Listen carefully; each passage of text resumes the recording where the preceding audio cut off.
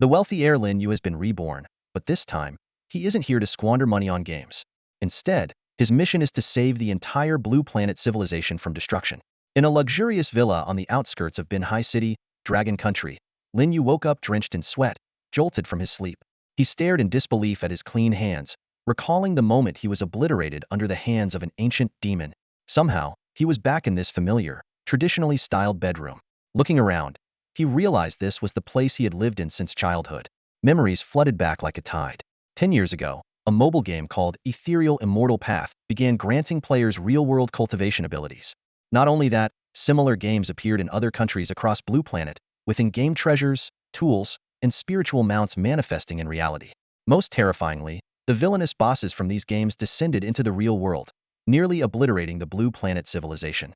Lin Yu hurriedly grabbed the phone by his pillow to check the date February 7, 2123. Only 7 days remained until the game started granting cultivation abilities. In his previous life, he had only spent a few tens of thousands, barely making it into the top 100 players. On February 14th, Valentine's Day, the game abruptly shut down its payment system, making it nearly impossible for players to improve their cultivation. As he stared at the familiar Ethereal Immortal Path icon on his phone screen, Lin Yu's lips curled into a faint smile. The game interface was as grand and majestic as ever, and the system was still promoting a 648 return package for old players. This time, he vowed to seize this monumental opportunity. In the game, Lin Yu's character, Changfeng Zhenren, had already reached the nascent soul stage, the 6th of 10 cultivation realms. By purchasing various special packages, he spent over 20,000 in under a minute. System notifications chimed continuously as his character's cultivation quickly advanced to the mid-nascent soul stage, and his ranking jumped from 100th to 99th. At that moment, a private message arrived from Yifeng Zhenren, the player he had just surpassed, questioning his actions. Lin Yu coldly eyed the message, fully aware that this person would betray humanity in the future and side with those terrifying bosses. To avoid drawing attention, Lin Yu decided to act discreetly for now. Picking up his phone, he gave an order. Xiaoyun, you have 3 days to liquidate all my shares in Huanyu Group. Sell off all my real estate and fixed assets, except for the villa I'm living in now. I need cash, lots of it. Xiaoyun, also known as Zhang Yun, serves as Lin Yu's housekeeper and is fully responsible for managing his assets, including stocks and real estate. Having lost his parents at a young age, Lin Yu inherited the family business, with the most significant being the Huanyu Group. As the largest shareholder, Lin Yu holds 51 of the company's shares. Despite his lack of interest in corporate management, he has entrusted the company's operations to his uncle's family, while still receiving substantial annual dividends. Unlike other wealthy families, Lin Yu's uncle has always treated him with care and respect. Over the past decade, his uncle has remained cautious and never crossed any boundaries. Lin Yu also shares a close relationship with his cousin, and they often hang out together. Just after ending a call with Zhang Yun, Lin Yu's phone lit up. Again, was his uncle. As the company's second-largest shareholder, his uncle was naturally aware of Lin Yu's decision to sell all his shares. Xiaoyu, are you facing any difficulties? If you need money, just let me know. There's no need to sell all your shares. His uncle's voice was filled with concern on the other end of the line. Indeed, the largest shareholders selling their stocks would not only cause significant market fluctuations but, more importantly, could lead to dire consequences if those shares ended up in the hands of competitors. Uncle, it's not about money. My mind is made up, so please don't try to persuade me, Lin Yu replied firmly. He didn't offer much explanation after all. Who would believe something as absurd as a cultivation mobile game that enhances real-life cultivation? Especially someone like his middle-aged uncle. His uncle wanted to say more, but Lin Yu cut him off. Uncle, I have something to take care of, so we'll hang up now.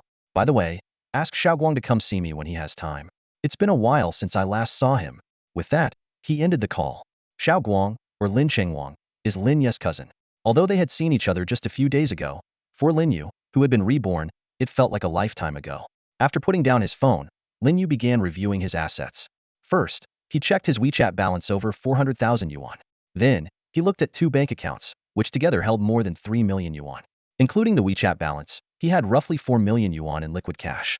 Since he usually preferred investing in fixed assets, his available cash wasn't particularly high.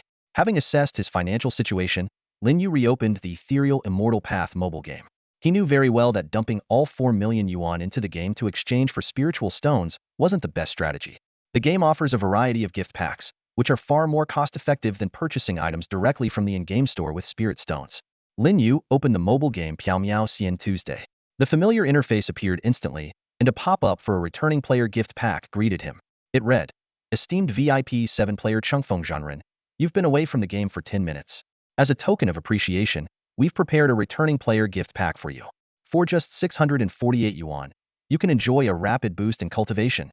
This annoying pop-up usually had to be closed manually, but this time, Lin Yu smirked slightly and clicked the recharge button without hesitation. The system immediately displayed a message. Congratulations, player Changfeng Zhenren. You've received the returning player gift pack. High-grade spirit stones 100, Xian Yuan pills 20, purple equipment refinement stones 5. Opening the event interface, Lin Yu saw that although the daily special gift pack had already been purchased, numerous other packs were still available. Without a second thought, he opted for the one-click purchase. The Glimmering Treasure Pack, the Super Mount Pack, the Spirit Beast Evolution Pack. One system notification after another popped up as various items were added to his inventory. With the spree of gift pack purchases, Lin Yu's VIP level quickly rose to 8. The system promptly sent a congratulatory message. Congratulations, esteemed player Changfeng Zhenren. Your VIP level has increased to 8. You're now just 213,500 experience points away from VIP 9. Keep up the effort. Just as Lin Yu thought he had bought everything available, the event button suddenly lit up. Clicking on it, he discovered a brand new Valentine's 7-day bliss event. The rules were simple. For as little as 6 yuan per day, players could purchase gift packs, and both DAO companions would receive the same rewards. After 7 days, players would be ranked based on their heartfelt index, essentially the total amount spent, with top players receiving grand prizes. At this moment, Lin Yu remembered he had a dual cultivation DAO companion in the game, Shueyun Xianzi. Although they rarely interacted, their partnership was initially formed just to make completing events more convenient. However, since he now intended to seize every opportunity in this life, Lin Yu immediately checked the gift pack details. While the event advertised a 6 yuan daily cost, the packs actually came in 6 tiers: 6 yuan, 18 yuan, 78 yuan, 588 yuan, 1,288 yuan, and 5,888 yuan. The event page even featured an emotional tagline: "Love cannot be measured by money, but for your dual cultivation DAO companion, show your sincerity."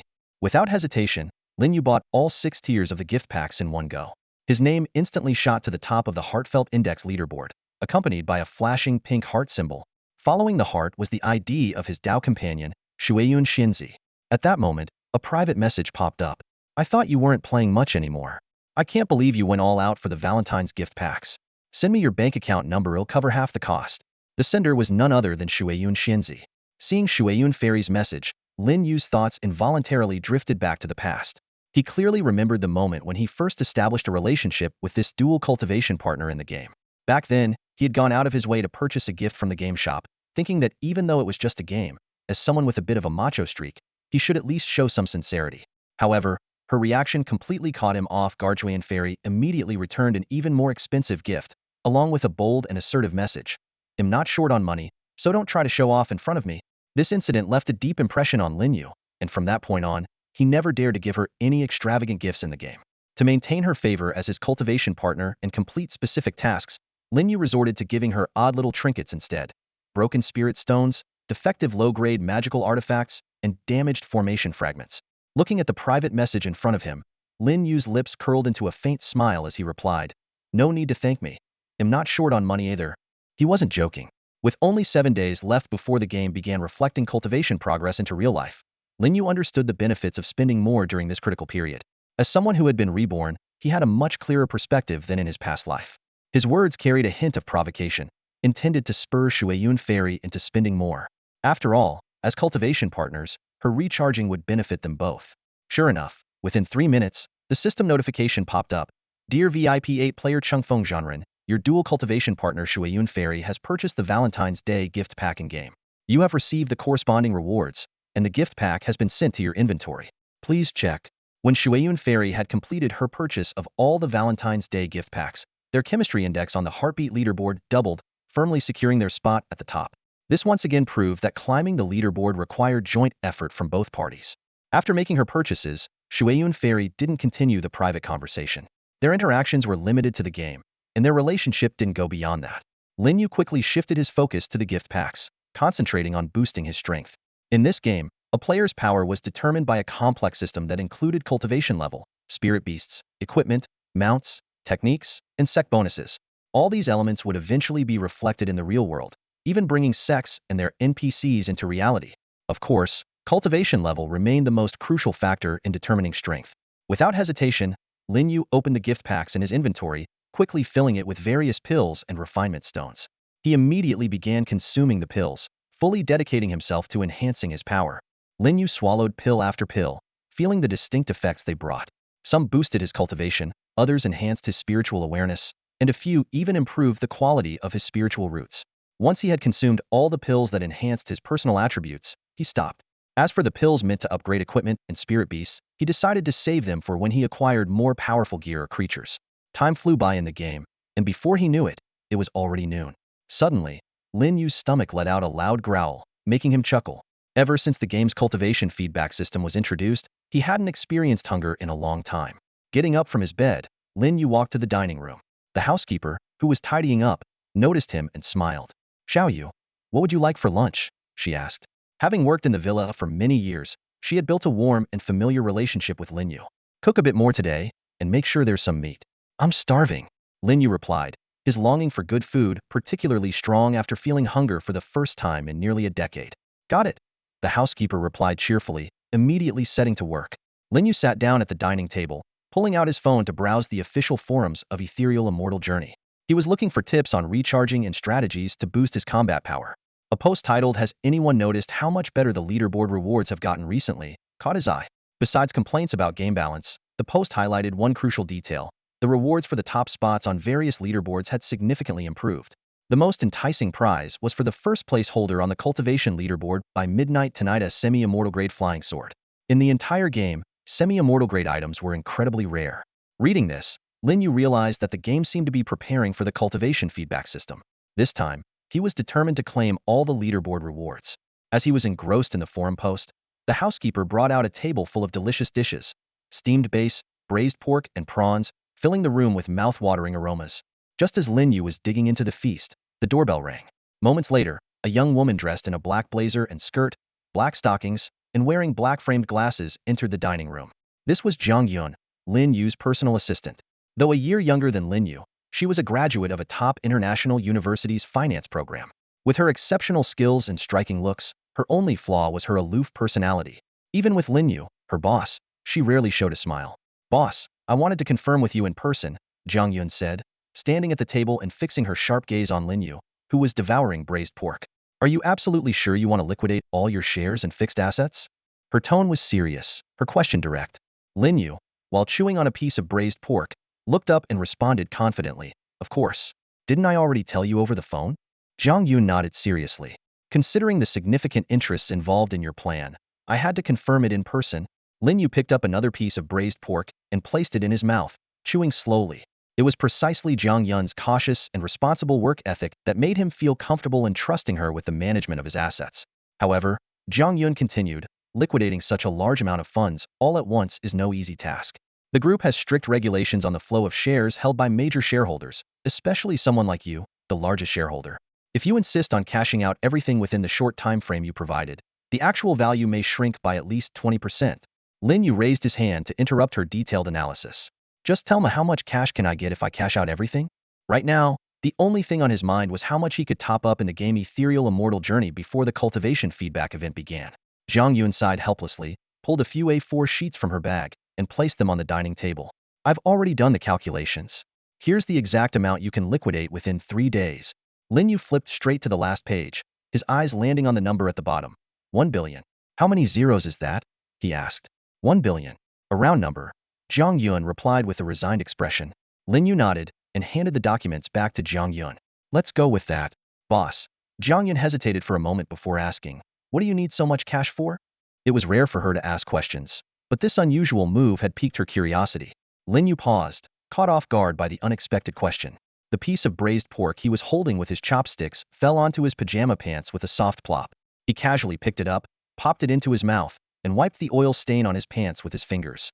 Then, he mumbled vaguely, "Oh, it's for a billion-dollar project." Hearing this, Zhang Yun turned and left. "Not staying for a bite before you go?"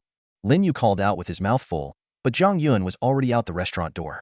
After finishing his meal, Lin Yu returned to his bedroom and sprawled comfortably on the soft, spacious bed. With only the housekeeper in the kitchen and no one else around, he could lounge however he pleased. He reopened the mobile game Ethereal Immortal Journey and waited eagerly for the game's leaderboard rewards to be distributed at midnight. The game had been running for a long time, and the number of heavy-spending players had gradually dwindled, leading to a more static leaderboard. Even discussions about leaderboard reward changes on the official forums had become scarce. For Lin Yu, however, this presented an opportunity. He opened the game interface and glanced at his account balance over 4 million. While this might seem like a fortune to the average person, in a game driven by in-app purchases, it was far from impressive.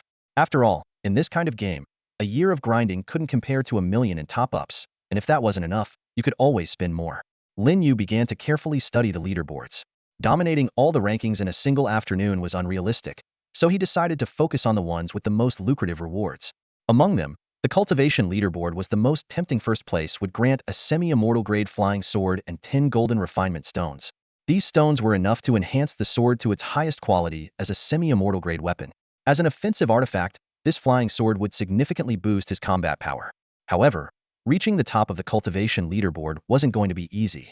Lin Yu was currently in the mid-nascent soul stage, while the top player had already reached the early fusion stage, with the divinity separation stage in between. Fortunately, the in-game shop sold Xian Yuan pills, the only item that could directly boost cultivation. Each pill cost 1 high-grade spirit stone, and a spirit stone could be purchased for 10 yuan in real money, meaning 1 Xian Yuan pill was equivalent to 10 yuan. After meticulous calculations, Lin Yu concluded that reaching the early fusion stage would require at least 50,000 Xian Yuan pills. Without hesitation, he opened the top-up menu and directly entered the amount for 10,000 high-grade spirit stones. Honorable VIP 8 player, Changfeng Zhenren, would you like to spend 1 million yuan to purchase 10,000 high-grade spirit stones? The system prompted thoughtfully. Friendly reminder, all in-game items are non-refundable. Lin Yu smirked. As a reincarnator, he was well aware that this game didn't have a traditional developer behind it. Like other global games that could enhance cultivation in real life, its origin remained a mystery. But none of that mattered. 1 million yuan was just an appetizer for him. The real goal was the 10 billion. Once the transaction was complete, his VIP level instantly jumped from 8 to 10, the highest level in the game. This meant that when the game eventually began reflecting cultivation in reality, he would receive a 100 feedback rate. The system notified him that the Xian Yuan pills he purchased exceeded his inventory capacity and asked if he would like to use them immediately. Lin Yu agreed without hesitation. His in-game character was soon enveloped in radiant golden light. The cultivation boost animation lasted a full 2 minutes, and when the light finally subsided, he had reached the late fusion stage, just one step away from the void refinement stage. Opening the cultivation leaderboard again, the name Changfeng Zhenren now firmly occupied the top spot. But Lin Yu wasn't satisfied yet. His gaze shifted to the Spirit Beast leaderboard. In this cultivation game, Spirit Beasts not only provided a massive boost in combat power but would also become invaluable companions for cultivators once the game and reality merged. Lin Yu spent the entire night reveling in the thrill of spending. His fingers glided across the screen as he poured real money into the game, selecting various equipment and elixirs from the in-game store. By the time the night deepened, his bank account had taken a massive hit, 4 million gone, leaving only a few 100,000 as a remainder. Since the leaderboards of Ethereal Immortal Journey had been stagnant for a while, Lin Yu's extravagant spending spree initially went unnoticed by the top players. But when the clock struck midnight and the game distributed leaderboard rewards, the entire server erupted in chaos.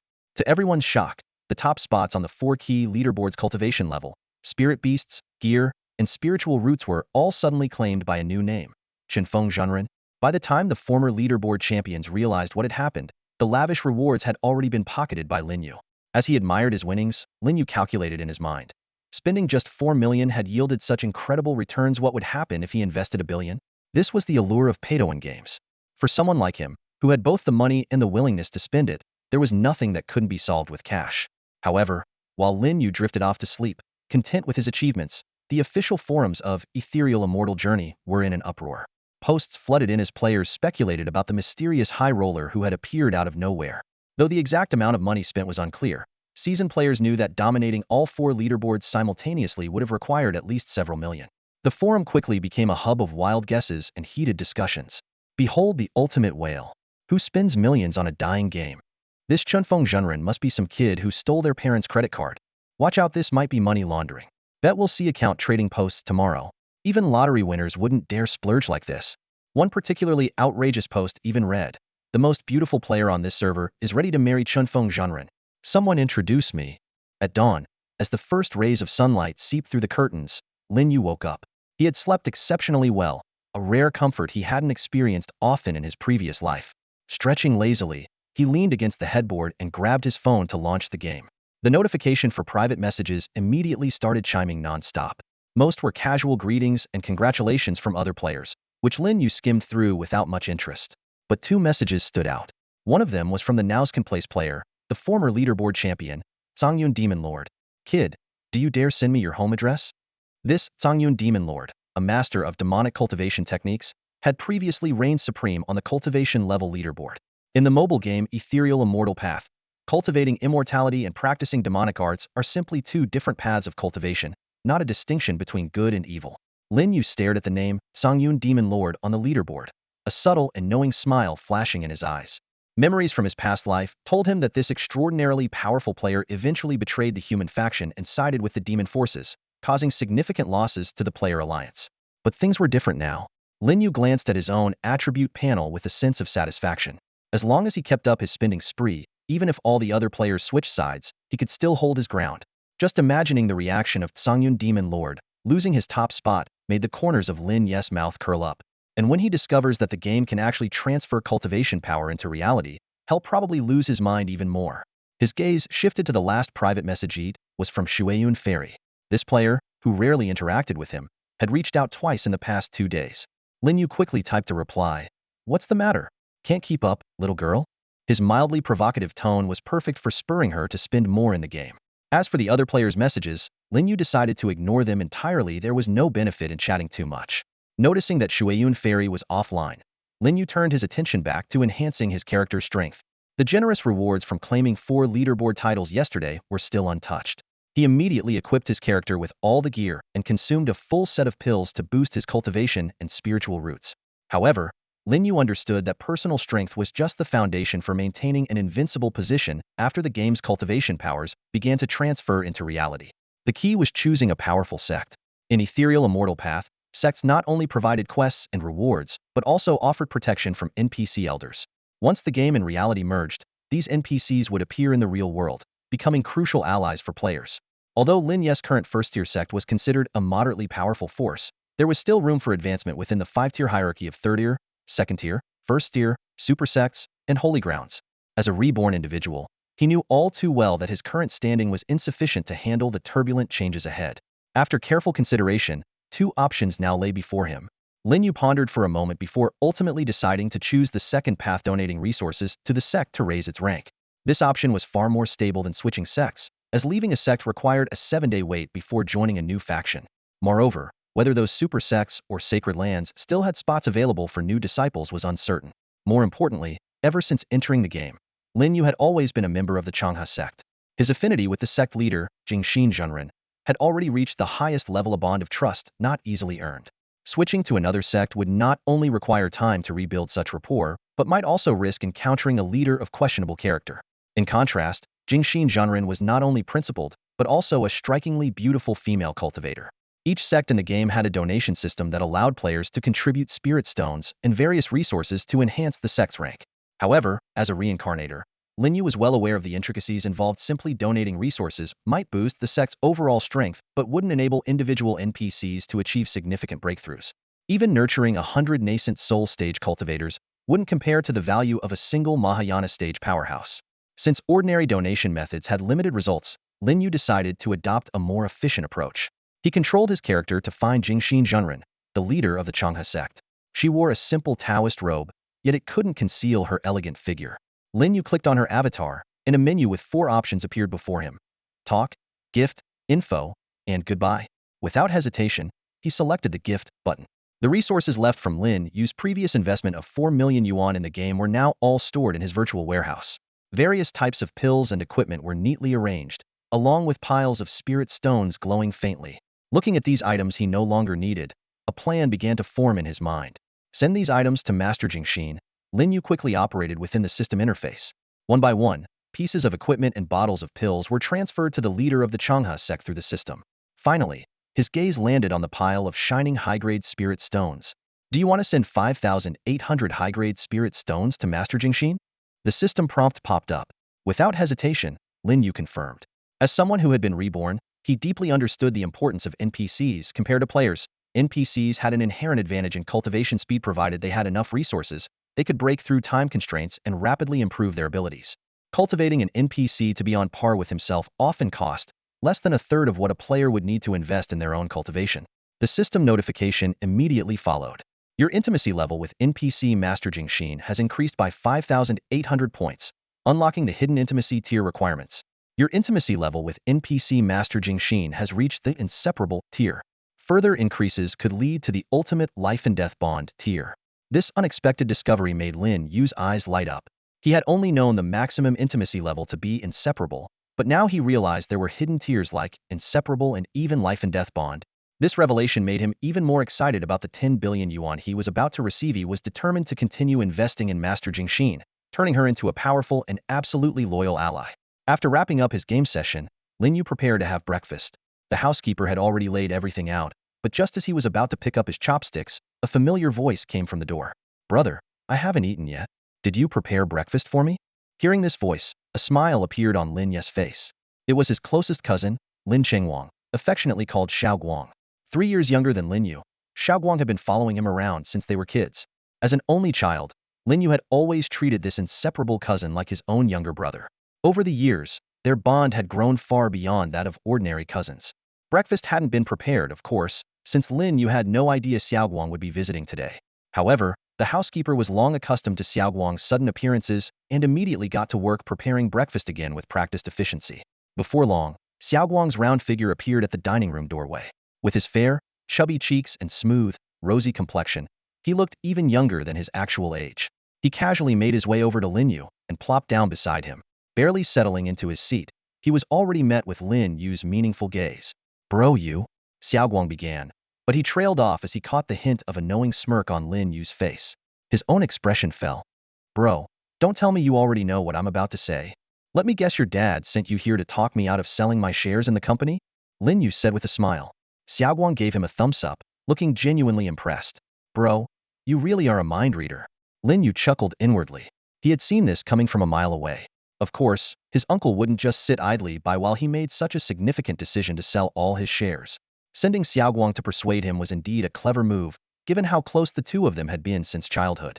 But Lin Yu knew his uncle had miscalculated. If anything, Lin Yu was more likely to sway Xiaoguang to his side than the other way around. "Xiaoguang, do you trust me?" Lin Yu asked. "Of course." Xiaoguang nodded emphatically. "Bro, if you told me to drink 3 glasses, I'd down them all even if I ended up puking my guts out." Lin Yu quickly interrupted him. The last time Xiaoguang got drunk had been a real disaster, though it was his date's lap that bore the brunt of it, not his own. "Xiaoguang, this isn't about drinking. It's about playing a game. Hand over your phone." Without hesitation, Xiaoguang pulled out his phone and passed it to Lin Yu. With practiced ease, Lin Yu unlocked it and, in just a few taps, downloaded the mobile game Ethereal Immortal Journey. "Isn't this the game you used to play all the time, bro?" Xiaoguang asked, his curiosity piqued. Lin Yu lowered his voice. "Listen, for the next few days, forget everything else. Put as much money as you can into this game and make your character the strongest it can be." "Got it." Seeing the confusion on Xiaoguang's face, Lin Yu didn't give him a chance to ask questions. "If you trust me, don't ask why. Just do as I say. I won't steer you wrong." Lin Yu wanted to tell Xiaoguang the truth that this game could somehow enhance one's cultivation. But it was such an unbelievable claim that even he wouldn't have believed it if he hadn't been reborn. Watching his cousin nod earnestly, Lin Yu felt reassured.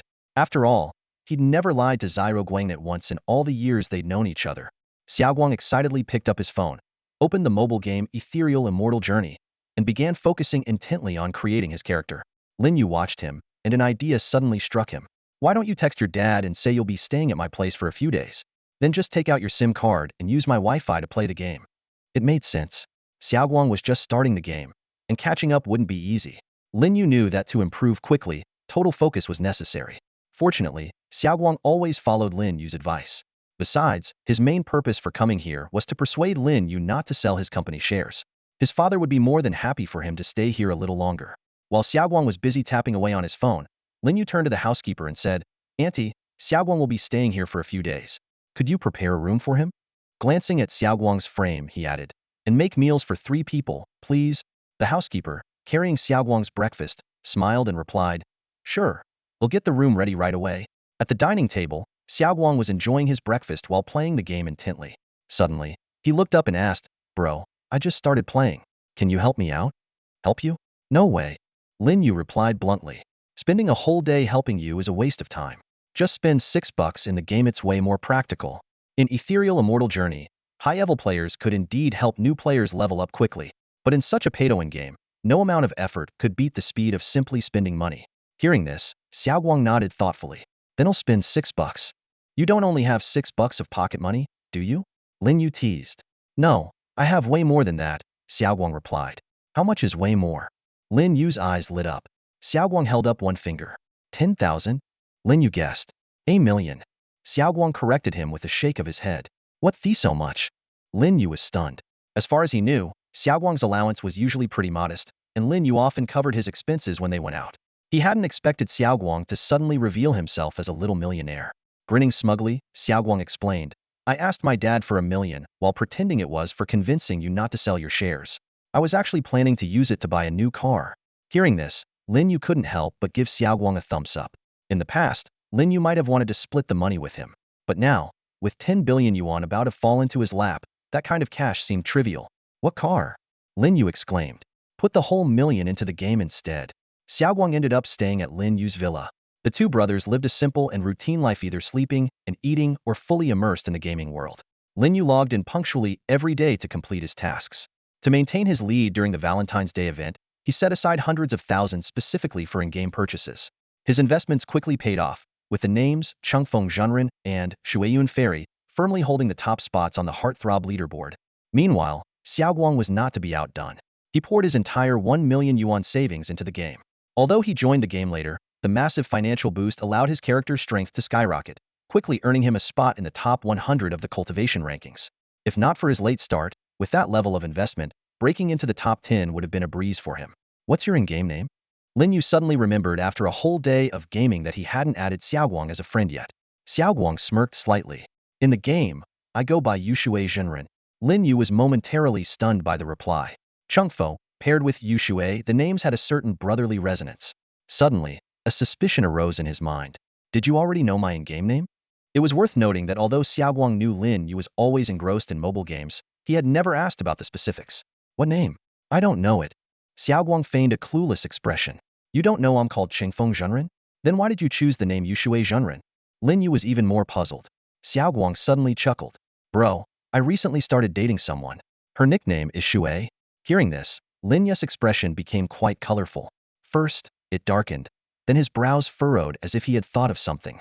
Bro, didn't you also have a girlfriend before whose nickname was Feng? Xiaoguang teased mischievously. Get lost. Lin Yu immediately raised his foot and kicked Xiaoguang's backside. The sudden rise of Yushui Zhenren caused a stir on the Immortal Journey game forum. Players were shocked to discover that this brand new account had rocketed into the top 100 of the cultivation rankings. Estimates suggested that at least 1 million yuan had been spent to achieve this. The forum buzzed with heated discussions, centering on two main topics. First, the earlier feat of Changfeng Zhenren spending millions to claim the top spot on the leaderboard, and second, the newcomer Yushui Zhenren investing $1 million to break into the top 100. Many players speculated about a possible connection between the two similarly named powerhouses. This topic dominated the forum's main pages for the past 2 days. Discussions about the two players, Changfeng and Yushui, are heating up on the gaming forum. If these IDs don't have a special meaning, I'll write my name backward. One user, Fubao, confidently declared in a post. Another player mockingly responded, if you write your name backward, doesn't it just spell poor guy? The debate quickly gained traction, with someone shrewdly pointing out, the names Changfeng and Yushui are quite meaningful. Such a shame for two bright young ladies. What do you mean by ladies? Someone asked, puzzled. Don't you get it? One is Cheng, and the other is Yu. Could it be any more obvious? Sensing the topic was heading into sensitive territory, a player tried to steer the conversation elsewhere. The forum atmosphere really hasn't been great lately. Why not discuss why they've invested so much money? The game's practically on the brink of shutting down. Surely they didn't drop millions just out of boredom. If you ask me, this game's been running for 2 years with just one server. If they opened a new one, they might attract some fresh players. While Lin Yu and Xiaoguang were engrossed in their gaming marathon at the villa for 3 days, a startling piece of news shook the business circles of Binhai City. The largest shareholder of Huanyu Group, one of the top 3 companies by market value, had suddenly sold off all their shares at a low price. Though the price wasn't a complete plunge, it was significantly below market value due to the hasty nature of the sell-off, causing an uproar in the city's business community. In a standalone villa on the outskirts of Binhai City, a slightly overweight middle-aged man slammed the table and stood up after a phone call, his face dark with anger. A middle-aged woman nearby rushed over upon hearing the commotion. Old Lin, what happened? She asked. Old Lin sighed heavily. I told Xiaoguang to talk to Xiaoyu, but it's been 3 days with no news, and he's not answering his phone. Now look what's happened. Xiao Yu sold all his shares. So fast, the woman exclaimed in shock. It's only been a few days. Exactly. I can't figure out why he's in such a hurry to cash out. Old Lin turned to leave. I need to go see him myself. The woman grabbed his arm. The shares are already sold. Going now won't change anything. Let's think about how to minimize the losses instead. She knew all too well what the change in the largest shareholder meant for Huan Yu Group. With Lin Yu previously holding the position but not interfering in operations, his uncle had full control over company affairs. Now, with a new shareholder in place, every decision would require their approval, fundamentally altering the company's management structure. In the end, old Lin stopped in his tracks and let out another sigh. You go check on Xiao Yu. See if he's facing some kind of trouble. He'll handle the company. Despite his frustration, as Lin Yu's uncle, who had raised his orphan nephew as his own, his primary emotion at the moment was concern. The woman gave her husband a gentle look. All right, don't worry. I'll go see Xiao Yu right away. Just as Lin Yu's uncle received that phone call, Lin Yu's phone buzzed. He pulled it out and saw a message from the bank. Dear XX Bank VIP customer, on February 11th at 6:03 p.m., your savings account ending in 0001 received a deposit of 1 billion yuan. Your current balance is 1,320,000 yuan. Upon reading the message, Lin Yu's eyes lit up, and a smile unconsciously spread across his face. Xiao Guang, who was engrossed in his game nearby, noticed the change in Lin Yu's expression and immediately put down his phone to lean over. Bro, what's making you so happy? Xiao Guang asked as he tried to sneak a glance at Lin Yu's phone screen. Go back to your game. Lin Yu quickly reacted, kicking Xiao Guang away. He knew his little brother too well. If Xiao Guang saw such a huge sum of money, he'd definitely pester him for a share. At that moment, Zhang Yun's call came through. Boss, did you receive the money? Zhang Yun asked on the other end of the line. Yeah, got it. Great job. I'll make sure you get a bonus at the end of the year. Lin Yu replied cheerfully. Hearing the word bonus, Zhang Yun's tone became noticeably more upbeat. Last year's year-end bonus had already been impressive, and it seemed this year would be even better. Thank you, boss. So, do you have any tasks lined up for me next? Lin Yu thought for a moment. Indeed, now that the assets had been fully converted into cash, there wasn't much for Zhang Yun to handle for the time being. Not for now. Take some paid time off, but keep your phone on. I'll reach out if anything comes up. After hanging up, Xiao Guang, who had been kicked away earlier, sneaked back over. Hey bro, does Sister Zhang Yun still not have a boyfriend? He asked with a mischievous grin. Lin Yu frowned. Don't you already have Ashue? That's not what I meant. Xiao Guang quickly explained. I mean, you and Sister Zhang Yun would make a great match. You're about the same age. She's beautiful and classy, and she's a top student. Go back to your game. Lin Yu cut him off, rolling his eyes. Zhang Yun's the kind of top student who wouldn't even look at someone as clueless as us who only knows how to play games. With that, he raised his foot again. Xiao Guang, seeing this, jumped back a couple of steps in fear, muttering as he retreated. Who says top students don't play games? In the prime location of Jianghai City's bustling downtown, inside a high-rise apartment of a luxurious residential complex, Zhang Yun stood by the floor-to-ceiling window. After ending a call, she stretched lazily and then slumped onto the long sofa by the window. Gazing at the cityscape outside, a smile played on her lips. Paid vacation? This is amazing. After 3 hectic days, I can finally enjoy some gaming. She pulled out her phone and tapped on the ethereal Immortal Journey game icon. Accompanied by majestic background music, the game interface unfolded on the screen. An immediate pop-up appeared. Dear VIP 7-player Shueyun Fairy, it has been 19 hours since your last login. To welcome you back, we are offering a special veteran players gift pack. For just 648, you can experience a rapid boost in cultivation power. Interestingly, Shueyun Fairy was none other than Lin using game dual cultivation partner, though neither of them had the slightest clue. Their conversations usually revolved around work and had never ventured into gaming. If Lin Yu discovered that his finance manager was actually Shueyun Fairy in the game, his jaw would surely drop in disbelief. Recently, Zhang Yun had been preoccupied with handling financial matters for her boss, Lin Yu, and had only managed a brief login to the game during lunch yesterday. Seeing the familiar in-game purchase screen now, she initially intended to close it immediately. Yet, inexplicably, her finger moved on its own and clicked the confirm button. Did I just click confirm? Zhang Yun chuckled helplessly. Well, since I already clicked it, might as well go through with it. Although she couldn't compare to Lin Yu, who was born into wealth, spending tens of thousands on a game wasn't unusual for her. Lately, her frequent in-game spending was largely influenced by her dual cultivation partner, Chengfeng Zhanren, who had recently started splurging in the game like crazy. As someone who disliked taking advantage of others, Zhang Yun felt a bit conflicted about the game's Valentine's Day event. According to the event rules, if one partner purchased a gift pack, both would receive the rewards. Since her partner didn't suggest splitting the cost and she didn't want to benefit for free, she ended up buying all the Valentine's Day gift packs as well. At that moment, a competitive spark ignited within her. If I'm participating in this event, I might as well aim for first place. Zhang Yun opened the Valentine's Day event interface and began purchasing the gift packs one by one. This fierce determination was precisely why she had reached VIP 7 status in the game. Meanwhile, at Lin Yu's villa, Xiaoguang's mother Lin Yu's aunt had just stopped by for a visit. After briefly scolding Xiaoguang and instructing him to reinstall the SIM card back into his phone, she exchanged a few words with Lin Yu before leaving. The purpose of her visit was to check on her nephew's well-being. Seeing that both of them appeared to be in good spirits, she left reassured. Being someone who rarely concerned herself with company matters, she felt at ease knowing her son was under Lin Yu's care. After all, Lin Yu was far more responsible than her own child. After Xiaoguang's mother left, Lin Yu and Xiaoguang continued immersing themselves in the game.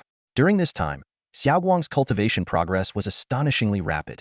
Although his previous million-dollar spending had barely secured him a spot at the bottom of the cultivation rankings, his name was still absent from other leaderboards. After all, with such a short time in the game, catching up comprehensively was no easy feat. Lin Yu, on the other hand, faced a different issue. As a veteran player deeply immersed in gaming for years, the only way left to further enhance his combat power was through spending. Staring at the 10 billion sitting in his bank account, he decided to carefully plan how to allocate this massive sum. He opened the game forum, meticulously browsing through various guides and strategies, while pulling out a small notebook to jot things down. Just then, the restless Xiaoguang quietly leaned over, peeking at Lin Yu's notes. "Bro, what are you writing? Who even uses pen and paper in this day and age?" Xiaoguang asked teasingly. Without a word, Lin Yu kicked him aside. "Go play your game properly. I'm recording all the expenses you've racked up staying with me these past few days. Get ready to pay me back." Xiaoguang was startled. "Bro, I was wrong. I'll go play right now. Don't ask me for money, I'm completely broke." With that, he quickly turned to the game, focusing intently. Seeing Xiaoguang's reaction, Lin Yu couldn't help but smile in satisfaction. Thinking back to his previous life, though he had protected his uncle's family and ensured their survival, their struggles after his death were unimaginable. This time, not only would he become stronger, but even Xiaoguang would gain impressive cultivation abilities. No enemy would dare harm them again. After an entire day of calculations, Lin Yu finally completed his plan for allocating the 10 billion funds. The largest portion was dedicated to enhancing his character's actual combat power, including investments in equipment, cultivation, spirit beasts, mounts, spiritual roots, techniques, and pills, with the biggest focus on equipment and cultivation. Additionally, he planned to invest in external forces such as sects and abodes, as these could significantly boost the real-world cultivation effects reflected by the game. That night, Lin Yu locked his door and began executing his spending plan. Although there were still 3 days left before the game stopped accepting payments, he decided to act immediately to avoid any unforeseen issues. First, he planned to purchase 1 billion worth of superior-grade spirit stones to exchange for Xinyuan pills to enhance his cultivation.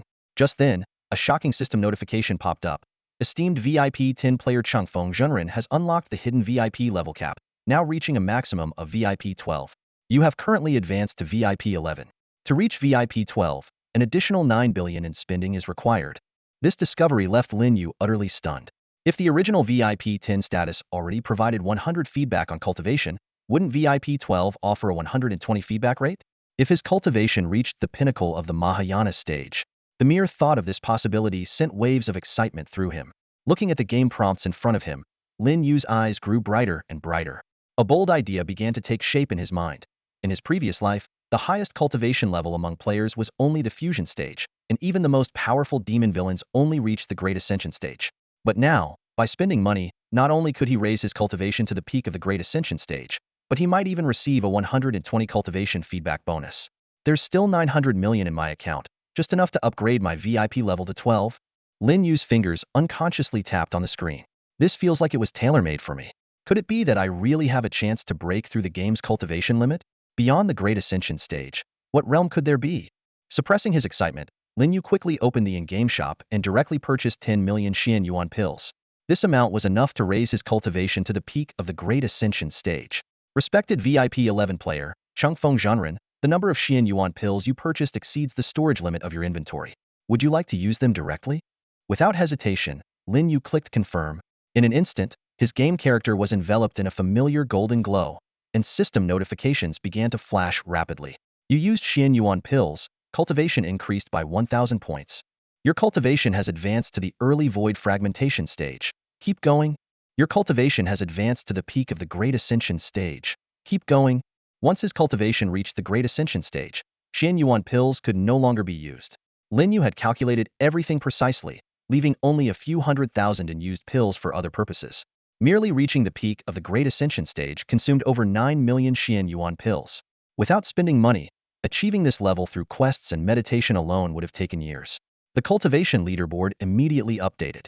Changfeng Zhanren remained firmly in the top position, but his cultivation level had skyrocketed from the late fusion stage to the peak of the Great Ascension stage.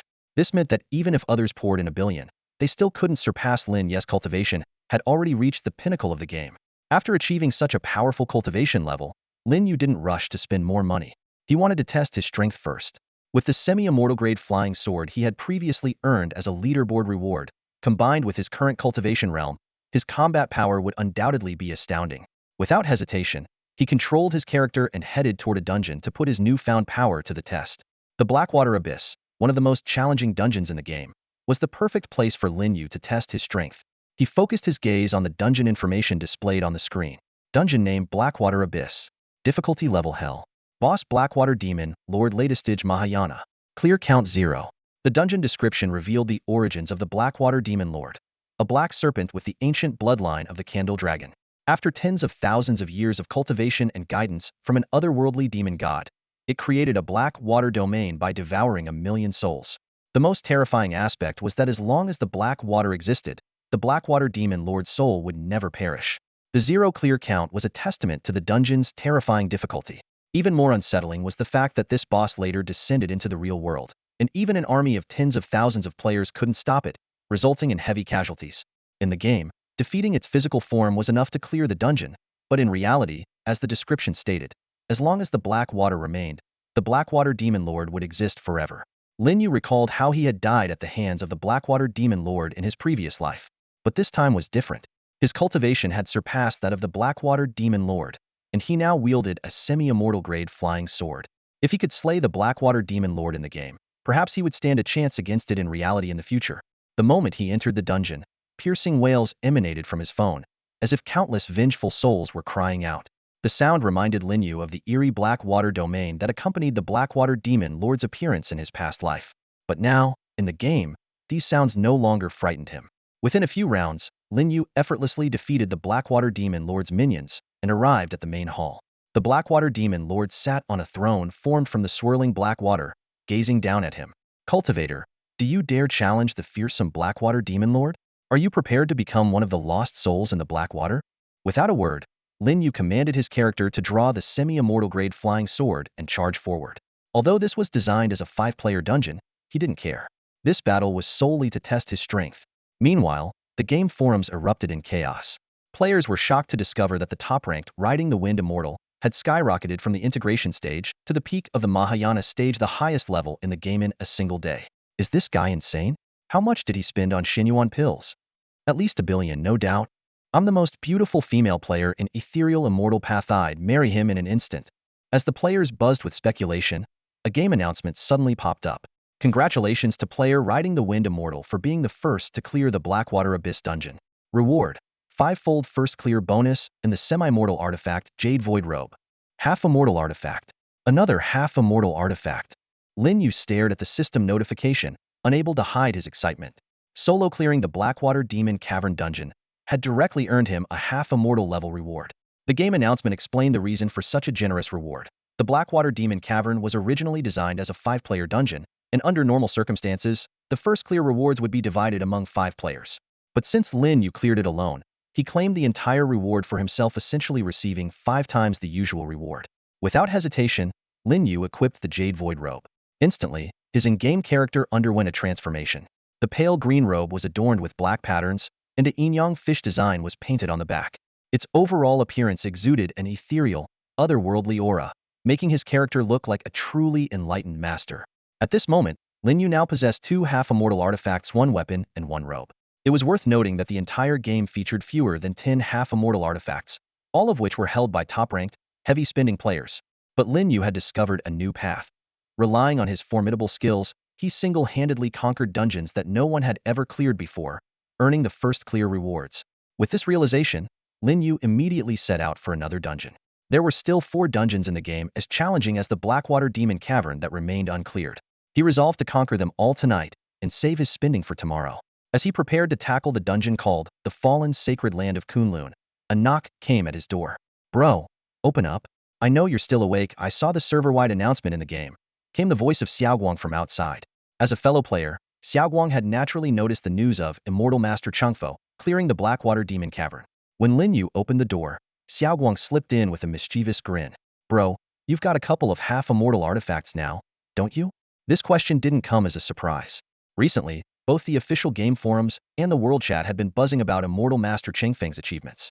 Word of Lin Yu owning 2 half-immortal artifacts had already spread far and wide. Though Lin Yu frowned slightly at the question, he still nodded in acknowledgement. Xiaoguang rubbed his hands together, looking eagerly at Lin Yu. "Bro, why don't you give me the gear you replaced? I'm still wearing a set of low-grade spiritual equipment. It's so pitiful."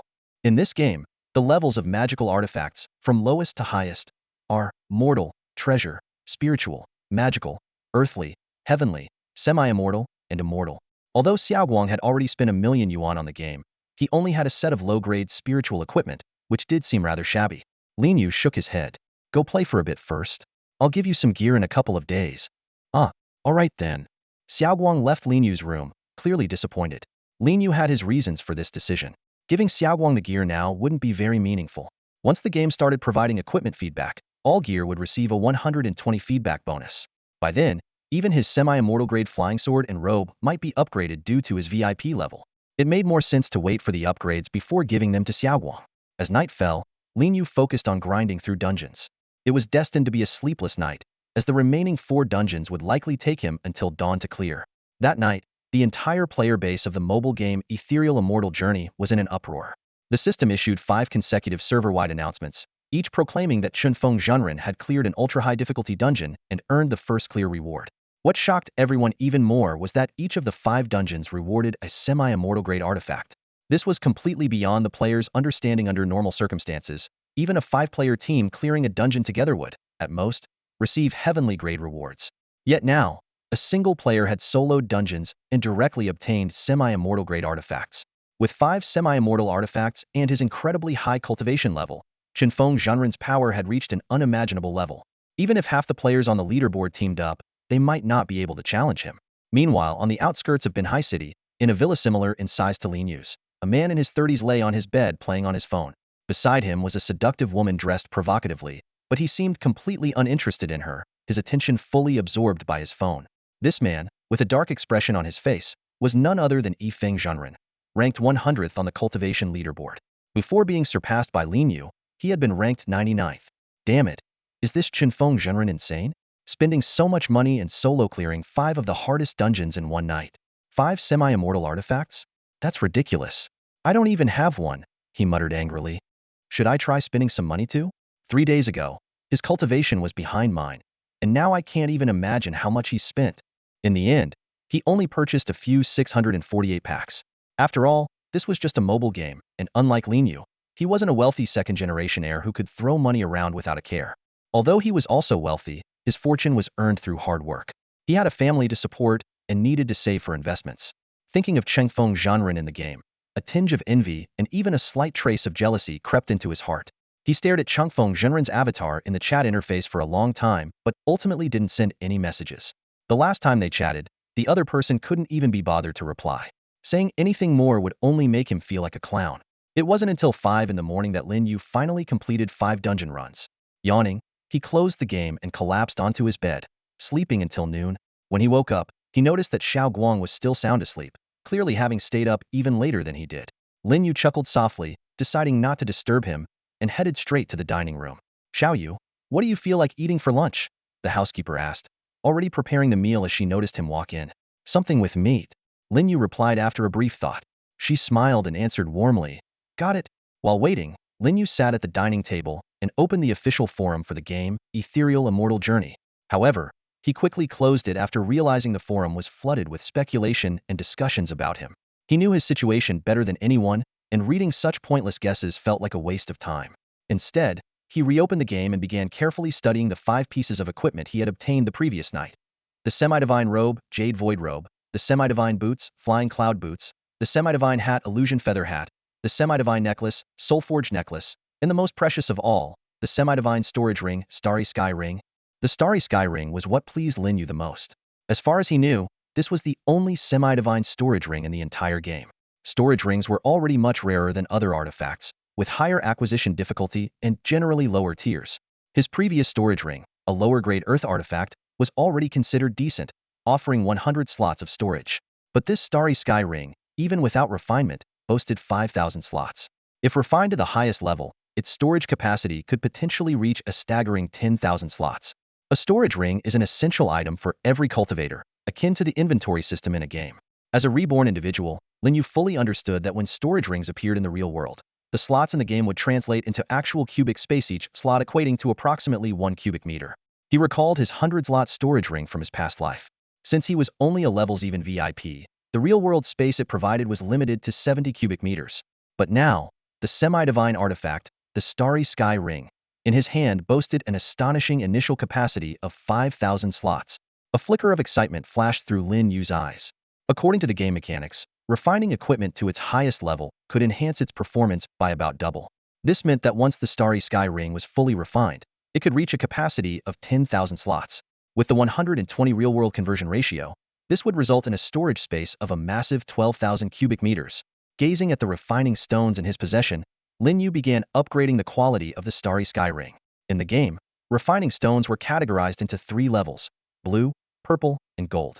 The key differences lay in their success rates and penalties. For failure, blue refining stones had a 50 success rate, and failure would downgrade the equipment by 2 levels. Purple stones had a 70 success rate, with failure resulting in a 1-level downgrade, while gold refining stones guaranteed a 100 success rate with no risk of failure. As a pay-to-win game, gold refining stones were both exceedingly rare and incredibly expensive. Even though Lin Yu had purchased numerous gift packs, he only had a pitiful dozen gold refining stones, 10 of which were rewards for ranking first in cultivation power. However, for Lin Yu, who was about to invest 10 billion, acquiring more gold refining stones was not an issue. The game store sold them directly, though the price was exorbitant, each one costing 500 high-grade spirit stones, equivalent to 5,000 real-world currency. The maximum refinement level for equipment was 10. From experience, Lin Yu knew that it was best to use blue and purple refining stones to upgrade to around level 6, and then switch to gold refining stones to ensure absolute success.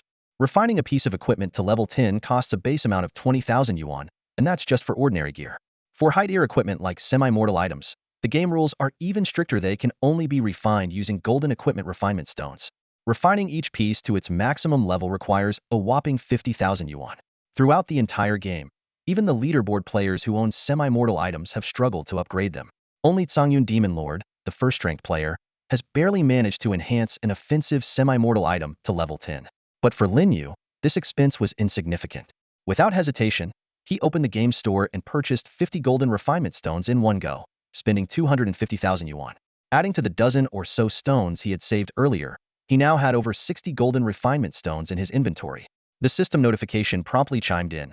Honorable VIP 11 player Chungfeng Zhenren, would you like to use a golden equipment refinement stone on the semi-mortal storage ring, Starry Sky Ring? Confirm. Your semi-mortal storage ring, Starry Sky Ring, refinement level 1. Thanks to the golden refinement stone's 100 success rate, the entire refinement process was effortless, a privilege exclusive to pay-to-win players. Before long, the Starry Sky Ring reached its maximum level of 10. The equipment attribute panel popped up. Equipment name, Starry Sky Ring 10. Equipment quality, semi-immortal. Storage slots, 10,000. Equipment description. To exaggerate a little, with the Starry Sky Ring, you could store an entire galaxy. Lin Yu glanced at the over-the-top description with a smirk before moving on to his other equipment. The Jade Void Robe, Flying Cloud Boots, Illusory Feather Hat, Soulforged Necklace, and the semi-mortal Flying Sword, Frost Sword.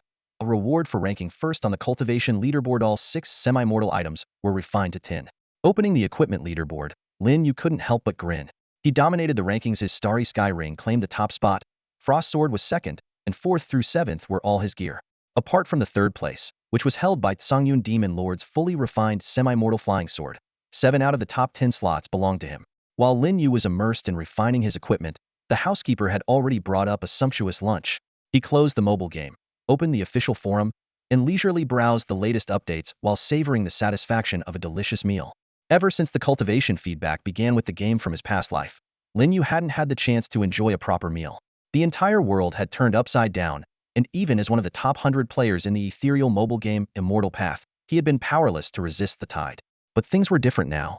With sufficient strength, he could finally live the life he wanted. As he savored the delicious food in front of him, Lin Yu glanced at Aunt Wang, who was busy tidying up. Aunt Wang, you live alone, right? Aunt Wang paused her work, a hint of pride appearing on her face. Yes, my daughter is studying abroad. She only comes back once a year. Speaking of her daughter studying overseas, Aunt Wang's tone was filled with unconcealed pride.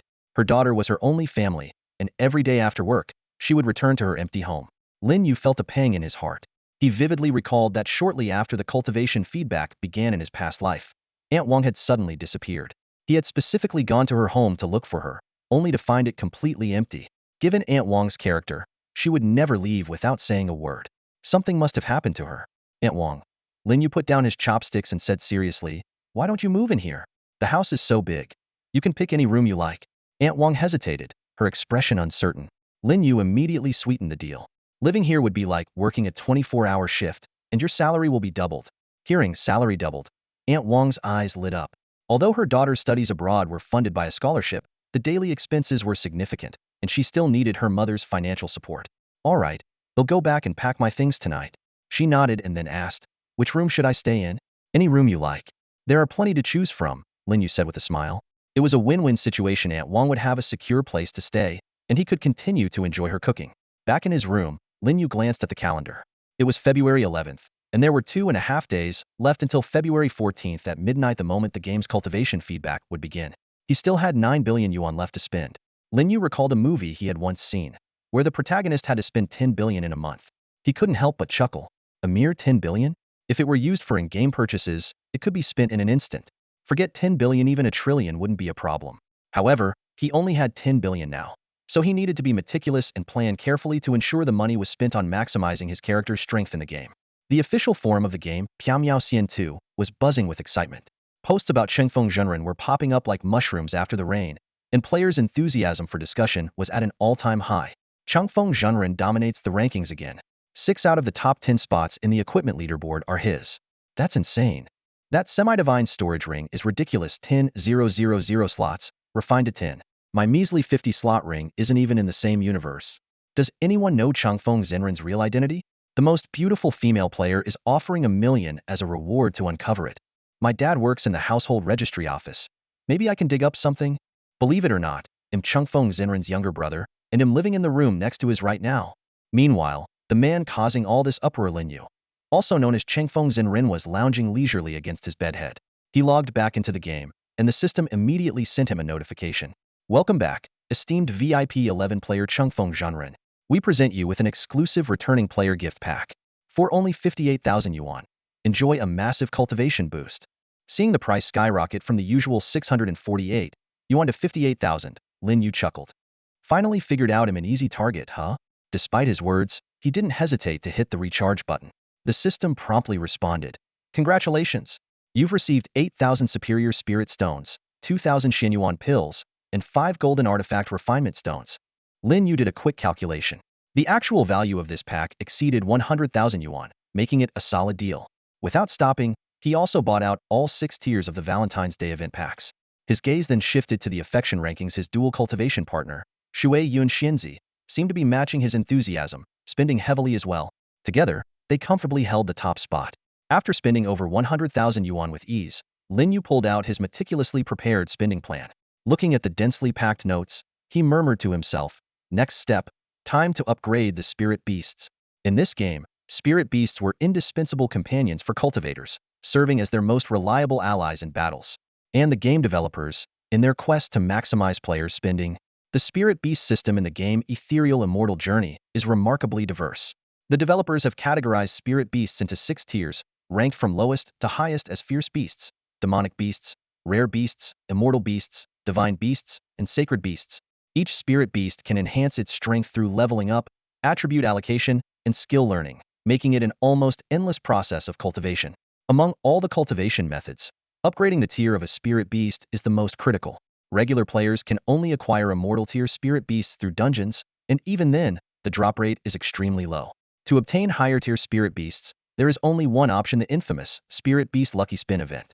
This perpetually available event, updated monthly, is the most daunting cash sink in the game. The spin has 3 tiers: 10, 100, and 1,000 premium spirit stones, each corresponding to different reward pools. Rumor has it that with sufficient spending, players can draw a sacred beast from the highest tier. However, the threshold for sufficient spending is staggering. Every 1 million spent only increases the probability of obtaining a sacred beast by 1. Since the game launched, only 2 players, Lin Yu and the Demon Lord of Tsangyun, have exceeded the $1 million recharge mark. Experienced players know all too well that the so-called 1 probability in the game often means impossible, and even an 80 success rate requires a stroke of luck.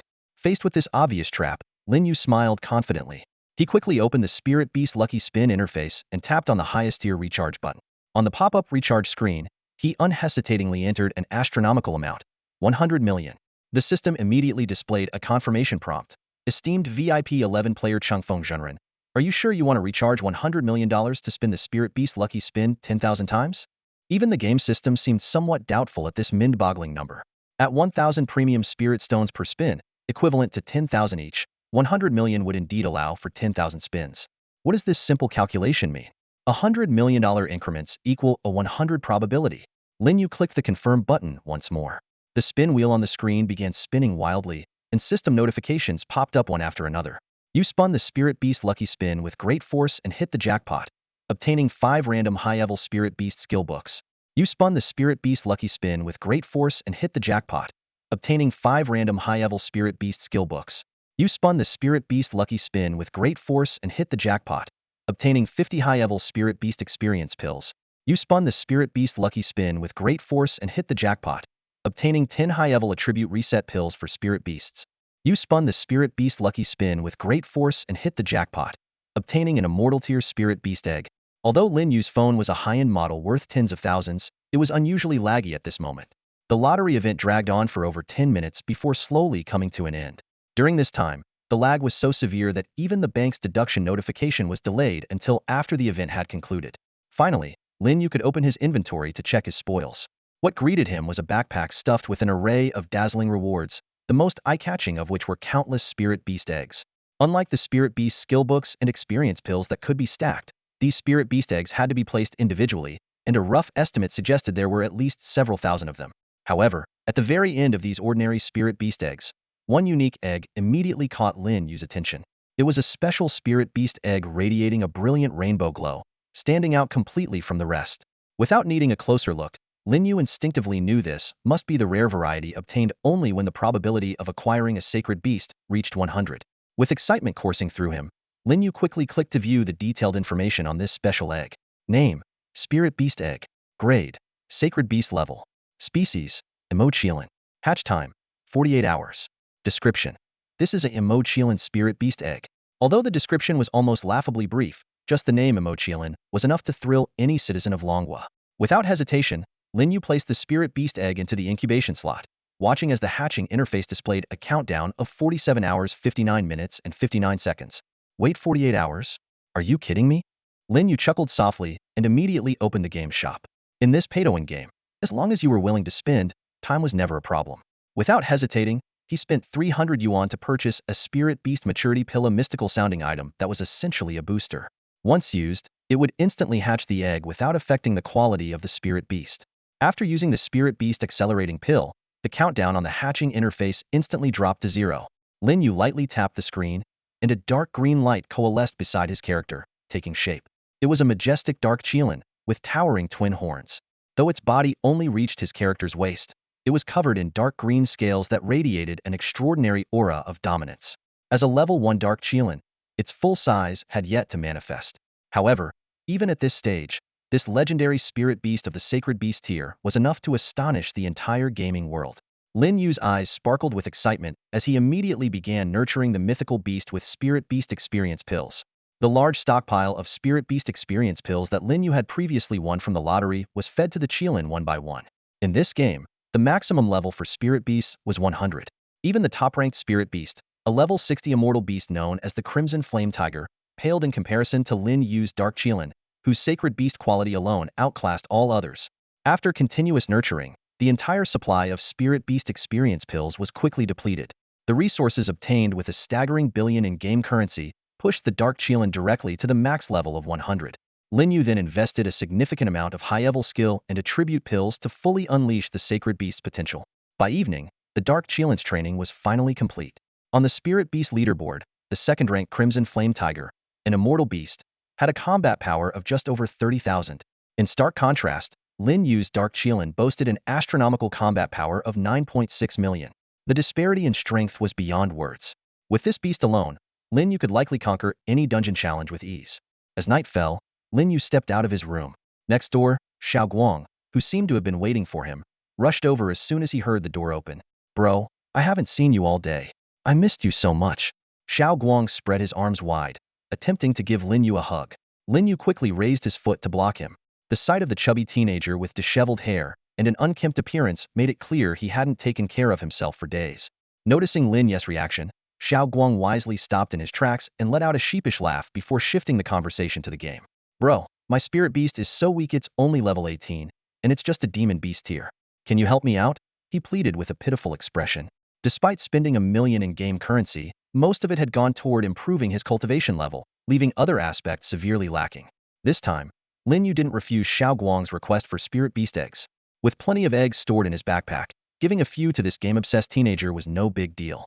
What Lin Yu found amusing was that Xiao Guang had been staying here for several days without mentioning his little girlfriend even once. Clearly, the allure of ethereal immortal journey had completely captivated him.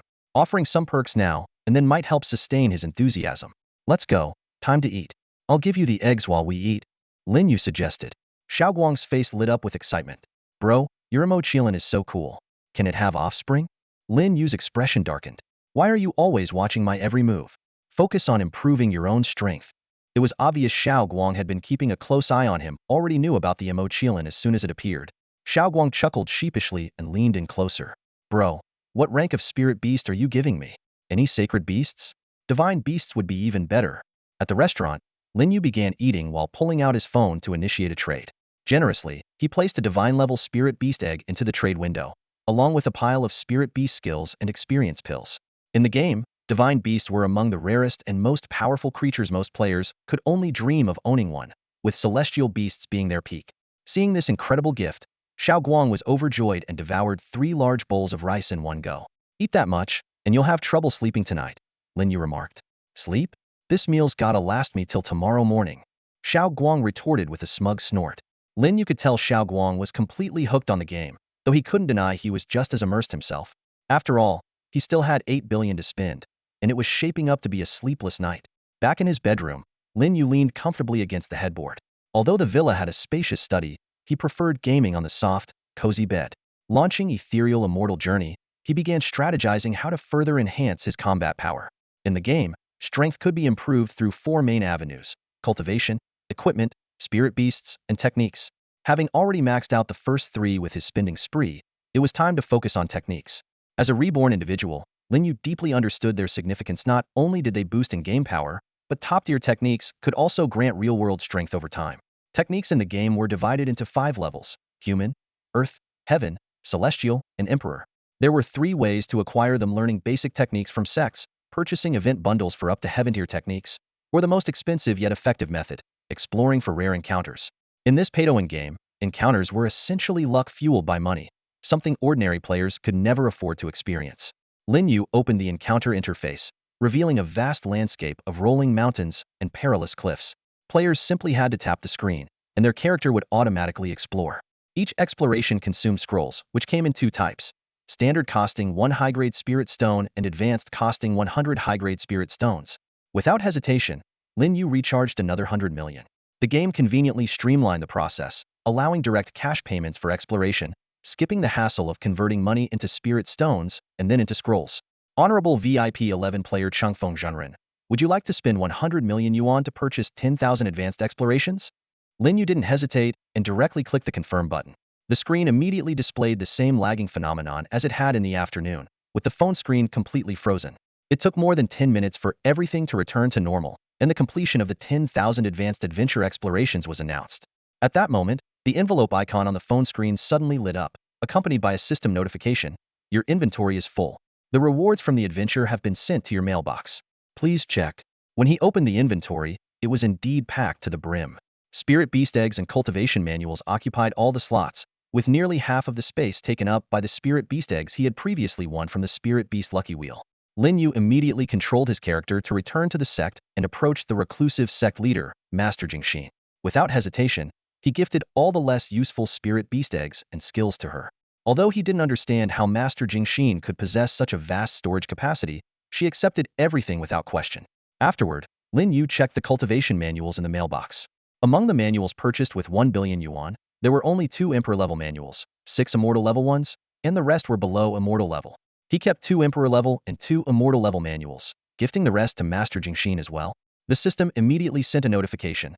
Respected VIP 11 player Chengfeng Zhanren, your intimacy level with Master Jingxin has increased to the life and death bond level. Please explore the specifics of this level on your own. While Lin Yu had little interest in exploring this so-called life and death bond relationship, he suddenly noticed that Master Jingxin's cultivation had reached the great perfection of the Void Refinement realm. In just a few days, this NPC had advanced 2 major realms from the Soul Division stage. Seeing this, Lin Yu wasted no time. He spent another billion to purchase high-grade spirit stones, and traded all of them to Master Jingxin. While other players might mock him for spending so much on an NPC, Lin Yu had a plan in mind. Besides, after spending 1 billion on manuals, he still had 7 billion left. A mere billion was nothing to him. Lin Yu carefully pondered the current situation.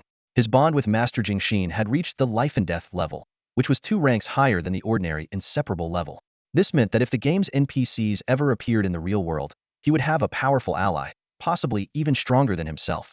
Thinking about this, Lin Yu silently congratulated himself on the wise decision to invest significant resources into improving Master Jingxin's cultivation. After handling matters related to Master Jingxin, Lin Yu began studying the new cultivation techniques he had acquired. The techniques, purchased for a hefty 1 billion in cash, were of excellent quality.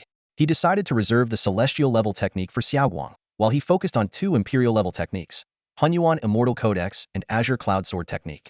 With a light tap on each technique's icon, the system automatically added the 2 techniques to Lin Yu's skill panel. In the mobile game Mystic Immortal Journey, cultivation techniques didn't require upgrading, a rare and commendable design choice by the developers. Lin Yu opened the skill interface and carefully examined the attributes of the 2 techniques. Hunyuan Immortal Codex Imperial level technique increases spiritual energy absorption rate by 1000, reduces spiritual energy consumption in battle by 80.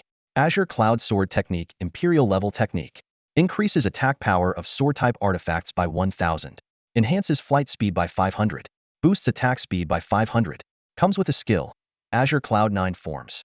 The combination of these 2 techniques was nearly flawless. One focused on internal cultivation, while the other enhanced external combat capabilities. The synergy would not only accelerate his cultivation progress, but also significantly improve his combat strength. Lin Yu was particularly excited about the Azure Cloud 9 Forms, a skill that could also be utilized in the real world. As the clock struck midnight, there were exactly 48 hours remaining before the game would transfer cultivation progress to reality and close the recharge channel. With 6 billion still left in his account, Lin Yu decided to continue his spending spree under the cover of night. Reflecting on his previous plan, he had already made advancements in 5 key areas: cultivation base, equipment, spiritual beasts, techniques, and sect upgrades. Now, he set his sights on enhancing his spiritual root. In the game, spiritual roots held dual importance. They influence cultivation speed, a critical factor for real-world training, and added elemental damage to attacks.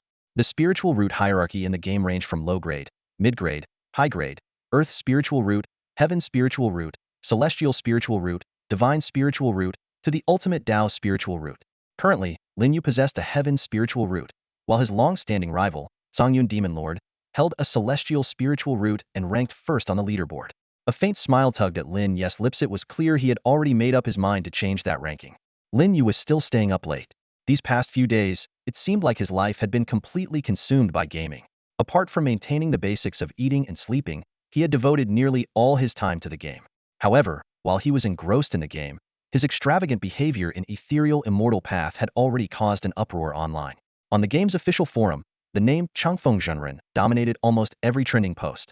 Players, like detectives, tracked his every expense, and some even compiled detailed statistical threads.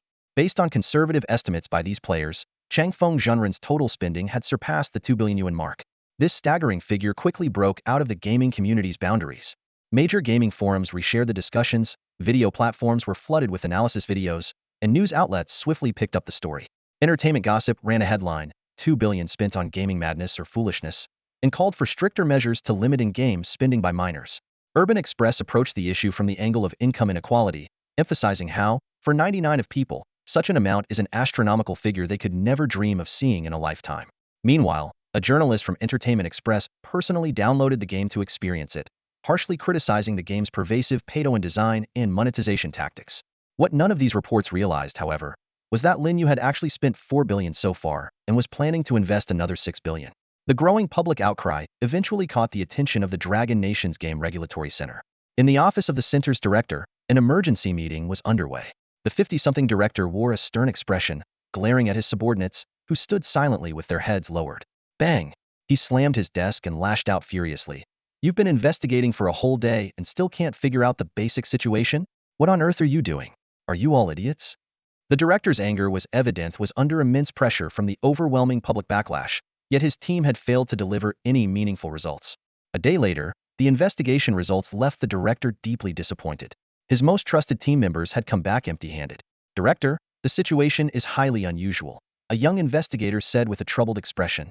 We've looked into this game through every possible channel, but it's like a ghost. There's not a single trace of it. Its registered address is listed as a retirement home. The director's expression turned grim, his eyes fixed on the subordinate. What about your professional skills? A fake address only means the game isn't legitimate. How was the game license obtained? What about the registration information for the official forum's website? Where is the money flowing? What bank account is it linked to?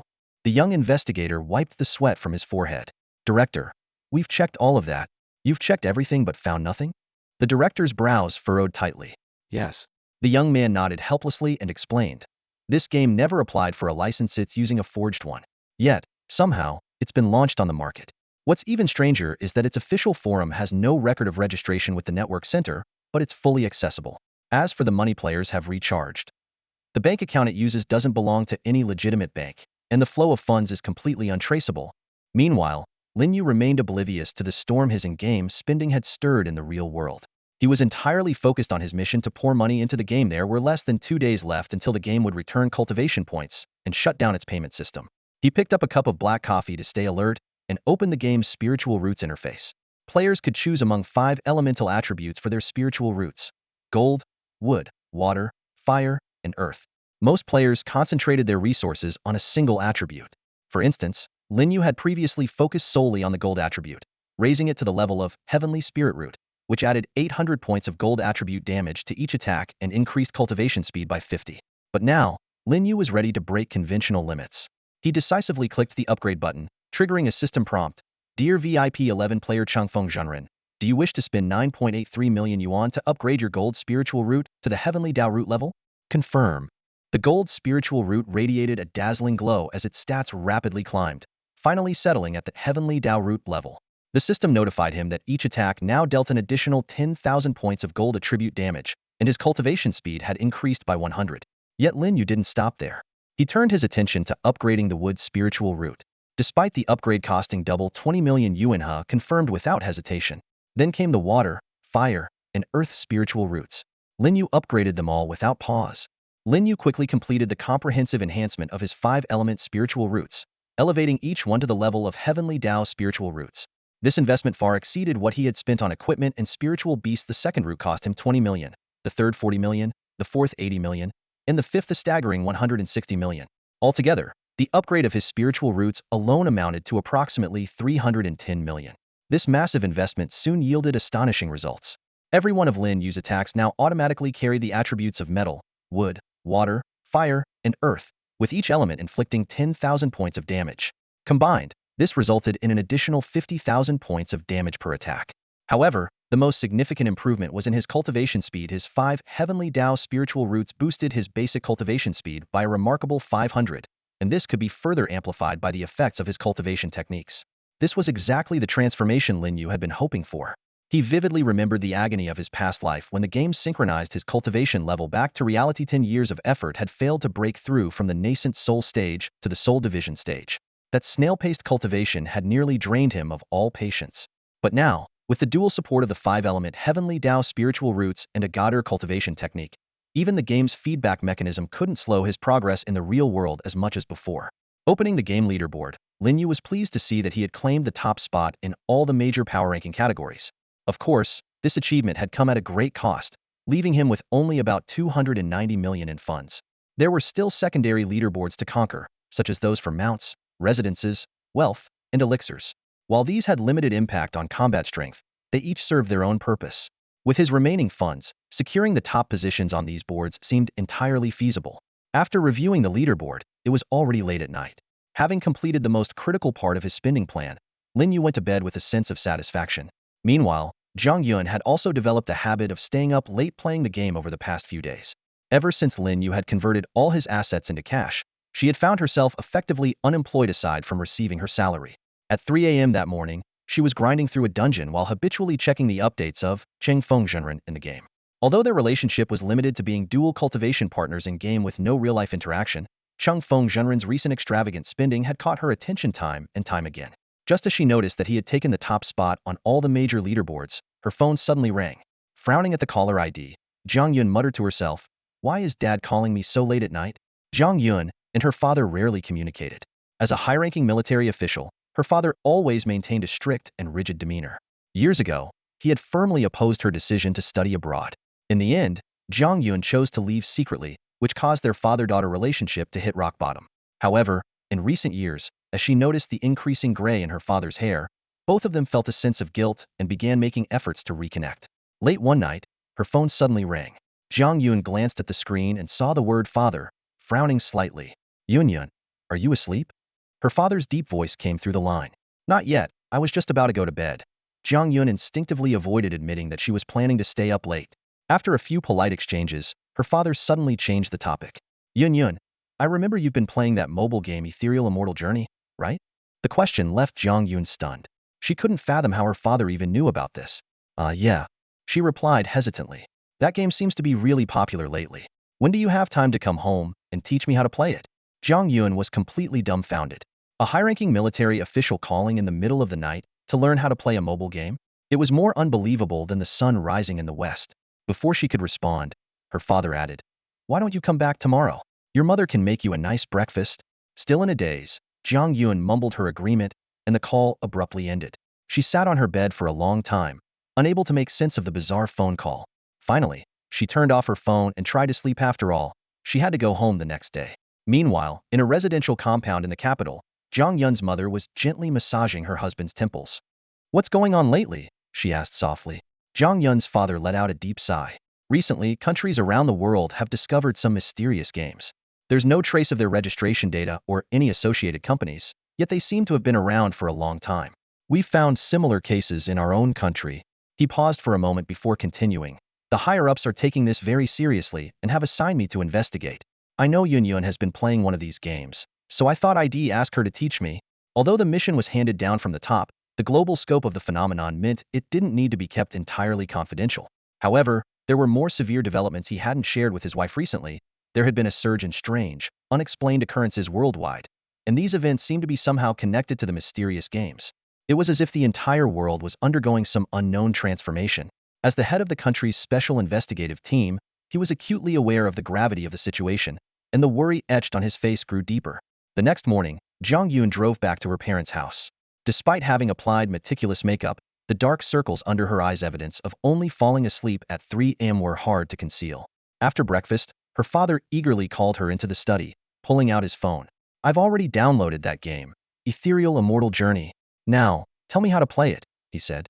Though the game Ethereal Immortal Journey was shrouded in mystique, it was surprisingly easy to download, available on all major app stores. For a man nearing 60, mastering the use of a smartphone was already an impressive feat, let alone trying to navigate the complexities of an intricate cultivation game. The cultivation ranks and system mechanics left him utterly baffled. Patiently, Zhang Yun explained every aspect of the game to her father: the cultivation system, equipment configurations, spirit beast nurturing, and skill training. She even helped him set up an account.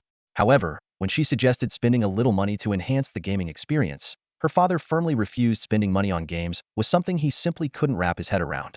After 3 hours of hands-on teaching, Zhang Yun was parched and exhausted. Despite holding an important position in his career, her father struggled with game controls, and his character's cultivation level barely reached the middle stage of chi refinement. Just as Zhang Yun was about to retreat to the bedroom for some rest, her father stopped her. "Stay home for a few days if you're not busy. Your mother's been saying she misses you." Zhang Yun nodded in agreement. Work wasn't too demanding lately, so staying home for a while seemed like a good idea. After she left the room, her father gazed out the window, his expression heavy. There were things he hadn't shared with his daughter. Asking her to stay home was, in reality, a measure to ensure her safety.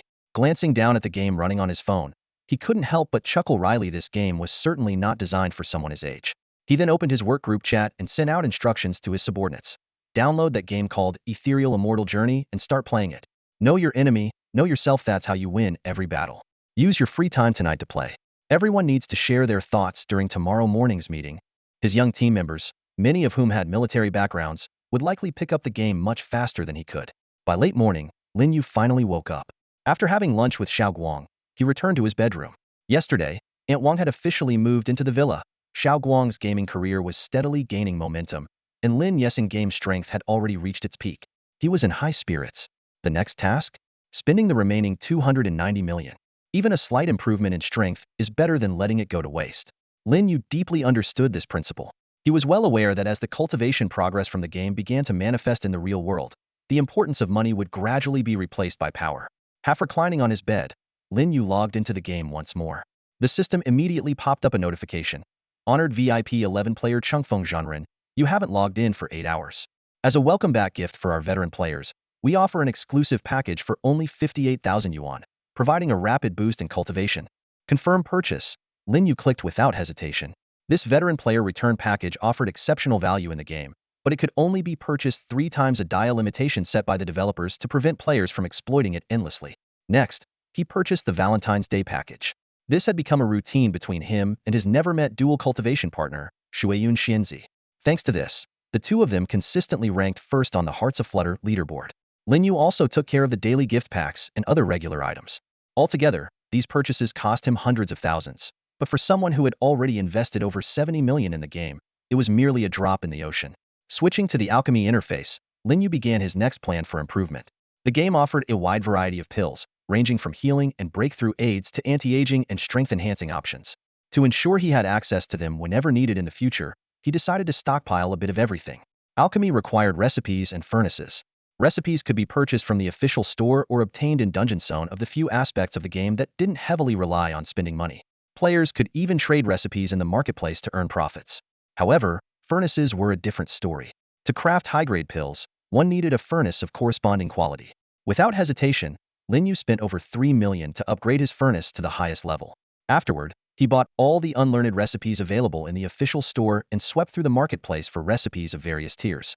With his preparations complete, Lin Yu focused on alchemy, casually purchasing the necessary materials from both the store and the marketplace. After all, in this game, as long as you were willing to spend, there was nothing you couldn't buy. Under normal circumstances, alchemy requires a significant amount of time, but for Lin Yu, this was no issue at all. With enough money, any waiting time could be skipped instantly. Throughout the entire afternoon, Lin Yu's fingers tirelessly clicked away on the game interface. The sound of purchasing materials echoed repeatedly, the flames of the alchemy furnace roared to life again and again, and the progress bar for waiting times sped forward with each expenditure. Through these repetitive actions, his alchemist level climbed steadily. The alchemy system in the game is divided into 7 ranks: Beginner Alchemist, Intermediate Alchemist, Advanced Alchemist, Alchemy Master, Alchemy Grandmaster, Pill Emperor, and finally, the Supreme Pill Saint. Lin Yu had previously shown little interest in alchemy, remaining at the level of an advanced alchemist.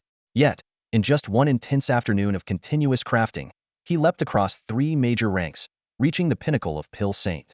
As his level increased, so did his speed and success rate in crafting pills. On the alchemist leaderboard, Lin Yu's ranking skyrocketed from outside the top 100 to claiming the #1 spot. This relentless alchemy spree, though costing a total of 30 million, yielded incredible rewards. Not only did he achieve the highest alchemist rank, but he also amassed an astonishing stockpile of pills of various grades. According to the game's feedback mechanism, these pills would gradually manifest in the real world. After a simple dinner, Lin Yu logged back into the game. As soon as he entered, a system notification popped up. Respected VIP 11-player Chungfeng Zhanren, your sect, Changhe sect, has ascended from a first-class sect to a super sect due to its increased strength. To celebrate this milestone, you are awarded 8,000 cultivation points. Friendly reminder, your sect is on the verge of breaking through to the Sacred Land level. Upon reaching this status, you will enjoy numerous privileges as a Sacred Land disciple. A 20 boost in cultivation speed, a 10 increase in alchemy and forging success rates, a 10 faster spiritual energy recovery rate, and weekly spiritual stone stipends based on your position and rank. Lin Yu never expected that in just the time it took to have a meal, his sect would undergo such a dramatic transformation. When he eagerly logged into the game and controlled his character to head to the Changha sect, the scene before him filled him with delight. The entire sect had undergone a complete makeover, and at the heart of it all was the sect master, Jingxin Zhenren, whose cultivation had broken through to the Mahayana stage. Lin Yu's strategy of spending money on NPC upgrades had indeed paid off. Having a sect master at the Mahayana stage, with the highest level of rapport with him, provided an unshakable foundation. With the sect master's breakthrough, the Changha sect rose in status as well, advancing from a first-rate sect to a super sect. However, Lin Yu understood that to go further from a super sect to a sacred land relying solely on the sect master's cultivation was far from enough. The entire sect's strength needed to improve comprehensively. He carefully studied the system prompts and discovered that the benefits of reaching sacred land status far exceeded his previous expectations. This resolution pushed him to contribute even more to the sect's development. Without hesitation, he opened the sect donation interface and entered a series of numbers, 30 million. The system immediately displayed a confirmation prompt. Honorable VIP 11 player Chengfeng Zhenren, are you sure you want to donate 30 million high-grade spirit stones to the Changha sect? This action is irreversible. Please confirm. Lin Yu clicked confer, without a moment's hesitation. Instantly, 2 system notifications popped up in succession. Due to your outstanding contribution, your position within the sect has been promoted to Vice Sect Master. Your sect's strength has significantly increased, and its rank has been elevated to Sacred Land status. You have gained 80,000 cultivation points and have been granted Sacred Land disciple privileges. Though the 80,000 cultivation points were negligible for someone like him, who had already reached the pinnacle, the various benefits of being a Sacred Land disciple caught his attention. To his surprise, he had also been promoted to Vice Sect Master of the Changha sect. This position, second only to the Sect Master, placed him in a position of immense authority within the sect. Unlike his previous experience of rising to inner disciple status through completing quests, this promotion was entirely due to his generous donation. In the sect's hierarchy, from the lowest servant disciple to outer disciple, inner disciple, direct disciple, steward, elder, and finally vice sect master, each rank had its own significance, with the vice sect master being a singular and prestigious role. Although the position seemed to have little practical use at the moment after all, he couldn't truly command the NPCs. Lin Yu understood that if the game underwent a major update, this identity would undoubtedly open up endless possibilities. Lin Yu's gaze pierced through the game interface, as if he could already envision the future unfolding before him.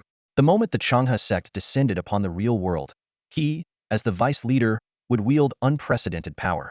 The thought of thousands of disciples obeying his commands and enemies crumbling before the sect's overwhelming forces filled him with exhilaration. Driven by this ambition, he reopened the sect donation page. As the vice leader and a sworn ally of Jingxin Zhenren, the Changha sect was effectively in his grasp. With 230 million still at his disposal, what harm could another 30 million donation do? With a light tap, the number 30 million filled the donation field, and the confirmation button was pressed. Instantly, the massive contribution brought noticeable changes to the sect. The sky became crowded with celestial cranes, more spirit beasts frolicked within the sect, and the number of NPC disciples steadily increased. In Ethereal Immortal Journey, the mobile game, sects were countless, with most, like the Changha sect, having only a single real player while the rest were NPCs. Of course, some high-ranking or uniquely named sects managed to attract dozens of players. Lin Yu opened the sect leaderboard, and as expected, the Changha sect was firmly in the top spot. By now, most of the game's leaderboards were dominated either by Lin Yu himself or by entities closely linked to him. He glanced at the time, 8 p.m. Only 32 hours remained until the game began converting cultivation into reality and closed its recharge channel. Time was running out. He needed to spend the remaining 200 million within this critical window to upgrade his VIP level from 11 to 12. This crucial advancement meant he was in for a sleepless night. Meanwhile, discussions about Lin Yu on the game's official forum showed no signs of slowing down, with the buzz around him continuing to grow. Amid the chatter, other threads on unrelated topics also began to emerge. Discussions about Chengfeng Zhenren on the gaming forum continue to intensify. After dominating the equipment leaderboard, this mysterious player has now consecutively claimed the top spots on the Spirit Beast, cultivation techniques, and alchemy leaderboards. Some players speculate that the recent upheaval in the sect rankings might also be related to this player. There are still so many people in the world struggling to put food on the table, yet someone spends billions in a game. How ironic, one user angrily posted. How someone spends their money is entirely up to them, someone immediately countered. Must be a rich kid spending their parents' money. Well, isn't their parents' money technically theirs too? The focus of the discussion suddenly shifted when a new post appeared. Yesterday morning, I caught a three-tailed fox demon in the game. In the afternoon, while visiting the zoo with my girlfriend, I saw a real three-tailed fox. The poster went out of their way to mention that his girlfriend is 170 centimeters tall, weighs 46 kilograms, has fair skin, and resembles Angela Baby. There's no way a three-tailed fox exists in real life. You've clearly been blinded by love. The comments section erupted with laughter. However, more bizarre replies started to surface. Last night, I saw a flash of fire in the trees in my yard. It looked exactly like the crimson flame bird from the game. I'm a zookeeper at an aquarium. Yesterday, some men in black took away a fox handler and a fox. The atmosphere on the forum grew increasingly eerie. Someone mused, why does it feel like we're living in a cultivation world? My dad is almost 60, and he's recently become obsessed with ethereal immortal journey. He even warned me not to go out too much. This reply sparked even more speculation. The thread ended with numerous comments like marking this for updates, waiting for photos, and seeking insider info, leaving the entire discussion shrouded in mystery. The next day at noon, Lin Yu slowly opened his eyes while lying in bed. Sunlight streamed into the room through the gaps in the curtains. He stretched lazily and glanced at the time. It was already midday again. His sleep quality had been surprisingly good these past few days, a stark contrast to the constant anxiety of his previous life. Although in his past life he had been a nascent soul stage cultivator, powerful enough to dominate in the mortal world and even disregard the threats of modern weaponry, the dangers brought by the game feedback system had left everyone living in perpetual fear. The bosses, mini-bosses, small mobs, and the scheming NPCs in the game dungeons were all brimming with danger. Even worse were the demons and rogue cultivators who specialized in hunting down player cultivators, plunging the entire world into unprecedented chaos. Despite Lin Yu's nascent soul-level cultivation, he had to remain constantly vigilant, and this sustained state of tension had left him, a half-baked cultivator, utterly exhausted. Sitting up on the bed, Lin Yu shook his head to dispel the memories. This time around, let's see if those arrogant demons dare to show their faces before me, he murmured softly. With billions spent on strengthening his character, even if those demons swarmed him en masse, they wouldn't stand a chance. However, he still had more to spend needed to use up the remaining 2 billion by this afternoon. By midnight, the game would close its recharge channel and start transferring cultivation feedback. Picking up his phone, Lin Yu headed toward the dining room. As he pushed the door open, he was surprised to see Xiao Guang already there, devouring his meal ravenously. What shocked him even more was Xiao Guang's haggard appearance. His face was pale, his eyes bloodshot, and he looked utterly worn out. Xiao Guang, are you okay? Lin Yu asked with concern. Heh, Xiao Guang grinned. I haven't slept since yesterday afternoon. After learning those 2 celestial level techniques, I've become so strong I've already defeated several players at the same level.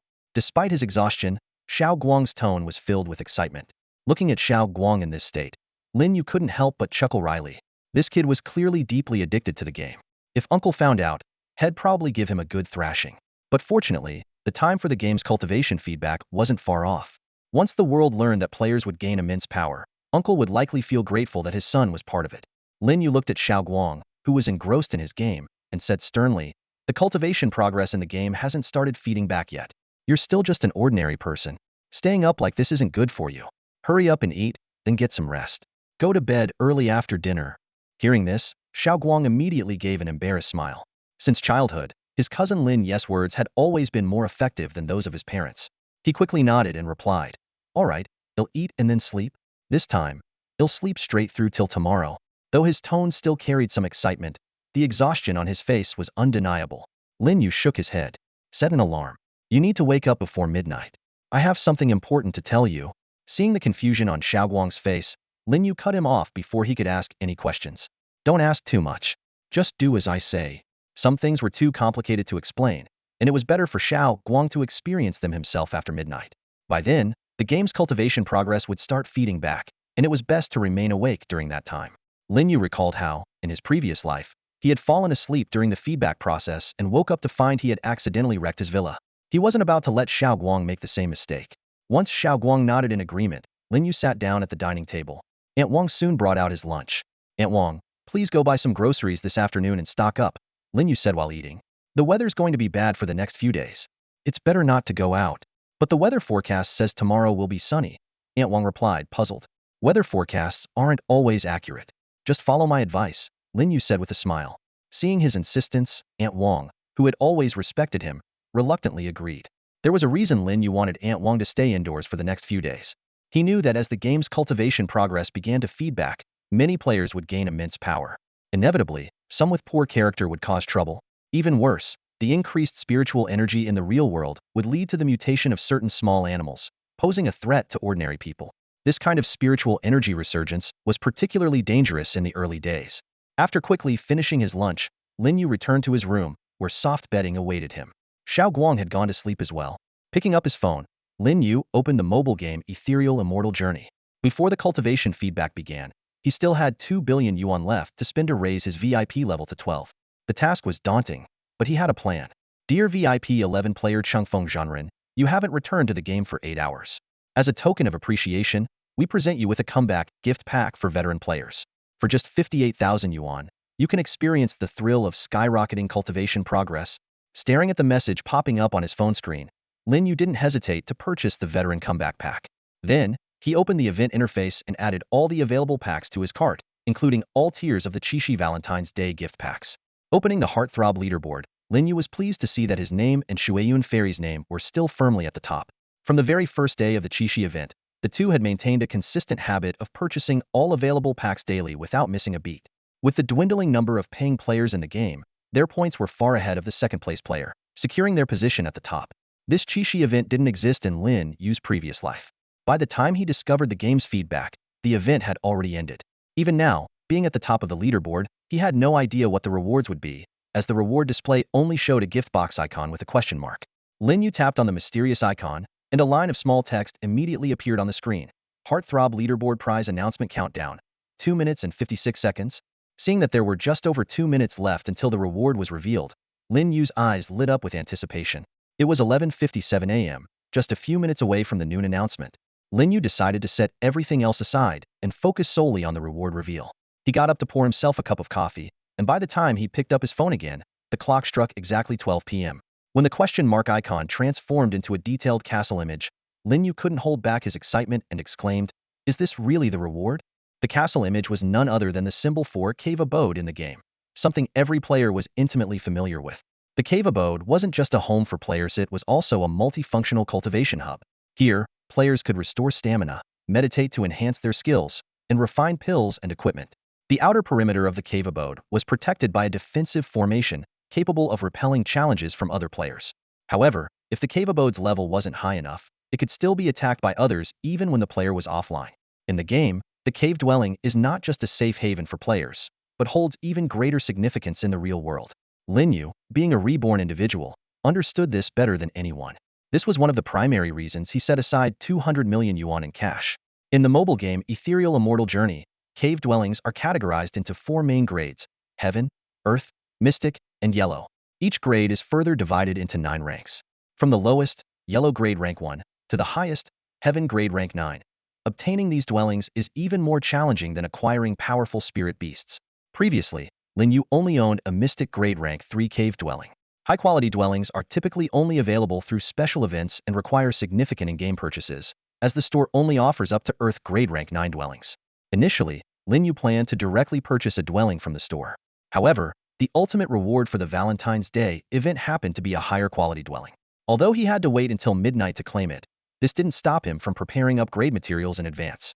Opening the store interface, Lin Yu immediately began a spree of extravagant purchases. First, he bought 800,000 advanced cave expansion vouchers, costing 80 million yuan. These vouchers would expand the internal space of the dwelling to 800,000 square meters without increasing its external size. He then spent another 20 million yuan on a set of powerful formation materials. With the remaining 100 million yuan, Lin Yu purchased spirit stones. In the game, spirit stones are divided into 5 grades: low, medium, high, supreme, and immortal. Each grade increase multiplies the value by 100-fold. This investment netted him 3 million high-grade spirit stones, 30,000 supreme-grade spirit stones, and 400 immortal-grade spirit stones.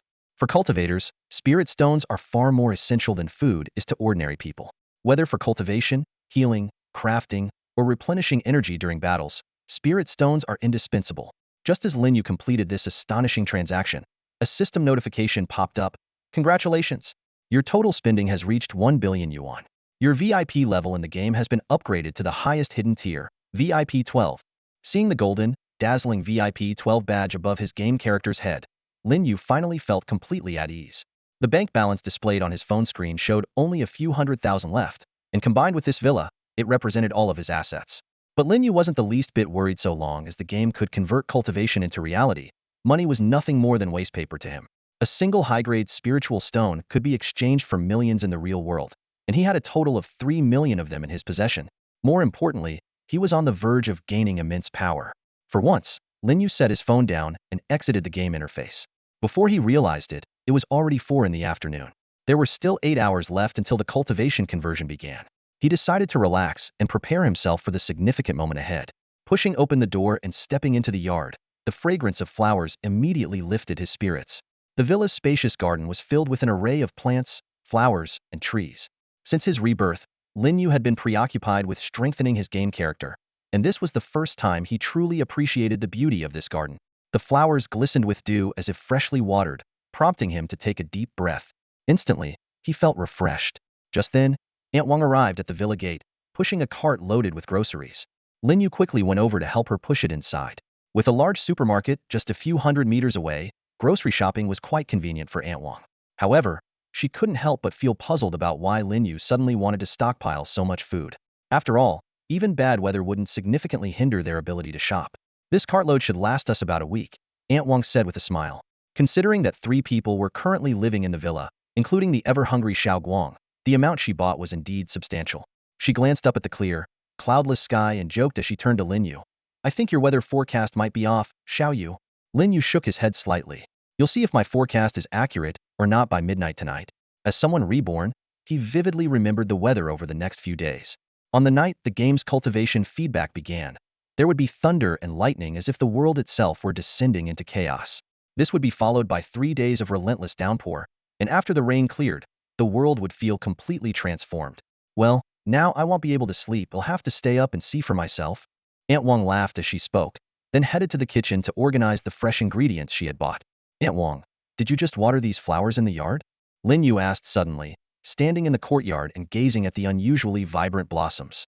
Aunt Wang was taken aback for a moment, then shook her head and replied, we just moved in a couple of days ago, and I've been too busy unpacking to water the flowers. Lin Yu nodded thoughtfully, a faint smile playing on his lips. Oh, I thought you had just watered them because they look so vibrant. They do seem more vivid than a few days ago, Aunt Wang said, puzzled as she inspected the flowers in the yard. But I really haven't had the time to water them. This conversation seemed to spark a thought in Lin Yu's mind. Aunt Wang, I'm fine now. You go ahead and take care of your things. Although Aunt Wang casually guessed that it might have been Xiaoguang who watered the flowers, Lin Yu knew very well that, given Xiaoguang's personality, he would never take the initiative to tend to plants. The unusual changes in these plants were very likely connected to the upcoming game cultivation feedback. This was something Lin Yu from his past life hadn't paid much attention to. Meanwhile, in the western suburbs of Longguo's capital city, an important meeting was underway inside a heavily guarded 3-story office building. In the conference room, around 20 young elites with military backgrounds were reporting their findings on the game Ethereal Immortal Journey to Jiang Yun's father. Sir, on the surface, this game appears to be a typical pay-to-win cultivation mobile game, but its spending cap is extraordinarily high, requiring billions to achieve the strongest power level. Recently, mutated spiritual beasts have been appearing across the country, bearing a striking resemblance to the ones in the game. Similar anomalies have also been reported in various countries abroad over the past 3 days. As he listened to his team's reports, Jiang Yun's father frowned deeper and deeper. This game, which seemed to have appeared out of nowhere, left no traceable leads neither in its payment channels nor on its official forums. Finally, Jiang Yun's father tapped the table as he issued instructions. Continue testing the game tonight. If funds are needed, report to the team leader for reimbursement. Team 1, keep investigating all leads related to the game. Team 2, step up surveillance and ensure the safety of the public. Understood, came the resounding response from the room. This special unit, composed of elite military personnel, was tasked with uncovering the connection between the game and the real-world anomalies. As carefully trained talents of the nation, they were fully committed to accomplishing this critical mission. In the Dragon Kingdom, strange occurrences have been happening recently. These anomalies are primarily observed in plants and animals, resembling a simplified version of spiritual energy revival. However, this phenomenon is not unique to the Dragon Kingdom, as various forms of anomalies have been reported across different countries on Blue Star. In the southern neighboring country of Asen, a breathtaking event took place at an ancient Buddhist temple. A dazzling golden Buddha light suddenly descended from the sky, enveloping the entire temple for a full 10 minutes. Numerous visitors inside the temple witnessed this extraordinary sight, and without exception, they knelt down in reverence, praying devoutly. Most of these visitors were originally followers of Asen's native religion, yet after experiencing the radiance of the Buddha light, they all converted to Buddhism, becoming devout Buddhists. Similar phenomena were reported in other Buddhist temples across ASEAN. However, the ASEAN government maintained a dismissive stance, with some officials even publicly claiming that the golden light was a manifestation of their native deities, unrelated to Buddhism. Meanwhile, in Zhanghai City of the Dragon Kingdom, in a luxury villa near Lin Yu's residence, a middle-aged man was engrossed in the mobile game Ethereal Immortal Path. This player, whose in-game ID was Master Yifeng, was named Gao Sheng. Recently, influenced by another player, Master Changfeng, who spent heavily in the game, Gao Sheng had been playing significantly more. Though he hadn't invested much money, his extended playtime had pushed his ranking up from 100th to 99th place. Looking at his position on the leaderboard, Gao Sheng felt a rising temptation. Maybe if I spend another 10,000, I could raise my rank to the top 80. Just as he was about to click the recharge button, his phone rang.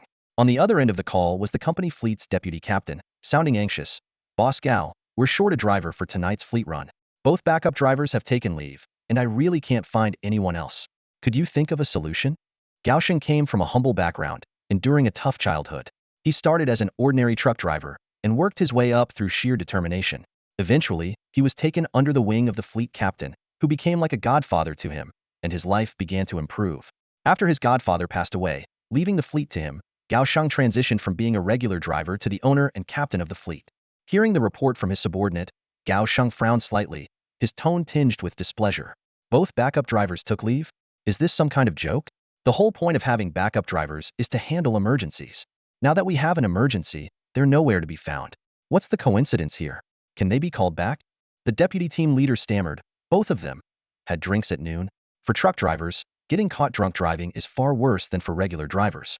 There's no room for negotiation on this. Fine, then park one of the trucks. Gao Sheng snapped impatiently. We can't do that, Mr. Gao, the deputy team leader explained anxiously. This shipment has to be delivered in full before tomorrow morning. Gao Sheng let out a long sigh.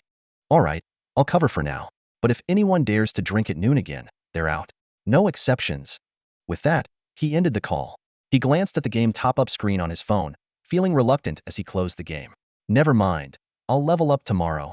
Even though he had grown increasingly unwilling to do the hard labor since becoming the boss, his roots as a truck driver meant that, in critical moments, he still had to step up. Driving to the fleet's parking lot, Gao Sheng soon led a convoy of 10 heavy trucks heading off into the distance. This long-haul trip would last until 5 in the morning. For truck drivers accustomed to staying up late, it wasn't particularly grueling, just a little disappointing that he couldn't play his game. Gao Sheng glanced at the familiar game icon on his phone and forced himself to focus on the road. As the night deepened, the moon shone unusually bright and round, and the stars sparkled more vividly than usual. With music playing in the background, Gao Sheng drove the truck toward the destination, feeling a surprisingly pleasant mood.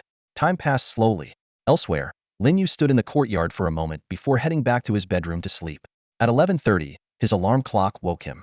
He had gone to bed early to stave off drowsiness later in the night, ensuring he could stay alert enough to fully benefit from the game's cultivation feedback. He walked to the next room and knocked on Xiao Peng's door, worried the boy might oversleep and miss this crucial moment. A groggy Xiao Peng opened the door, rubbing his eyes. Lin Yu said, "Go freshen up and wake yourself up, then meet me in the study." Xiao Peng nodded drowsily and shuffled off. Once in the study, Lin Yu didn't immediately launch the game. Instead, he first checked the official forum. He remembered that in his previous life, someone had mentioned that an announcement would be posted on the forum 10 minutes before the cultivation feedback began. It was now 11:40 minutes until the feedback and 10 minutes until the announcement.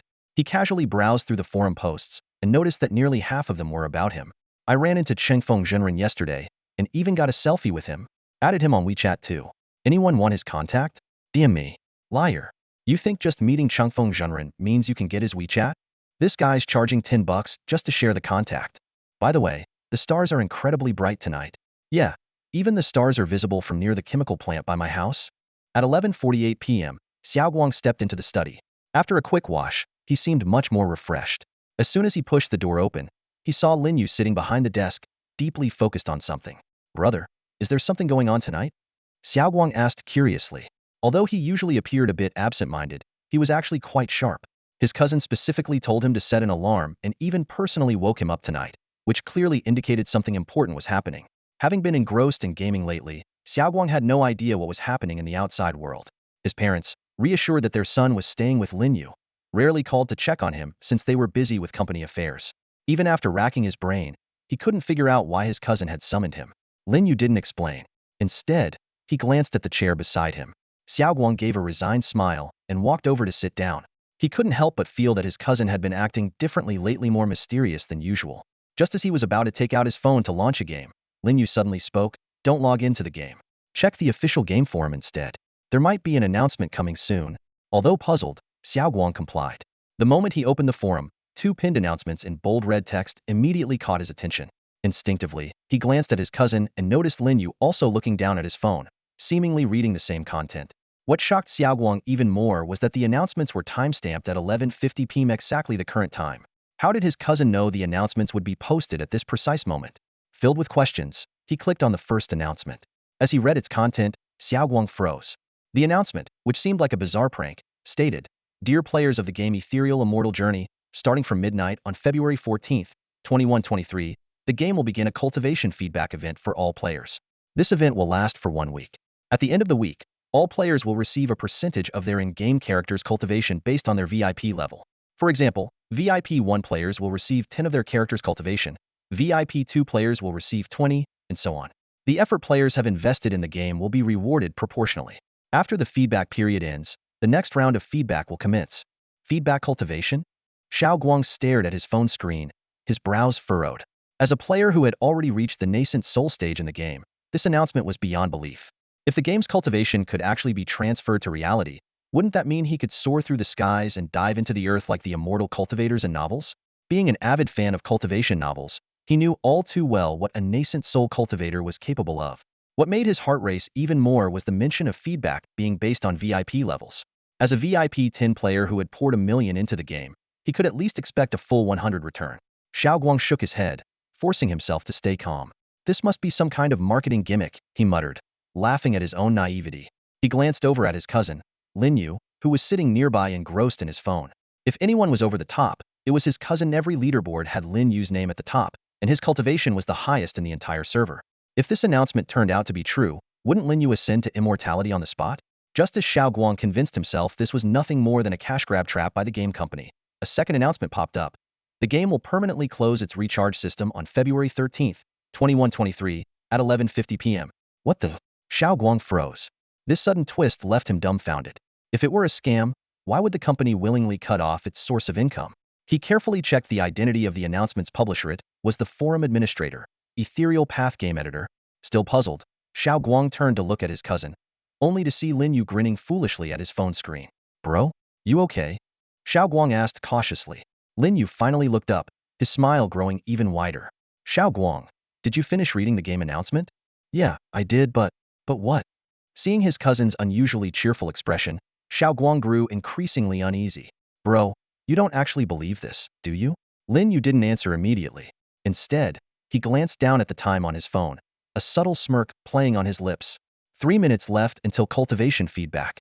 While Lin Yu and his younger brother Xiaoguang were in the study reading the game announcements, Yifeng Zhenrith in game persona of Gaoshang, the owner and leader of a freight truck convoy, was driving a large truck, leading his fleet down a secluded rural road. As a seasoned driver, Gaoshang was well-versed in the rules of the trade. Convoys of such large trucks often preferred taking remote and less traveled routes. Although these roads were rougher and lacked proper lighting, the advantage was avoiding encounters with traffic police. For trucks that frequently carried overloaded cargo, bypassing inspections not only saved on fines and demerit points, but also ensured urgent deliveries remained on schedule. However, as the convoy moved along, a massive boulder suddenly appeared in the middle of the road, completely blocking their path. Gaoshang's eyes narrowed as he immediately hit the brakes. Yet, rather than stepping out of the vehicle right away, he grabbed the radio and alerted the 9 trucks behind him. "There's a rock blocking the road ahead. Be careful, everyone." With years of experience on the road, Gaoshang had an ominous feeling that this was no coincidence. He reached under the passenger seat and pulled out a baseball bat, a standard self-defense tool for nighttime drivers. After waiting briefly and sensing no immediate threat, he picked up the radio again. "Grab your gear and gather up front," he instructed. Before long, the other 9 drivers joined him. They were all seasoned veterans and immediately sensed something was amiss. Just then, the sound of hurried footsteps echoed from the surrounding darkness. 2 of the drivers quickly switched on their flashlights, and the sight before them made everyone gasp. Emerging from the shadows were 20 to 30 individuals armed with knives and steel pipes, encircling them completely. A young man with dyed yellow hair swaggered into the beam of the truck's headlights. Dressed in ripped denim, a cigarette dangling from his mouth, he wore a contemptuous expression. "You guys have been sneaking down this road every night for half a month, wrecking the road through our village," he sneered. flicking the cigarette, but onto the ground near Gao Sheng's feet. In that instant, Gao Sheng understood their intentions. These were local thugs extorting toll fees. His face grew increasingly grim. Encountering such a situation on a desolate road at night was every truck driver's worst nightmare. Looks like there's no way out of this without shedding some blood today, Gao Sheng muttered, narrowing his eyes as he took 2 steps forward. In a low voice, he asked, "All right, how much do you want?" Life as a truck driver was tough, and faced with this group of thugs blocking the road in the dead of night, Gao Sheng decided to temporarily compromise. The once brash young man who could take on 7 or 8 people single-handedly had now become a boss responsible for his employees.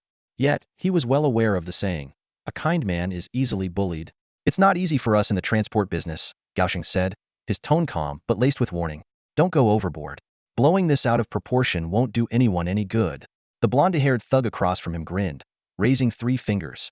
3,000? Gao Sheng asked tentatively. The 20-something thugs around them burst into laughter. 3,000 was barely pocket change to them. 30,000, the blonde-haired man shouted. Gao Sheng's expression remained unchanged. This figure was within his expectations. A trip involving 10 trucks could earn over 100,000, so paying 30,000 to avoid trouble was a tolerable loss. "Fine, 30,000, Gao Sheng replied. Another wave of laughter erupted from the thugs. The blonde thug stepped closer, his face twisted in the truck's headlights, the blade in his hand gleaming coldly. "I meant 30,000 per truck." Gao Sheng's face darkened instantly. 10 trucks meant 300,000. This was outright robbery. Anger surged within him, and he instinctively tightened his grip on the baseball bat in his hand. Scanning the area, he noted that while the other side had numbers, they were mostly scrawny thugs. On his side, he had 10 strong men. If a fight broke out, the outcome was uncertain. As tension filled the air, a sudden flash of lightning tore through the night sky, followed by a deafening clap of thunder. Moments later, torrential rain came pouring down, drumming against the surrounding fields with a sharp, relentless rhythm. The blonde thug flinched at the thunder, but quickly regained his composure, charging at Gao Sheng with his knife raised. Yet, at that moment, Gao Sheng seemed frozen in place. After the flash of lightning, his body began to swell and contract in a bizarre, pulsating manner, like a balloon being inflated and deflated repeatedly all within the span of just a few seconds. It wasn't until the knife was almost upon him that Gao Sheng snapped back to reality. Watching the blade descend toward him in what felt like slow motion, an absurd thought crossed his mind. Not only could he easily dodge the attack, but with just a casual swing, he could block the blade with his bat and shatter the thug's skull in one swift motion. Jiang Yun was lying on the bed in her parents' bedroom, playing a game on her phone, when a blinding flash of lightning suddenly lit up the entire room. The deafening clap of thunder that followed made her instinctively put down her phone and stride quickly to the window. Staring out at the abrupt change in weather, Jiang Yun felt puzzled. Just moments ago, the sky had been clear and cloudless, but now, lightning streaked across the sky, thunder roared, and raindrops were pelting heavily against the glass. The rapid shift in weather made her shrug in disbelief before she turned to head back to bed to continue playing on her phone. But in that instant, her body froze in place. Even more alarming was the strange sensation that swept over her, a bizarre swelling feeling that coursed through her entire body. It wasn't the usual sense of fullness. It felt as though every cell in her body was expanding. From her head to her limbs and chest, every part of her was gripped by a suffocating pressure, as if she were on the verge of bursting. Am I going to die? The terrifying thought flashed through her mind, but before she could process it fully, the swelling sensation abruptly vanished. Yet, just as she was about to breathe a sigh of relief, it returned with full force. In less than 2 seconds, her body experienced this unsettling cycle of expansion and contraction multiple times. Although there were no visible changes to her appearance, Jiang Yun could distinctly feel the overwhelming discomfort each time it happened. When everything finally settled, a new anomaly emerged. Her vision, while wearing her glasses, became blurry.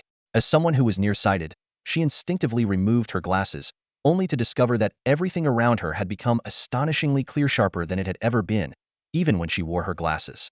As a rational person with a higher education background, Jiang Yun struggled to find a scientific explanation for this sudden improvement in her vision. Just as she raised her hand to examine the changes more closely, an even stranger sensation took hold. It felt as though something invisible was extending outward from her brain, granting her a completely new way of perceiving the world.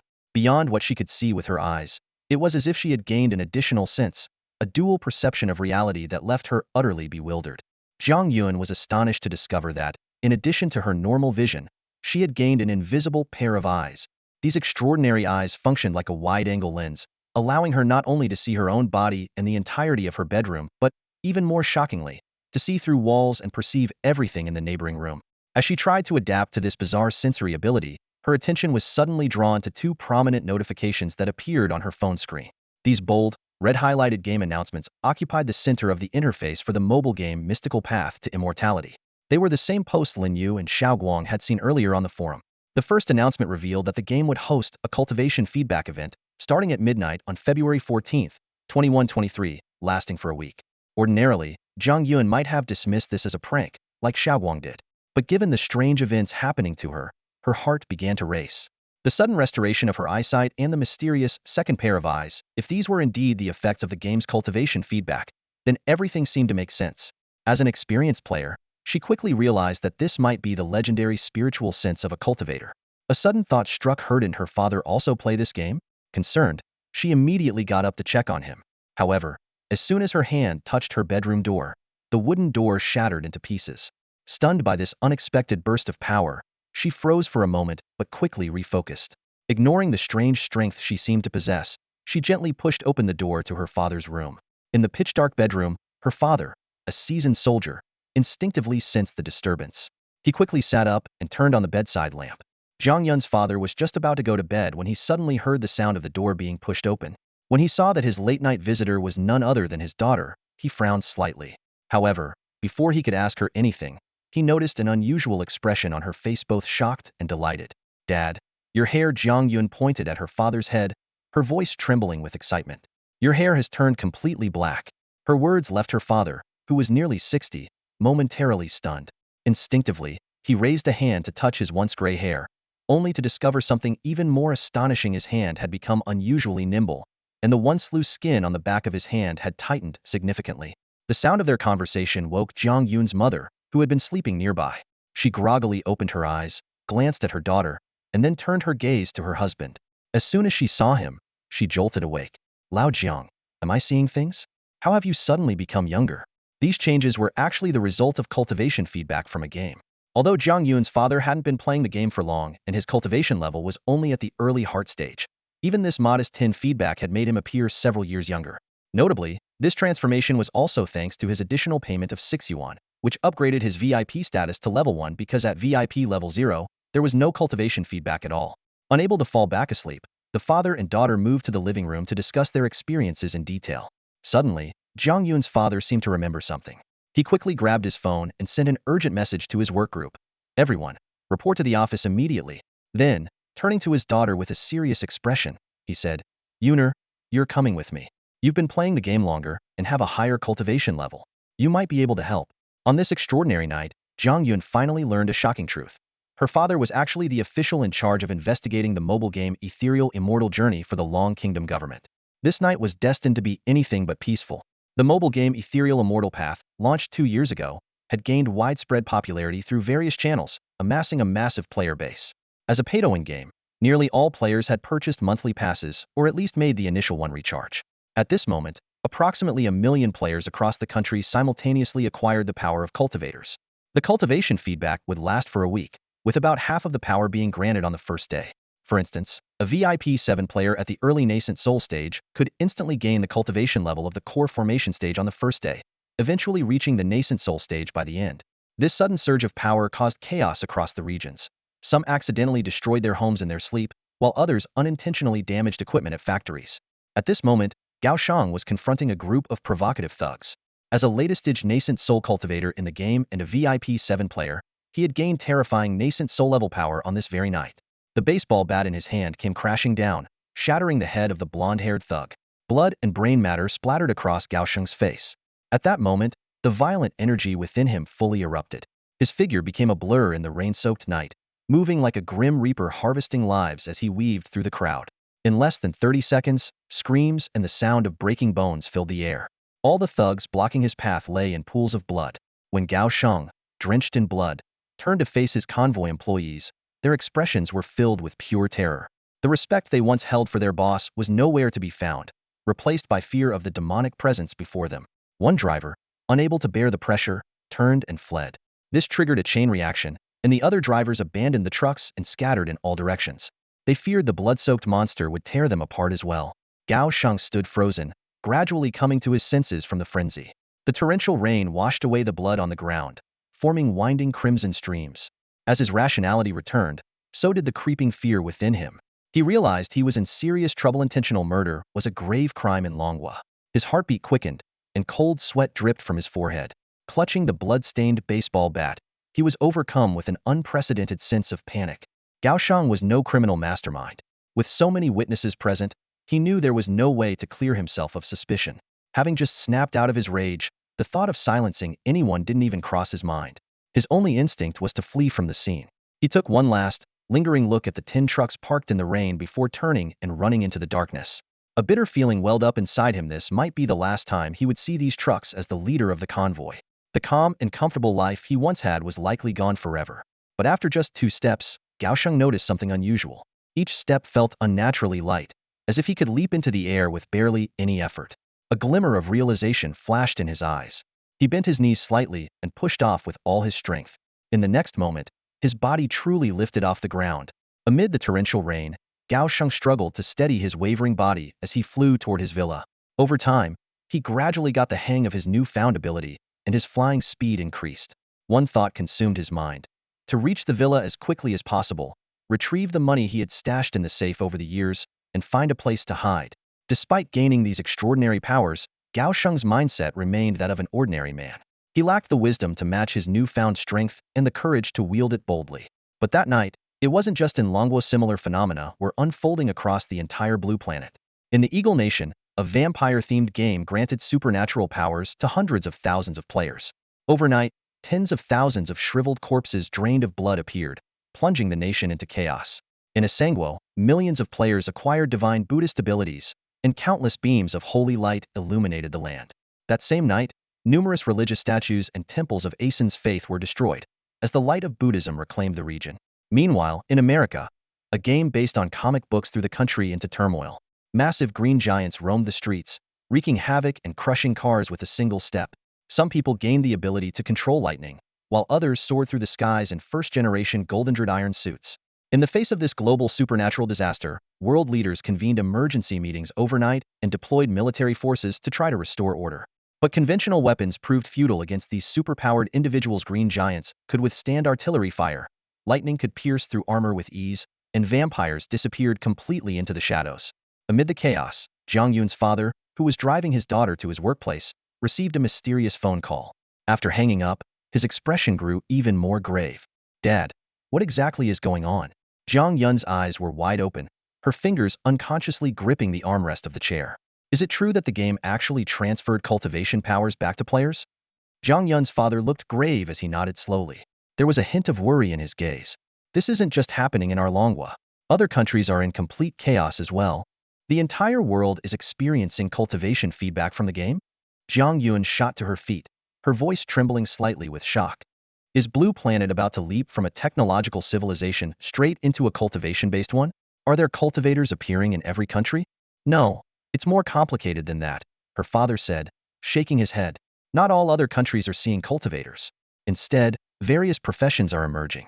I don't know all the details, but one thing is certain: this world is about to change drastically. As he spoke, her father suddenly turned to Jiang Yun, his gaze sharp and intense. "Yuner, tell me, where does your strength rank in that game?" Having studied the game Ethereal Path of Immortality, he understood the terrifying potential of cultivators, and his question carried substantial weight. Jiang Yun thought for a moment before answering seriously. "In the past few days, I've spent quite a bit on the game, so my cultivation level has risen enough to rank within the top 100, around 90-something. But she paused, her tone shifting. Actual combat strength isn't as straightforward. In the game, many factors influence fighting ability, like equipment, spirit beasts, and techniques. Cultivation level alone doesn't determine everything."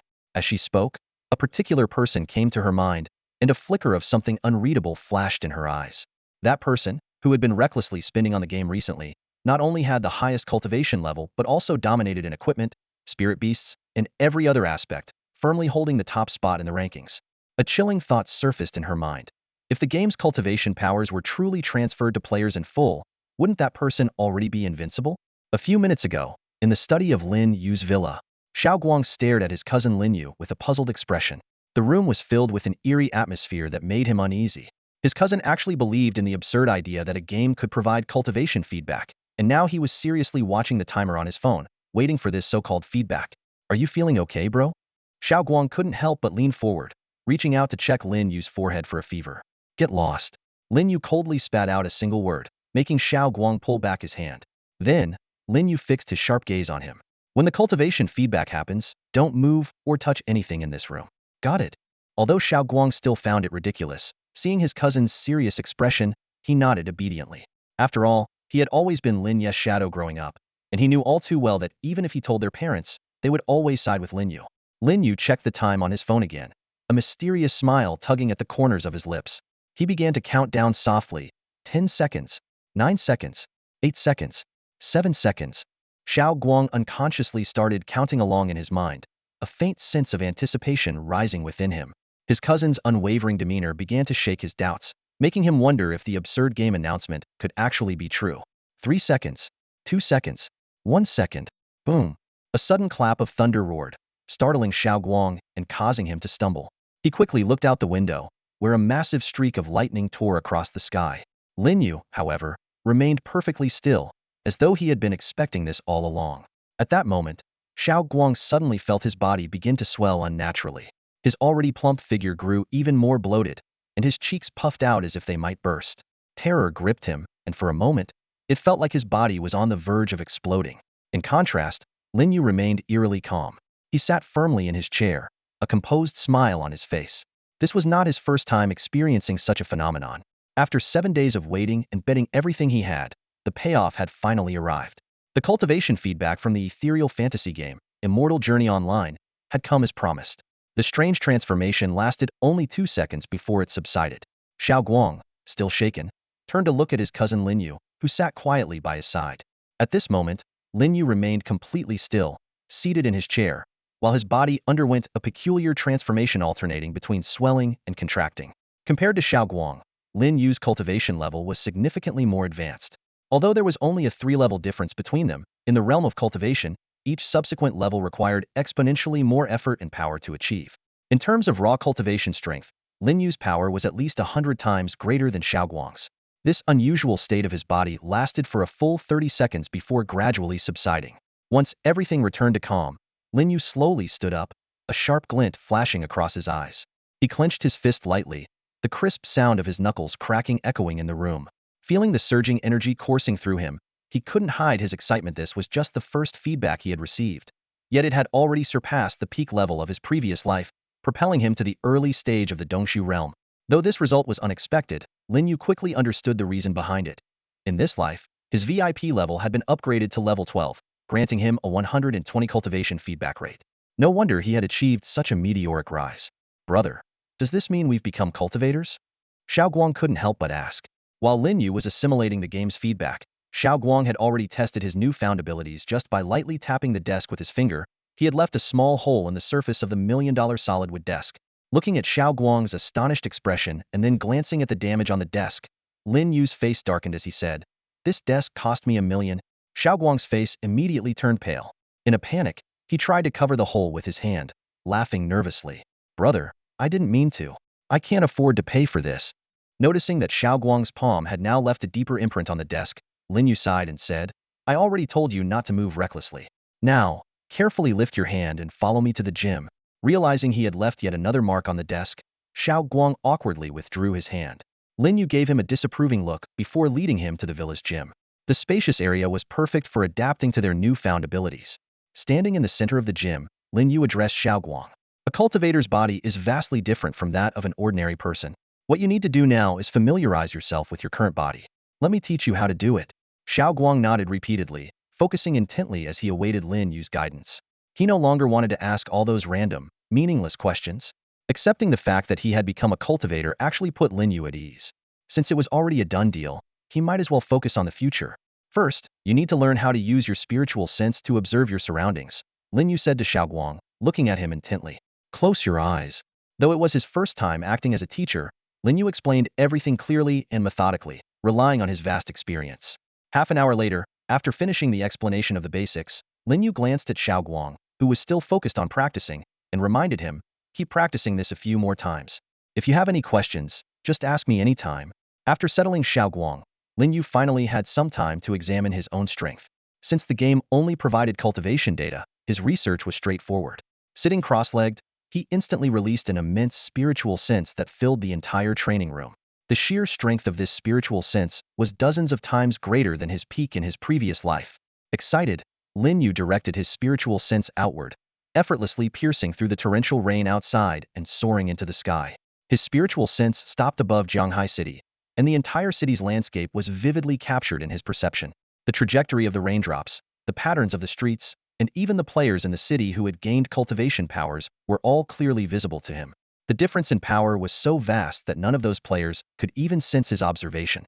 Suddenly, a nascent soul stage cultivator came flying unsteadily in his direction, clearly still struggling to fully control their newfound power.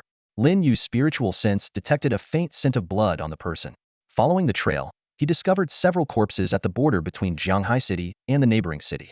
Incidents of people losing control and killing others upon gaining cultivation powers were bound to occur frequently tonight. The future world would only grow more chaotic.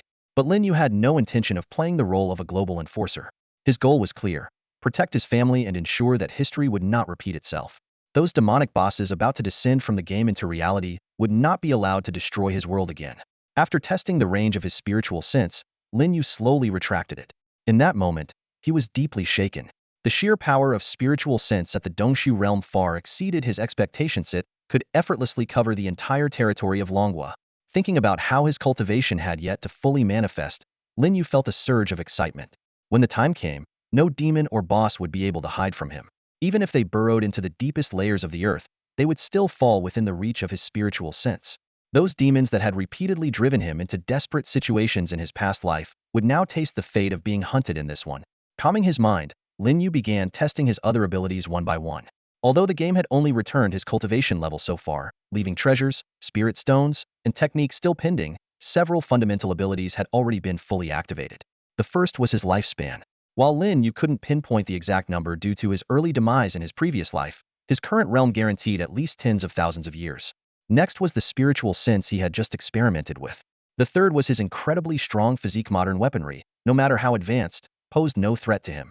Finally, as a cultivator who had surpassed the nascent soul stage, flight was as effortless as breathing. Sitting cross-legged, Lin Yu gently closed his eyes.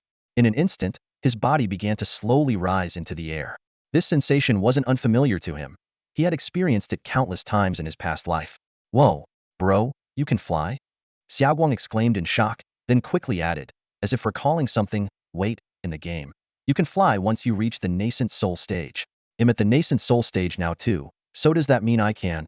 Before he could finish, Lin Yu appeared before him in the blink of an eye. "Bro, how are you so fast?" Xiaoguang asked, his curiosity brimming. Instead of explaining his speed, Lin Yu simply instructed him, "You can fly, but don't practice indoors. Go outside." He had no intention of letting Xiaoguang crash through the roof of their villa. Since the game's cave dwellings would take quite some time to materialize in the real world, they still needed this house to live in for the foreseeable future. Xiaoguang nodded enthusiastically and dashed outside, completely unfazed by the pouring rain. But Xiaoguang didn't mind at all. Without an umbrella, he dashed straight into the rain. Standing in the villa's yard, he wiped the rain off his face and struck a dramatic pose, his right hand clenched into a fist pointing to the sky. His left hand pressed tightly against his waist, and his legs slightly bent and together. "Fly!" Xiaoguang shouted loudly. Meanwhile, on the first floor of the villa, Aunt Wang, awakened by the sound of thunder, heard the shout from the yard and quickly pulled back the curtains. She muttered to herself as she glanced outside. Is it really pouring rain? Could the weather forecast have been wrong? Then, she spotted a familiar figure, Xiaoguang, fair-skinned and slightly chubby, standing in the rain in that odd pose. Worried he might catch a cold, Aunt Wang hurriedly grabbed an umbrella to bring to him. However, the moment she opened the front door, she froze in place at the sight before her. Xiaoguang's feet were slowly lifting off the ground. Though his body wavered slightly, making it hard to maintain his previous pose, he was undeniably flying. This was an innate ability of a cultivator in the nascent soul stage, achievable with practice and control. "Oh my goodness! Superhero!" Aunt Wang exclaimed, her eyes wide with shock. While Xiaoguang practiced flying in the rain, Lin Yu was already back in his study. After nearly half an hour of experimenting, he had a solid grasp of his current strength was practically invincible in this world. And this was only the initial stage of cultivation feedback. In a week, when the feedback process was complete, he would become even more powerful. Everything was proceeding as planned, without a single deviation. Lin Yu sat at his desk and opened the game Ethereal Immortal Journey. The game only had 7 days left before it would permanently shut down after the cultivation feedback concluded. With the payment portals already closed, players could only make limited progress in these final days. Moreover, the number of players eligible for cultivation feedback was already fixed. New players couldn't qualify due to their inability to upgrade their VIP levels. But Lin Yu's situation was unique. He opened the Valentine's Day event interface and claimed the top reward on the leaderboard, a heaven tier 9th grade immortal abode. This made him ecstatic, as it was the most advanced abode in the game. When he opened the abode interface, the ethereal and misty scenery left him in awe. In his previous life, he only had a profound tier 3rd grade immortal abode, which degraded to a yellow tier 9th grade abode after the feedback. Even so, it was far superior to his current villa. But now, obtaining a heaven tier 9th grade abode, coupled with his VIP 12 status, made Lin Yu unable to fathom what his feedback would yield this time. After all, in his previous life, the top-ranked abode on the leaderboard had only been an Earth tier 9th grade. Lin Yu immediately opened his inventory to use the advanced abode expansion tickets he had purchased earlier. The system prompted, "Would you like to use 800,000 advanced abode expansion tickets to increase the size of your abode?" Confirm. Lin Yu quickly did the math. 800,000 advanced cave expansion vouchers meant an additional 800,000 square meters of space. Combined with the original area of his heaven tier grade 9 cave, the total area exceeded 1 million square meters. To grasp the sheer size of this, he made a simple comparison. A standard soccer field is just over 7,000 square meters, meaning his cave was equivalent to more than 100 soccer fields combined. Thinking about this, Lin Yu couldn't help but break into an excited smile. With such a massive space, he could afford to designate an entire soccer field's worth of area as his bedroom, or even create a bed as large as a soccer field. This reminded him of how much he had enjoyed playing games on his bed since his rebirth. The thought of bed suddenly brought to mind Shueyun Fairy, his only Dao companion in the game. Though he had no idea who she was in real life, his previous life had been too busy for him to find her. At first, he had been focused on elevating his cultivation, and later, he was preoccupied with battling the demon bosses that had invaded reality from the game, leaving him no time for anything else. But this life was different. With his overwhelming strength now, Lin Yu had every opportunity to search for Shueyun Fairy. He joked to himself that if she wanted to move into his massive bedroom, he could reluctantly agree. After all, on the in-game heartbeat leaderboard, they were tied for first place. She also owned a heaven tier grade 9 cave, though its scale couldn't compare to his. Still, creating a large bedroom of her own would be no problem for her.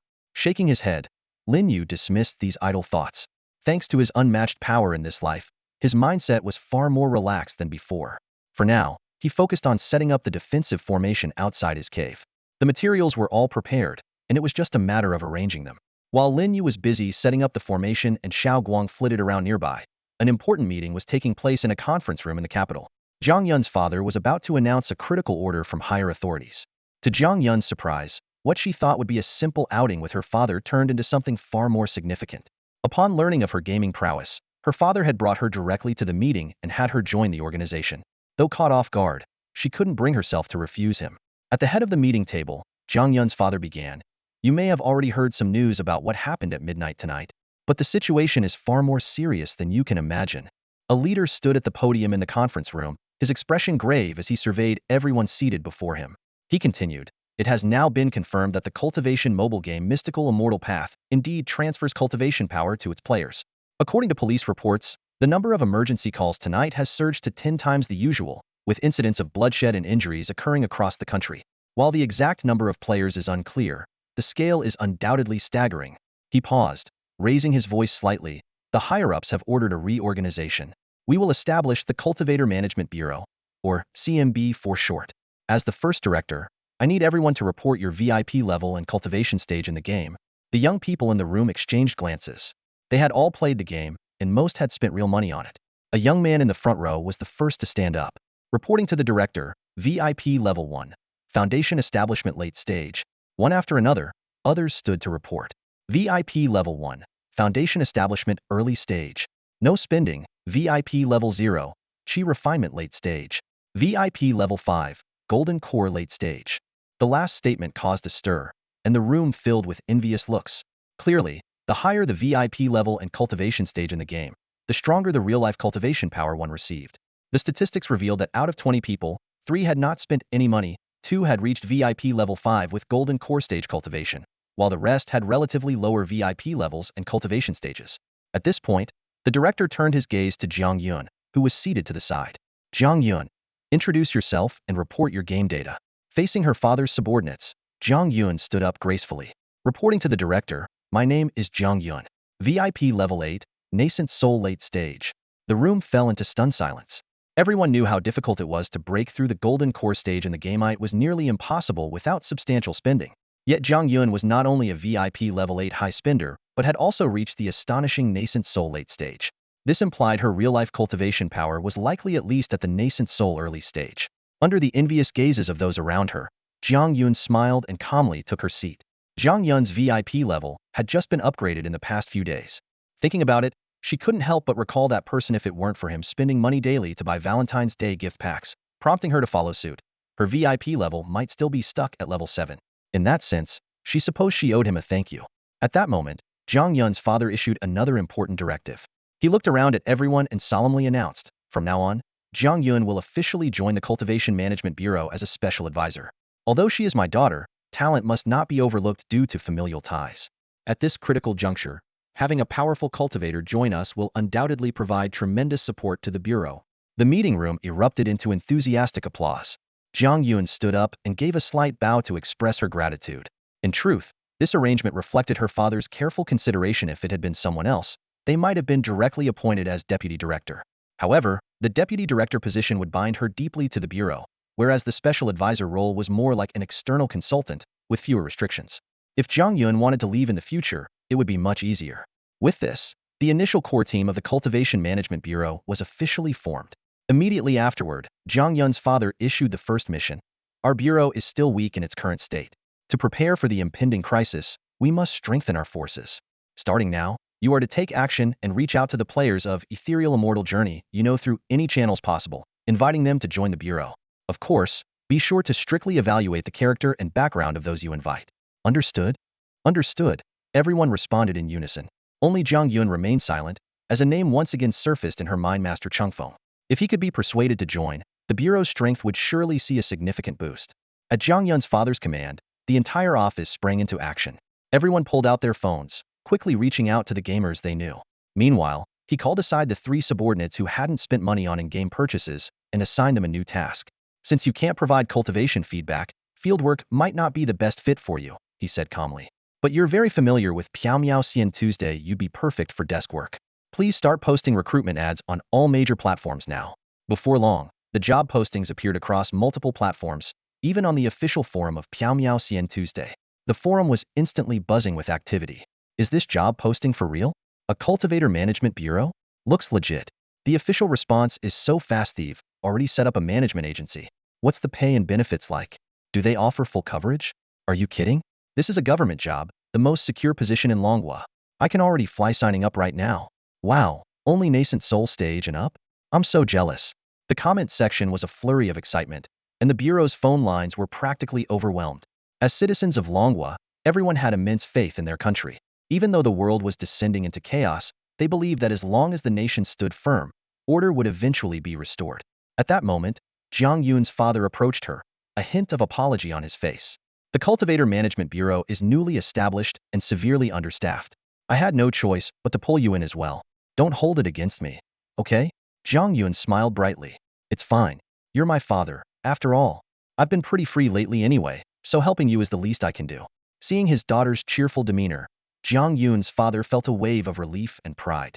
The rebellious little girl he once knew had grown into a thoughtful and dependable young woman. Zhang Yun herself had undergone a significant shift in perspective.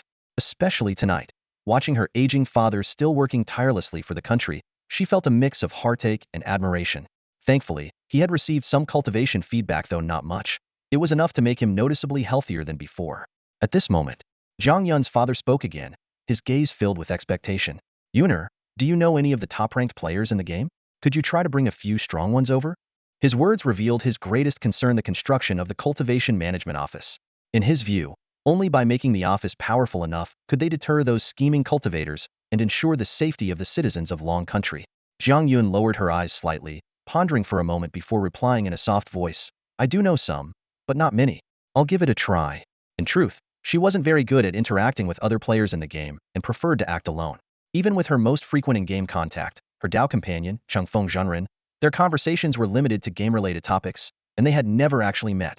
Her father patted her shoulder lightly before turning to leave, completely unaware that the person Zhang Yun was about to contact was her very own in-game Dao companion. For someone of his age, such a revelation would be far too shocking. so Jiang Yun naturally never mentioned it. Opening the friends list in the game Ethereal Immortal Path, Jiang Yun immediately spotted Changfeng Zhenren pinned at the top as her Dao companion. The game system automatically prioritized him. To her surprise, he was online. While most players were busy studying how to utilize their newly gained cultivation points, this powerful player had chosen to immerse himself in the game. This discovery, however, made Jiang Yun hesitate. How should she even begin the conversation? Meanwhile, in Jianghai City, Lin Yu had just wrapped up a major task. After half an hour of meticulous setup, he completed the arrangement of all the materials. A dazzling light flashed, and a massive formation enveloped his cave Dwelinga 2 million credit exclusive formation known as the Starfire Thunder Formation.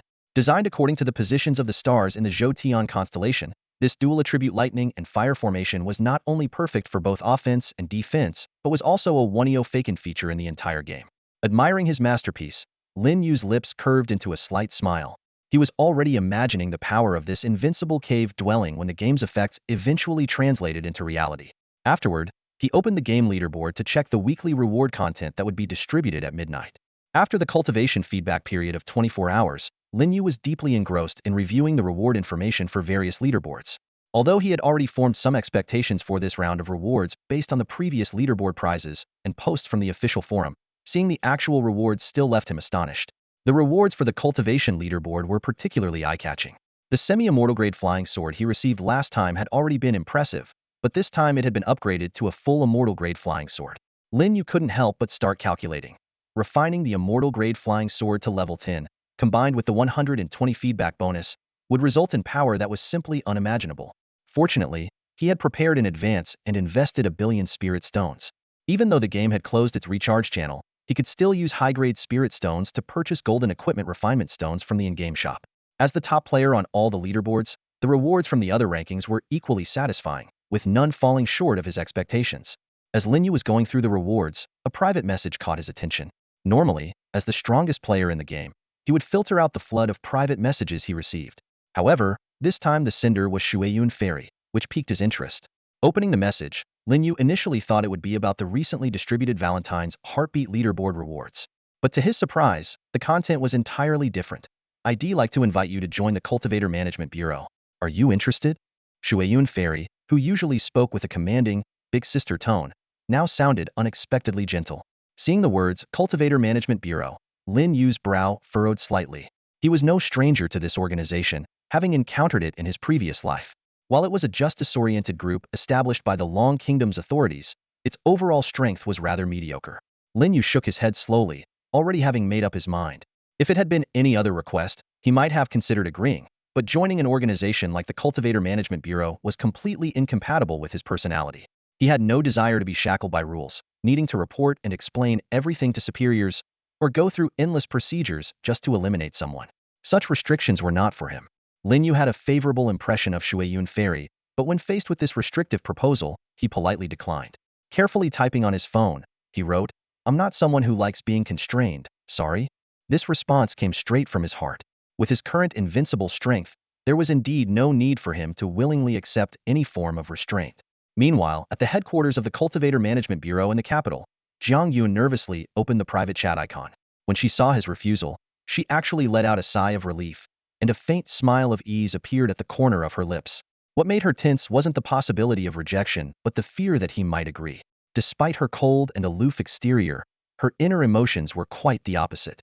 She worried about how to handle meeting this gaming Dao companion she had never met in person if Master Changfeng really came. What troubled her even more was his age if he turned out to be a student, as some forum speculation suggested, that would be manageable. But she dreaded the possibility of him being an older man with a beard. As Lin Yu focused on studying the rewards from the game in his study, his keen hearing caught the ringtone of Xiao Guang's phone. At that moment, Xiao Guang was outside practicing flying in the rain, and the caller ID showed it was his mother. Lin Yu felt a pang of unease and quickly went to Xiao Guang's room to pick up the call. Xiao Guang, came his aunt's anxious voice from the other end of the line. "Auntie, it's me, Xiao Yu. What happened?" Lin Yu responded while simultaneously releasing his spiritual sense to investigate his uncle's household. His spiritual sense soon captured a shocking scene. Near his uncle's home, a green giant, about 4 or 5 meters tall, was wreaking havoc on the streets. This massive figure, with bulging muscles all over, caused the ground to shake violently with each step. It seemed as though he had just gained immense power and was venting it in a frenzy. Cars were being destroyed in droves wherever he went, and pedestrians were fleeing in panic.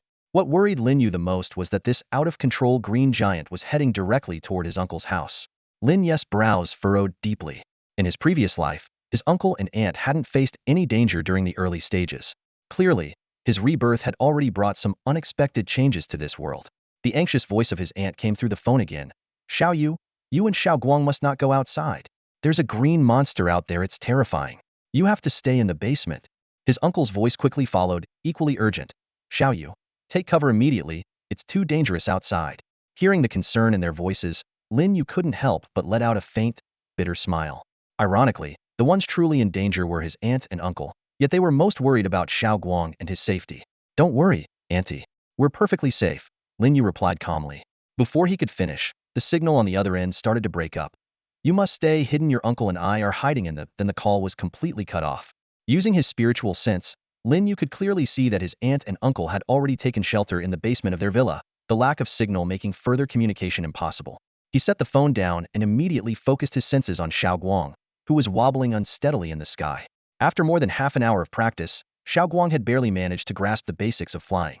Though his clothes were soaked through by the rain, his face was lit up with excitement. However, his flying posture was still quite comical, looked like a clumsy Superman with a bad case of polio.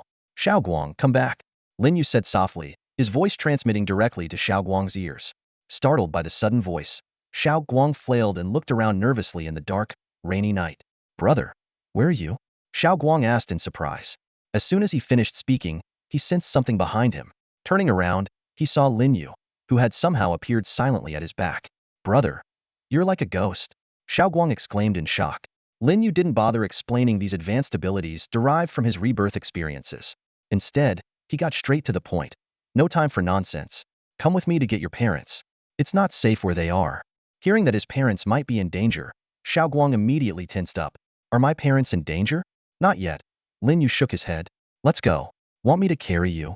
Realizing his parents were safe for now, Xiao Guang's excitement quickly returned. Striking Superman's iconic pose, he stretched one arm forward. No need. I can fly really fast now. Watch me, I'll lead the way. But as soon as he took off, his speed was more comparable to a senior citizen scooter, and worse yet, he was flying in the completely wrong direction. Lin Yu sighed and called out, You're going the wrong way. Embarrassed, Xiao Guang came to a halt midair and awkwardly turned himself around, once again striking the Superman pose. Heh, just a small mistake. Unable to watch any longer, Lin Yu appeared behind Xiao Guang and placed a hand on his back. In the next instant, the two of them shot through the night sky like a meteor, leaving only Xiao Guang's terrified screams echoing through the rain-soaked darkness. Aw, too fast, ah. Lin Yu didn't seem overly anxious. Using his divine sense, he closely monitored the situation at his uncle's house. The massive green figure was clearly visible through his perception, reminding him of his past life's encounters with similar beings. These green giants originated from a profession in an American video game. When players pushed their abilities to the limit, their brains were severely affected, leaving them consumed by a destructive impulse. Lin Yu speculated that this mutant was either a foreigner who had played the game or a Dragon Nation native who had been exposed to it. In contrast, foreigners rarely managed to grasp the intricacies of the mobile game Ethereal Immortal Path. It wasn't just a matter of cultural differences, the cultivation system itself was exceedingly complex. Without growing up immersed in Dragon Nation's culture, it was nearly impossible to comprehend its profound mysteries. Meanwhile, foreign games were much simpler, relying either on mutations or technology. The green giant before him was undoubtedly an elite among mutants. At this moment, Lin Yu and Xiao Guang were hovering above the villa, observing the scene a few hundred meters away. The green giant was furiously pounding on a police car while the officers had retreated to a safe distance and were calling for backup. Bullets were useless against the giant, only fueling his rage. His bloodshot eyes burned with madness. Brother, this guy is way too strong. Let's just get my parents out of here. Xiao Guang, despite being a nascent soul stage cultivator, couldn't help but feel intimidated by the massive creature. Lin Yu shook his head and replied, Your cultivation has already reached the nascent soul stage, far surpassing his strength. What's there to fear? He was well aware from his past life that no matter if it was Iron Men, vampires, werewolves, dark wizards, knights of the church, or ninjas, they were all insignificant compared to a true cultivator. Through the rain, Lin Yu slowly descended to the ground. The timid Xiao Guang followed closely behind, as always. This reminded Lin Yu of their childhood fights. No matter how outmatched they were, as long as Lin Yu stood his ground, Xiao Guang would never run away on his own. Standing in front of Xiao Guang, Lin Yu spoke solemnly, The power of a cultivator comes primarily from two sources. One of the abilities is called Divine Sense. A powerful divine sense can directly attack an opponent's consciousness, but mastering this skill requires long-term practice. Lin Yu explained this in detail to Xiaoguang. He then introduced the second ability, Spiritual Energy, which is the primary combat method for cultivators. Spiritual energy not only allows for powerful attacks, but also enables the control of magical artifacts. However, in the current state of the game, the magical artifacts and techniques haven't been reflected in the real world yet. So we can only use the most basic methods to control spiritual energy, Lin Yu explained, noticing Xiaoguang's puzzled expression.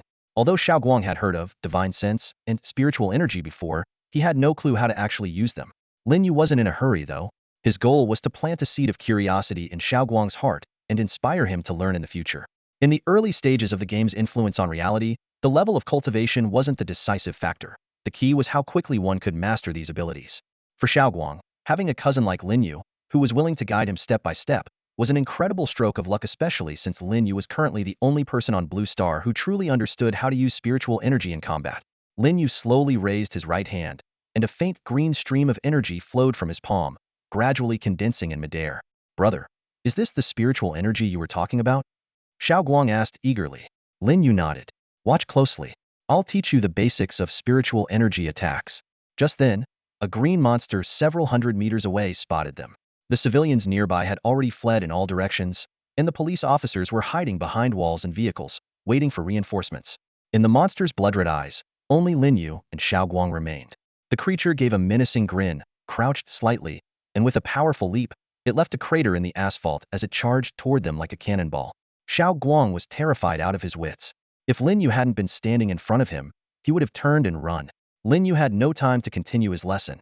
The spiritual energy he had summoned instantly coalesced into a massive, translucent green hand in midair, resembling an enlarged version of his own hand.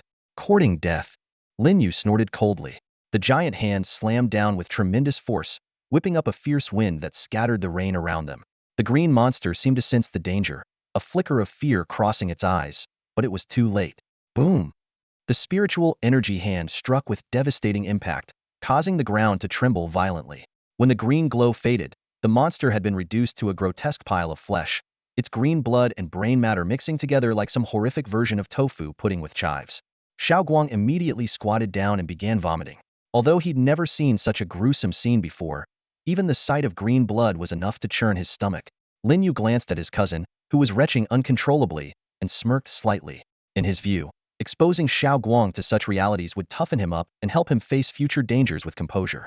Having lost his parents at a young age and regarding his uncle's family as his closest kin, Lin Yu cared for his cousin as deeply as a father would. At that moment, the police officers in the distance finally snapped out of their shock. Pointing their guns at the two, one of them shouted, "You over there, raise your hands and cooperate with the investigation."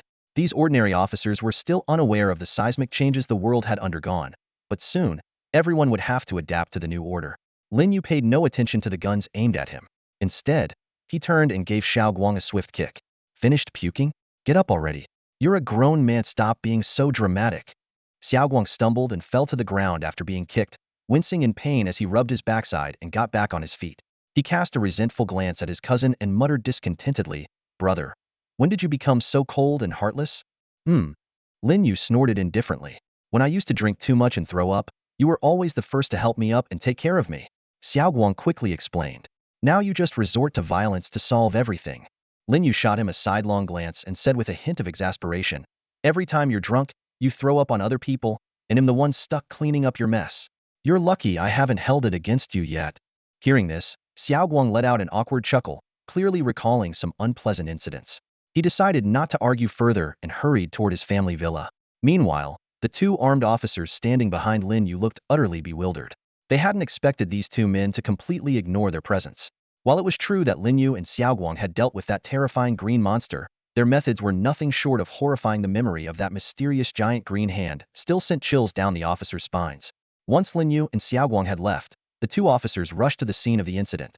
When they saw the green giant's body, smashed into a grotesque mess of red and white, they immediately covered their mouths, gagging at the sight. "Did the body cameras record those two just now?" one of the officers asked, his face pale. His partner nodded, confirming that the body camera on his chest was intact and functioning properly. The two exchanged glances and silently reached an agreement. Instead of risking a confrontation with these two incredibly powerful individuals, it would be wiser to return to the station, report the situation, and use the footage to identify them. Soon, the backup they had called arrived at the scene. Numerous police cars surrounded the remains of the green giant. Everyone was in disbelief. How could such a formidable creature have been so effortlessly reduced to this state by a human? Seizing the opportunity, the two officers returned to the station to report their astonishing findings to their superiors. Meanwhile, Lin Yu and Xiaoguang had successfully convinced Xiaoguang's parents, who had been hiding in the basement, to join them in leaving for Lin Yu's villa. To make his case more persuasive, Xiaoguang even demonstrated his superhuman flying ability on the spot. Now seated in the car, Xiaoguang's parents still wore expressions of shock, clearly struggling to process what they had just witnessed. As he drove, Xiaoguang's father hesitantly asked, "So, are you both saying that you've become cultivators, capable of soaring to the skies and delving into the earth?" Having heard legends of cultivators in his youth, Xiaoguang's father was slightly more open to the idea compared to his wife. "Flying? No problem at all," Xiaoguang exclaimed excitedly. "As for going underground, well, I'm not too sure about that yet." Lin Yu, catching his uncle's curious gaze through the rearview mirror, allowed a faint smile to appear on his lips. "Cultivators are capable of anything." This statement drew everyone's attention to Lin Yu, as if they were studying some rare creature. Xiaoguang couldn't help but give his cousin a thumbs up, silently admiring his impressive knack for showing off. Since the two families lived close to each other, they soon arrived at their destination. Lin Yu arranged for Aunt Wang to prepare rooms for his uncle and aunt, temporarily settling Xiaoguang's family at his place. Considering the potential safety risks during the first few nights after gaining cultivation abilities, when many new cultivators struggle to control their newfound powers and might unintentionally cause harm, this arrangement was indeed the most prudent. Meanwhile, the West District Police Station in Jianghai City was a hive of activity. Chaos had erupted in multiple areas of the city, leaving the police force severely stretched. Adding to the turmoil, a report had just come in about a gruesome case involving 20 victims in the outskirts. Two officers entered the police chief's office, handing over a body camera recording as they reported. "Although the heavy rain tonight severely reduced visibility, we clearly saw two individuals flying through the air without any visible assistance. Then, a green monster charged at them, and one of them simply raised a hand, summoning a massive green hand that struck the creature down. The impact was immense, shattering windows in the surrounding buildings." The chief took the recording and reviewed the footage. The video vividly captured a hulking green creature with raging muscles and two figures descending from the sky. However, oddly enough, while the clothing of the two individuals was clearly visible, their faces appeared strangely obscured, as if pixelated. "Did you get a good look at their faces?" the chief asked, frowning. The two officers exchanged uncertain glances before realizing the truth. The distance was too great, we could only make out their silhouettes. The chief rubbed his temples and instructed them to continue handling other cases.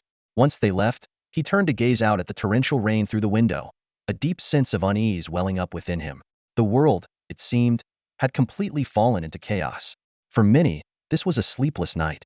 The city's police lights flashed incessantly, and police stations everywhere were overwhelmed by a flood of emergencies. The number of cases in just one night exceeded the total for an average month. With resources stretched thin, law enforcement could only prioritize cases involving personal harm, while reports of damage to public property had to be temporarily shelved. The Cultivator Management Bureau in the capital was even busier, its offices brightly lit with all personnel mobilized. Zhang Yun led a team handling various emergencies around the city outskirts, while another team worked overnight in the office building, reviewing the influx of job applicants. In just one night, hundreds of players from the game Mystical Immortal Path had come to apply. Most of these applicants were young, many still university students, but the opportunity to join a national agency was too rare to pass up. Despite the late hour, they hurried to apply, fearing they might miss out on a chance coveted even by top-tier masters and PhD graduates. On the streets, many ordinary citizens were also spending an uneasy night.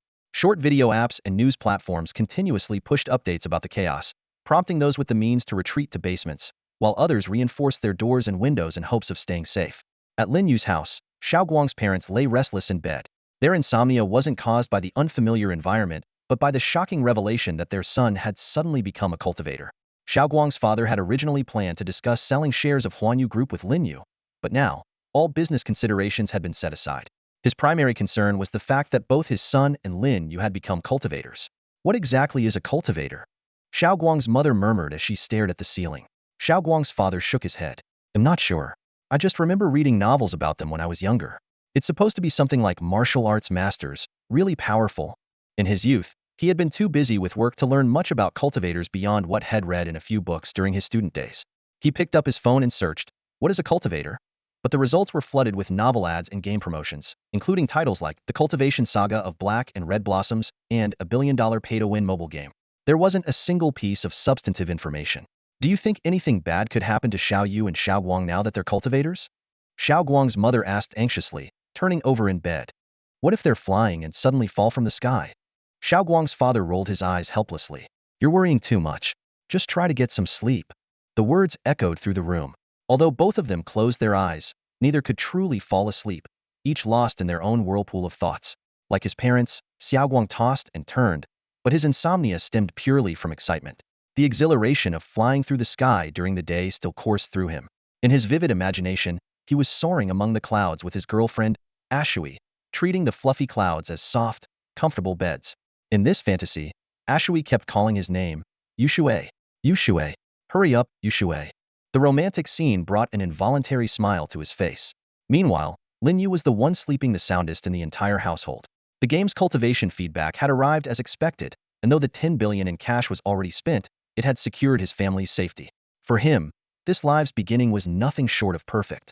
But for Gao Shang, the Taoist master known as Yifeng Zhenren, the night was filled with urgency. After the cultivation feedback, he had killed over 20 people, leaving behind numerous witnesses. This forced him to make a difficult decision. At this moment, Gao Shang had yet to develop a murderous intent toward the witnesses after all. In the early stages of game feedback, a trace of humanity still lingered. He hurried back home, opened his safe, and stuffed his savings gold and cash into a bag, carefully wrapping it all in plastic. Taking one last look at his home, he resolutely embarked on a path of escape. In Zhanghai City, a coastal metropolis, the Eastern Sea route was the quickest way to leave the Dragon Kingdom. With his nascent soul-level cultivation, prolonged flight was no challenge for him. Skimming close to the ocean surface, he flew eastward, avoiding the risk of colliding with planes and reducing the chance of being detected by satellites. His destination was the island nation, which seemed like the nearest safe haven. However, he was unaware that the island nation was also in chaos. There, the mobile game Ninja Legends had triggered a similar cultivation feedback phenomenon. Countless ninjas roamed the streets, robbing banks and shops, committing violent crimes. Compared to the Dragon Kingdom, the situation there was even more out of control, with many ninjas seemingly committing crimes purely to vent their emotions. On this dark and windy night, Gao Sheng quietly set foot on the island nation, carrying a bag filled with his life savings, completely unaware of the challenges that awaited him. Gao Sheng chose to flee to the eastern island nation, partly because of his youthful obsession with its action romance films, through which he had picked up some basic phrases. Although his vocabulary was limited, he felt a sense of familiarity with the island's language compared to others. No sooner had he landed than a suspicious figure blocked his path. It was someone entirely cloaked in a black ninja outfit, with even their face tightly covered by a black scarf, leaving only a pair of sharp eyes visible. This appearance made Gao Shang frown. This person looked more like a fugitive than he did. Hoping to avoid any trouble, Gao Shang was about to take a detour when the figure swiftly moved to block him again. The person in black rattled off a string of rapid words, but Gao Shang's self-proclaimed foreign language skills were completely useless. Damn it, I can't understand a word. Gao Shang cursed inwardly.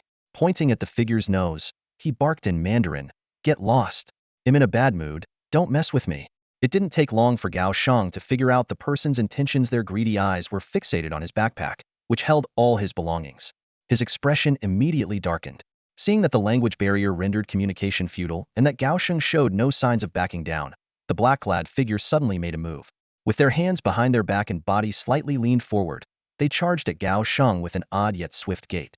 Surprisingly, they didn't directly snatch the bag but instead began circling him at high speed, kicking up clouds of dust while muttering something that sounded strangely familiar.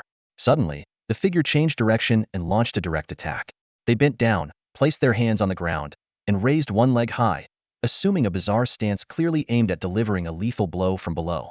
If the kick landed on Gao Shang's abdomen, he would undoubtedly be sent flying. Is this a robbery or an assassination? Gao Shang cursed again in his mind. Fortunately, since achieving his nascent soul-level cultivation, his physical abilities and vision had improved significantly. Despite the speed of the black-clad figure's movements, they were no match for Gao Shang's enhanced perception, something that would have been impossible before his cultivation breakthrough. At this moment, Gao Shang finally understood everything. This island nation was also experiencing the phenomenon of cultivation levels being reflected in the real world through the game, and the man in black before him was clearly one of the game players. A ninja? Gao Shang speculated silently. Although he had never been interested in childish content like anime, he had seen scenes in certain action romance films from this country where the female lead played a ninja, though their outfits were far more revealing than the fully armored figure standing before him. To Gao Sheng, the movements of the man in black were as slow as a snail. Narrowing his eyes slightly and furrowing his brow, Gao Sheng suddenly lifted one foot. I don't go looking for trouble, but am not afraid of it either, he said coldly. As the man in black prepared to kick Gao Sheng in the stomach, Gao Sheng's foot landed first on his opponent's leg. Bang! Crack! A sharp sound echoed as the man in black's leg broke instantly, bending into an unnatural angle with the bone piercing through the joint. The man in black looked in disbelief at his leg, his once proud martial arts skills so easily dismantled. Writhing on the ground in agony, he wailed in pain. What shocked him even more was the sight of Gao Sheng's body slowly levitating. Having never encountered a cultivator before, the ninja could only assume Gao Sheng was some kind of powerful being akin to his own kind. But Gao Sheng gave him no time to think further. His sharp gaze locked onto the target, and in the blink of an eye, he dropped from midair with lightning speed. Boom! Both of Gao Sheng's feet landed heavily on the man in black's chest. The man's ribcage collapsed instantly, and blood poured from his 7 orifices. He died on the spot. Gao Sheng cast a cold glance at the corpse on the ground. Since the man had seen his face, he couldn't risk leaving any loose ends. In this foreign land, Gao Sheng's mindset was entirely different from when he was in Longhua. Taking a life here carried no burden for him. With his backpack slung over his shoulder, Gao Sheng walked slowly toward the city.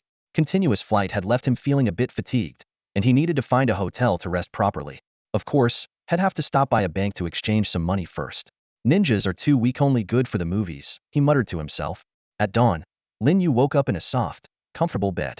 Instead of immediately logging into the game, he first opened the official game forum. This forum would become incredibly important in the future, with information spreading even faster than on many news networks. Although the mobile game Ethereal Immortal Path would shut down after the cultivation feedback phenomenon, the forum would continue to operate. Lin Yu began scrolling through the trending posts. The number of posts had already maxed out, showing 999. Bizarre experiences were being shared one after another. Someone accidentally broke a faucet and flooded their house, someone shattered a toilet by squatting on it, and a masseuse accidentally fractured a customer's shoulder blade. The most extreme story involved someone sending their girlfriend to the ICU during a moment of intimacy. Lin Yu was browsing the official forum when he noticed that most posts were filled with players excitedly sharing their experiences after gaining cultivation abilities. In each thread, players enthusiastically recounted the moments they suddenly acquired their cultivation powers and discussed the massive changes that were about to unfold in this world. The forum revealed that this wave of cultivation feedback wasn't limited to the Dragon Nation but had spread across the entire Blue Planet. Some players reported that in the neighboring island nation, ninjas were running rampant in the streets, while in America, green giants were appearing everywhere. Compared to these chaotic scenes, the Dragon Nation was far more stable, thanks largely to the timely establishment of the Cultivator Management Bureau. Among the many posts, one in particular caught Lin Yu's attention. The author, Songyun Demon Lord, claimed to be ranked second on the game's leaderboards and announced plans to form a cultivation organization called Xiaoyao Palace. This news instantly made Lin Yu's expression turn serious. Memories from his previous life surged forth. Xiaoyao Palace, which initially seemed like an ordinary cultivation group, eventually became an ally of demonic bosses invading the real world. However, things were different in this life. Songyun Demon Lord was no longer the top player on the leaderboards. That position now belonged to Lin Yu, who had been reborn with his past memories, and his strength far surpassed that of the second rank. The comments under the post were filled with players expressing interest in joining Xiaoyao Palace. But when the discussion shifted to the top-ranked player, Changfeng Zhenren, the tone of the conversation noticeably changed. Some questioned why Songyun Demon Lord was only second, while others speculated whether Changfeng Zhenren would join Xiaoyao Palace. However, it wasn't long before someone pointed out that with Changfeng Zhenren's power, he was unlikely to be interested in such a small organization. Lin Yu carefully read through the comments, his mind turning over the differences between this life and his previous one, and pondering the potential consequences of these changes. Lin Yu scrolled through the discussions about Changfeng Zhenren on the cultivation forum, a faint smile appearing on his face. The threads were filled with all kinds of speculation. Some believed Changfeng Zhenren would inevitably join the Cultivation Bureau, while others debated whether the Xiaoyao Palace offered modern benefits like health insurance and retirement plans. In his previous life, the Xiaoyao Palace was indeed a formidable force, far surpassing the Cultivation Bureau. But in this life, without the golden reputation of being number one on the game's leaderboard, the Xiaoyao Palace under the Songyun Demon Lord seemed to have lost much of its appeal. Still, Lin Yu didn't let his attention waver from the Xiaoyao Palace. If history repeated itself and they once again chose to follow those demon bosses, Lin Yu's lips curled into a sly smile. He had already made up his mind this time. He would turn those demon bosses into his subordinates. And when that happened, wouldn't the members of Xiaoyao Palace become subordinates of his subordinates? After finishing his scroll through the forum, Lin Yu habitually opened the Ethereal Immortal Journey mobile game. But the scene before him gave him pause. The returning player gift pack notification had disappeared, and both the recharge and event interfaces had turned gray. The game world was swarming with low-level newcomers, clearly drawn in by last night's events. Unfortunately, these players had no idea that with the recharge system disabled, the cultivation feedback ratio for VIP 0 was now 0. Lin Yu entered the sect within the game, intending to check on the progress of Jingxin Zhenren, who had previously received a massive influx of resources and 1 billion in cash. To his surprise, Jingxin Zhenren, who usually meditated in the back mountain, appeared before him unprompted. What was even more astonishing was that before Lin Yu could tap the interaction button, a melodious voice emerged from his phone, as if whispering right next to him. "Changfeng, you've finally arrived." Lin Yu stared at his phone screen, dumbfounded. He was well aware that NPCs from the game could appear in the real world, but that was supposed to happen after the game's content began to significantly influence reality. Yet, the situation in front of him was entirely beyond his expectations. Jingxin Zhenren, an NPC who was originally limited to fixed dialogue patterns, had just spoken on her own. What shocked him even more was that she didn't address him as Changfeng Zhenren, the title used in the game, but instead called him simply Changfeng. The tone and familiarity in her voice carried an inexplicable sense of intimacy, reminding Lin Yu of the girls who had pursued him in the past. Compared to the phenomenon of cultivation powers manifesting in reality, something he had experienced in his previous life, this situation was undoubtedly far stranger. Lin Yu couldn't help but wonder, could Jingxin Zhenren have developed some kind of special feelings for him even before entering the real world? As soon as the thought crossed his mind, he shook his head, dismissing it. After calming himself down, Lin Yu refocused on his phone. On the screen, Jingxin Zhenren maintained her original posture, and her earlier words had now been converted into a standard dialogue box. Everything seemed to have returned to normal. Lin Yu tapped the screen to close the dialogue box. Jingxin Zhenren didn't speak again, but she continued standing in front of his character, her gaze fixed on him. With a light tap on her name, the familiar NPC interaction menu popped up, displaying 4 options: talk, gift, info, and goodbye. Selecting the info button, Jingxin Zhenren's detailed profile appeared. Name: Jingxin Zhenren. Title: Saintess of the Changha Sanctuary. Cultivation: Great Ascension Stage, Full Perfection. Technique: Changha Sunset Sword Art. Affinity: Life and Death Bond. Out of all the information, the most striking was her cultivation level. Great Ascension Stage, Full Perfection, the same level as his own. Clearly, the 1 billion cash investment he had made hadn't gone to waste. It had turned Jingxin Zhenren into the wealthiest NPC in the game. After carefully reviewing her details, Lin Yu returned to the previous menu and selected the goodbye option. Just then, Jingxin Zhenren's soft and melodious voice rang out again. "Changfeng, will you come back to see me?" The overly sweet tone sent a shiver down Lin Yu's spine, and he hastily turned off the phone screen. If Master Jingxin somehow appeared in the real world and spoke to him like that, Lin Yu might be able to accept it. After all, she was powerful, fair-skinned, and beautiful. But now, she was just a two-dimensional NPC in a game. Shaking his head, Lin Yu turned off his phone and got out of bed. He glanced at the clock. It was time for breakfast. Remembering that his uncle and aunt had just arrived, he quickly headed to the kitchen. In the kitchen, Auntie Wong was busy at work. A large, glossy red pork knuckle was being carefully placed into the pressure cooker. Seeing Lin Yu enter, she smiled and asked, "Xiao Yu, how about pork knuckle for breakfast?" Ever since Lin Yu's rebirth, both he and Xiao Guang had developed a diet heavily centered on meat. Auntie Wong had grown accustomed to this and made sure to prepare plenty of meat dishes every day. Lin Yu gave an awkward smile. "We can't have just meat. My uncle and aunt prefer vegetarian food. Already taken care of, don't worry." Auntie Wong replied cheerfully, shaking a handful of fresh greens she had just taken out of the sink. Amid her bustling, Auntie Wong lowered her voice and asked, "Xiao Yu, I saw Xiao Guang flying yesterday. Has he become one of those cultivators?" Lin Yu was momentarily stunned. He hadn't expected Auntie Wong to know about cultivators. After a brief pause, he nodded, deciding there was no point in hiding it, especially since Auntie Wong was someone he trusted. "Auntie Wong, how do you know about cultivators?" "My daughter called me last night," Auntie Wong explained with a smile.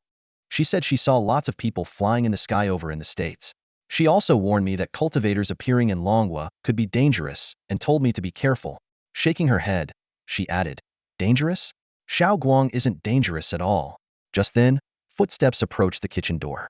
Lin Yu's uncle and aunt entered, their heavy dark circles betraying a sleepless night likely due to worrying about their son's cultivation. The moment they stepped in, their eyes landed on the pork knuckle peeking out of the pressure cooker. "Xiao Yu, is this what you eat every morning?" his aunt asked in surprise. Before Lin Yu could respond, Auntie Wong enthusiastically chimed in. "Not every morning. Yesterday it was ribs, the day before it was stewed goose."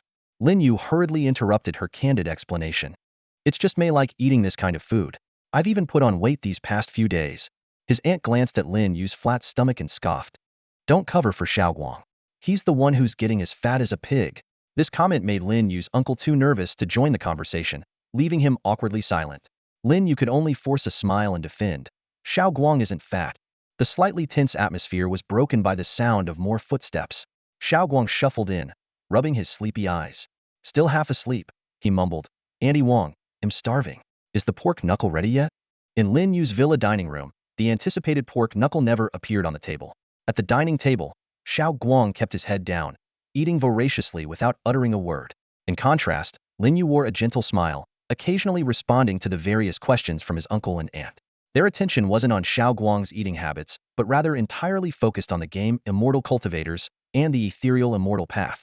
Xiaoyu, are you saying Xiaoguang invested $1 million into the game to gain these abilities? Xiaoguang's mother looked at Lin Yu with a questioning gaze. Lin Yu nodded lightly in confirmation. At this moment, Xiaoguang lowered his head even further, as if trying to bury himself into the rolls of fat on his chest. However, the scolding he anticipated never came. His mother simply nodded silently, her face showing no signs of reproach. A flicker of excitement flashed across Xiaoguang's father's face. He raised his hand as if to slap the table, but, remembering he was at the Lin family's home and mindful of his image in front of the younger generation, he merely tapped the table lightly. If I had known, I should have given Xiaoguang more pocket money, he exclaimed with a sigh. This comment sparked a glimmer of hope in Xiaoguang's eyes, but it was quickly extinguished by his mother's words. Didn't you hear what Xiaoyu said? The game doesn't allow recharges anymore. Besides, giving children too much money can lead to bad habits. I was just joking. Don't take it seriously. Xiaoguang's father quickly laughed it off. According to what you said, Xiaoyu, will this cause chaos in Longhua? Xiaoguang's mother asked with a frown. With so many people suddenly gaining superpowers, who knows if they'll use them for the right purposes? Xiaoguang's father also looked over with concern, clearly still shaken by the green monster incident from the previous night. Lin Yu was well prepared with an answer. Don't worry, there won't be any safety issues. With Xiaoguang and me around, we can protect everyone. Xiaoguang immediately straightened up, proudly adding, yeah, Mom and Dad, don't worry. I'll protect you. After a pause, he added, of course, it's mainly because my brother is amazing. And the government has already established a cultivator management bureau, Lin Yu continued explaining. It's like a police department specifically for managing cultivators. They've gathered many strong individuals, so Longhua definitely won't fall into chaos. Lin Yu's tone was firm as he spoke these words. He vividly remembered the events of his previous life during the early stages of the game's influence. Longhua was the most stable country globally. Under the regulation of the Cultivator Management Bureau, most cultivators behave themselves. However, the situation took a sharp turn for the worse later on. When the game's demonic bosses began to manifest in reality, everything spiraled out of control. These unrestrained and formidable beings were far beyond what the Bureau could handle. But this time around, things would be entirely different. After Lin Yu was reborn, he invested a staggering 1 billion yuan, all for the purpose of changing the tragic fate he once endured. After listening to Lin Yu's detailed explanation, his uncle and aunt gradually relaxed their tense expressions. In their generation's mindset, the power of the state was the most trustworthy. Especially when his uncle heard it was the Department of Cultivation Management, his face immediately lit up with approval. The Department of Cultivation Management?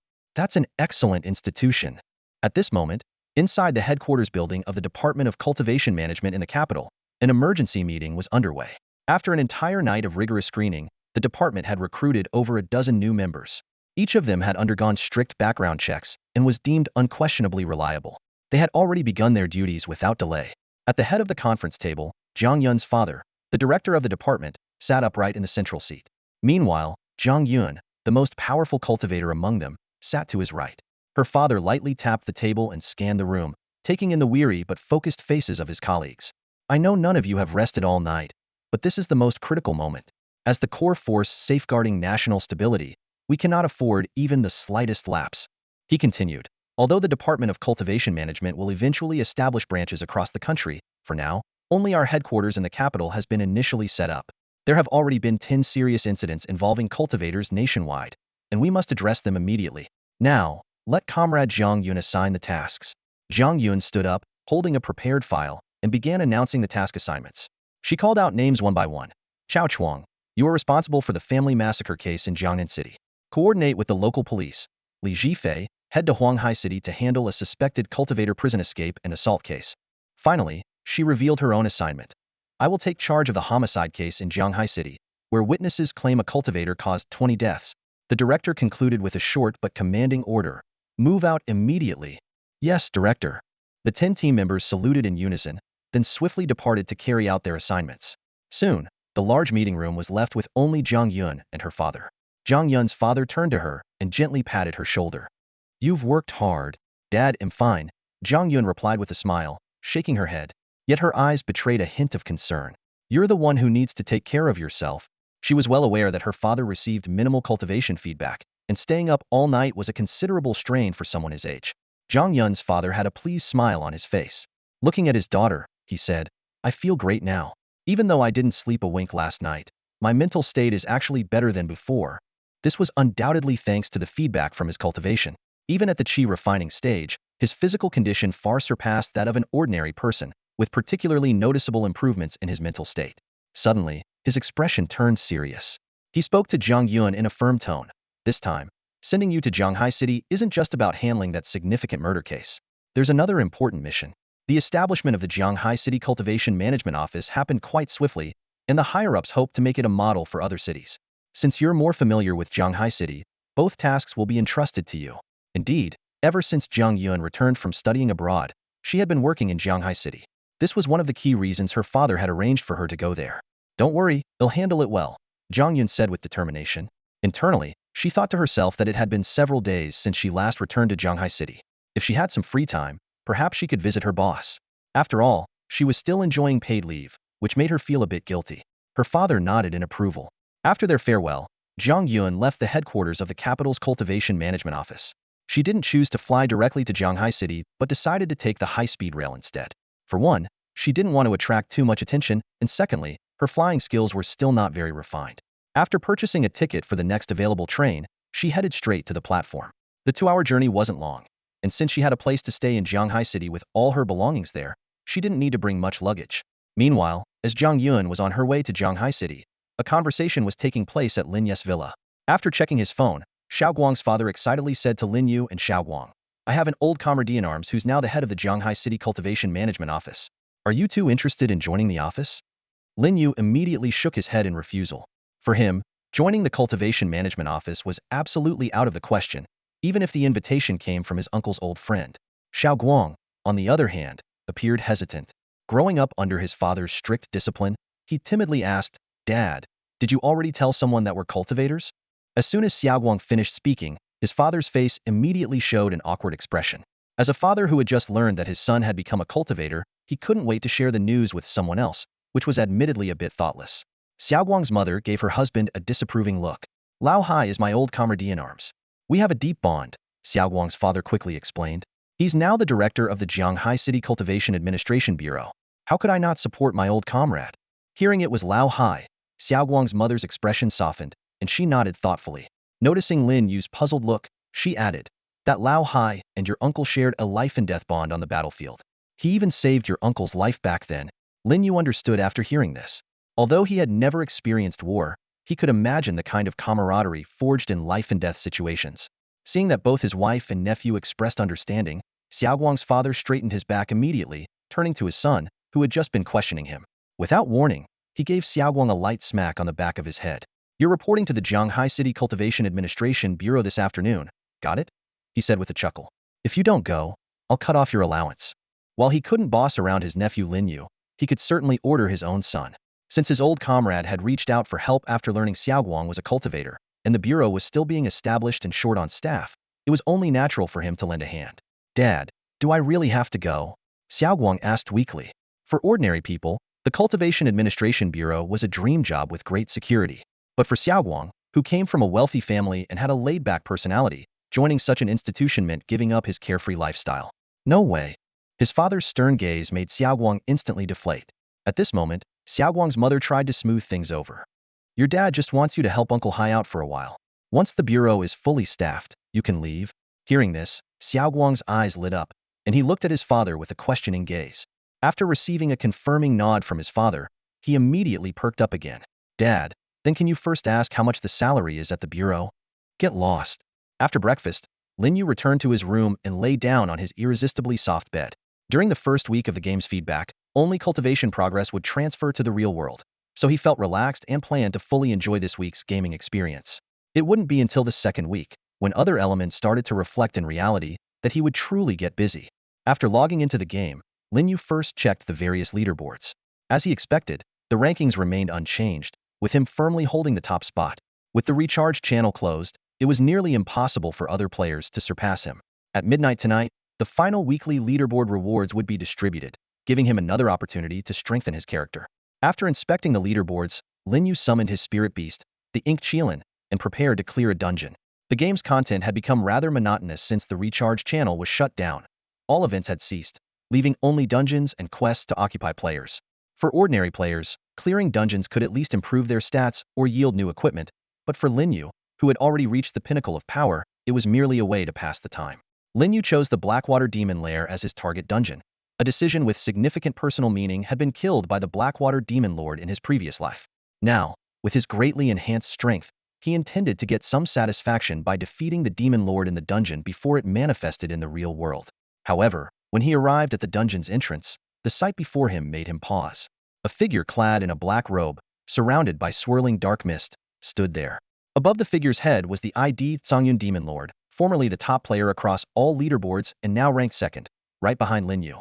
This player was also one of the game's biggest spenders. Their unexpected encounter quickly drew the attention of nearby players. In a game with millions of players, seeing the first and second-ranked players meet by chance was an incredibly rare event.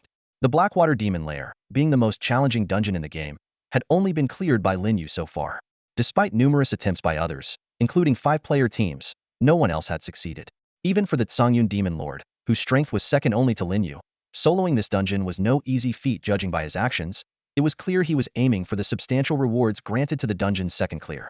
As Lin Yu pondered the situation, a private message suddenly popped up. To his surprise, the Songyun Demon Lord didn't accuse him of hogging the top leaderboard spot as Lin Yu had anticipated. Instead, his tone was unexpectedly polite. "Brother Changfeng, I've established a cultivation organization called Xiaoyao Palace. Are you interested in joining? It's just for exchanging experiences and mutual improvement." A private message from Songyun Demon Lord popped up, casual in tone but with a hint of probing. Lin Yu stared at the screen, the corners of his mouth lifting slightly. As a reborn individual, he knew everything about Songyun Demon Lord's background. Although he hadn't been qualified to interact with him directly in his previous life, he'd heard plenty of rumors. "Where's the location? I can drop by and take a look," Lin Yu replied succinctly. After the message was sent, the screen remained silent for a long 3 minutes. Lin Yu chuckled softly, shaking his head. Seems like he's pretty cautious. With his current abilities, finding Songyun Demon Lord wouldn't be difficult, but he couldn't be bothered to go through the trouble. After all, with his overwhelming strength, there was no need to overcomplicate things. Another 2 minutes passed before the private chat window finally lit up. "Heh, we haven't decided on a location yet. When you've made up your mind, you can contact me in the game." Songyun Demon Lord's reply remained cautious, offering no specific address or even leaving any contact details. This reaction was entirely within Lin Yu's expectations. Given Songyun Demon Lord's shrewdness, it was obvious he understood that a player at the peak of the Great Ascension stage wouldn't be interested in Xiaoyao Palace, let alone willing to play second fiddle. Besides, what if this powerful player ended up competing for equipment when the system's loot drops came into play? Lin Yu looked at this overly cautious response, smiled without saying a word, and directly controlled his character to enter the Blackwater Demon Cavern dungeon. Since the game was shutting down in 7 days, it would be difficult to contact anyone afterward. But for him, it didn't matter.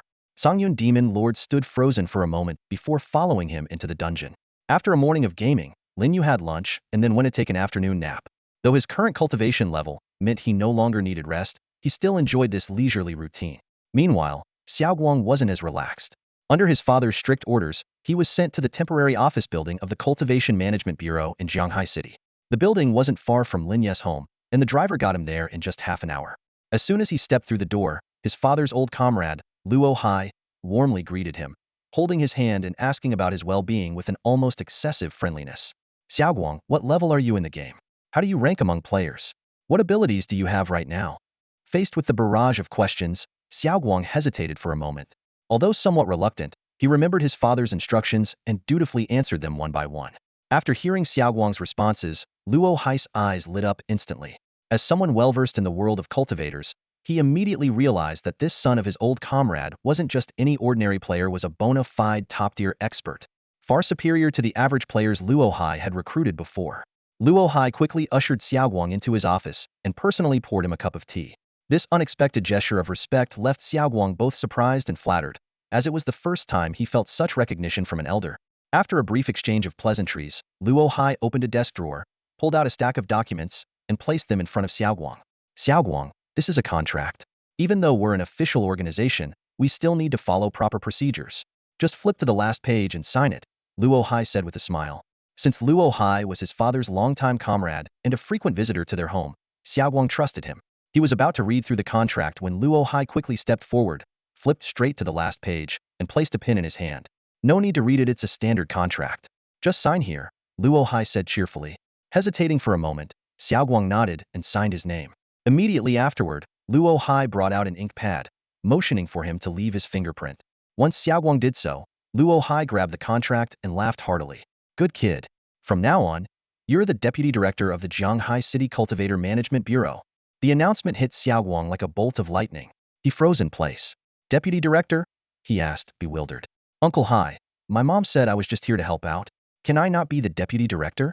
Is it possible to resign? Luo Hai's smile vanished, and his expression turned serious. Raising the contract in his hand, he said firmly, Xiaoguang, do your best. Once I retire, you'll take over as the director. Besides, the contract clearly states that the only ways out are normal retirement, retirement due to injury, or, well, death.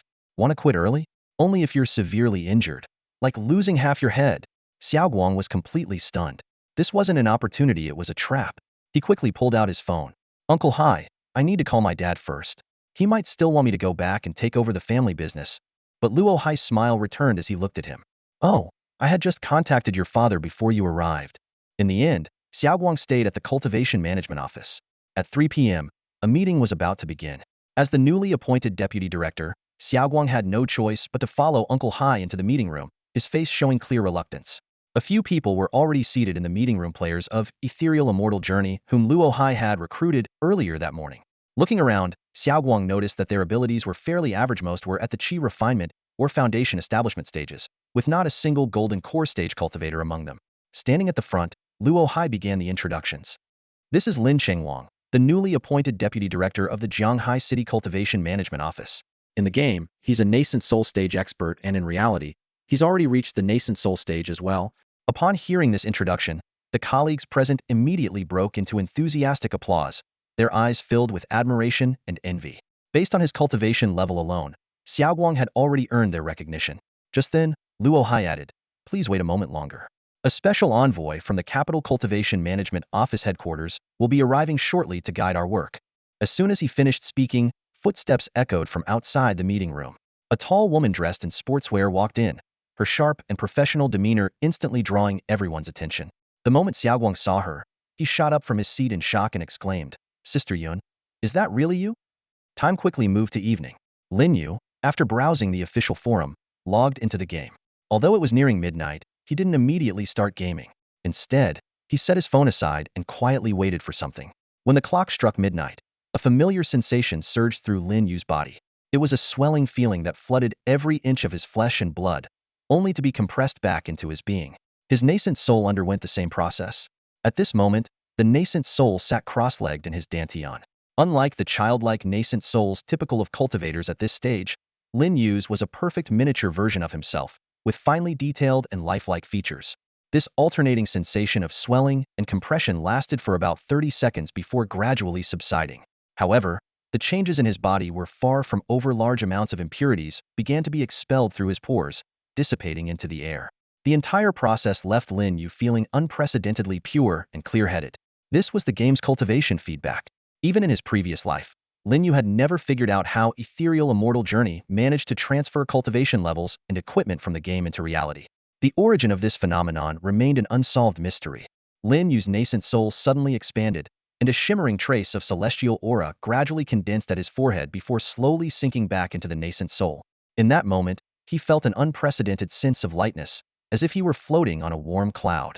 When he opened his eyes, a sharp gleam flashed through them. Though he had never experienced this sensation in his past life, Lin Yu now understood with absolute clarity that he had reached the Mahayana stage. The game explicitly described two hallmarks of the Mahayana stage: a body refined to pure perfection and the nascent soul's condensation of its first wisp of celestial aura. This celestial aura not only prepared him for the future transformation of spiritual energy into celestial energy, but also significantly enhanced the power of his nascent soul. The cultivation feedback on just the second day had propelled him into the early Mahayana stage, a speed that thrilled Lin Yu. At this rate, he would reach the middle Mahayana stage by tomorrow, the late Mahayana stage the day after, and by the fourth day, achieve the great perfection of the Mahayana stage. And this was only the first 5 days of the cultivation feedback period, which would last for 7 days in total. Lin Yu couldn't help but wonder, could he truly break through the game's highest cultivation limit with a 120 feedback ratio? Meanwhile, all the Peidoan players in Ethereal Immortal Journey received their own cultivation feedback as well, though theirs were fleetingly brief.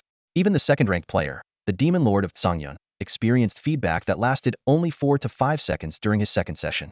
After the feedback ended, Lin Yu carefully assessed the changes in his cultivation. Compared to the Void Refinement stage, his spiritual sense now covered more than twice the previous range. Not only did it encompass the entirety of the Dragon Nation, but it also extended over several neighboring countries. His spiritual sense soon detected activity in an island nation to the east.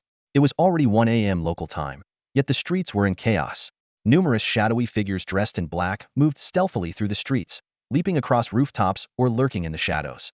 In one city near the western coastline, 2 groups of black-clad individuals were locked in a fierce battle, wielding gleaming katanas with deadly precision.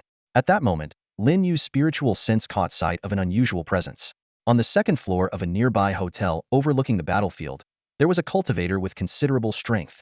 When the door to his room was smashed open by 2 fighting black-clad men, a glint of anger flashed in his eyes, and his figure slowly rose into the air. A nascent soul stage expert? Lin Yu mused to himself. The cultivator floated toward the 2 intruders, clearly irritated, and shouted in the Dragon Nation's language, "Damn it! Can't a guy get some sleep around here?" Gao Shang was utterly exasperated. From the moment he set foot on this island nation, he hadn't had a moment of peace. First, his backpack was snatched by a group of pesky men in black on the streets. Now, just as he had finally found a place to rest at the hotel, the door to his room had been violently smashed open by those same relentless pursuers. Standing in the room, Gao Sheng coldly watched as 2 men in black grappled with each other on the floor. They had dropped their weapons and were now locked in a fierce struggle, hands around each other's throats, faces flushed, and eyes bloodshot. Oblivious to the far more dangerous presence in the room, they continued their fight. Gao Sheng's gaze fell on a broom leaning against the wall. Without hesitation, he grabbed it and, with a casual flick, hurled it forward. The broomstick transformed into a deadly weapon, piercing clean through the back of the man on top and continuing through the chest of the one below. The 2 ninjas were skewered together by nothing more than an ordinary broomstick, blood slowly dripping along the wooden handle. This marked the first time the power of a cultivator was displayed on this island. Gao Sheng lowered his gaze to his hand, a flicker of ruthlessness in his eyes. Unlike the accidental killings of petty thugs back in Longhua due to his loss of control, this time, the act of killing left him disturbingly calm. A quiet transformation was taking place within him, had resolved to use slaughter as a means to quell the rage and turmoil inside him. Stepping out of the room, Gao Sheng was greeted by the chaotic scene downstairs. 2 factions of black-clad ninjas engaged in a fierce battle. He lightly stepped into the air, rising to hover above the battlefield. His inexplicable entrance immediately drew the attention of every ninja, and the fighting came to an abrupt halt. None of them knew how powerful this airborne figure truly was. Gao Sheng licked his parched lips, his gaze sweeping over the group. Speaking in words they couldn't understand, he declared, "If I kill all of you, wouldn't that ensure no one disturbs me anymore?" What followed left the ninjas in utter despair, as they came to realize what it meant to face a nascent soul stage cultivator who had unleashed the demon within. Their prize speed and stealth were laughable in the face of Gao Sheng's abilities. His spiritual sense blanketed the entire battlefield, rendering their hiding places, whether in shadows or trash bins, completely useless. Whenever someone attempted to flee, Gao Sheng would instantly appear behind them. How could mere running compare to the speed of flying? In the end, the 2 rival factions of men in black, once sworn enemies, found themselves united in an unprecedented alliance in the face of their shared doom. Gao Sheng moved like a crimson whirlwind, eliminating all his enemies in less than 3 minutes. Now, he hovered in midair, gripping a still-beating heart in his hand, his blood-soaked appearance striking terror into anyone who saw him. Beneath him, a lone survivor dressed in black knelt trembling, begging for mercy. Gao Sheng spared his life, but looked down at the terrified man with cold, sharp eyes. "Take me to your boss," he commanded icily. Despite the carnage, Gao Sheng's mind remained clear. The organized actions of these black-clad men indicated that they were part of a larger organization, one that undoubtedly had a leader. He resolved to dismantle this group at its core. However, When the man in black began to speak, Gao Shengfroza couldn't understand a word of the language. Meanwhile, in a villa bedroom in Jianghai City, Lin Yu remained indifferent to the chaos caused by cultivators wreaking havoc in a foreign land. Instead, his divine sense shifted away from that island nation to survey neighboring countries. To the west, there were numerous paladins and swordsmen. To the south, in the land of Asin, Buddhist cultivators were prevalent. Other nations also had players who had gained powers from the game. Yet, none of this caught Lin Yu's attention. Apart from the Buddhist cultivators, the rest could not compare to the strength of true cultivators. Although in his previous life Buddhist cultivators could rival his kind, in this life, after his rebirth, he doubted they would stand a chance. Retracting his divine sense, Lin Yu picked up his phone and opened the mobile game Ethereal Immortal Journey. Navigating to the leaderboard, he first checked the most significant ranking, the cultivation leaderboard. A flying sword emitting a dazzling rainbow light immediately caught his eye. Its ancient and majestic design signified its extraordinary quality. Without hesitation, Lin Yu clicked to claim it. This sword, named Zhanshan, was a lower-grade celestial weapon. Its description, capable of slicing through the finest dust below and slaying immortals and gods above, left Lin Yu astonished. As the first celestial weapon in the game, its overwhelming attributes were only fitting. Lin Yu then proceeded to claim rewards from other leaderboards. On the equipment leaderboard, the unrefined Zhanshan had already replaced his Starry Sky Ring as the top item. 7 out of the top 10 items were his equipment, with only the semi-celestial flying sword of the demon lord Tsangyan managing to rank among them. The other leaderboards also provided generous rewards. After collecting all his rewards, Lin Yu immediately opened the in-game store to refine the Zhanshan sword to its maximum level. For other players, acquiring a powerful treasure might be hindered by the inability to purchase refinement stones due to a lack of funds. But for Lin Yu, with his vast reserves of spiritual stones, this was no concern at all. A game notification popped up. Honored VIP 12-player Chengfeng Zhenren, would you like to spend 5,000 premium spiritual stones to purchase 10 golden refinement stones? Without hesitation, Lin Yu clicked confirm. Lin Yu had previously purchased spirit stones worth a total of 100 million, including 3 million high-grade spirit stones. At this moment, spending 5,000 high-grade spirit stones to buy golden equipment refinement stones was a trivial matter for him. Eagerly opening his inventory, Lin Yu immediately began refining his celestial weapon, the Zhanshan sword. As the system notification sounded, a brilliant rainbow-colored light flashed, and the refinement level of the Zhanshan sword increased to 1. He repeated the process 10 times, quickly upgrading the Zhanshan sword to 10. However, when the sword reached level 10, Lin Yu noticed something unusual. The system did not indicate that the equipment had reached its maximum level as it usually did. His eyes lit up as he realized that this celestial weapon might be different from ordinary magical artifacts. With a sense of curiosity, Lin Yu reopened the shop and purchased 10 more golden equipment refinement stones. This time, the system notified him that 2 refinement stones were required to increase 1 level, confirming his suspicion the refinement level of celestial weapons could indeed exceed level 10, though the required materials had doubled. For someone as financially secure as Lin Yu, the increased material cost was no concern. Without hesitation, he clicked confirm and used up the entire batch of refinement stones. When the system still didn't indicate a limit had been reached, he immediately purchased a third batch of refinement stones. Finally, after exhausting the last batch, the system notification chimed. Esteemed VIP 12-player Chengfeng Zhenren, your lower-grade celestial weapon, the Zhanshan sword, has been refined to its highest level and can no longer be upgraded. At this point, the Zhanshan sword had reached an astonishing level 20. Eager to test the significantly enhanced power of the celestial weapon, Lin Yu headed straight to the Blackwater Demon Cavern dungeon. When he stood before the final boss, the Blackwater Demon Lord, he didn't even bother acknowledging the boss's routine threatening dialogue. Instead, he swung the Zhanshan sword, unleashing a single strike. The system promptly announced, "Congratulations! You have slain the final boss of the Blackwater Demon Cavern dungeon, the Blackwater Demon Lord. The dungeon has been cleared."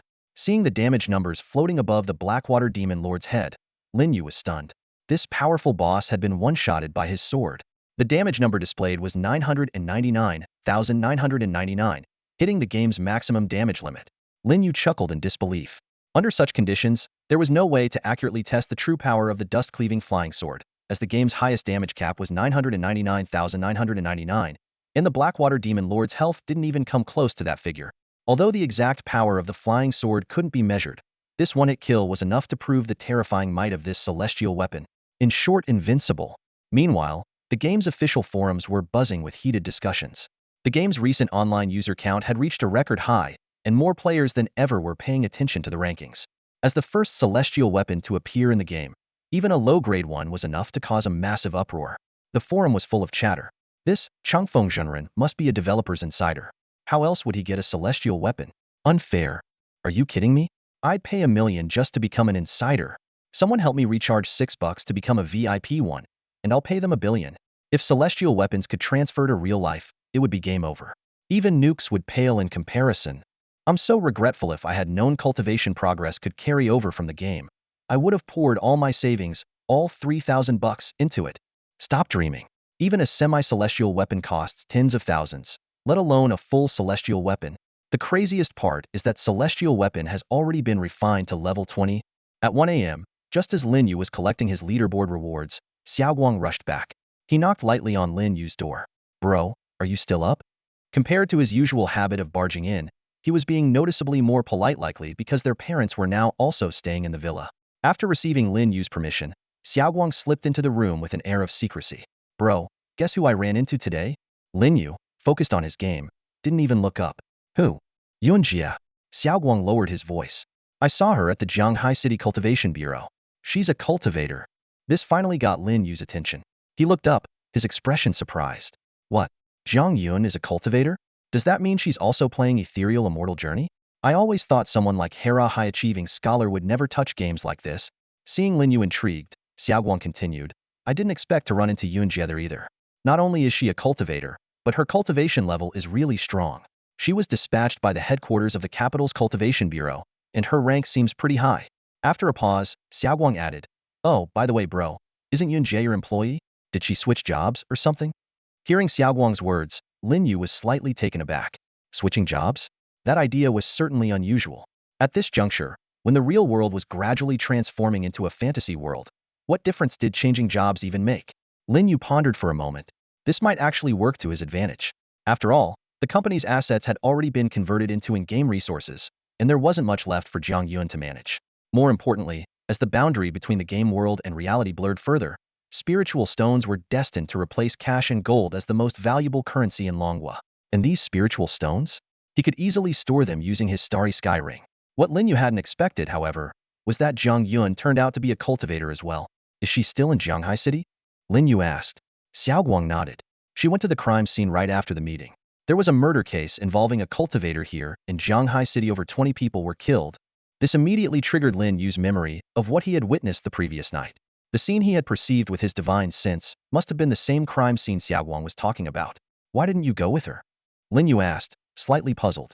Given Xiaoguang's abilities in the Jianghai City Cultivation Bureau, he ought to be involved in the investigation. Xiaoguang chuckled sheepishly.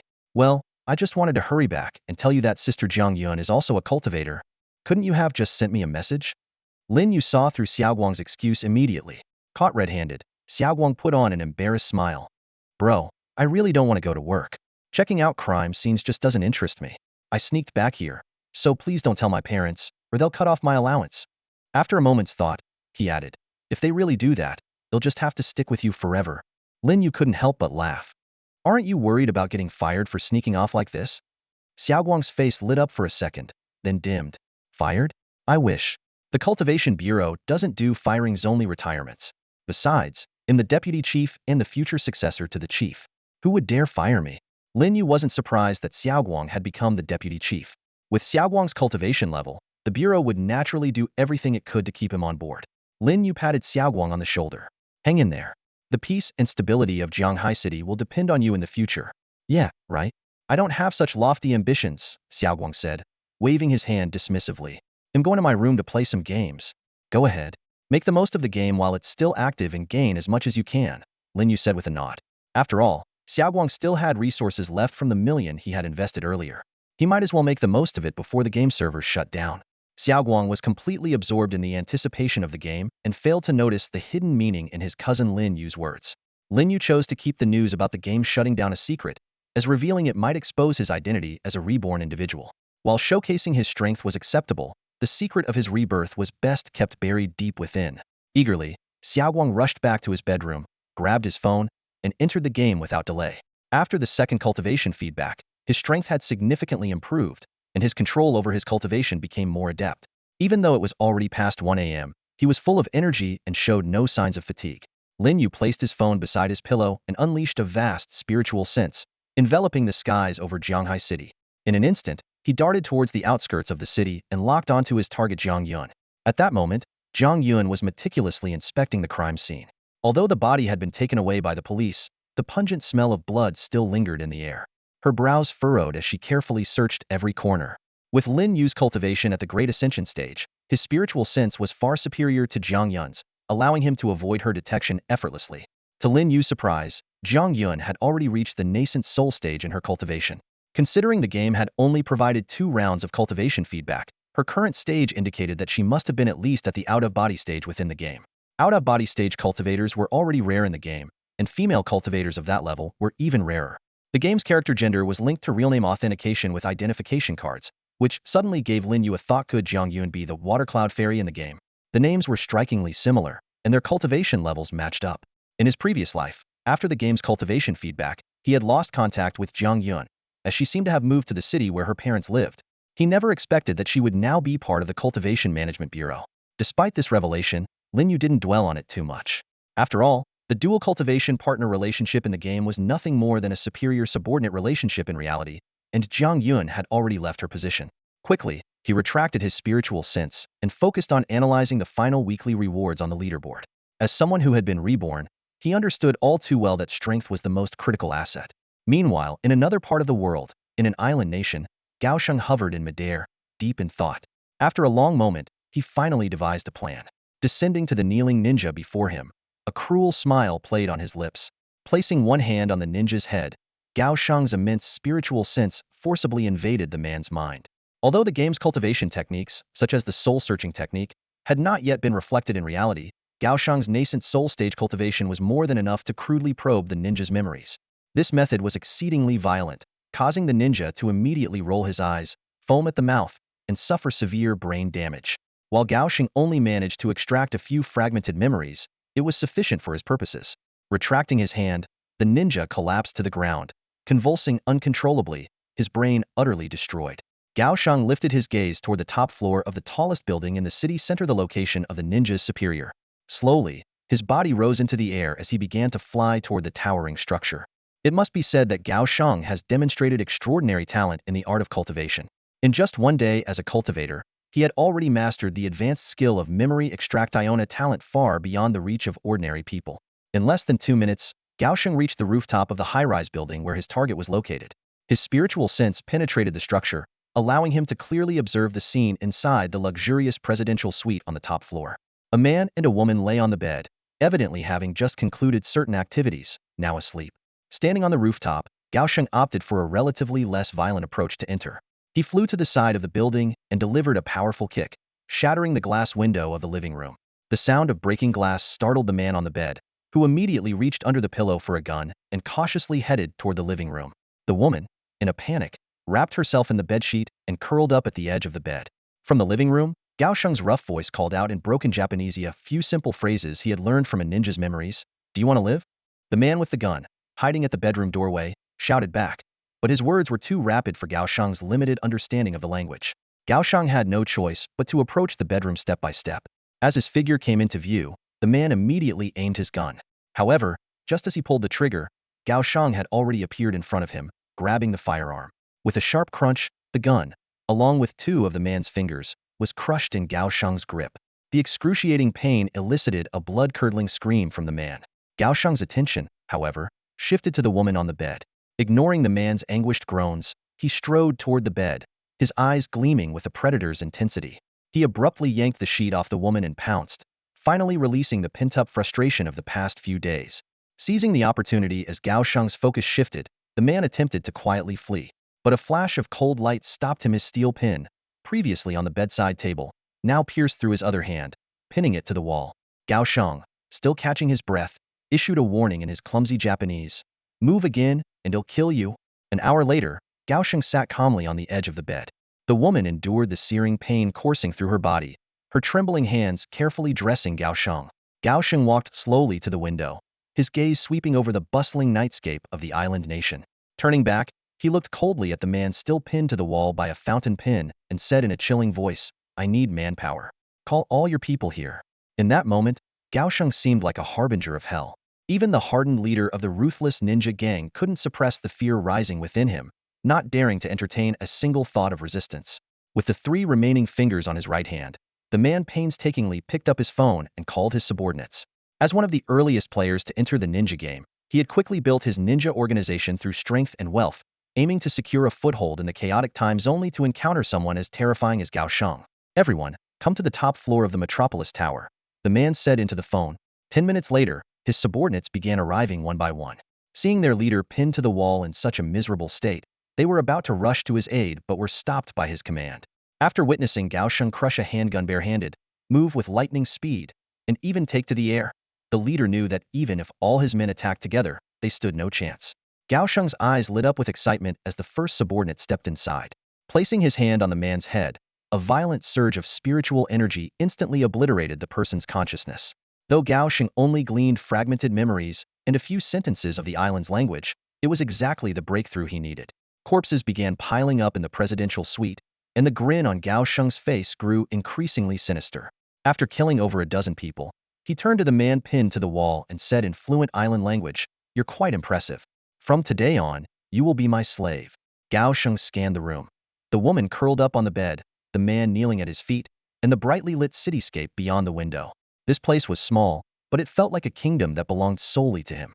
"Tell me, how many other ninja organizations are here?" Gao Sheng asked, standing with his hands behind his back. "There are 3 with over 10,000 members." The man replied respectfully. Gao Sheng smiled as he turned. "Have your people locate them. By tomorrow morning, they will all be my slaves." At dawn, Lin Yu stepped out of the door. Although he hadn't slept all night, as a cultivator in the nascent soul stage, he radiated energy and showed no signs of fatigue. For him, food had long ceased to be a necessity for survival. It had become a source of enjoyment, especially with Aunt Wang's excellent cooking, which was one of the reasons he kept her employed at the villa. However, today, Aunt Wang looked exhausted. When Lin Yu asked why, she explained she had been up all night worrying because she couldn't reach her daughter, who was studying abroad at New York University. Upon hearing this, Lin Yu stood up and said, "Aunt Wang, I'm heading out for a bit. I might be back late for dinner." Aunt Wang forced a smile. "That's fine.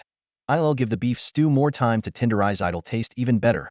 Just as Lin Yu was about to leave, he ran into Xiao Guang, who had just woken up. "Brother, where are you going?" "For a morning workout," Lin Yu replied without looking back. Xiao Guang froze. Did cultivators even need morning workouts? In his previous life, Lin Yu had also visited America during the mid-stage of the feedback process for the game. At that time, he possessed a powerful magical artifact that allowed him to traverse from the Dragon Kingdom to the other side of the ocean in just 2 or 3 minutes. Now, although he no longer had the artifact, the cultivation level of his current physical form far surpassed that of his past life. How fast could one fly at the Mahayana stage? Lin Yu decided to find out for himself. The moment he stepped outside, he soared straight into the clouds, his immense spiritual sense instantly covering thousands of miles. Unlike the cautious Gao Sheng, Lin Yu paid no heed to his flight altitude. His spiritual sense could clearly track the movements of every airplane along the routes over the ocean. With a single movement, Lin Yu broke the sound barrier in an instant. A thunderous sonic boom echoed across the sky, and his speed far exceeded what he had achieved in his past life with the aid of magical artifacts. This was the power of a Mahayana stage cultivator, and yet he was merely a novice, just beginning to recover his cultivation. His figure cut a straight path through the clouds, as if an invisible thread was connecting the 2 continents. Meanwhile, at the Pentagon in the United States, a soldier responsible for satellite monitoring and defense systems stared at his computer screen in stunned silence for several seconds before snapping back to reality. "Sir, we've detected an unidentified flying object rapidly approaching our direction." An officer quickly walked over and focused on the screen. "Pull up the satellite images immediately." The soldier's fingers flew across the keyboard, but all that appeared on the screen was a blur. "Sir, the target is moving too fast. Satellites can't capture a clear image." "Too fast?" The officer frowned. Even the most advanced supersonic jets couldn't escape the eyes of satellites. How could anything move so fast that it couldn't be tracked? The blurry shadow on the screen disappeared in an instant. The soldier closely monitored the coordinate data. The target's current location: the Central Pacific Ocean. The officer immediately pulled out his phone and dialed his superior. "General, we've detected a fast-moving, unidentified object heading from the Central Pacific toward the mainland. I recommend deploying fighter jets to intercept it immediately." The decision to intercept an aircraft is indeed a significant one that cannot be taken lightly. However, during the commander's phone call with his superior, a soldier suddenly reported in a low voice, "Sir, the target has entered U.S. maritime airspace." The news left the commander, still on the call, stunned. To travel from the center of the Pacific to US airspace, even the fastest supersonic jet would need at least 20 minutes. Yet, this unidentified object had somehow covered such a vast distance in the span of a single phone call. The commander immediately reported to the general on the other end of the line, "General, requesting immediate deployment of fighter jets to intercept. The target has entered our maritime airspace." Before he could finish his sentence, the same soldier quickly stood up again and reported, "Sir, the target has now entered US mainland airspace." The commander was completely baffled. How could the target travel from the ocean to the mainland in the time it took to make a simple report? Was this flight or some form of teleportation? He hurriedly checked the computer screen, only to find it blank. "Are you sure this isn't a computer malfunction?" he questioned the soldier. It shouldn't be a malfunction," the soldier stammered in response. "If it's not a malfunction, then where is the target now?" the commander demanded, pointing at the blank screen. The mysterious target seemed to have vanished as if it had never existed. The soldier quickly operated the system but still couldn't locate the target. He turned, saluted, and reported, "Sir, I'm certain it's not a computer malfunction. The target seems to have already landed." On the other end of the line, the general was still shouting, "Where is it? Give me the coordinates now. How am I supposed to deploy fighter jets without the coordinates? What kind of attitude is this?" The commander numbly picked up the phone again, his voice hollow as he replied, "General, forget the fighter jets. Just send in the tanks." When Lin Yu arrived at New York University following the address provided by Aunt Wang, the scene before him immediately explained why her daughter hadn't returned any calls. At this moment, he was floating in midair, looking down at what was once New York University, now reduced to rubble. Cries of pain echoed incessantly. Some lay in pools of blood, while others groaned beneath collapsed slabs of concrete. In the distance, an intense battle was unfolding. 6 or 7 warriors clad in iron suits were locked in combat with an equal number of green giants. These green giants, resembling the ones Lin Yu had encountered in Shanghai City, left massive craters in the ground with each step. But Lin Yu had no time to focus on the battle. He immediately extended his spiritual senses, scanning the ruins. Using the distinct features of people from Longhua and the photos he had seen earlier, he quickly located Aunt Wang's daughter beneath a collapsed building. She was curled up in a small corner space, surrounded by precariously balanced slabs of concrete and bricks. Her situation was extremely perilous, though fortunately, she appeared to have no visible injuries. Seeing this, Lin Yu felt a slight sense of relief. If they waited for local rescue teams, it was likely she would perish by the time they managed to dig her out. He couldn't help but reflect that while he had little interest in joining an organization like the Cultivation Bureau, its existence had undeniably helped Longhua maintain relative stability amidst the chaos. Without hesitation, Lin Yu unleashed a surge of immense spiritual energy. Since Lin Yu had arrived, the safety of Aunt Wang's daughter was assured. Even in the face of a nuclear attack, his current abilities could easily protect her. He unleashed an immense surge of spiritual energy, piercing through layers of rubble in an instant to reach his target. At that moment, the girl was on the verge of a breakdown, surrounded by pitch-black darkness where she couldn't see her own hand in front of her face. Buried deep underground, the environment completely blocked out any sound from the outside world. To make matters worse, her phone had been lost in the chaos, severing all communication with the outside. In this cramped space that could collapse again at any moment, she didn't dare move an inch. Even though her limbs were starting to go numb from maintaining the same position, she couldn't risk the slightest motion. Time seemed to have come to a standstill here, and she couldn't even tell how long she had been trapped. Suddenly, something unusual occurred in the darkness. A soft, cotton-like force gently enveloped her, and then she felt her body slowly begin to rise. The bizarre experience filled her with terror, as if she had encountered a ghost. But the perilous situation left her no choice but to remain still. Her fear reached its peak when the force carried her upward, colliding with the rubble above her. However, to her astonishment, her body, shielded by an invisible protective barrier, easily passed through the collapsing debris and soared straight into the sky. In just a few seconds, the blue sky reappeared before her eyes, and she burst into tears of joy. At the same time, she caught sight of a figure hovering midair, resembling an immortal from a myth. Just as she was about to express her gratitude, a thunderous sound of footsteps echoed from the distance. Thud, thud, thud, thud. The ground trembled as a group of massive green giants charged toward their direction. Lin Yu glanced toward the original battlefield. The opponents, clad in iron battle suits, had flown too high, leaving these earthbound green giants without targets. Now, their attention had shifted to him, flying at a lower altitude. Lin Yu let out a wry smile and muttered to himself, "These brainless brutes. Looks like they've found an easy target." He was well aware of the nature of these green giants. After gaining power, most of them became extremely frenzied, only regaining control over their inner consciousness in the later stages of their evolution. Seeing those massive green creatures approaching, Aunt Wang's daughter felt an uncontrollable wave of fear surge through her once again. The images from the news on her phone flashed in her mind. These green giants could easily crush steel with their bare hands, or kick a massive truck like a toy. Falling into their grasp would surely be a fate far worse than being trapped in the rubble. Just as despair began to consume her, she noticed Lin Yu slowly raise one hand. A glimmer of interest sparkled in his eyes as scenes from movies played out in his mind. Magneto and the Hulk, two of his favorite characters, had never faced off in any story. Today, however, he could put that hypothetical battle to the test. Suddenly, Aunt Wang's daughter witnessed an incredible sight. 3 steel rods buried in the rubble beneath their feet started to levitate as if guided by an invisible force. They straightened rapidly in midair, and the next moment, they shot forward like arrows released from a bow. The first steel rod pierced through the body of the leading green giant with precision, its momentum carrying it forward to impale a second creature. In the end, the 3 rods skewered all the green monsters in a single line. Though they were not killed, their eyes were filled with profound terror, a deep-seated fear that only arises when faced with an overwhelmingly superior power. Magneto is indeed far stronger than the Hulk, Lin Yu mused to himself. He turned to Aunt Wang's daughter with a calm smile, as though what he had just done was nothing more than a trivial act. Using his spiritual power, he gently lowered the girl to the ground and asked, "Do you need me to take you back to Longwa? It's no longer safe here." Although, with his abilities as a nascent soul-stage cultivator, flying her back would be effortless, he still chose to respect her decision. The girl hesitated. She had worked so hard to attend New York University, but as she looked at the devastation behind her, she realized staying here was no longer an option.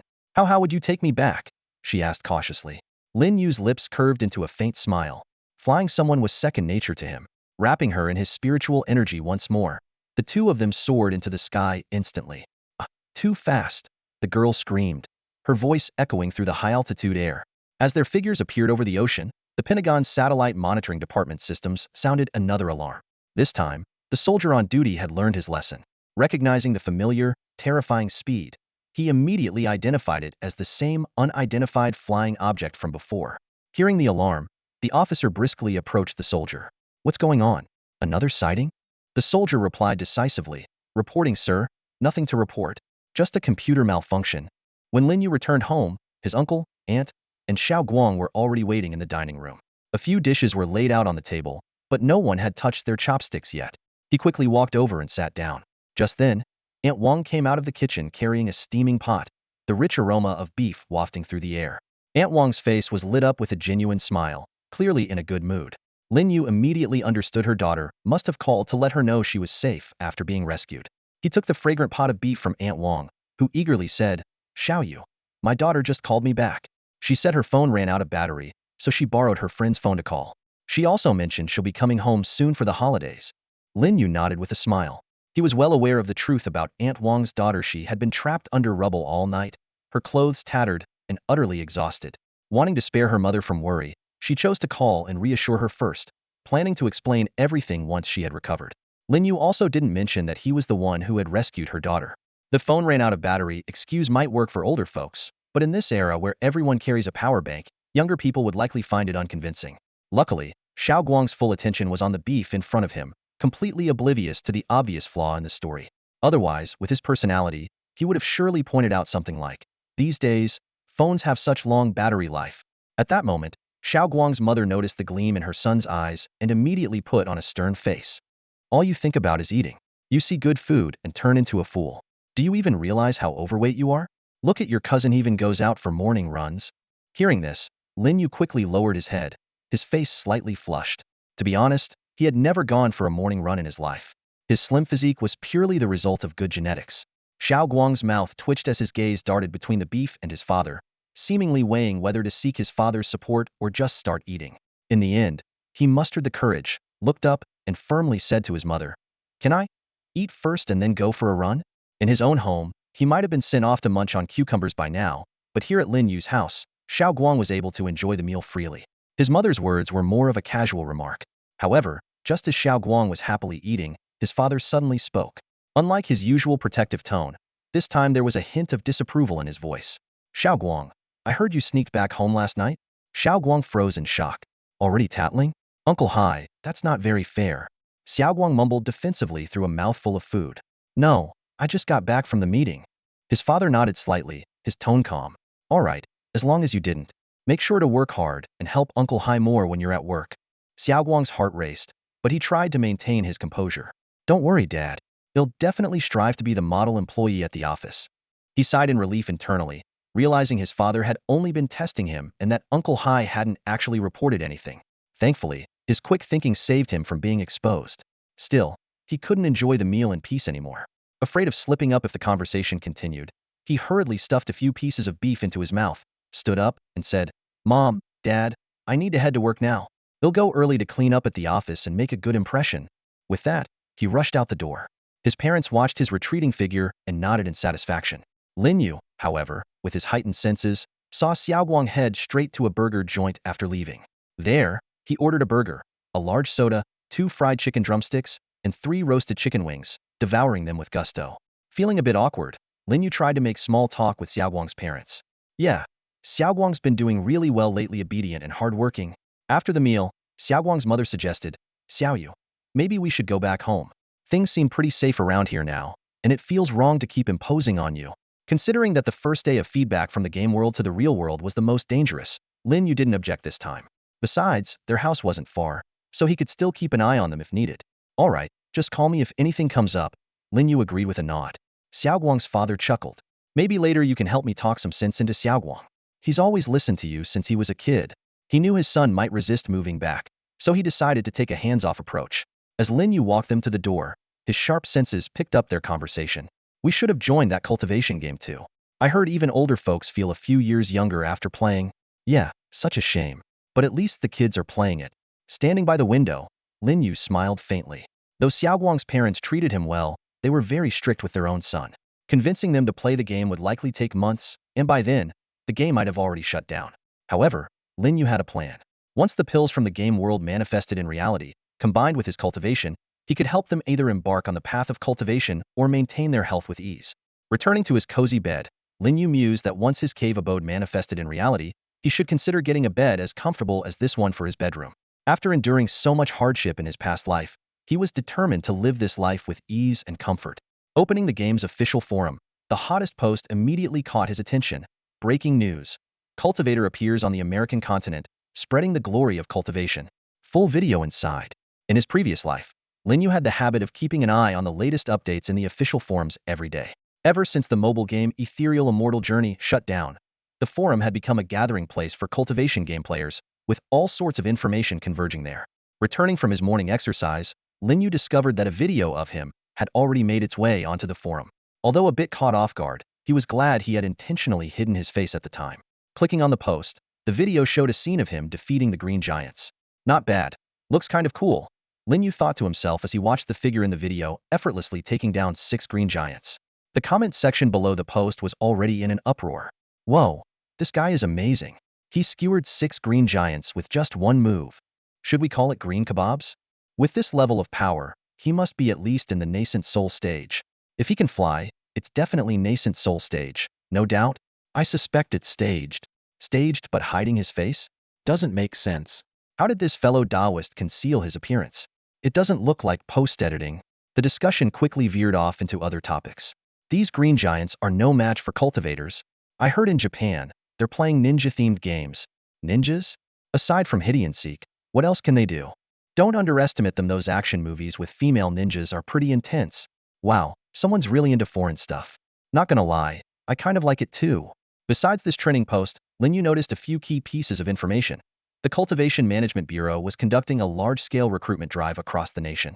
It wasn't just the headquarters in the capital. Local branches were also expanding. Among these, the recruitment posts garnered the most attention.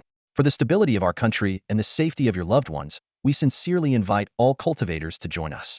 As long as you have cultivation skills and good character, the Cultivation Management Bureau welcomes you. The comments under the post were varied. Do they accept people in the chi refining stage?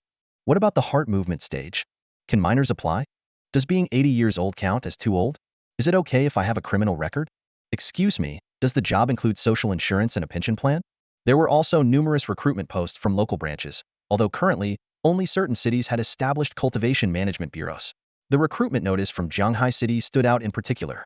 Our local cultivation management bureau is seeking cultivators. We have top 100 ranked experts overseeing and guiding. Serve your country while gaining invaluable teachings. Don't miss this opportunity. In contrast, the recruitment post from the Xiaoyao Palace seemed much less popular. Lin Yu was browsing the official game forum when a recruitment post caught his attention. The second-ranked player on the cultivation leaderboard, known as the Songyun Demon Lord, was recruiting members for his newly established guild, Xiaoyao Palace. The post repeatedly emphasized benefits like social insurance and housing fund, which left Lin Yu chuckling. The Songyun Demon Lord's relentless determination to be a leader was both amusing and exasperating. However, it was evident that just being ranked second on the leaderboard wasn't enough to attract many followers. Compared to its development in his previous life, Xiaoyao Palace was a shadow of its former self. After closing the forum, Lin Yu entered the game. On the game interface, various activities and recharge options were still displayed in unclickable gray, significantly diminishing his gaming experience. Nonetheless, since his cultivation progress had started to yield results, he figured other features would gradually be restored. It was better than nothing. He decided to take on one of the most challenging dungeons, the Blackwater Demon Lair. The boss, who endlessly repeated the line, "Cultivator, how dare you challenge the terrifying Blackwater Demon Lord," at least lived up to its role with dedication. Meanwhile, in a secure conference room at the Pentagon in the United States, 5 high-ranking military officials were holding a special meeting. On the large screen, footage of Lin Yu defeating green giants was being replayed. The atmosphere in the room was solemn. The highest-ranking officer broke the silence. "You've all seen it. This individual from the East has demonstrated extraordinary abilities flying, telekinetic control, and effortlessly eliminating several green giants. Currently, nations are leveraging cultivation progress gained from the game. The Dragon Nation has already begun forming specialized organizations to consolidate player forces. We cannot afford to fall behind in this regard.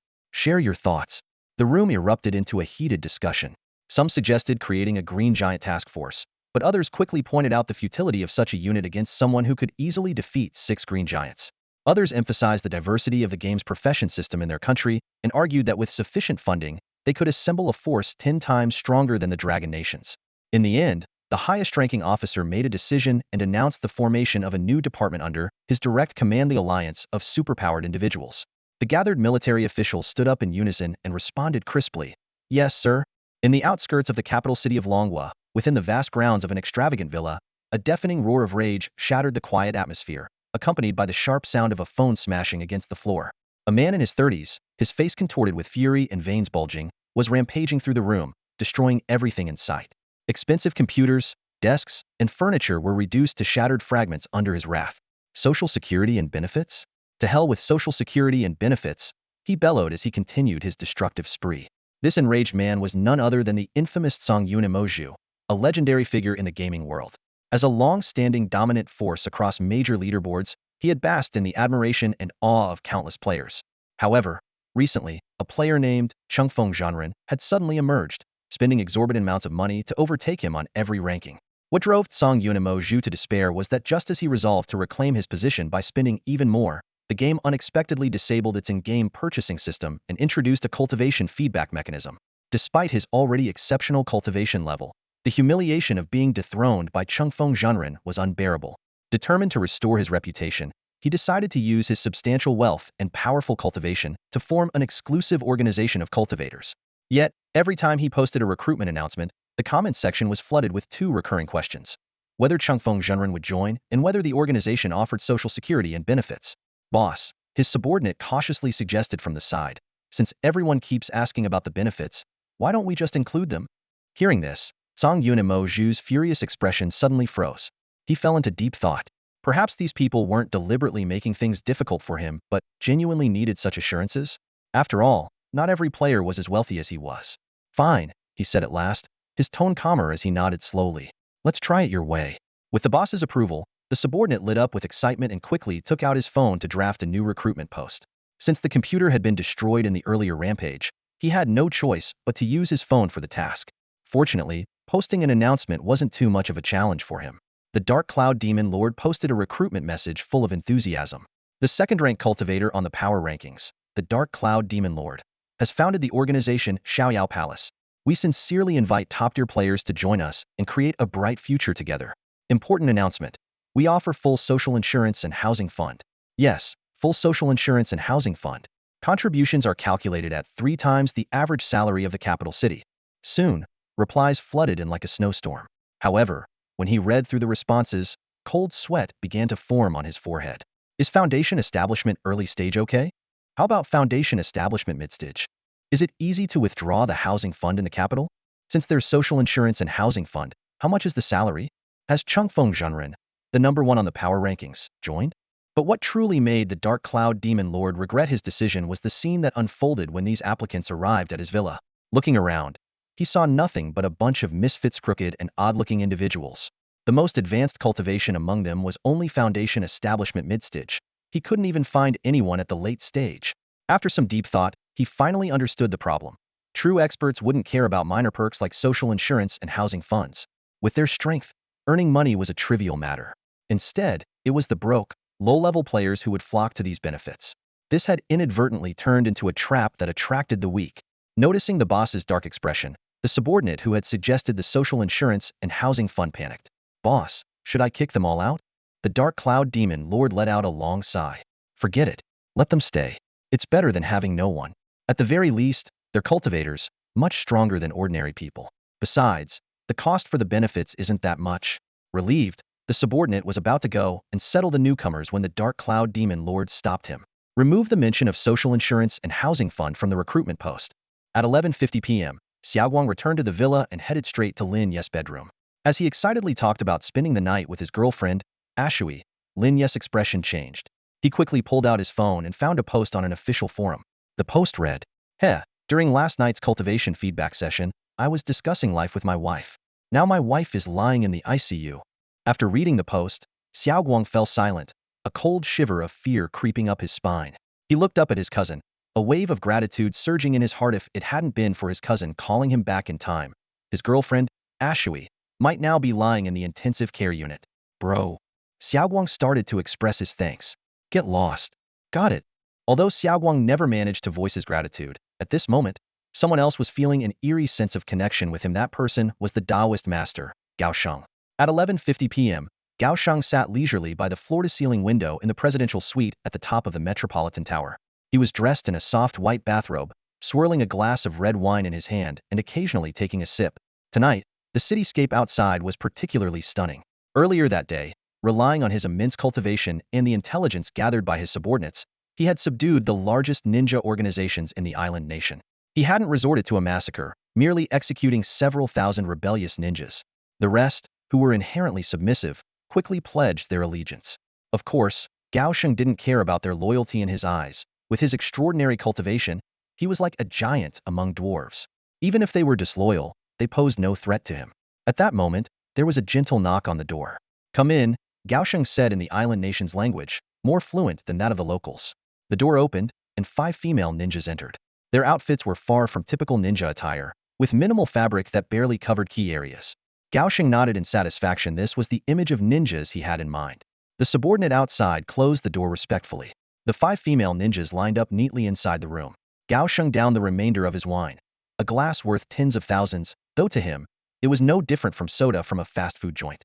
Still, he preferred red wine not for quenching thirst, but for the experience. He glanced at his watch. 11:55 p.m. Only 5 minutes remained until the third cultivation feedback. Time was of the essence. Smiling, he addressed the ninjas in the room. "Go." At midnight sharp, in Lin Yu's bedroom, he put down his phone and waited quietly. Suddenly, his spiritual senses detected something rapidly descending from the sky and gathering around him, like a massive cloud of cotton candy enveloping his body.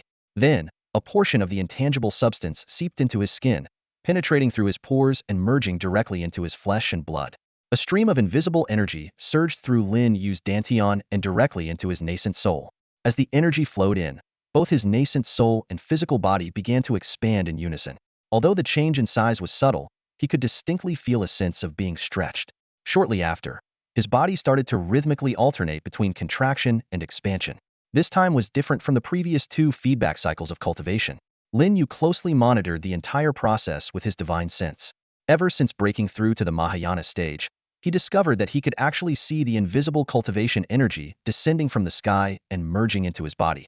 This discovery sparked an idea in his mind. If he could perceive this energy, could he potentially intercept the cultivation feedback of others? However, he quickly dismissed the thought. While it might be technically feasible, the cultivation levels of other players in the game were far too low. Even the second-ranked Sangyan Demon Lord was only at the integration stage, which was 2 major realms below him. It would be as meaningless as a wealthy person stealing a beggar's scraps. As his body and nascent soul continued their rhythmic changes, Lin Yu's cultivation advanced rapidly. Before long, he broke through his current bottleneck and entered a new realm, the mid-Mahayana stage. This was exactly as he had anticipated. The third day's cultivation feedback had successfully elevated him from the early to mid-Mahayana stage. Half a minute later, as the feedback process concluded, Lin Yu's cultivation stabilized at the mid-Mahayana stage. After conducting a brief test of his enhanced physique, sensory abilities, and expanded divine sense, he picked up his phone and opened the game Ethereal Immortal Journey. Although the game was nearing its shutdown and the potential for growth was limited, it still served as a good way to relax. At the entrance of the Blackwater Demon Cave dungeon, the area was as lively as ever. With no option to rely on in-game purchases, all players were working hard to grind dungeons for resources. While checking the dungeon's information, Lin Yu noticed that the completion count still showed as one, indicating that he was the only player to have cleared it. Considering the Blackwater Demon Lord's terrifying late Mahayana cultivation level, even a team of 500 players would likely fail to clear the dungeon. This outcome was not surprising. Upon entering the dungeon, Lin Yu effortlessly wiped out the minor enemies along the way and soon stood before the Blackwater Demon Lord. The boss maintained its usual dramatic dialogue. "Immortal Cultivator, you dare to challenge the fearsome Blackwater Demon Lord again? Do you wish to become yet another lost soul in the Blackwaters?" At that moment, Lin Yu suddenly sensed something unusual. He quickly expanded the chat interface and scrutinized the Blackwater Demon Lord's lines, particularly the word "again." It seemed to hint at something. In the capital city, within the headquarters of the Cultivator Management Bureau, an important meeting was in progress. The conference room was filled with bureau members. Over the course of just 2 days, the number of cultivators at the headquarters had surpassed 100, including some of the top-ranked experts on the cultivation rankings. This rapid development inevitably brought to mind Lin Yu's memories of his previous life, where the Palace of Freedom, founded by the demon lord Songyun, had risen to prominence. Back then, the palace attracted countless powerful cultivators due to the demon lord's reputation as the top-ranked figure on multiple leaderboards. However, in this life, even though Lin Yu had intentionally tried to minimize his influence on this world, many events had still unfolded in dramatic and unpredictable ways. Much like the butterfly effect, the presence of a cultivator at the nascent soul stage inevitably caused significant ripples. Now, the headquarters of the Cultivator Management Bureau in the capital was taking shape. Sitting in the most prominent seat in the conference room was a young man in his early 20s. His position, right beside Zhang Yun's father, indicated his extraordinary status. Even Zhang Yun, a special consultant, could only sit slightly below him in rank. Zhang Yun's father, seated at the center of the room, spoke in a steady tone. "Today's meeting has 2 main agenda items. First, in 4 days, additional elements from the game will manifest in the real world, and we need to develop a comprehensive response plan. Second, we must address the acceleration of the establishment of regional branches of the Cultivator Management Bureau. As an official organization, the Bureau was always meticulous in its preparations, crafting multiple contingency plans for every scenario." After his opening remarks, Zhang Yun's father turned to the young man beside him and smiled. "Now, let's have our newly appointed Deputy Director Qi Chongqing, lead the discussion." Qi Chongqing stood up, his face adorned with a gentle smile. As he introduced himself to the attendees, his gaze subtly swept toward Zhang Yun, carrying a hint of a special emotion. However, Zhang Yun seemed lost in thought, entirely oblivious to his glance. The other cultivators in the room noticed Qi Chongqing's look toward Zhang Yun and exchanged knowing glances. It was no secret within the headquarters that the deputy director held a fondness for Zhang Yun. Yet, ever since her return from Zhanghai City, Zhang Yun had been unusually distracted, seemingly unaware of his feelings. Qi Chongqing cleared his throat twice, attempting to draw Zhang Yun's attention. Only then did Zhang Yun realize she had been zoning out, and she quickly offered an apologetic expression. This time, Qi Chongqing didn't look at Zhang Yun, but his spiritual sense was fully focused on her every move. When Zhang Yun finally came to her senses, he revealed a confident smile and began to introduce himself. "My name is Qi Chongqing, and my in-game ID is Chongqing Zhanren. Although this ID might not be very familiar to you, if you check the cultivation rankings in the game, you'll see my name at number 10. His words sparked a wave of exclamations in the meeting room. The newly recruited cultivators, in particular, had expressions of astonishment written all over their faces. Being ranked 10th on the cultivation leaderboard meant that he was one of the top 10 most powerful individuals in all of Longhua. Such strength was unmatched in the room. Even if everyone present joined forces, including consultant Zhang Yun, they wouldn't stand a chance. Admiration gleamed in their eyes. Qi Chongqing's self-introduction only reinforced the belief among the crowd that he harbored feelings for consultant Zhang Yun. "This is a perfect match of talent and beauty," someone murmured, and the room erupted in applause. Zhang Yun joined in the clapping, completely unaware of the thoughts running through everyone's minds. Unexpectedly, Qi Chongqing didn't dive straight into the meeting's agenda. Instead, he turned to Jiang Yun, his confident and charming smile still in place. I'm new here and not yet familiar with the overall strength of the headquarters of the Capital Cultivation Administration. I've heard that consultant Jiang Yun has extraordinary cultivation. Would you mind introducing yourself as well? Understanding everyone's capabilities would greatly assist me in my future work, and in today's discussion, the request, while surprising, seemed reasonable. After all, Jiang Yun was indeed the second most powerful person in the room after him. Although slightly taken aback, Jiang Yun responded politely, "My name is Jiang Yun, and my in-game ID is Shueyun Xianzi. I'm ranked 90th on the cultivation leaderboard." Her introduction stirred another wave of amazement. To the lower-ranking cultivators present, being 90th on the leaderboard was an almost unattainable feat. Applause broke out again. But this time, Qi Changqing's reaction was noticeably off. He clapped mechanically, his palms failing to even meet. The name Shueyun Xianzi sent shockwaves through his mind. Wasn't this the dual cultivation partner of Chengfeng Zhenren, the #1 on the cultivation leaderboard? Together, they were ranked first on the affinity rankings. Qi Changqing's thoughts were in utter chaos. He had joined the Capital Cultivation Administration specifically to pursue Jiang Yun, and even her father seemed to approve of him. Yet, who could have predicted that she was the partner of Chengfeng Zhenren, whose strength far surpassed the second place? Driven by an overwhelming need to confirm this revelation, Qi Changqing completely lost his composure. When the director called on him to lead the meeting, he didn't even hear it. Only after being called repeatedly did he stammer, "Director, I need to excuse myself to the restroom first." He practically bolted out of the meeting room, his trembling fingers fumbling to open the ethereal cultivation game app on his phone. However, when he tried to access the affinity rankings, every activity interface was grayed out and unresponsive. Damn it, how could I forget about this? Qi Changqing muttered anxiously, pacing back and forth in the hallway like a restless ant on a hot pan. In the end, Qi Changqing confirmed his suspicion. He slipped into the bathroom like a thief, pulled out his phone, and dialed a number. It was the contact of a close buddy he had met in the mobile game Ethereal Immortal Path, who also happened to be his classmate in real life. "Sun Ge, I need to ask you something," Qi Changqing said urgently as soon as the call connected. On the other end of the line came a lazy voice, clearly from someone still lying in bed. "What is it? If you're asking where your girlfriend was last night, I have no clue." Qi Changqing frowned slightly at the comment, feeling something was off, but he didn't dwell on it. He went straight to the point. "That's not what I'm asking. We broke up ages ago. What I want to know is, do you know the name Shueyun Fairy in the game?" As soon as he said it, there was a sudden clattering noise on the other end, like the phone had been dropped. Moments later, his friend picked it up, his voice suddenly louder. "What the hell? Are you crazy? Don't tell me you're planning to pursue Shueyun Fairy." "No, I'm not. I haven't done anything yet. I just want to know if you've heard of the name Shueyun Fairy." Qi Changqing quickly clarified. The shouting seemed to wake someone nearby, as a familiar female voice faintly called out, "Why so loud in the morning?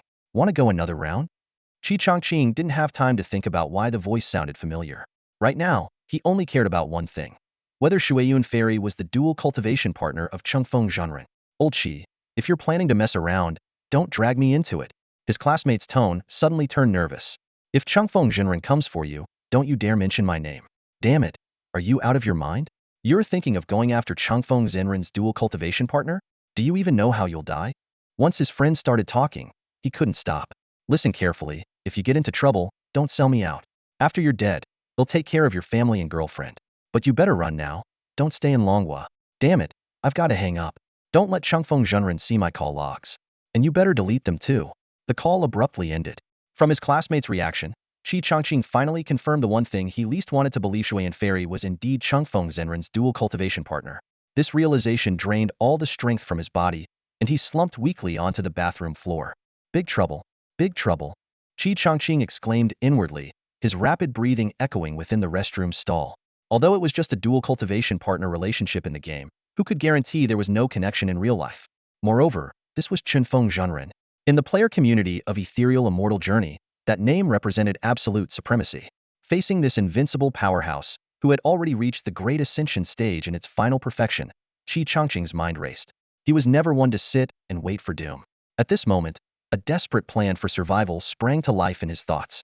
With trembling fingers, Qi Changqing reopened the Ethereal Immortal Journey mobile game. He went straight to the private message interface and saw the status in the top right corner. "Chengfeng Zhenren Online?" Taking a deep breath, he began typing. "Respected Chengfeng Darren, I am deeply regretful and humbly beg for your forgiveness.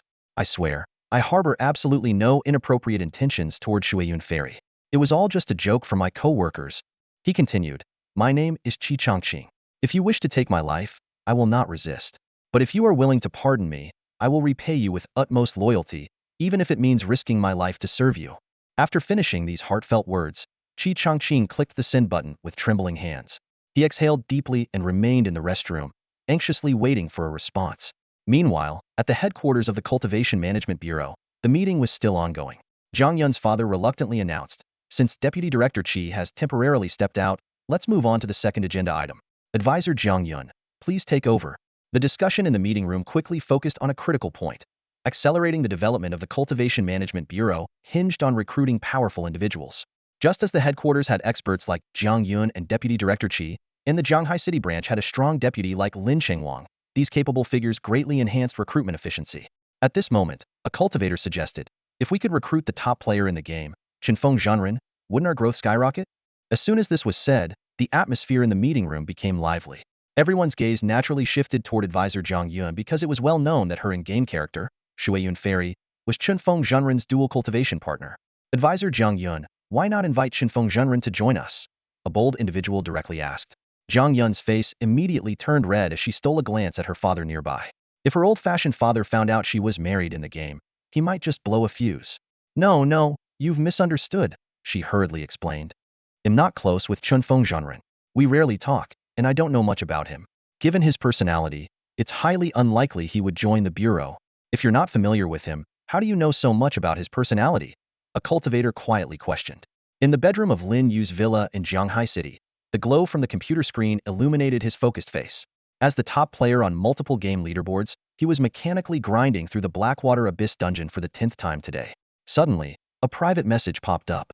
Since reaching the top of the leaderboards, Lin Yu had been bombarded with countless messages, but he rarely bothered to reply. Over time, players realized he never responded, and the number of messages gradually dwindled. Feeling a little fatigued, Lin Yu uncharacteristically decided to open this particular message. "Respected Chengfeng, I deeply regret my actions and beg for your forgiveness." Seeing this inexplicably dramatic opening, Lin Yu didn't even bother to read further. He closed the message window and returned to the familiar grind of the dungeon. For him, this high-level dungeon had long become routine. While the allure of first clear rewards was gone, each successful run still yielded decent equipment, which was better than nothing.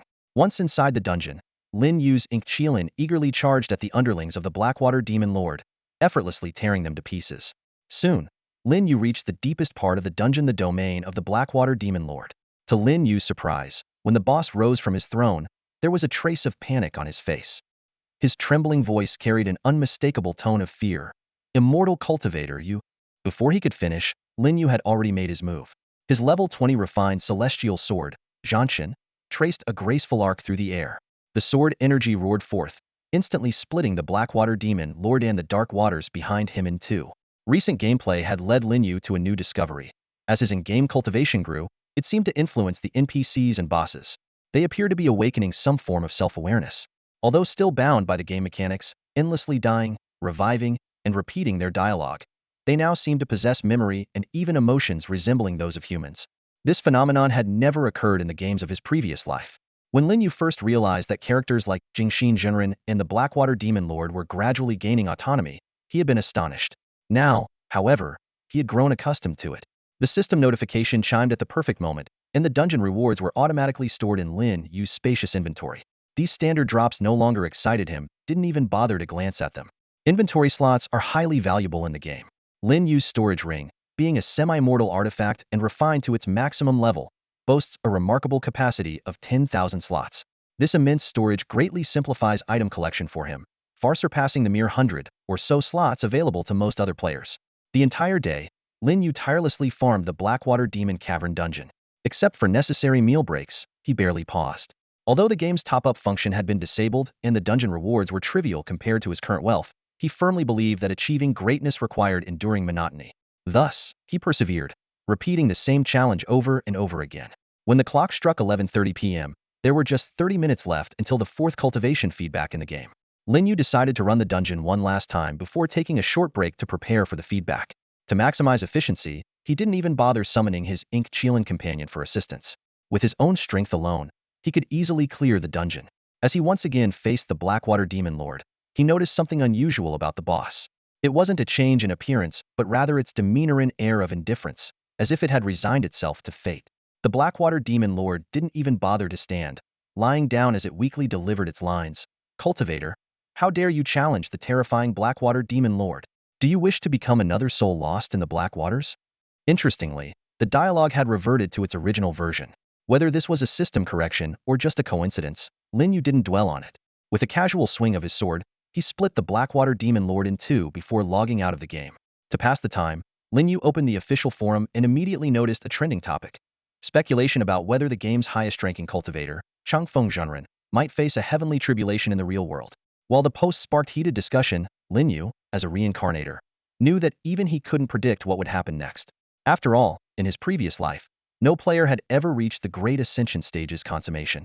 What concerned him more was that, at the current rate of cultivation feedback, he would reach the late stage of the Great Ascension tonight and possibly achieve consummation by tomorrow. If a heavenly tribulation were real, it might arrive far sooner than the seventh day. As the clock struck midnight, the fourth cultivation feedback began. Faced with the possibility of an impending heavenly tribulation, Lin Yu could only speculate wildly in his mind, for he was stepping into an entirely uncharted territory that no one had ever experienced before. The fourth cultivation feedback unfolded exactly as Lin Yu had anticipated. His cultivation level smoothly advanced from the mid-stage to the latest stage of the Mahayana realm. After the feedback concluded, Lin Yu lay on his bed, choosing to pass the time by sleeping. Although, with his Mahayana cultivation, he didn't need sleep to restore his energy. At that moment, he simply had nothing else to do. His current situation was rather peculiar. Despite possessing the cultivation level of the Mahayana stage, he couldn't perform even the most basic techniques. The techniques from the game had not yet fully synced with him, leaving him in a state of limbo. He had tried to utilize the techniques from his past lives' memories, but soon realized it was futile. After all, his current cultivation wasn't earned through his own efforts, but was a result of the game's feedback, rendering his past experience inapplicable. As for creating his own techniques, Lin Yu didn't even dare to attempt it. He was well aware that until the game's content had completely synced, he was essentially a Mahayana cultivator in name only. Rather than risking failure, he decided it was better to patiently await the completion of the feedback process. Meanwhile, at the Cultivation Management Bureau, Deputy Director Qi Changqing was having a completely different kind of day. Ever since discovering Jiang Yun's true identity the previous night and sending a private message of apology to Master Chengfeng, he had been consumed by unprecedented anxiety. He had been eagerly waiting for a response, convinced that his apology was sincere and that he had not taken any concrete actions thus far. However, despite Master Chengfeng being visibly online, there had been no reply at all. This silence was far more unsettling than any direct threat could have been. After hours of agonizing reflection, Qi Changqing finally came to a realization, one that was both comforting and humiliating. In Master Chengfeng's eyes, he was likely insignificant, and his petty actions had not even warranted attention. After spending an entire day in a restroom stall, Qi Changqing managed to sort through his thoughts. He realized that continuing to act deliberately in front of Jiang Yun would only make him look more ridiculous. By the time he pushed open the restroom door, his mind was clear, and he had made a firm decision. He needed to leave this place and leave Jiang Yun behind. Shortly after midnight, Qi Changqing resolutely headed toward the director's office. Though it was well past midnight, he knew the director would still be working. Qi Changqing adjusted his clothes and knocked on the door gently. Shortly after, Jiang Yun's father's booming voice came from inside. "Come in." As the door opened, Jiang Yun's father looked at the young man in front of him with shock. Qi had disheveled hair, a haggard face, and the overall appearance of someone recovering from a severe illness. What was even more concerning was the indescribable odor emanating from him, reminiscent of a sewage-filled drain. "Xiao Qi, what happened to you?" Jiang Yun's father quickly stood up, poured him a cup of tea, and asked with concern. Although Qi Changqing had been absent from work for a day, as his superior, he wasn't overly strict. After all, it was understandable for a young professional to occasionally take a day off. However, Qi Changqing had no time to dwell on such matters. Taking the teacup, he said urgently, "Director, I have an important matter to report. I feel that I am still too young and not suitable for the position of Deputy Director of the Repair and Maintenance Headquarters. I need to gain experience at the grassroots level, and I must stay away from the capital to grow independently, free from your protection. The vast expanse of the Northwest is perfect for utilizing my speed and flight. I sincerely request your approval for me to head to the Northwest immediately and dedicate myself to grassroots development." Qi Changqing's words were firm and rapid. Although Jiang Yun's father found his reasoning logical, something about it felt off. Yet, seeing the determination in Qi's eyes, he nodded slowly. Before he could say anything further, Qi Changqing straightened his posture and gave a somewhat clumsy military salute. "Thank you, Director. I'll head back to pack my things and depart first thing in the morning." With that, he rushed out, leaving Jiang Yun's father standing in the office, bewildered. As time passed, the establishment of repair and maintenance stations across the country significantly reduced incidents involving cultivators harming others in Longhua. While the influence of the ethereal, immortal journey mobile game seemed to be waning, the undercurrents never ceased. Numerous financial groups began recruiting cultivators, and in the absence of returns from in-game spirit stones and equipment, the allure of money gave rise to various cultivator organizations. This phenomenon wasn't confined to Longhua, but had spread internationally. Yet, Lin Yu remained indifferent to these emerging forces. In his view, only the weak needed to band together for warmth, while the strong could act as they pleased. On February 19, 2123, after 2 days of calm anticipation, Lin Yu finally arrived at the pivotal moment of cultivation feedback. Over the past 2 days, he had consecutively broken through to the late Mahayana stage and the peak of the Mahayana stage. Tonight, he was about to face an unknown breakthrough in his cultivation level, possibly even attracting a heavenly tribulation. Everything was shrouded in uncertainty. Lin Yu glanced at the time. It was 11 p.m. It was about time.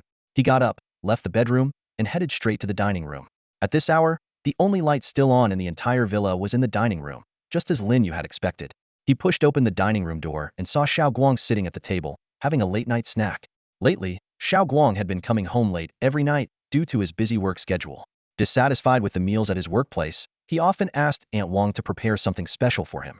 Aunt Wang happened to be walking out with an empty plate, having just finished making Xiao Guang's snack. Seeing Lin Yu come in, she paused for a moment before smiling and asking, "Xiao Yu, are you hungry too?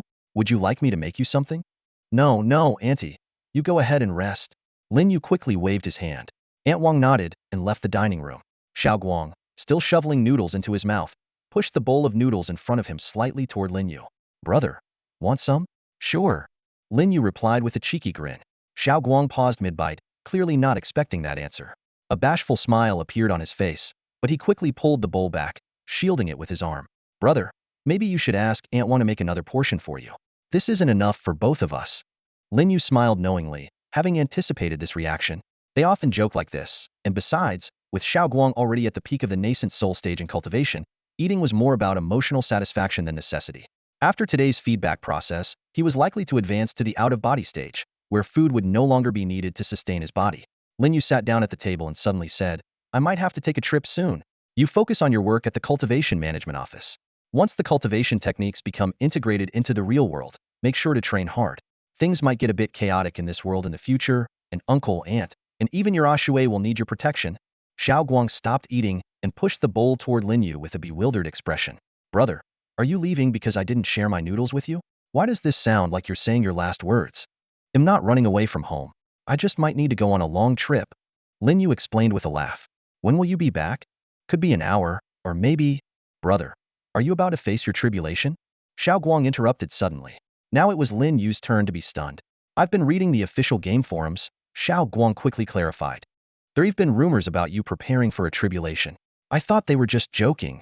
Lin Yu shook his head with a wry smile, thinking to himself how misleading those forums could be. He had planned to keep this from Xiao Guang to avoid worrying him, but now it seemed there was no point in hiding it anymore. Lin Yu simply said, "I have no idea if there will be a heavenly tribulation or not. We'll deal with whatever comes our way." Just as he finished speaking, he noticed something unusual. Instead of any trace of sadness, Xiao Guang's eyes lit up with excitement, and he exclaimed, "Bro, are you going to face the tribulation tonight? Why aren't you excited? Where are you planning to do it? I want to come and watch." "I've read in those cultivation novels that when a cultivator undergoes a tribulation, others observing nearby can gain insights and rapidly improve their cultivation." Lin Yu was left speechless. What on earth was going on in this kid's head? Forget about observing didn't even show the slightest worry for him. "Observe my foot. Do you think we're living in a novel? Just eat your noodles. I'll be back later." Lin Yu stood up and left the dining room, sighing inwardly. Explaining things to Xiao Guang felt like talking to a wall. But on second thought, maybe it was better this way, at least he wouldn't get all emotional along with him. Lin Yu stepped out of the villa, and in an instant, his figure soared into the sky. He needed to find a secluded spot to prepare for the cultivation feedback he was expecting tonight. If there really was a heavenly tribulation, at least he wouldn't disturb anyone else. Meanwhile, back in the dining room, Xiao Guang had lost his appetite. Staring out at the dark night sky through the window, he clenched his fists, his expression serious. "Bro, you have to succeed in overcoming this tribulation. Even if you fail, becoming a loose immortal would be fine. You're my biggest idol, you can't die." Then he mumbled to himself, I forgot to ask you to save all the good stuff in the game for me." He quickly stopped himself mid-sentence, shaking his head. No, no, no, there's no what if. My brother is invincible. Lin Yu's divine sense quickly locked onto a deserted island. With only a few minutes left until the sixth cultivation feedback, he casually sat down on a rock and pulled out his phone to open Ethereal Immortal Path. He transferred all of his character's equipment, spirit stones, and various resources into the game's mailbox system, a feature with a large storage capacity that many players used as a temporary inventory, provided items were retrieved within 7 days. Lin Yu typed Xiaoguang's in-game ID, Yushui Jinren, into the recipient field but didn't hit send right away. This was his contingency plan. If he really encountered a heavenly tribulation and his game items proved useless, he would send them immediately. Even if he perished under the tribulation, these items could help Xiao Guang protect himself and their family. As for dealing with the tribulation, Lin Yu honestly had no solid plan. As a half-baked cultivator in the Great Ascension stage, his current posture said it all. Wasn't sitting cross-legged to circulate his spiritual energy, but was lounging on the rock with one leg crossed over the other, holding his phone in one hand and flicking away ants crawling onto his pants with the other. At that moment, the strange phenomenon reappeared in the sky. It wasn't just above him. Clusters of cotton candy-like material floated over the distant city as well. However, while the largest ones above others were only the size of ping-pong balls, the one above Lin Yu was several times larger than his villa. It's here. Lin Yu uncrossed his legs and slowly stood up. This time, facing the cultivation feedback, his demeanor was noticeably more cautious and tense than before. As the cotton candy-like clouds gradually descended, Lin Yu felt the spiritual energy within him rapidly surging. This time, the sensation of cultivation feedback was particularly intense. Amid waves of swelling and contraction, he became acutely aware that the spiritual energy inside him was nearing a critical threshold. The energy compressed within him continuously until it seemed it could no longer be contained, leaving his entire body stiff and rigid. Then, suddenly, a deafening thunderclap shattered the silence. Boom. Crack. Heavenly tribulation? Lin Yu quickly lifted his head to gaze at the sky. The pitch-black clouds had completely obscured the heavens. Not a single star's light could penetrate through, and the air was thick with an oppressive and suffocating tension. However, upon closer inspection, Lin Yu noticed something peculiar. Though the clouds were dense, they resembled ordinary rain clouds rather than the legendary tribulation clouds. Moreover, while he heard the sound of thunder, there was no trace of lightning to be seen. Just as confusion clouded his thoughts, his peripheral vision caught the phone screen flickering incessantly. The phone was still on the email interface where he had been preparing a message for Xiao Guang, but something seemed to be flashing behind the interface. Even stranger, the exact same thunderclaps echoed from the phone. Boom. Crack. Boom. Crack. Boom. Crack. The sixth cultivation feedback came to an end at that moment, but Lin Yu no longer had the luxury to focus on his nearly bursting body. He swiftly exited the email interface, and his equipment and spiritual stones were automatically saved into the drafts folder. When the game screen finally came into view, the scene before him left him utterly stunned.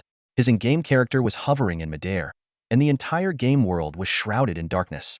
In the sky above, a massive vortex of tribulation clouds swirled slowly. Silver lightning weaved through the turbulent clouds, occasionally breaking free to unleash deafening roars. Beneath his game character, a figure stood out unmistakably. It was Jingxin Junren, dressed in her off-white Taoist robe. She was the NPC with the highest affinity toward him in the game, now the leader of the sacred land of Changhe. The fierce winds howled, causing her robe to billow gracefully, outlining her elegant silhouette. This wasn't taking place in the sacred land of Changhe, but rather somewhere in a wilderness map. The holy lord of the Changhe sanctuary, Jingxin Jinren, had unexpectedly appeared here. Lin Yu stared at the phone screen, his expression unable to hide his shock. The scene before him was vivid and real. While he had yet to face the heavenly tribulation in the real world, his game character was already confronted with one.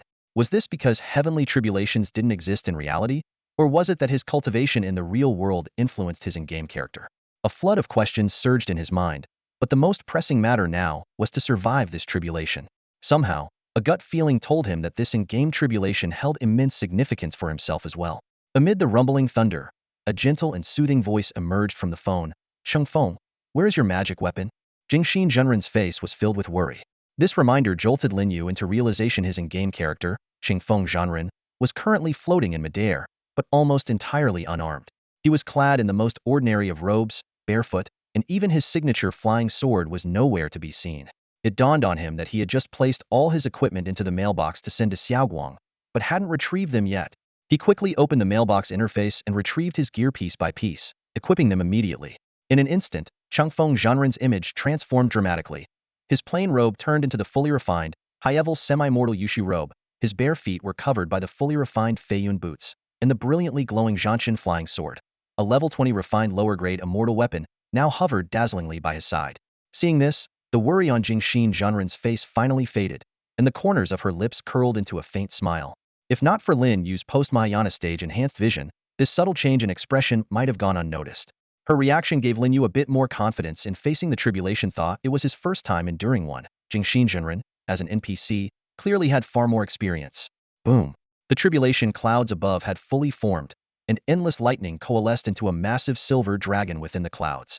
Lin Yu could distinctly see its thunderous horns, whiskers, and those cold, silver eyes. Roar. The silver lightning dragon suddenly dove downward. Without hesitation, Lin Yu opened the skill interface and unleashed his most powerful move, Qingyu 9 Strikes, 9th form. One sword to shatter eternity.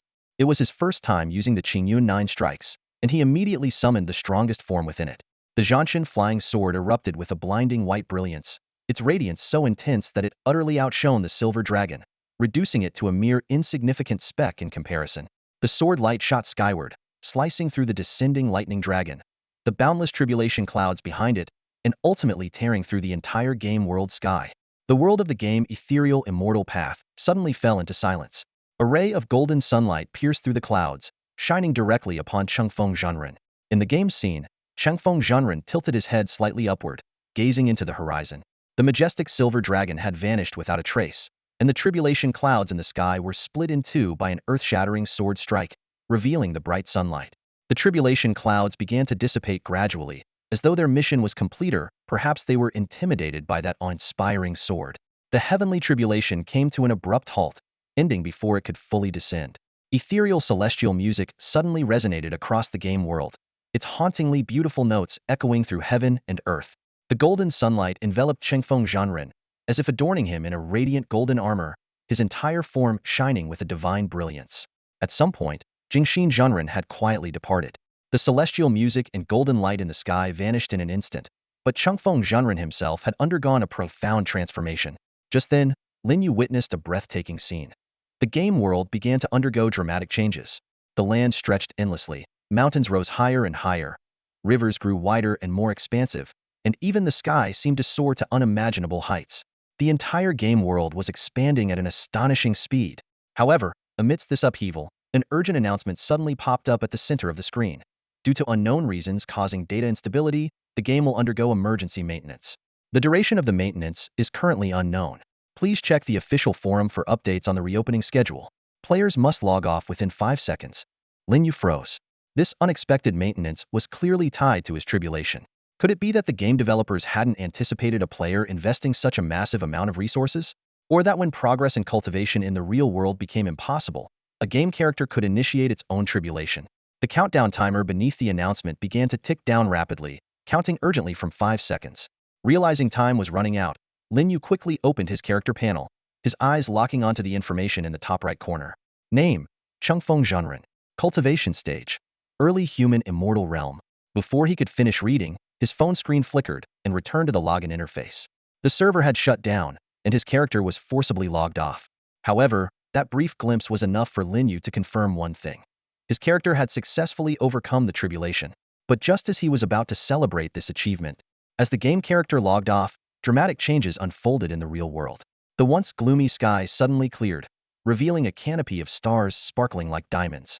Countless fine strands of starlight descended precisely onto Lin Yu, triggering a cascade of transformations within his body. His body began to contract violently, as if a mysterious force was compressing the surging spiritual energy within him. This force didn't merely act on his spiritual energy but penetrated deeply into his physical body and nascent soul, fundamentally altering his essence. Under the influence of this force, Lin Yu felt his spiritual energy finally breaking through a critical threshold. The overwhelming feeling of pressure and pain vanished instantly, replaced by an unprecedented sense of comfort, as though he were soaking in a warm spring. Even more astonishing was that his body started floating effortlessly without him needing to cast any spells, as if gravity no longer applied to him. Unlike before, when he had to rely on advanced spiritual energy to fly, now flying felt as natural as breathing. The sky became his personal playground, where he could roam freely. On this desolate island, Lin Yu began to explore the other changes his body had undergone. Meanwhile, due to the game's sudden shutdown for maintenance, the official forum was quickly flooded with posts. Frustrated players, forced to log off, gathered on the forum to seek answers and vent their dissatisfaction. Whoa, whoa, whoa. Did you guys hear that terrifying thunder in the game just now? How could there be thunder out of nowhere? Was someone undergoing a tribulation? Of course I heard it. It wasn't just thunder. There was a dragon roar too. I heard it as well. There's no tribulation mechanic in the game settings, but that sound was exactly like a tribulation scene. Did anyone notice the strange music that played after the thunder? I didn't catch any music, but that thunder sure gave me a scare. You guys only heard the sound? My phone flashed suddenly, and something bright streaked across my screen. It was blinding.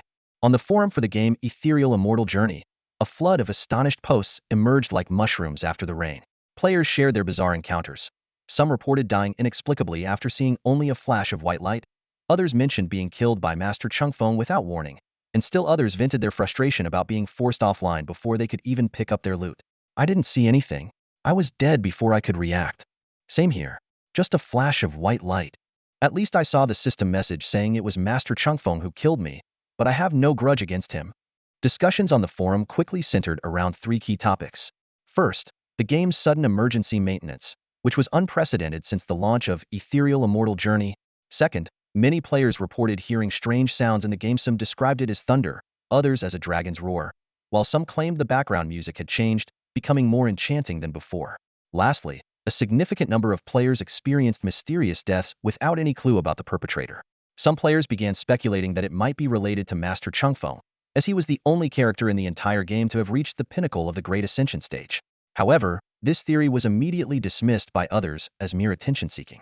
Still, a few joked, never underestimate the power of pay to win. Amid these major discussions, a handful of odd posts appeared but were quickly drowned out by the overwhelming number of threads. Even more unsettling, strange occurrences seemed to be happening in the real world. Several players reported cracks suddenly appearing in their walls at the exact moment the game went offline. Right after the game shut down, the wall in my villa suddenly cracked. It scared me to death. Huh, what a coincidence. My wall cracked too. This night was destined to be anything but peaceful. The gaming forums were abuzz with activity as players, forcibly logged out of the game, flooded in to share their speculations and theories, trying to make sense of the strange events that had unfolded tonight. Yet, the truth was known to only one person, Lin Yu. At this moment, Lin Yu was sitting alone atop a massive rock on a deserted island in the middle of the Pacific Ocean. Slowly, he withdrew his divine sense from the moon, letting out a silent sigh. Humanity's research on the moon was indeed accurate. The images circulating online were remarkably precise. Although he wasn't certain if he had truly achieved immortality, Lin Yu could clearly sense the profound changes in his body. His divine sense had grown exponentially stronger, allowing him to observe both the microscopic world and the vast cosmos with unprecedented clarity. This newfound ability far surpassed the limits of any astronomer or microbiologist could now perceive their realms of study with his naked eye. More importantly, he discovered that his nascent soul had completely merged with his physical body, reminding him of the legendary concept of sanctification of the flesh. Compared to his state in the Mahayana stage, he now felt immeasurably more powerful, his entire being brimming with an overwhelming sense of strength. Recalling the descriptions of spatial rifts and teleportation abilities from cultivation novels, Lin Yu decided to test his newfound powers. He brought his 5 fingers together, using his hand as a blade, and swung downward with force. In an instant, the air before him split apart, accompanied by a deafening sonic boom. A transparent ripple shot forward like a sword. The ground of the small island cracked open into a deep fissure that extended all the way to the ocean. Even more astonishing, the sea itself parted in two, the divide stretching southwestward. Lin Yu froze in shock. He had only intended to test whether he could tear through space, but the sheer destruction he had unleashed was far beyond his expectations. He quickly extended his divine sense to track the trajectory of the energy blade, and his heart sank. Its path was heading straight toward the densely populated island of Oahu. Just as Lin Yu prepared to take flight and intercept the blade to prevent potential catastrophic loss of life, his divine sense detected something unexpected. The energy blade's power was gradually diminishing. Lin Yu quickly calculated with his divine sense that the power of the energy blade released from the palm wasn't particularly strong, as it lacked the enhancement of any magical artifacts. As expected, by the time the energy blade reached the land of Aoda Island, its final traces of force dissipated into the sky, merely destroying a few coastal buildings. This outcome allowed Lin Yu to breathe a sigh of relief, but it also served as a stark reminder of an important truth. Given his current level of power, he must act with extreme caution. Even a casual action could result in catastrophic consequences, potentially wiping out entire nations and claiming millions of lives. As for the idea of attempting to tear through space, Lin Yu had completely abandoned it. Firstly, The potential for devastating collateral damage was too great, and secondly, with his current flying speed, spatial teleportation seemed entirely unnecessary. As Lin Yu delved deeper into understanding his own transformation, he noticed that the world around him was quietly changing as well. The blue planet was slowly expanding. Although the rate of expansion was far less dramatic compared to the ethereal realm of the immortal path game world, the change was undeniably present. Standing in the center of the small island, gazing out at the vast, deep blue sea, he couldn't help but reflect on how this world had become entirely different from the one he once knew. Lin Yu had deliberately kept a low profile to avoid excessively altering the course of this world's development due to his rebirth. However, it now seemed that such thoughts were overly naive. At his current level of cultivation, even the slightest display of his strength could cause massive ripples in the global landscape. At that moment, though Lin Yu's casual attack had not caused any casualties, its astonishing display had been captured by multiple satellites. Major nations quickly took note of the anomaly in the Pacific Ocean. The Pentagon in the United States convened an emergency meeting overnight, with participants eagerly voicing their opinions. What is this mysterious phenomenon? It must be a provocation aimed directly at our allies. Could it be a hypersonic weapon from Longwa? Deploy a fleet to investigate the area immediately. Could it be the work of a cultivator from Longwa? Impossible. Even the elite Thunder Squad couldn't produce something of this magnitude. Finally, the top official at the Pentagon rose to speak, his expression grave. With the rise of the game's power system, we know far too little about the capabilities of players from other nations. As the leaders of the Blue Planet, it is imperative for us to gauge the real power levels of players globally. I propose hosting a world-class competition, the Blue Planet Power Arena. Through this event, we can comprehensively gather data on the strength of players from various nations, providing critical insights for our future military strategies. Although the dynamics of the Blue Planet were undergoing significant shifts with the onset of various games, the United States remained the most powerful force. Under its leadership, invitations for the Blue Planet Power Tournament were swiftly dispatched to the top officials of nations worldwide. The responses from various countries were almost immediate, especially those smaller nations that traditionally followed the US, which quickly released official statements. The Eagle Nation was the first to declare it a wonderful proposal for promoting global unity among the people. France stated that their player warriors were ready and eager to participate. Germany responded with a concise agreement, while Japan announced that they would immediately consult the leader of the Ninja Alliance. Unlike other nations, Japan was home to a unique and powerful organization, the Ninja Alliance. This alliance brought together all the ninjas across the country, and its leader held a status comparable to the king of Japan's underground world. Without his approval, even the official government could not select participants for the tournament. That evening, 3 formally dressed Japanese officials, bearing lavish gifts, were escorted by a ninja to the top floor of the Metropolitan Tower, where the presidential suite was located. Beads of sweat formed on their foreheads, and despite being official representatives, they dared not show the slightest sign of disrespect when facing this underground ruler. Inside the suite, in addition to the alliance leader, Gao Sheng, there were 5 female ninjas seated silently on the bed. Their silence was palpable, a result of the presence of unfamiliar visitors. Gao Sheng, dressed in a white bathrobe and barefoot, stood by the floor-to-ceiling windows, sipping a glass of red wine. He turned around slowly, his voice devoid of emotion. You have 30 seconds to state your purpose. The middle-aged official at the forefront quickly wiped the sweat from his brow and spoke respectfully. Honorable Alliance Leader, we have received an invitation from the United States to participate in the Blue Planet Power Tournament. This is a grand event that will gather the strongest players from across the Blue Planet. We wish to seek your approval to allow our ninjas to participate and bring glory to our nation. Gao Sheng narrowed his eyes slightly and cast them a fleeting glance. The 3 officials immediately lowered their heads, as if reduced to insignificant ants under the weight of his overwhelming presence. He took a sip of his wine and murmured thoughtfully, bring glory to the nation. Not bad. This remark instantly brought a look of delight to the faces of the 3 envoys. It seemed the alliance leader was a patriot after all. Things might just go smoothly now. However, they kept their heads lowered and didn't notice the enigmatic smile playing at Gao Sheng's lips. Holding a wine glass, Gao Sheng let his gaze slowly sweep over the 5 female ninjas lying on the bed. After a brief pause, he spoke. 5 ninjas for you, will that suffice? The 3 middle-aged envoys frowned at his words. 5 was indeed a small number, especially for a world-class event where the number of participants directly influenced a country's impact and final performance. However, facing the leader of the Ninja Alliance and the ruler of the underground world of the island nation, they dared not ask for more. The lead envoy wiped the sweat beading on his forehead and, suppressing his anxiety, replied, 5 will do. Gao Sheng nodded in satisfaction. At that moment, the lead envoy mustered his courage and asked in a trembling voice, Alliance Leader, may we take those 5 ninjas with us now? The competition schedule is tight, and we need to depart tomorrow. Gao Shang's expression darkened instantly. He let out a cold snort. Humph. You are in no position to make demands. Besides, these 5 ninjas have important tasks to attend to tonight. The 3 envoys shuddered at his snort and quickly stammered. We wouldn't dare, Alliance Leader. Please don't be angry. Gao Shang, in good spirits, decided not to make things harder for them. He replied indifferently. Leave the competition location with my subordinates. I will ensure they are sent on time before the event begins. The envoys heaved a sigh of relief and hurriedly took their leave. They kept their heads bowed the entire time, never even glancing at the 5 silent female ninjas on the bed. After they left, Gao Sheng set down his wine glass and turned his gaze to the 5 ninjas on the bed. A sinister smile curled on his lips. When I was young, my mother taught me to share beautiful things. I hope the people of Blue Star enjoy this gift. He burst into laughter after speaking. Aside from the allies of the United States, other nations also confirmed their participation. The Blue Star Power Tournament was not only an opportunity for the US to gauge the strength of players from various countries, but also a chance for other nations to assess their power through real combat and prepare for future competition. When Longwa Dragon Nation received the invitation, it treated the matter with great importance. Early the next morning, a special meeting was convened to discuss it. Zhang Yun's father specifically arranged for Qi Chongqing to return from the northwest.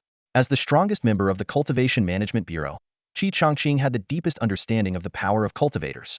Although he was initially reluctant, upon learning that Zhang Yun would not be attending, he eventually agreed. The meeting was small, with only 7 or 8 participants. The Cultivation Management Bureau sent only Zhang Yun's father and Qi Chongqing, while the rest were top officials from Longguo's highest ranks. The meeting quickly got to the point. The elderly man chairing the meeting sat upright, his gaze sweeping over everyone present before finally resting on Qi Chongqing. The key to deciding whether to participate in this Blue Planet Power tournament lies in one question.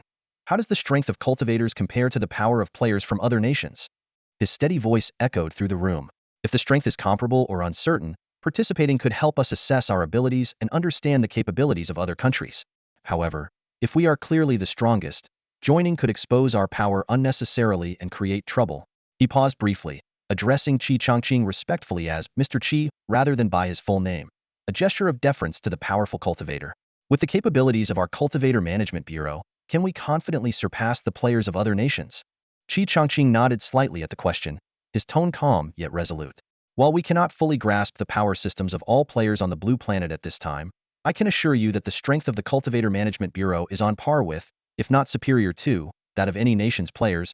Several senior officials from the Dragon Nation exchanged glances and nodded subtly.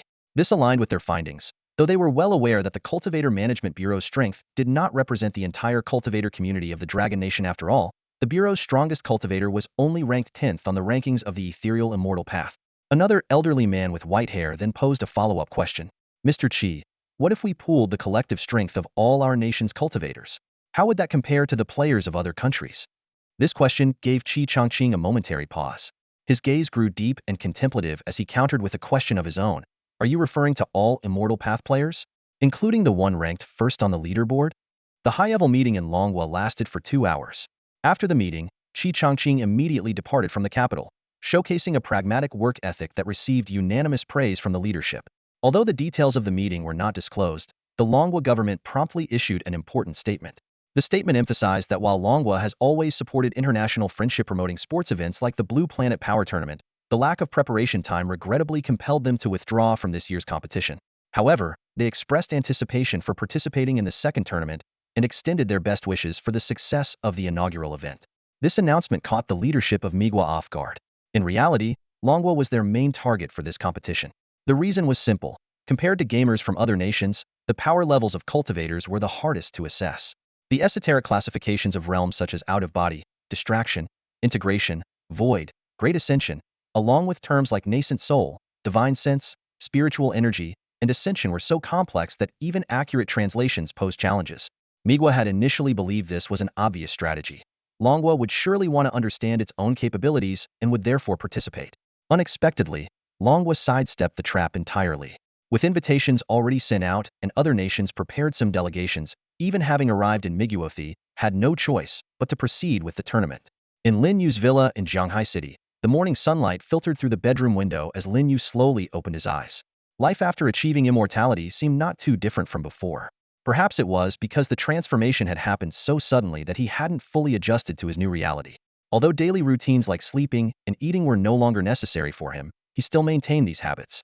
When he entered the dining room, he saw Xiao Guang already enjoying breakfast. Having explained his situation to Xiao Guang the night before, Lin Yu was greeted with a playful remark as he walked in. Bro, do you even need to eat anymore? Lin Yu shot him a glance. Aren't you eating too? Xiao Guang chuckled. Fair enough. Eating is more of a hobby, anyway it's not really about hunger. Lin Yu smiled at Aunt Wang, who brought over his breakfast and began eating. However, after just a few bites, he noticed something unusual. His body seemed to reject the food, as if these ordinary meals were nothing but impurities to him now and might even disrupt the purity within him. In just the blink of an eye, all the food in Lin Yu's stomach vanished. With a single exhale, everything turned into impurities and was expelled from his body. Hiss! Lin Yu drew in a sharp breath, a hint of astonishment flashing in his eyes. This change left him both amused and exasperated. Had essentially become a super eating machine, with food dissolving instantly upon entering his mouth, skipping the digestion process entirely. A sudden thought lit up his mind. In that case, wouldn't an Aleocaniate buffet be the perfect deal for me?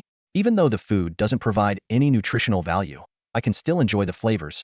After finishing his meal, Lin Yu returned to his bedroom, picked up his phone, and opened the official forum of Ethereal Immortal Path. Since the game was undergoing maintenance and unavailable for login, the forum had become the central hub for players. During the downtime, the forum was unusually lively, with posts flooding in like waves. Dozens of new threads appeared every minute, their updates astonishingly rapid. Lin Yu casually browsed the forum, scanning through various posts.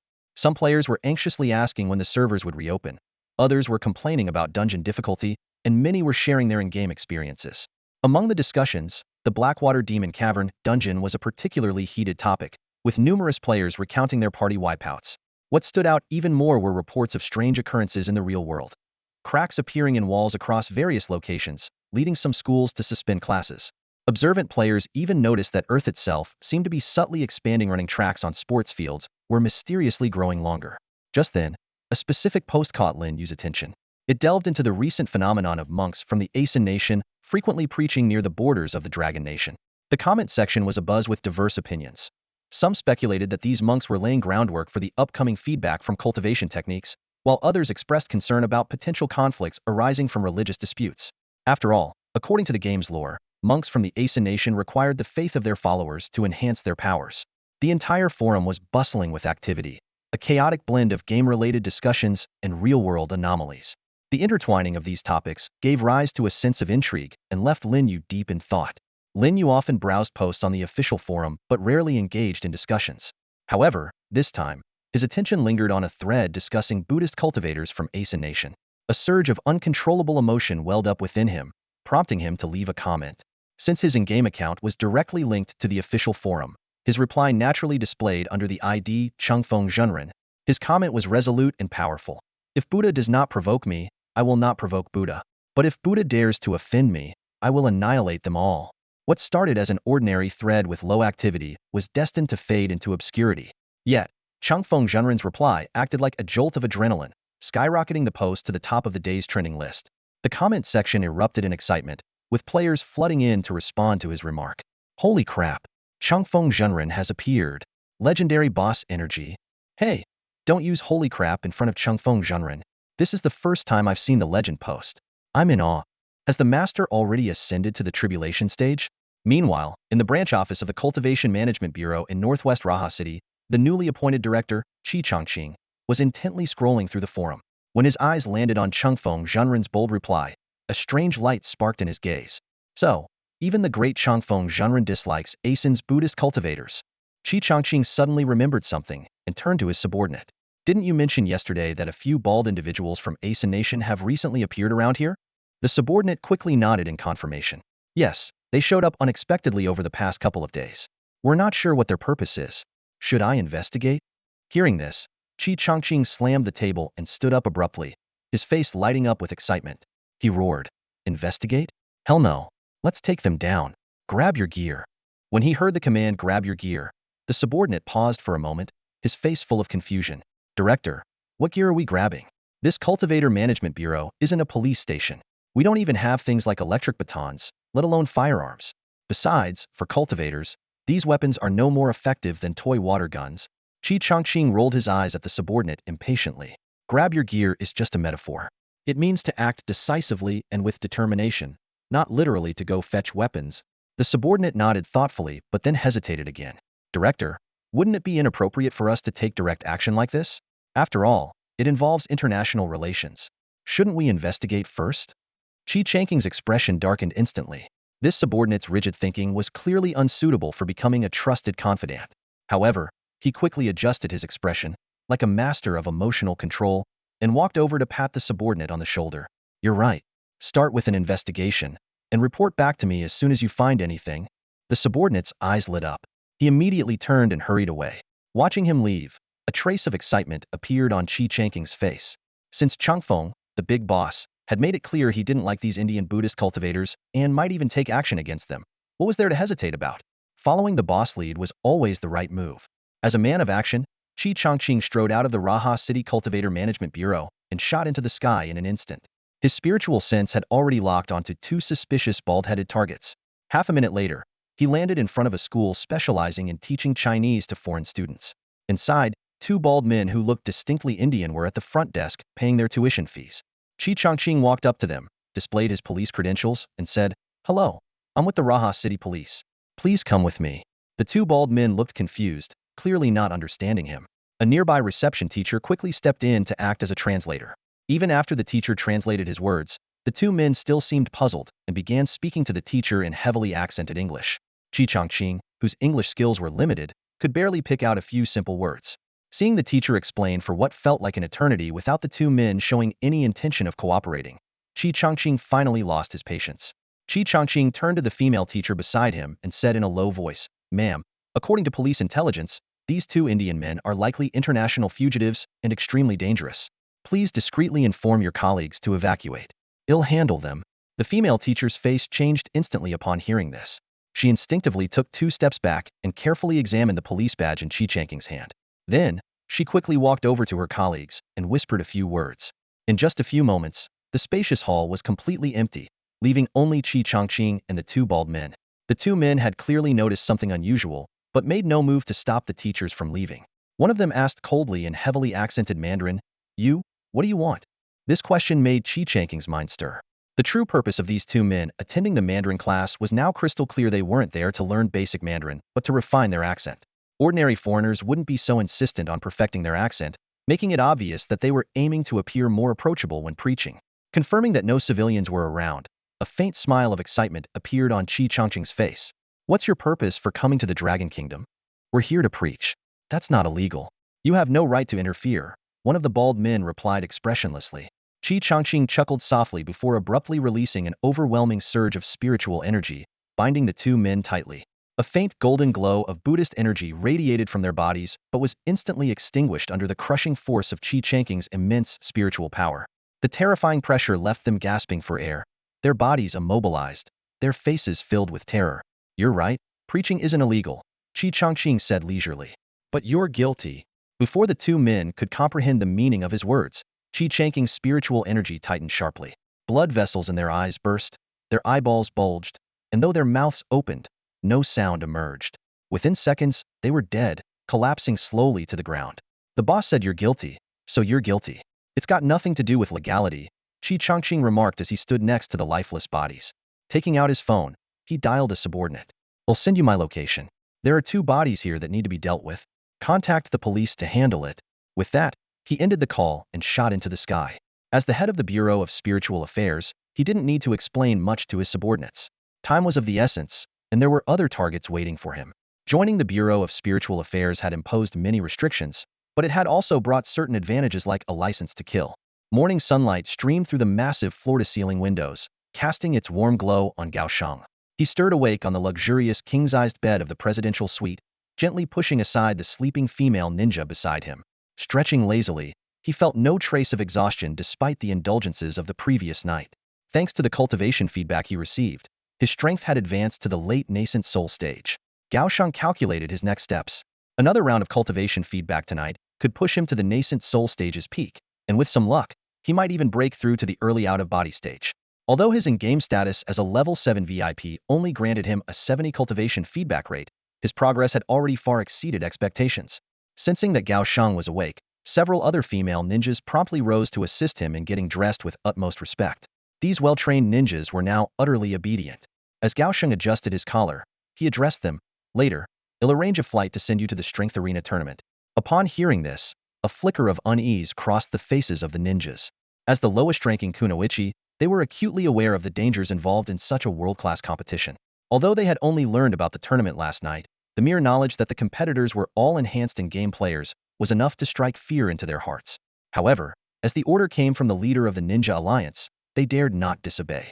Noticing their apprehension, Gao Sheng gently stroked the hair of one of the ninjas, reassuring her, "Don't worry. You don't need to fight those brutes, Heathen. Just showcase the elegance of a ninja. I've already arranged for specially designed pink allure ninja outfits to be made overnight. I guarantee you'll be the center of attention.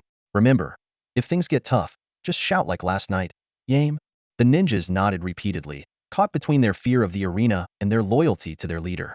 After assisting him, the 5 ninjas were sent off to board Gao Sheng's private jet, bound for New York to attend the opening ceremony of the first Blue Star Strength Arena tournament, held in the morning U.S. time.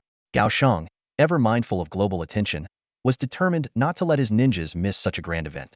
Meanwhile, Lin Yu attempted to log into the game but found the system still under maintenance. Left with no other option, he opened the game forum, where the top 3 pin posts were all official announcements from the developers.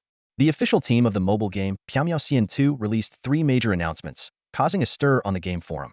The first announcement revealed that the game would reopen at 10 a.m. on February 20th, with the development team working overnight to fix bugs. Players flooded the comment section with excitement. The dev team is amazing. This efficiency is a benchmark for the industry. Some players expressed their eagerness to log in as soon as the servers were back up, while others enthusiastically inquired about visiting the game company or even asked about job opportunities. Amid the discussions, speculation arose about the game being developed by Tiandao, sparking heated debates. The second announcement stirred even greater excitement among players.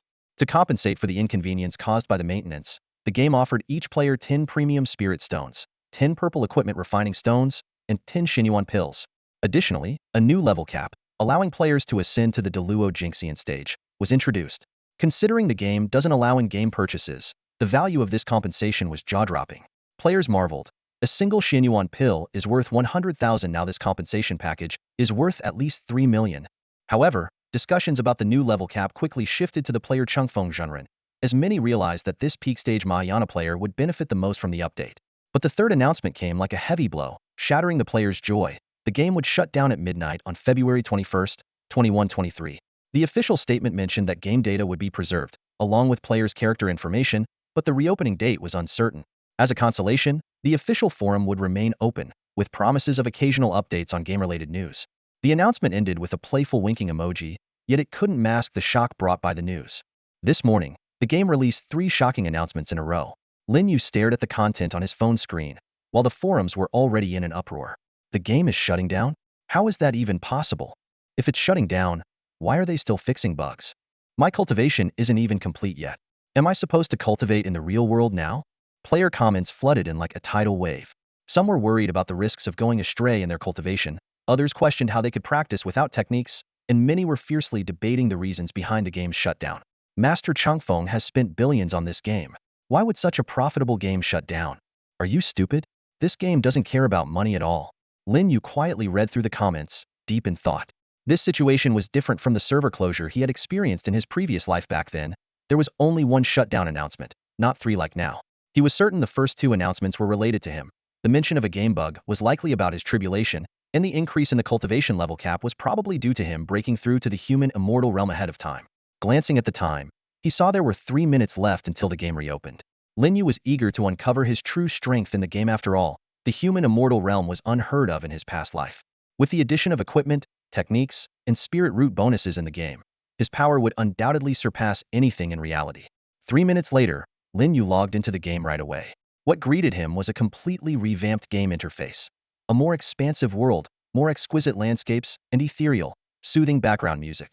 However, when he opened the map, he noticed that while the map's scope had expanded, the locations of dungeons and sects remained unchanged, which gave him a sense of relief. Eagerly, he opened his personal stats panel. Aside from his realm being elevated from the Grand Ascension stage to the early human immortal stage, the rest of his stats remained the same. Checking the cultivation leaderboard, he saw that the second place still belonged to Tsangyan Demon Lord, who was stuck at the integration stage. In recent days, the mysterious player ranked second on the leaderboard has indeed been putting in effort. It seems they exhausted their stockpile of spirit stones and finally managed to break through from the early fusion stage to the mid-fusion stage. However, this progress is still far from comparable to Lin Yu, who holds the top spot on the leaderboard. What's even more noteworthy is that on the cultivation leaderboard, Changfeng Zhenren's realm has leaped from the Great Ascension stage, perfected to the early human immortal stage. Lin Yu clicked on the description button in the top right corner and discovered that the game had introduced 5 new higher-level realms: Human Immortal, Earth Immortal, Heavenly Immortal, Golden Immortal, and the Ultimate Deluo Golden Immortal. Although these seem like just 5 additional levels, Lin Yu was well aware of the game's notorious difficulty. Advancing from Human Immortal to Earth Immortal might be dozens of times harder than cultivating from the Qi refining stage to the Great Ascension stage. With a mindset of giving it a try, Lin Yu took out the remaining Xinyuan pills from his inventory. However, the system immediately displayed a prompt. Xinyuan pill usage failed. Your current realm has surpassed the cultivation stage. Xinyuan pills are ineffective for realms above the cultivation stage. To enhance your immortal realm cultivation, please use Xinyuan pills. This message didn't come as a surprise to Lin Yu. It was just like how semi-mortal artifacts couldn't be refined using purple-grade refinement stone, a well-known pattern in this game. Although he still had plenty of spirit stones, enhancing his cultivation realm was the top priority. However, when Lin Yu opened the game shop and browsed the pill section, he was dumbfounded. There was no sign of the so-called Xinyuan pills. At that moment, Lin Yu realized the game had only unlocked the new cultivation realms, but the corresponding content hadn't been updated yet. It seemed that before the game eventually shut down, the only way to improve his cultivation was by grinding dungeons. Left with no other choice, Lin Yu directed his character toward the Blackwater Demon Cavern. Meanwhile, in New York City, USA, the opening ceremony of the first Blue Planet Power Tournament was being held in a temporarily converted large football stadium. Although the preparation was rushed and the audience turnout wasn't particularly high, the event was broadcast on television, allowing a global viewership to witness this grand occasion. The opening ceremony followed the format of the Olympics, with the first segment being the parade of participants from various countries. On the hosting platform, 2 charming female hosts, Lucy and Lily, began the event with enthusiasm. Ladies and gentlemen, viewers from around the world, welcome. This is Lucy, your host from NYEV, joined by my co-host, Lily. Together, we'll be bringing you live coverage of this spectacular opening ceremony. Hello everyone, I'm Lily, the other host chimed in. Up next is the parade of participants from all the countries. The order of entry will follow the alphabetical arrangement of country names. First to enter the arena, representing the United States, is Team USA. With the announcer's voice echoing through the stadium, the opening ceremony of the first Blue Planet Power Tournament officially began. This globally anticipated event was being broadcast live across the world. Ever since the game cultivation feedback phenomenon occurred 6 days ago, the extraordinary powers displayed by gamers had become a hot topic of discussion among the general public. The tournament's live broadcast ratings skyrocketed to the top in various countries. The opening ceremony attracted the most attention, as audiences not only got to witness the prowess of professional gamers from all over the Blue Planet, but also eagerly awaited their own nation's players to shine on the international stage. In the island nation, the leader of the Ninja Alliance, Takamori, had rented out a luxurious cinema to watch the live broadcast of the opening ceremony with his core subordinates. He was in an exceptionally high-spirited mood, as the 5 female ninjas he had meticulously selected were about to make their debut on the world stage. Their ninja outfits, a personal design masterpiece by Takamori, were inspired by elements from a certain romantic action film combined with minimalist aesthetics. At the center of the IMX cinema, Takamori occupied 3 of the best seats. Behind him sat 4 elite upper-rank ninja players, his most trusted operatives. Despite their strength, they were visibly tense, having long been intimidated by Takamori's ruthless methods. He couldn't be bothered to remember their names, simply referring to them by height as Big Ha, Second Ha, Third Ha, and Little Ha. The 4 elite ninjas held their breath, terrified that even the sound of their breathing might disturb their leader's viewing experience. The rest of the subordinates remained utterly silent, and the entire theater was enveloped in an oppressive stillness, broken only by the rousing background music of the opening ceremony playing on the screen. The first team to enter was the United States delegation. While their country's name began with the letter M in the tournament's alphabetical system, as the event's host nation, they were granted the honor of entering first, akin to the Olympic tradition. The U.S. team boasted a substantial number of participants, and their appearance immediately triggered a wave of enthusiastic cheers from the live audience. Those watching at home were equally thrilled. Seeing powerful professions that had once only existed in movies now vividly brought to life felt like a dream come true. The team from the United States, approximately 100 members strong, entered the venue at a measured pace. Among them were some truly eye-catching figures: a massive green giant, a sleek Iron Man hovering gracefully at low altitude, the sharp-eyed archer known as Hawkeye, and the god of thunder, surrounded by crackling silver lightning. They appeared as if they had stepped straight out of a comic book, waving to the enthusiastic audience in the stands. The most striking figures, however, were a group of women clad in crimson robes. Their pale, almost ethereal chests peeked through the fabric, marking them unmistakably as the famed Scarlet Witches. Meanwhile, in the conference room of the headquarters of the Dragon Nation's Regulatory Bureau, the director and several senior officials were intently watching the live broadcast of the opening ceremony. As the U.S. team made their full appearance, everyone instinctively leaned forward, scrutinizing every detail. They were fully aware that this Blue Star Power Tournament was merely a way for the United States to gauge Dragon Nation's strength. They also knew the U.S. wouldn't reveal their true trump cards, offering only a glimpse of their mid-air capabilities. Next came the entrance of the team from Australia, plunging the venue into an eerie silence. The competitors in this group bore hollowed faces, gaunt and withered bodies, and sparse hair, staggering forward with unsteady gaits. The host explained that these participants came from a special zombie evolution game and were currently in the early stages of their transformation, which accounted for their horrifying appearance, earning them the title of the most pitiable players across Blue Star. As teams from various nations took their turns entering, the spotlight finally shifted to the highly anticipated team from Japan. The host paused briefly, seemingly caught off guard by the name on the cue card, but quickly recovered with a professional smile.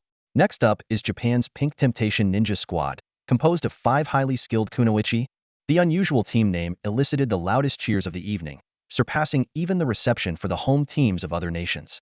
Back in the Dragon Nation's conference room, the senior officials were momentarily stunned by the name, instinctively adjusting their posture to get a better view. At the same time, in Japan's IMX Theater, Gao Sheng watched the giant screen with eager anticipation. As the designer of these costumes, he had yet to see the final product in action. With the host's announcement, the Pink Temptation Ninja Squad finally made their grand appearance. No one knew exactly when the music at the opening ceremony abruptly stopped. Perhaps the sound technician forgot to switch to the next track, but at that moment, no one cared about such a minor detail. Every pair of eyes was utterly captivated by the 5 female ninjas who had just appeared. The venue fell into complete silence. Even the athletes from the island nation's delegation at the front couldn't maintain their formation, frequently turning their heads to sneak glances. The cameras focused tightly on the 5 figures, broadcasting their every move to audiences around the world. Clad in pink ninja outfits, their attire was shockingly minimal, barely enough to cover what could be held in the palms of a young boy's hands. The snug fabric accentuated their perfect physiques, and as they gracefully strode along the runway at the edge of the arena, their unparalleled strength was palpable to everyone present. After half a minute of silence, the crowd erupted into deafening cheers. It was as though the sound technician finally snapped out of their daze, immediately switching to a more adrenaline-pumping background track. The audience's chatter grew louder and more excited. Their presence is terrifying. It's like you can feel the pressure even from hundreds of meters away. They're going to be the undisputed champions of this competition. This brings back memories of our youth. If anyone dares to challenge them in the ring, they're up against the entire world. Just witnessing these 5 ninjas in action alone was worth the price of admission. Suddenly, a nimble male spectator broke through the security barrier and dashed onto the field. He approached the 5 female ninjas, and as one of them was about to say yeah, she was immediately interrupted by a teammate. "Don't refuse," the teammate whispered firmly. "Remember, the leader's orders, ya my die, is for the ring. Right now, we need to showcase the ninja's approachable side." The ninjas quickly shifted into friendly poses, taking photos with the man. This gesture caused an even bigger uproar, prompting more spectators to breach the security line and swarm the field. Chaos erupted in the venue. At that very moment, the televised broadcast abruptly cut off, leaving screens blank. Audiences around the world were instantly outraged, especially those watching the live stream in movie theaters. Gao Sheng angrily kicked the seat in front of him, sending it flying with a loud crash. The thunderous noise instantly alerted the ninja subordinates behind him, who immediately dropped to their knees in unison. None of them dared to lift their heads toward the direction of the alliance leader, fearing they might become the target of his wrath. However, the anger on Gao Sheng's face quickly faded, replaced by an excited grin. Although the broadcast signal had been interrupted, it didn't diminish the achievement he had already secured. His visionary designs and the elegance of his ninjas had been showcased to a global audience. This victory was enough for him to overlook the minor setback. He was confident the signal would be restored soon, and then he could once again revel in the spectacular performance of his 5 strongest female ninjas in the arena. At the same time, in Lin Yu's villa in Longhua, Lin Yu noticed the heated discussions on the official forum about the Blue Planet Power Tournament and decided to use his spiritual sense to check on the situation at the venue. Unlike the television broadcast, his spiritual sense allowed him to perceive everything happening in the arena with absolute clarity. When the 5 powerful female ninjas appeared, even Lin Yu couldn't help but let out a small exclamation of admiration. However, he quickly withdrew his spiritual sense. In his eyes, the strength of these contestants was no different from that of ordinary people, including the 5 female ninjas who had captivated the audience. Their sensational appeal was more attributable to their unique ninja identity and striking appearances. Throughout the day, Lin Yu had been focused on grinding through game dungeons. With his current cultivation level, he no longer needed to rely on skills, equipment, or spirit beasts. His basic attacks alone were enough to dominate, even against formidable foes like the Blackwater Demon Lord. As the clock approached 11 p.m., there was only 1 hour left until the game's final cultivation feedback. Lin Yu was particularly excited about this moment. After all, he had already ascended from the great perfection stage of the Mahayana realm to the human immortal realm. This feedback was bound to bring a significant boost. He meticulously reviewed his in-game assets, equipment, spirit beasts, caves, spirit stones, elixirs, formations, spiritual roots, and cultivation techniques. This was his last chance to organize everything, as the game would shut down permanently, leaving no way to log in again. After finishing his inventory, Lin Yu made a special visit to his sect to see Master Jingxin. She stood quietly in the rear mountains, just as she always did, without initiating any conversation. Lin Yu didn't click on the dialogue option but softly said, "See you in the real world someday?" As if in response, Master Jingxin's lips curved into a faint smile, but that was all. She continued gazing into the distant scenery. Time slipped by silently, and midnight finally arrived. Lin Yu set down his phone and waited patiently for the final cultivation feedback. At this very moment, cultivators across Longhua were eagerly anticipating this significant event. As night fell, the repair office in Jianghai City was already deserted. After work, Xiaoguang stayed quietly in his room, not disturbing Lin Yu. All the cultivators in Jianghai City were eagerly awaiting this final cultivation feedback, as it would determine their ultimate cultivation level in the real world. At exactly midnight, a familiar scene unfolded once again. The skies above Longhua were filled with cotton candy of various sizes, some as tiny as sesame seeds, others as large as ping-pong balls. Ordinary players couldn't perceive these phenomena, but Lin Yu's attention was drawn to an unusual cotton candy hovering above him. This time, the cotton candy was vastly different from before. It was no longer translucent and colorless, but emitted a golden glow reminiscent of sunset clouds.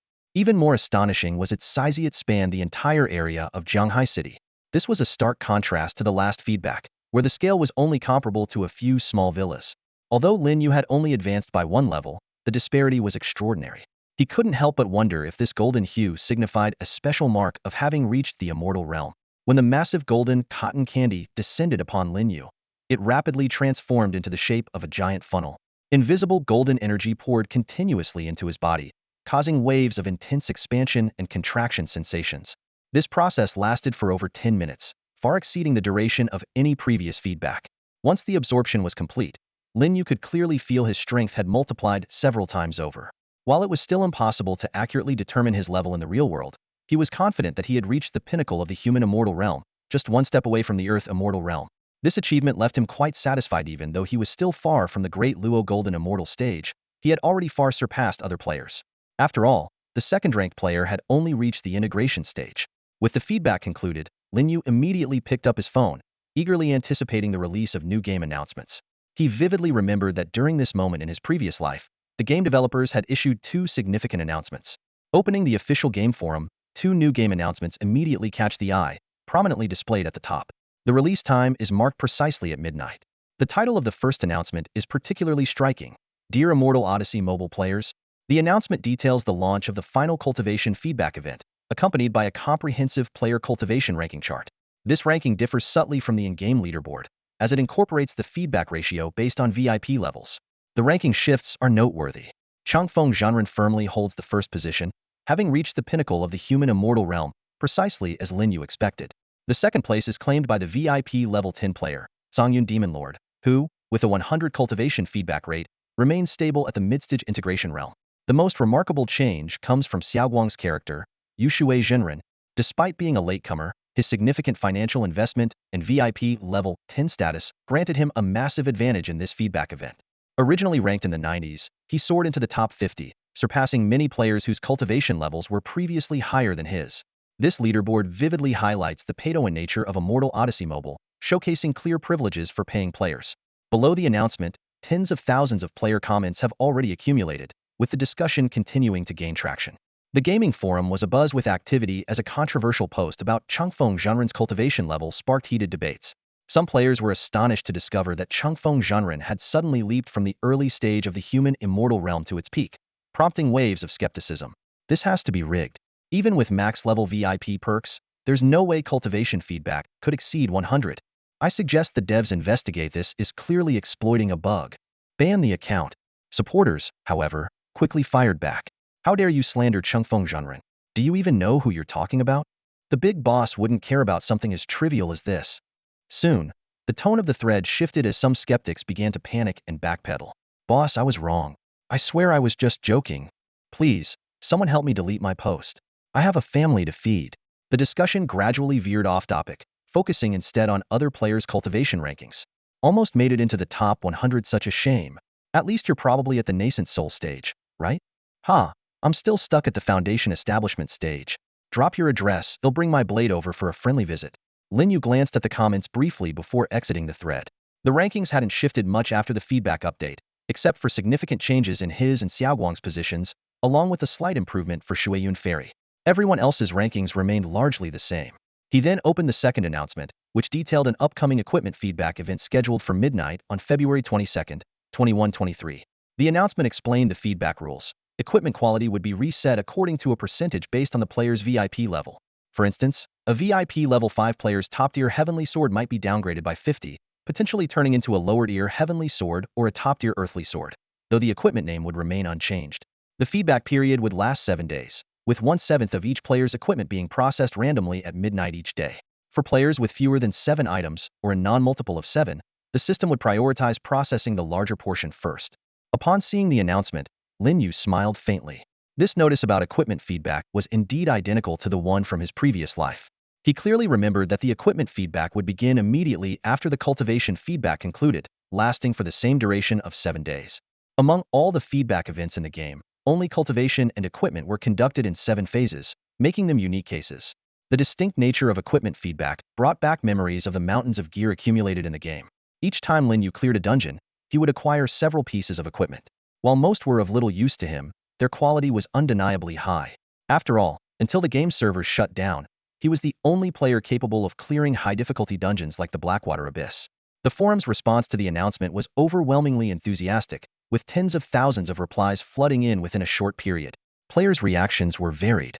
Some exclaimed, "It was worth spending $300 to upgrade my flying sword." Others regretted, "If only I had spent all my pocket money on top-ups back then." One player's mother even lamented that she hadn't given her child more allowance. The topic of whether storage rings would be included in the feedback sparked widespread debate. Meanwhile, a player claiming to be a chef expressed particular excitement about flying sword feedback, intending to use it for cutting vegetables. This idea immediately drew playful teasing from other players, but the chef earnestly replied, "I've dedicated 12 years of hard work to becoming a head chef. Even if I become an immortal, I won't give up my profession." As Lin Yu scrolled through these amusing discussions, the first ever Blue Star Power Tournament officially kicked off across the ocean. The prior chaos had been quelled thanks to the intervention of the U.S. official Superpower Alliance, allowing the event to proceed smoothly.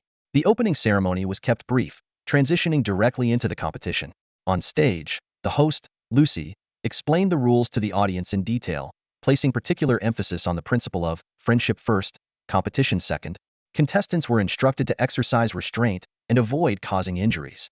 In the unfortunate event of casualties, both parties were strictly prohibited from seeking deliberate retaliation. If a contestant on the stage finds themselves unable to defeat their opponent, they can admit defeat, and the match will cease immediately.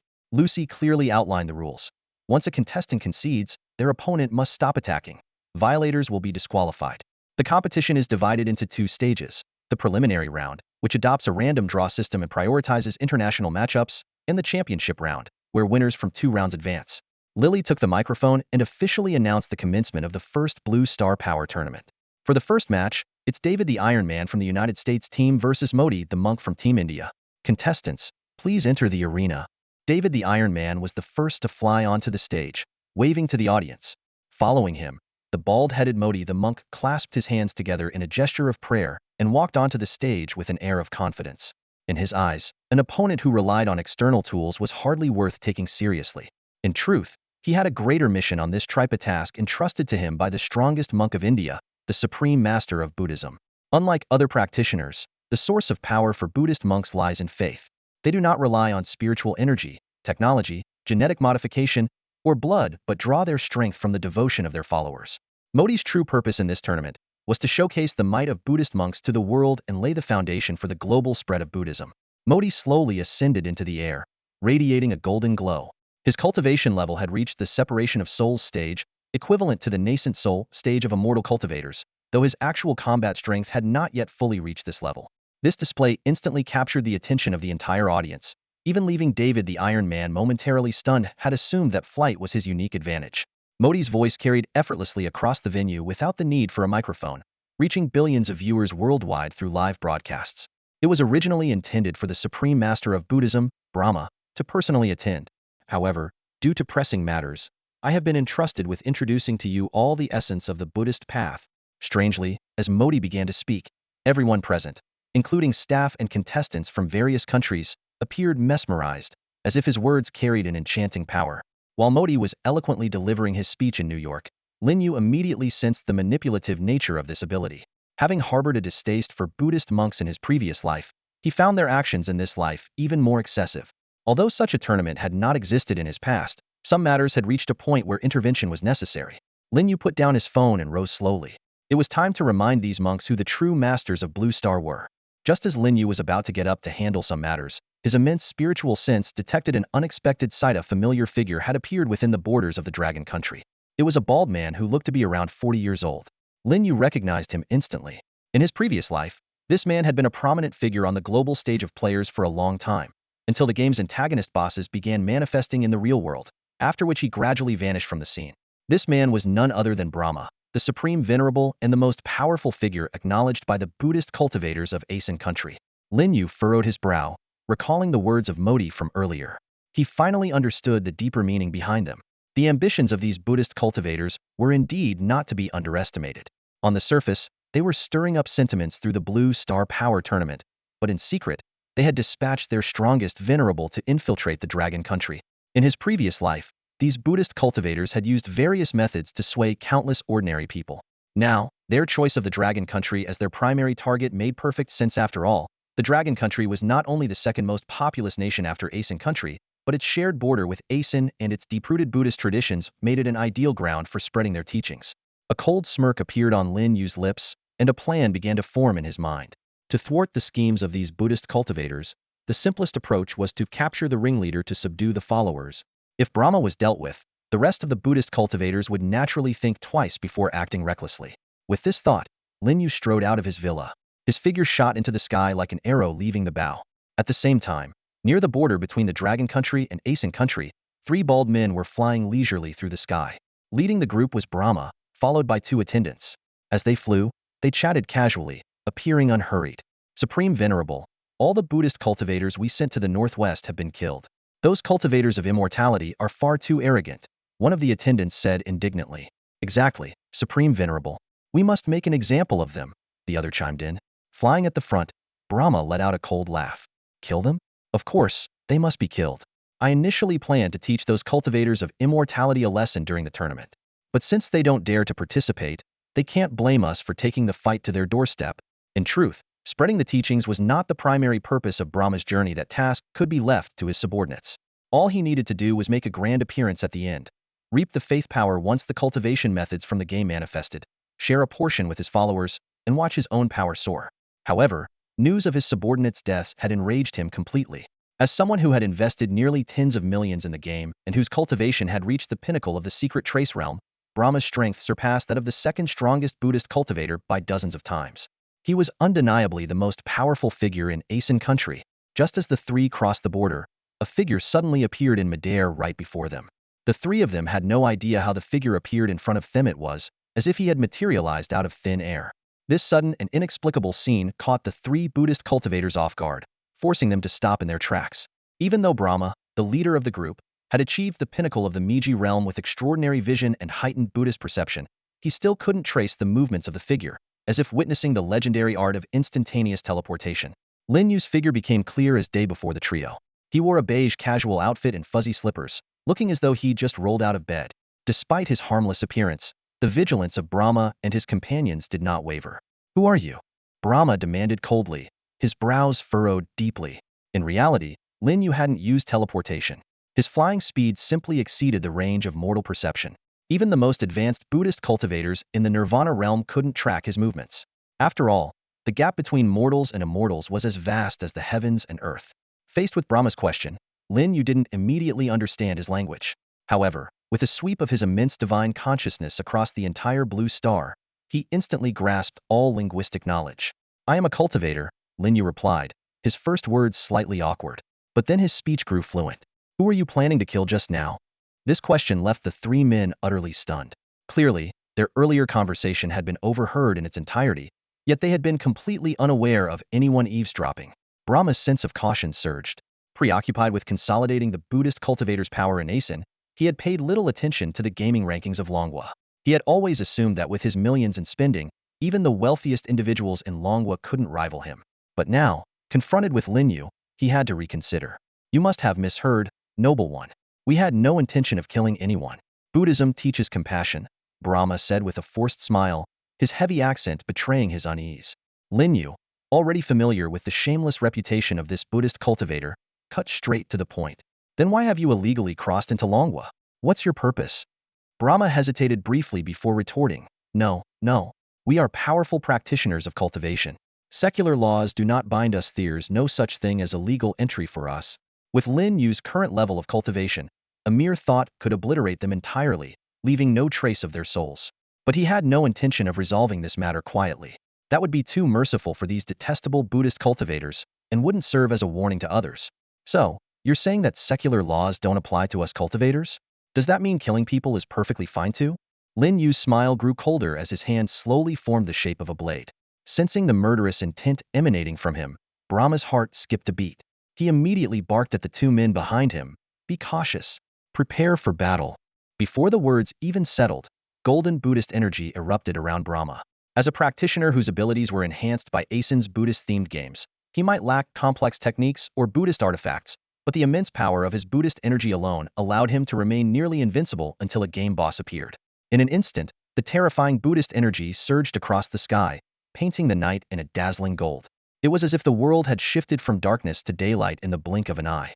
As Brahma unleashed an overwhelming surge of Buddhist power, preparing for a confrontation with Lin Yu, cultivators across Longhua sensed this astonishing force.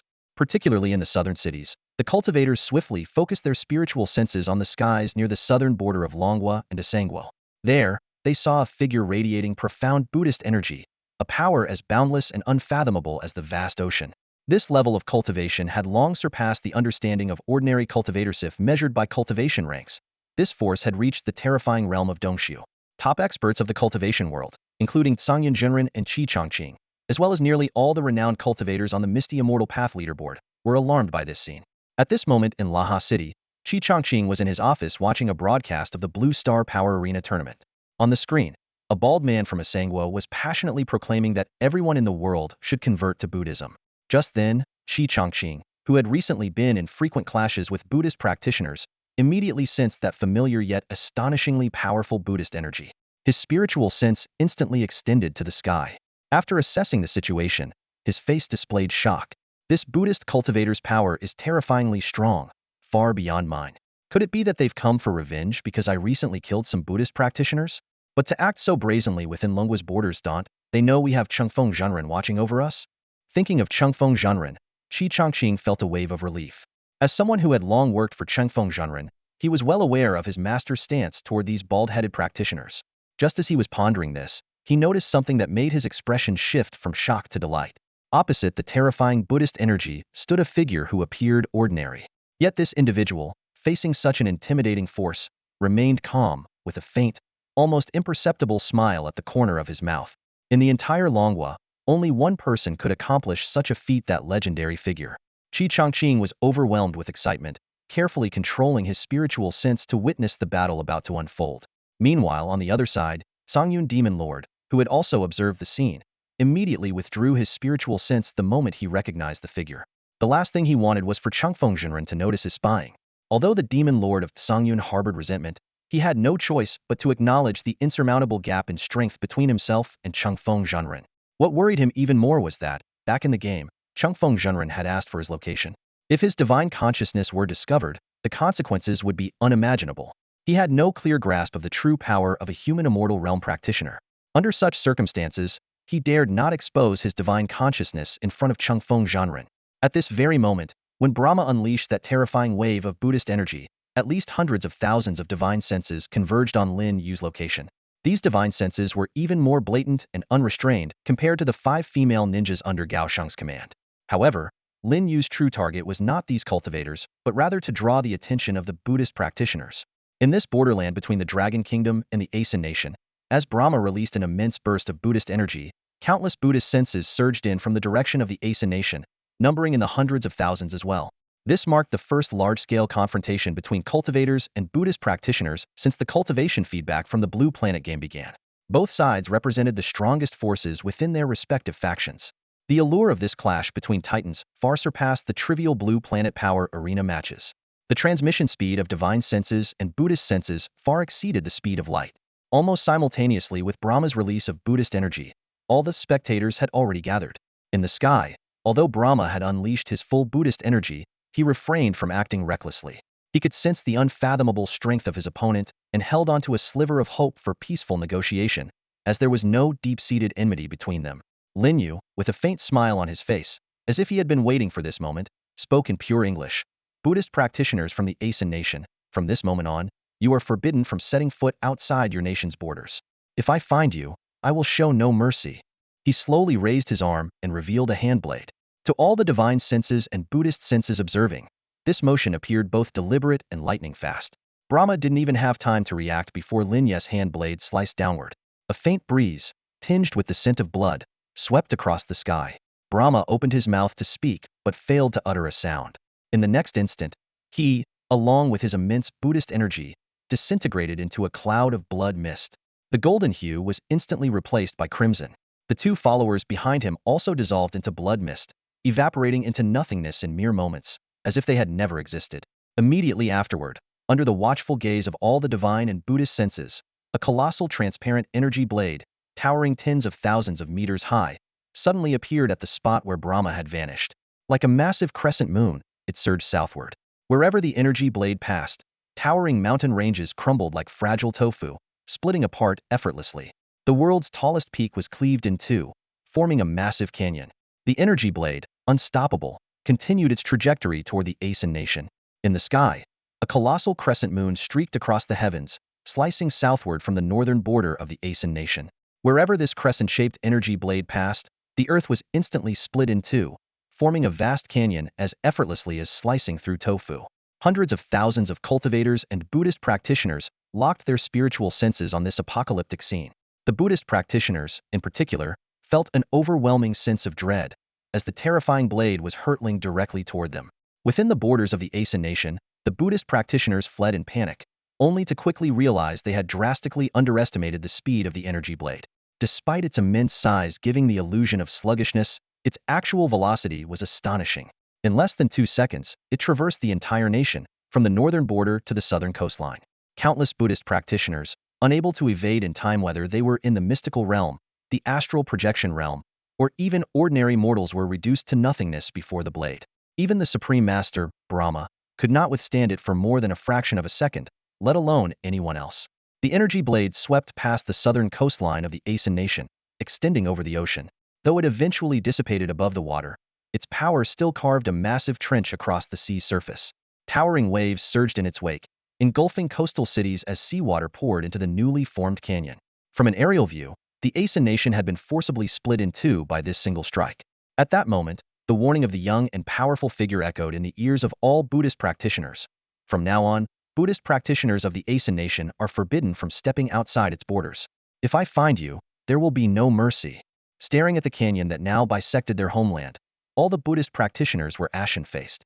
Such a display of power seemed nothing short of divine, and their Aisa godlike warning from an invincible being they could not hope to oppose. The young figure remained suspended in midair, silently observing the devastation he had wrought. After a moment, he turned and departed, vanishing from their senses. Yet the shock he left behind lingered in the hearts of every witness. In the Dragon Nation's Rahar City Cultivation Bureau, Qi Changqing stood frozen for a full half-minute before finally exhaling deeply. His eyes were still filled with shock and fear. Although that unstoppable strike hadn't been aimed directly at him, The bone-deep despair it carried still left him trembling. In his opinion, any cultivator facing such a terrifying blade of energy would undoubtedly fall into hopelessness. At the same time, Qi Changqing felt a hint of secret relief in his heart. He was grateful for his earlier decision to distance himself from the capital and even eliminate those Buddhist cultivators who came to preach in Longhua. Just now, his spiritual sense had been near Master Chengfeng, and the latter had clearly sensed his presence but chose not to act against him. This was undoubtedly a tacit acknowledgement. Having witnessed Master Chengfeng's true power, Qi Changqing made a silent vow in his heart. From now on, he would dedicate himself entirely to serving Master Chengfeng. Wherever Master Chengfeng's gaze pointed, that would be the direction he would move toward. Meanwhile, at the headquarters of the Cultivation Management Bureau in the capital, Director Jiang Zhengde, who was working overtime, suddenly received a phone call. The news on the other end of the line instantly changed his expression. What? Someone split the entire Asen nation in half? Jiang Zhengde asked in disbelief. Are you sure this was done by a human and not an alien? The man on the other end replied with certainty, there's no doubt about it. Ask your team. Satellite images captured the whole thing. I'll send you the satellite footage right now. After hanging up, Jiang Zhengde quickly opened his contact list. He thought for a moment before dialing Qi Changqing's number. Among all the cultivators in the bureau, the two strongest were Qi Changqing and his daughter. Although his daughter was in the capital, she was too far away, while Qi Changqing was closer and might know more. The call connected quickly, and Jiang Zhengde asked urgently, Xiao Qi, I heard someone split the entire Asen nation in half. Is that true? Qi Changqing replied calmly, it's true. I saw it with my own eyes. He then recounted the events in detail. Recently, Buddhist cultivators from Asen Nation had been repeatedly attempting to preach in Longhua. Tonight, their strongest cultivator, Fantian, even tried to sneak into the country. These actions caught the attention of Master Chengfeng. With just a wave of his hand, Master Chengfeng completely obliterated Fantian. In the aftermath of that single strike, split the entire Asen Nation in two, creating a massive canyon that seawater immediately flooded. As Jiang Zhengde listened to Qi Changqing's account, he received an email. While staying on the call, he opened the email to take a look. The email contained only one Imagia satellite photo captured by Longhua's most advanced technology. It showed a massive canyon cutting through the center of Asen Nation from north to south, a scene both shocking and undeniable. The changes in the A3 nation were not only noticed by the Dragon Nation, but were also immediately detected by all major countries across Blue Star. However, it seemed as though all nations' media outlets had received some unspoken directive, as they collectively remained silent about this shocking event. Even the local media within the A3 nation were eerily quiet, with no outlet daring to report on the matter. The massive gorge that had suddenly appeared seemed as though it had always been there, and only the citizens living near the chasm truly understood the devastation it had brought to their country. Meanwhile, at the Blue Star Power Tournament held in New York, the bald-headed Modi was passionately delivering a speech. Despite his impressive cultivation, his Buddhist perception could not extend to the other side of Blue Star, leaving him completely unaware of the earth-shattering events unfolding at the border between the Dragon Nation and the A3 Nation. However, his companions had already received an urgent message from the A3 Nation. Even the brief description they received was enough to send shivers down the spines of the Buddhist cultivators present on attack of godlike power. And the most shocking news of all, the A3 nation's strongest sovereign, Brahma, had been instantly slain. As Modi remained immersed in his speech, one of his companions suddenly flew over from the competitor's waiting area in a panic. Modi froze, puzzled by the urgency. He stopped his speech and turned to the frantic companion. Before even landing, the companion shouted loudly, Modi, stop talking and get back to the country now. This left Modi even more bewildered. The Blue Star Power Tournament was an excellent opportunity to promote Buddhism and fulfill the critical mission entrusted by the mighty Brahma. How could he abandon it so easily? What's going on? Explain yourself. How can I leave now? Modi asked in a low voice, his tone clearly laced with irritation. But the companion seemed to ignore his question, shouting again, no time for explanations. Just come with me. If we delay, it'll be too late. Without waiting for a response, he grabbed Modi's arm and began dragging him off the stage. It was only then that Modi realized something was seriously wrong, not just with this companion, but with all the Buddhist cultivators participating in the tournament. Chaos had broken out, with everyone scrambling to flee. Those who could fly took to the skies immediately, while those who couldn't ran as fast as their legs could carry them. On the ground, the non-flying cultivators were shouting desperately at their airborne companions, take us with you. Please, don't leave us behind. We beg you, help us fly back. Amid the chaos, one running Buddhist cultivator grabbed a female spectator's wig and slapped it onto his own head. This absurd and comical act stood out starkly against the otherwise tense and frantic atmosphere. Several Buddhist cultivators, in a frenzy, tore off their monk robes as they ran, violently snatching clothing from passersby on the streets. They appeared completely indifferent to the image they should uphold as practitioners of Buddhism. At this moment, they seemed to have only one thought in mind: to conceal their identities as Buddhist cultivators. Modi stood frozen, dumbfounded by the chaos unfolding before him. What on earth was happening? What terrifying event had his companions encountered? Fortunately, he had the ability to fly, and the companion who carried him through the air was someone he had a good relationship with. A group of Buddhist cultivators capable of flight abandoned their less skilled companions on the ground without a second glance and sped toward the ocean, clearly intending to cross it and return to Asangwo. They had arrived in luxurious airplanes, calm and composed. Now they were fleeing like stray dogs, utterly disheveled. The stark contrast was truly lamentable. Everyone at the arena was stunned. Spectators and staff alike were completely unable to comprehend what had just transpired. Especially David, the Iron Man standing on the stage, had been strategizing how to deal with a flying opponent just moments ago, only to see his adversary vanish without a trace. Could it be that they had forfeited out of fear? Even so, shouldn't they at least formally concede? David slowly turned toward the judges' panel. Although the judges, hailing from various countries, were just as bewildered, they still announced the result of the first match. David, the Iron Man representing the United States, was declared the winner. On the host's platform, the experienced Lucy suppressed her inner confusion and professionally announced, in the first round of the Blue Planet Power Tournament preliminaries, Modi of Asangwo's Buddhist cultivators forfeited against David, the Iron Man representing the United States. David is the winner. The audience, however, remained silent, clearly still reeling from the unexpected scene that had just unfolded. Lucy quickly shifted the focus. Next up in the second round of the Blue Planet Power Tournament preliminaries, we have Henry, the werewolf from Team F, facing off against Mary Kozima, the ninja from Team Island Nation. Let's welcome the two contestants to the stage. This announcement immediately reignited the crowd's enthusiasm. The audience swiftly moved past the bizarre incident with the fleeing Buddhist cultivators, their attention now fully captured by the impending match featuring the powerful female ninja from Island Nation. What made it even more thrilling was her opponent, a werewolf from Team F. This match promised to be a real-life battle of beauty versus the beast. The spectators were already buzzing with anticipation for the epic showdown. Team F's game, Blood Moon Werewolf, allowed players to embody werewolves, evolving by devouring prey and battling NPC demon hunters.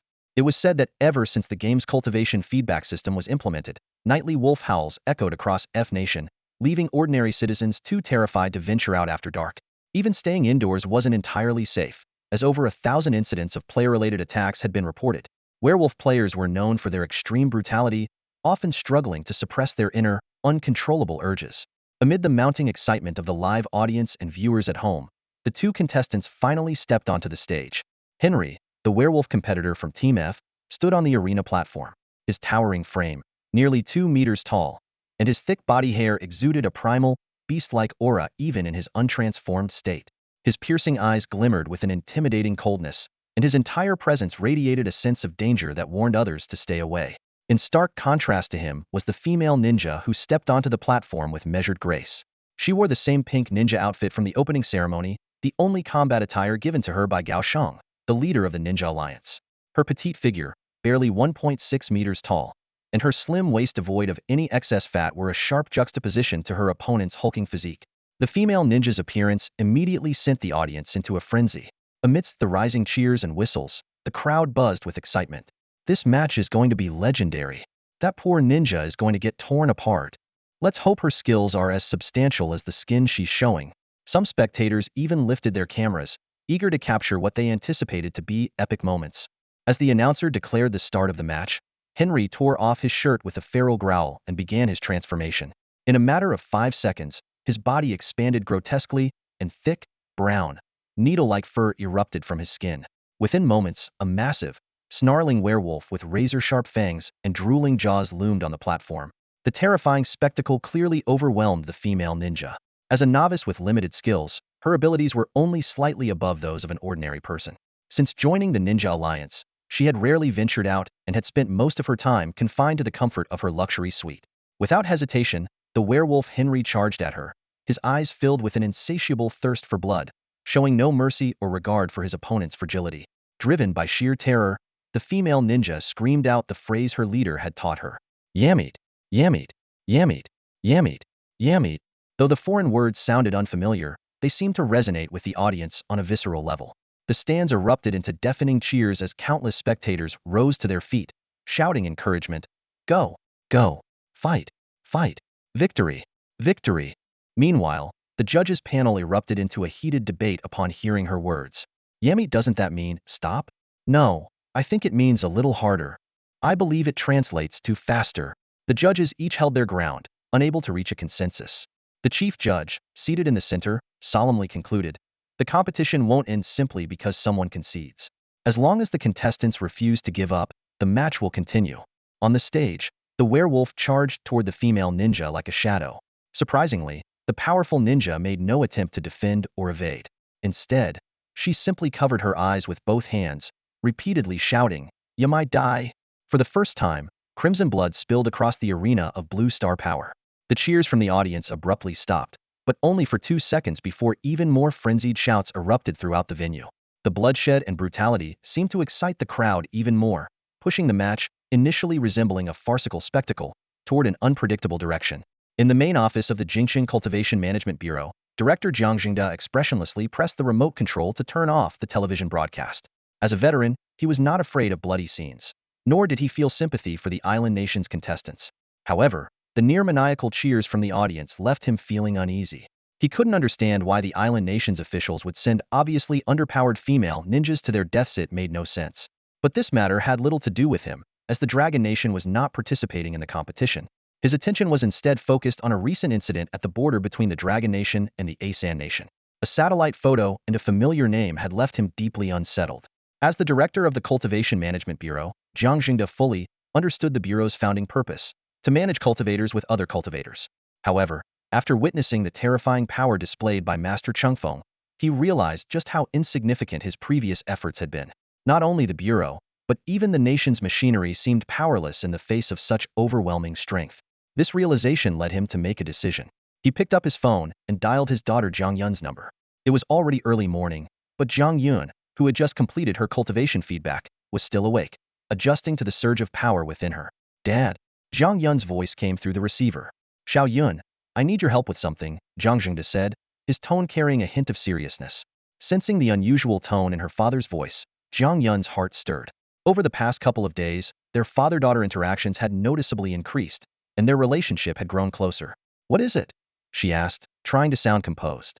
"I'd like you to introduce me to Master Chengfeng." There was a brief silence on the other end of the line. A few seconds later, Jiang Yun's slightly awkward voice replied, "Dad, so you already know?" Jiang Jingda smiled and said, "Of course I know. Don't forget, your dad is a former reconnaissance soldier. Although I was a bit stubborn in the past, people need to adapt with the times. Getting married in a game isn't a big deal. I just want to meet your in-game dual cultivation partner." Sensing her hesitation, he quickly added, "I'm reaching out purely for bureau-related matters. I'm not here to evaluate your boyfriend, and I'm certainly not trying to pressure you into marriage." Jiang Yun hesitated before replying, "Dad." Knowing his personality, he would never join the Cultivation Management Bureau. She had long suspected that Master Chengfeng was Lin Yu. Ever since she saw Xiao Guang at the Jianghai City Bureau, she had her suspicions but never mentioned it to anyone. From what she knew of Lin Yu, he despised being constrained, and with his current level of power, neither the Bureau, the Dragon Nation, nor the entire world could dictate his choices. Jiang Jingda chuckled and said, "You're overthinking it. I wouldn't dare try to recruit this great master into the Bureau. I just want to understand his attitude toward the Dragon Nation and the world." After returning to the Asan Kingdom, including Modi and his fellow Buddhist cultivators, they finally witnessed the terrifyingly vast chasm with their own eyes. This ominous rift stretched from the northern mountains all the way to the southern coast, resembling a colossal sword lying across the land of the Asan Kingdom. Skyscrapers, sprawling mountain ranges, rushing rivers, everything in its path was split in two, forming an insurmountable divide. Faced with this shocking sight, a sense of dread surged once again within Modi and his companions. At that moment, one of their fellow Buddhist cultivators, floating in midair, muttered, "It's over. We'll never have a chance to rise again as Buddhist cultivators." This sentiment echoed the thoughts of all the Buddhist cultivators. For them, followers were the foundation of their practice. Without followers, there was no faith. Without faith, there was no power to advance their cultivation. Although the Asan Kingdom had a large population, it was insignificant compared to the global population. Hearing this, the other Buddhist cultivators' faces darkened. Their minds drifted to the cultivation game where every player had tens of millions of followers, and the game world was populated with countless NPCs. By comparison, the Asan Kingdom's mere billion-plus population seemed like a drop in the ocean. However, at that moment, Modi suddenly let out a cold laugh. Narrowing his eyes, he said, "What's the point of being so downcast? Perhaps being confined to our own country isn't such a bad thing after all." Noticing the puzzled looks from his companions, Modi continued, "From now on, we'll close off our nation and cut all ties with the outside world. Then, we'll enforce mandatory population growth. Within 3 years, our population could triple at least. We'll convert every school into a temple and instill faith from a young age." His voice grew more resolute. The spiritual energy needed by cultivators may diminish over time, or even vanish completely, but population won't. In the future, Blue Star will inevitably belong to us Buddhist cultivators once again. These shocking words left the other Buddhist cultivators stunned. But when they saw the unwavering determination in Modi's eyes, they quickly realized this was no joke. Ever since the Supreme Venerable Brahma and his two powerful aides had fallen, they had become the strongest Buddhist cultivators in the Asen kingdom. Now, with the powerful immortal cultivator having severed their ability to spread their faith beyond borders, Modi's radical proposal, though unorthodox, might just be feasible. They all understood clearly that even if they combined the strength of all the Buddhist cultivators, they still wouldn't stand a chance against that guy. MOTI's proposal might truly be their only way out, turning the entire Asen nation into their personal livestock farm. Back in Zhanghai City, Lin Yu returned home after dealing with the matters in the Asen nation. He was quite familiar with the Buddhist cultivators there. In his previous life, those people loved to preach everywhere, turning the entire blue planet into a chaotic mess. However, he had no intention of erasing the Asen nation from the map. As long as those Buddhist cultivators stayed within their own borders and did whatever they wanted, he couldn't care less. But if they refused to listen and insisted on causing trouble everywhere, they shouldn't blame him for being ruthless. After killing 3 Buddhist cultivators and leaving a massive canyon in the Asen nation, Lin Yu felt no ripple of emotion in his heart. Sitting in his bedroom, he opened his phone and browsed the official forum of the game to see what the cultivator players were saying about the incident. The forum was flooded with flattery. "Master Chungfeng is so powerful. With him in our long nation, it's like having an anchor of stability. Unbelievable strength. Master Chungfeng is truly invincible. I suspect he didn't even use his full power. If he did, the blue planet would be gone." There was even someone claiming to be the most beautiful female player in Ethereal Immortal Journey, publicly posting that she wanted to be his housekeeper, declaring, "I can do laundry, cook, clean, scrub toilets, and even warm the bed." Other players mocked her. "Last time you said you'd marry him. You really think you're that important? Does the master even need a bed-warming maid?" Someone else joked about practicing eating grass to become Master Chungfeng's mount. Shaking his head at the pointless flattery posts, Lin Yu closed the forum. Just then, his phone vibrated. It was a message from Jiang Yun. "Boss, are you free tomorrow morning? My dad said he'd like to pay you a visit." The ellipsis at the end seemed to hint at her inner turmoil. Before Lin Yu could reply, Jiang Yun quickly sent another message. "If it's inconvenient, I'll turn him down right now." Lin Yu chuckled and extended his divine sense toward the capital. With his cultivation at the human immortal realm, that distance was covered in an instant. He saw Jiang Yun leaning against her bed, holding her phone in both hands, lightly biting her lip, her cheeks tinged with a faint blush, a stark contrast to her usually cold and aloof demeanor. Seeing this, the corners of Lin Yu's mouth curved upward. He simply replied with a short message, "I'm free." Over in the capital, Jiang Yun's tense expression immediately softened when she saw his response, and a slight smile appeared on her face. After calming herself, she quickly called her father. "Dad," he agreed. "I'll send you his location shortly." On the other end of the line, Jiang Yun's father couldn't hide the joy in his voice. "Great, they'll set off tonight." Early in the morning, just as the sun peeked over the horizon, a black SUV with Beijing license plates quietly came to a stop in front of Lin Yu's villa. At that moment, Xiao Guang was just waking up, stretching lazily. His sharp senses quickly picked up on the movement outside. Through the car window, he immediately recognized Jiang Jingde sitting inside. Although he had never met the head of the Cultivators Management Bureau in person, the face he had seen many times during video conferences was etched in his memory. Why would Director Jiang from the Beijing headquarters of the Cultivators Management Bureau come here? Xiao Guang wondered to himself. Various speculations flashed through his mind. Was he here to check on him? No, that would usually happen at the workplace. Could it be some kind of secret mission? Or perhaps a mysterious reward, one that needed to be kept away from the eyes of his colleagues? The thought sparked a gleam in Xiao Guang's eyes, as if he had stumbled upon an important clue. He jumped out of bed, quickly tidied his hair in the mirror, and rushed out the door without hesitation. At the same time, Lin Yu stepped out of his room and, seeing Xiao Guang in such a hurry, asked with a puzzled expression, "Where are you running off to in such a rush?" "Bro, my recent work performance has been so outstanding that the head of the Beijing Cultivators Management Bureau has come to our house to personally give me an award," Xiao Guang exclaimed, brimming with excitement, before bolting toward the front door. Lin Yu watched his younger brother's eager figure, momentarily at a loss for words, unsure how to respond. As Xiaoguang arrived at the villa's entrance, Zhang Zhengda noticed him approaching. When he got a clear look at Xiaoguang's face, a glimmer of recognition lit up in his eyes. As the deputy director of the Zhanghai City Cultivators Management Bureau and a powerful cultivator whose abilities rivaled those of his own daughter, Xiaoguang was undoubtedly one of the bureau's most pivotal members. Zhang Zhengda's face first showed a hint of surprise, then softened into a warm smile as he walked toward Xiaoguang. Xiaoguang quickly extended both hands, ready to enthusiastically greet his superior. Deputy Director Lin, what are you doing here? Zhang Zhengda asked with a smile. Xiaoguang's outstretched hands froze in midair, his steps halting abruptly. He stared at Zhang Zhengda in confusion, thinking, isn't he here to give me an award? Why would he ask such a question? While Xiaoguang stood there in stunned silence, Zhang Zhengda had already reached him, warmly shaking his hand. He then asked, Comrade Lin Chengwang, do you happen to have any connection to Mr. Lin Yu? At that moment, Zhang Zhengda felt a bit anxious. After all, he was about to meet the most powerful individual, not just in Longhua, but possibly on the entire planet. This nervousness caused him to overlook the awkward expression on Xiaoguang's face. Meanwhile, as Xiaoguang processed Zhang Zhengda's words, the truth finally dawned on him. Director Zhang was here to see his cousin, not him. He had completely misunderstood the situation. He forced a reluctant smile and said awkwardly, haha, Lin Yu is my cousin. Hearing this, Zhang Zhengda's face immediately lit up with a wide grin. Ah, that's wonderful. I was a bit anxious at first, but to think that Comrade Xiaoguang is Mr. Lin Yu's cousin, this is excellent news. As a sharp and astute individual, Zhang Zhengda always carried himself with particular tact in professional settings. At this moment, he made no effort to conceal his nervousness, coming across as neither pretentious nor overly formal. Xiaoguang forced another faint smile and asked, Director Zhang, are you here to see my cousin? Yes, Zhang Zhengda quickly replied. I'm here to visit Mr. Lin Yu. Is he at home now? Xiaoguang glanced back at the villa and nodded. Yes, my cousin is at home. He knew full well that his cousin must have been aware of Director Zhang's visit as soon as he stepped out. Since Lin Yu hadn't stopped him, it was clear he was willing to meet. Come on in. Xiaoguang's enthusiasm noticeably waned.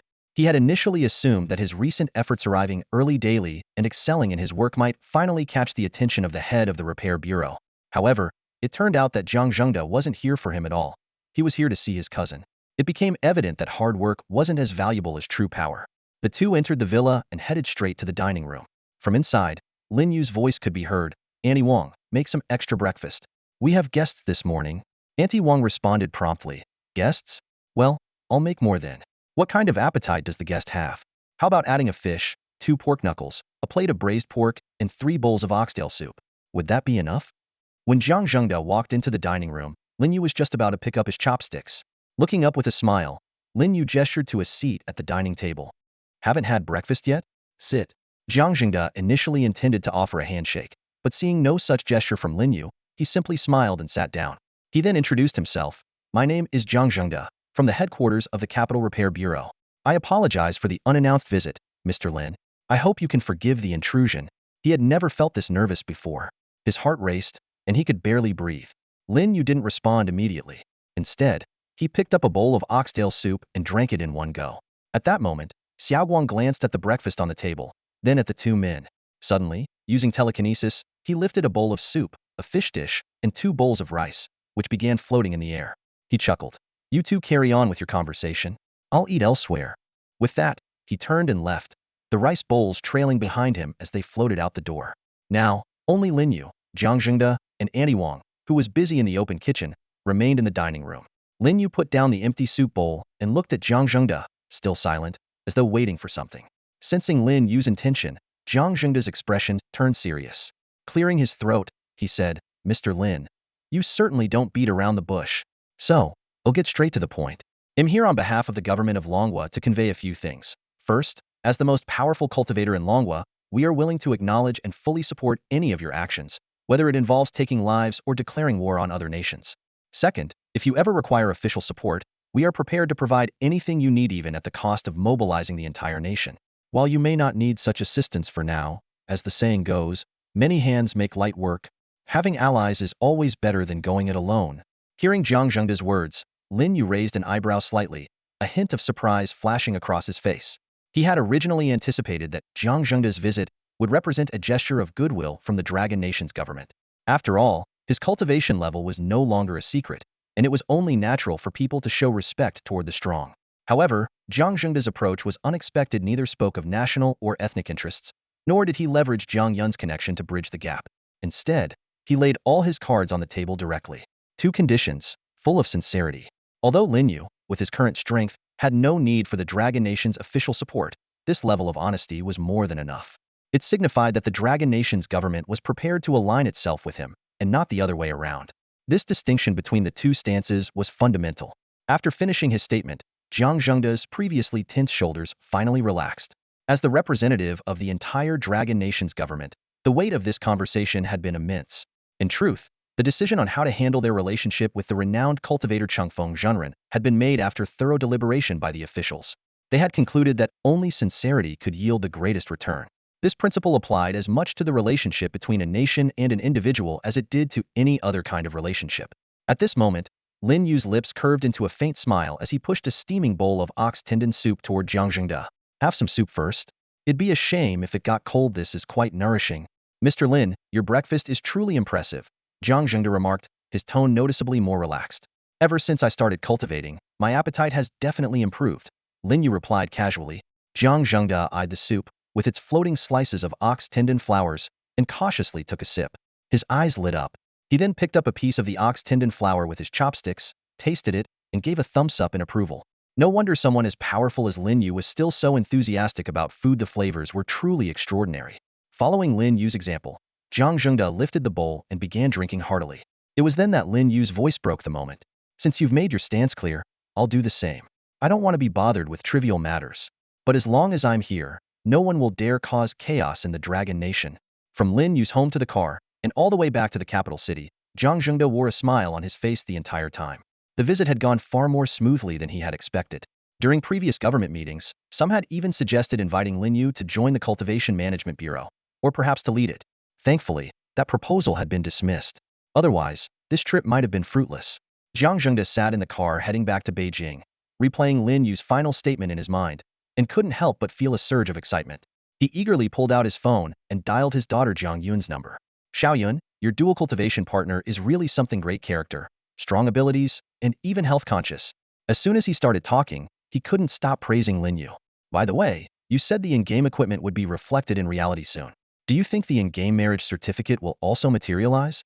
At the same time as Jiang Zhengda concluded his visit and returned to the capital, the preliminary round of NY's first Blue Star Power Tournament was nearing its end. Despite the rule that matches should be stopped before causing serious harm, the fatality rate shockingly exceeded 80. The 5 elite female ninjas sent by the island nation faced a crushing defeat. 2 were killed by werewolves from F Country, 2 fell to zombie players from Olda Island, and the last succumbed to a fireball from a fire mage. Even in their final moments, these ninjas couldn't understand why shouting "Yummy" didn't count as a surrender. With the preliminary round over, more than half of the contestants were eliminated, and many of the victors were too injured to proceed. The host promptly announced that the championship stage would begin the next day at 8 a.m. U.S. time. In a movie theater in the island nation, Gaosheng rose slowly after watching the final match of the preliminary round. The brutal and bloody battles had thrilled him, but the swift demise of the 5 carefully trained female ninjas left him with a tinge of disappointment. He turned to his 4 core subordinates Da, Erha, Sanha, and Xiaoha. The 4 elite upper-level ninjas immediately knelt in deference. My 5 favorite, powerful female ninjas died with great honor, showing the world the fearless spirit of our ninjas, Gaosheng declared solemnly. To honor them, I've decided to train 50 more exceptional female ninjas to form a new team in preparation for the next tournament. I want to see them by tonight. Understood, leader. The 4 elite ninjas responded in unison. As night fell, it was destined to be a sleepless one. Players across the globe eagerly awaited the arrival of midnight. Although the games varied from country to country, tonight would mark the rollout of the equipment feedback system, which promised to significantly boost the players' abilities. Lin Yu, too, was filled with anticipation, especially for the low-grade celestial weapon, the dust-cleaving flying sword. Based on his experiences from his past life, the first day of feedback would primarily focus on weaponry. He was curious to see just how powerful this unique celestial weapon from the game Ethereal Immortal Path, combined with a 120 feedback ratio, could become. That night, a quiet revolution was unfolding in Asangwo. Unlike other players who were simply waiting for equipment feedback, the Buddhist cultivators, led by Modi, meticulously planned an operation that would drastically alter the nation's fate. Under the cover of darkness, Modi and several powerful Buddhist cultivators stormed into the capital of Asangwo. The armed guards standing in their way fell in an instant, and Modi, undeterred by the bullets that struck him, strode directly to confront the king. The corpulent monarch, resembling a living embodiment of the Maitreya Buddha, stared in terror at the intruders. Although Asangwa was neither a Buddhist nation nor was the king himself a Buddhist, everything changed under Modi's persuasive explanation and the forceful gesture of driving a pin into the king's palm. Trembling, the king declared that, effective immediately, Buddhism would replace the Asen religion as the state religion. What followed was a series of shocking reforms. First, the entire education system was abolished. All schools were to be converted into monasteries, where only Buddhist scriptures could be taught. All other books were to be burned, and anyone caught in possession of non-Buddhist texts would be labeled a heretic. Second, marriage and childbirth policies were overhauled. The legal marriage age was lowered to 12, and polygamy was instituted. It was mandated that the first child must be born by age 14, and 3 children were required by age 18. A nationwide survey of women's reproductive status would be conducted in 3 months, and all women between the ages of 13 and 53 were required to either be pregnant or within 3 months postpartum. Violators would also be deemed heretics. Third, the nation's industrial structure was forcibly transformed. All industries, except for agriculture and textiles, were banned. Violators faced the same fate as heretics. These reforms were enforced by the harshest of punishments. Anyone labeled a heretic faced only one outcome: execution by hanging. Additionally, the nation's borders were completely sealed, with no entry or exit permitted. In just one night, Asangwa became a pig farm for the Buddhist cultivators. As for this dramatic upheaval, Lin Yu remained indifferent. As long as they stayed out of his way and refrained from causing trouble, he considered these domestic matters none of his concern. As the clock struck 11:30 p.m., the entire Longwa fell into an eerie silence. Ordinary people were fast asleep, while all cultivators held their breath, eagerly anticipating the first real-world feedback from the game equipment. Casually, Lin Yu opened the official game forum, where the excitement of players filled the screen. "I'm so excited. If storage rings become a reality, I'll never have to worry about food getting cold and bad reviews while delivering takeout. If storage rings become real, I won't need to keep my 3 million in a safe anymore. I can just store it in the ring, so much safer." Lin Yu scrolled through the forum posts and couldn't help but chuckle. The discussions among gamers about the equipment feedback were filled with wild imaginations. Some worried about flying swords accidentally hurting their family members, others planned to use divine weapons to improve their cooking skills, and a few had already headed to open parks, waiting for the gear to descend from the sky. These whimsical concerns reminded Lin Yu of a lesson from his previous life when he had waited at home for the equipment feedback. It ended up destroying the roof of his villa. Glancing at the clock, it was already 11:50. Lin Yu got up, walked out of his bedroom, and called toward Xiao Guang's room. "Xiao Guang, come out with me." Moments later, Xiao Guang opened the door, his eyes sparkling with anticipation. As a VIP 10 player in the game, he had long been eyeing his cousin's collection of rare and precious equipment. After all, Lin Yu's name dominated the game's equipment leaderboard. Not only had multiple entries in the top 10, but also accounted for nearly half of the items further down the list. Most of this equipment came from Lin Yu's relentless dungeon grinding. The Blackwater Abyss, being the highest level dungeon, was renowned for its high drop rates. Coupled with the 5-fold rewards he received when soloing the dungeon, Lin Yu had amassed a vast collection of high-quality gear. Unlike other players, Lin Yu neither lacked cultivation resources nor spirit stones. He had never sold any of his equipment, and had always kept it all to himself. "Where are we going, bro?" Xiao Guang asked curiously. He couldn't understand why his cousin insisted on waiting for the feedback before handing over the gear. After all, as fellow VIP players, the feedback effect shouldn't differ that much. Little did he know, Lin Yu's VIP 12 status was a closely guarded secret. Lin Yu paused to think and then replied, "To the rooftop." This decision stemmed from his past experience since the equipment descended from the sky. Standing on the rooftop was far better than risking the house getting wrecked again. The equipment feedback arrived as expected, descending from the sky like a meteor shower, gently falling from above. This scene was strikingly similar to the cotton candy phenomenon that occurred during cultivation feedback. Lin Yu and Xiao Guang instinctively flew up to the rooftop, waiting for their destined treasures. Suddenly, the sky underwent a dramatic transformation. Countless star-like points of light flickered across the heavens. Xiao Guang eagerly extended his divine sense to investigate, and the sight before him left him awestruck. Innumerable treasures, glowing with starlight, poured down like a meteor shower. However, what Lin Yu witnessed was even more breathtaking.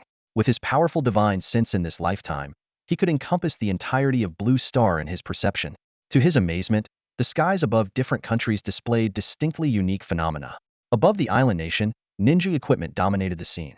A dense array of kunai and shuriken formed the mainstay, interspersed with iconic items such as ninja headbands and ninja swords. Above the skies of the United States, it was a completely different spectacle. Various types of gleaming steel suits of armor filled the air, along with the Hulk's stretchy shorts, vibrant shields, and even an abundance of sleek black bodysuits. As for the Dragon Nation, its skies were filled with the cultivation treasures Lin Yu was most familiar with. The first wave of equipment feedback was primarily composed of weapons, with flying swords being the most popular treasures among players. Additionally, there were bottles, staffs, mirrors, ropes, scissors, and even rakes of various shapes and sizes. While weapons were the focus, Lin Yu also noticed a significant number of storage rings, which would undoubtedly be a great convenience for the fortunate players who obtained them. At this moment, Xiao Guang looked up at the sky and exclaimed in surprise, "Bro, the starlight above us seems much denser than anywhere else." He quickly realized the reason behind this and, with eyes gleaming, asked excitedly, "Bro, just how much equipment did you hoard in the game?" Lin Yu smiled and replied, "Besides the gear I donated to the sect, I think I still have tens of thousands left." "What? Tens of thousands?" Xiao Guang was so shocked that he was momentarily speechless. In the game, equipment served two main purposes for players, either as essential tools for increasing combat power or as items to trade, donate, or dismantle for resources. At this pivotal moment, most players had a very limited number of equipment, typically no more than 10 items. Many only kept a single essential set of gear on their person, never storing additional items in their inventory or warehouse. After all, hoarding equipment in the game had never held much practical value. Only Lin Yu, knowing that equipment in the game could transfer to the real world with a 100 equivalence rate, deliberately stockpiled a large amount of gear. Now, the equipment floating in the sky began to descend slowly, as if guided by some mysterious force, each piece precisely flying toward its rightful owner. Before long, the first piece of equipment, a low-grade mortal flying sword, landed steadily in the hands of a player. Although mortal-grade items ranked at the bottom of the magical artifact hierarchy and were usually only used by beginners, this lucky player couldn't hide his excitement.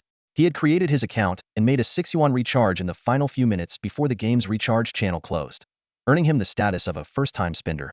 To him, this 6-yuan was the best investment of his life, and he cherished the seemingly humble flying sword all the more because of it. As more players received their equipment, a pattern began to emerge. The lower the grade of the magical artifact, the earlier it landed, while higher quality gear only descended gradually in the later stages. Those who had already obtained their equipment started to envy the players still waiting, gazing up at the sky and using their spiritual senses to catch a glimpse of the high-tier artifacts yet to come. At that moment, the players noticed something unusual in the skies over Zhanghai City. While over 80 of the equipment had already descended in other parts of Longhua, leaving the skies increasingly empty, countless magical artifacts were still suspended above Zhanghai City. They radiated dazzling streams of light as they slowly descended from the heavens. In a nearby park on the outskirts of Zhanghai City, a group of cultivators who had already received their own equipment turned their eyes toward the city. They watched the brilliant, radiant sky with awe and anticipation. Oh my! The sky above Zhanghai City presented a breathtaking spectacle. Thousands of mystical artifacts were floating high in the air, exuding an overwhelming aura that left everyone who sensed it gasping in astonishment. "The level of these artifacts? It's unbelievable," someone exclaimed. "There are at least several thousand of them, maybe even more than 10,000. Soon, the cultivators realized the truth.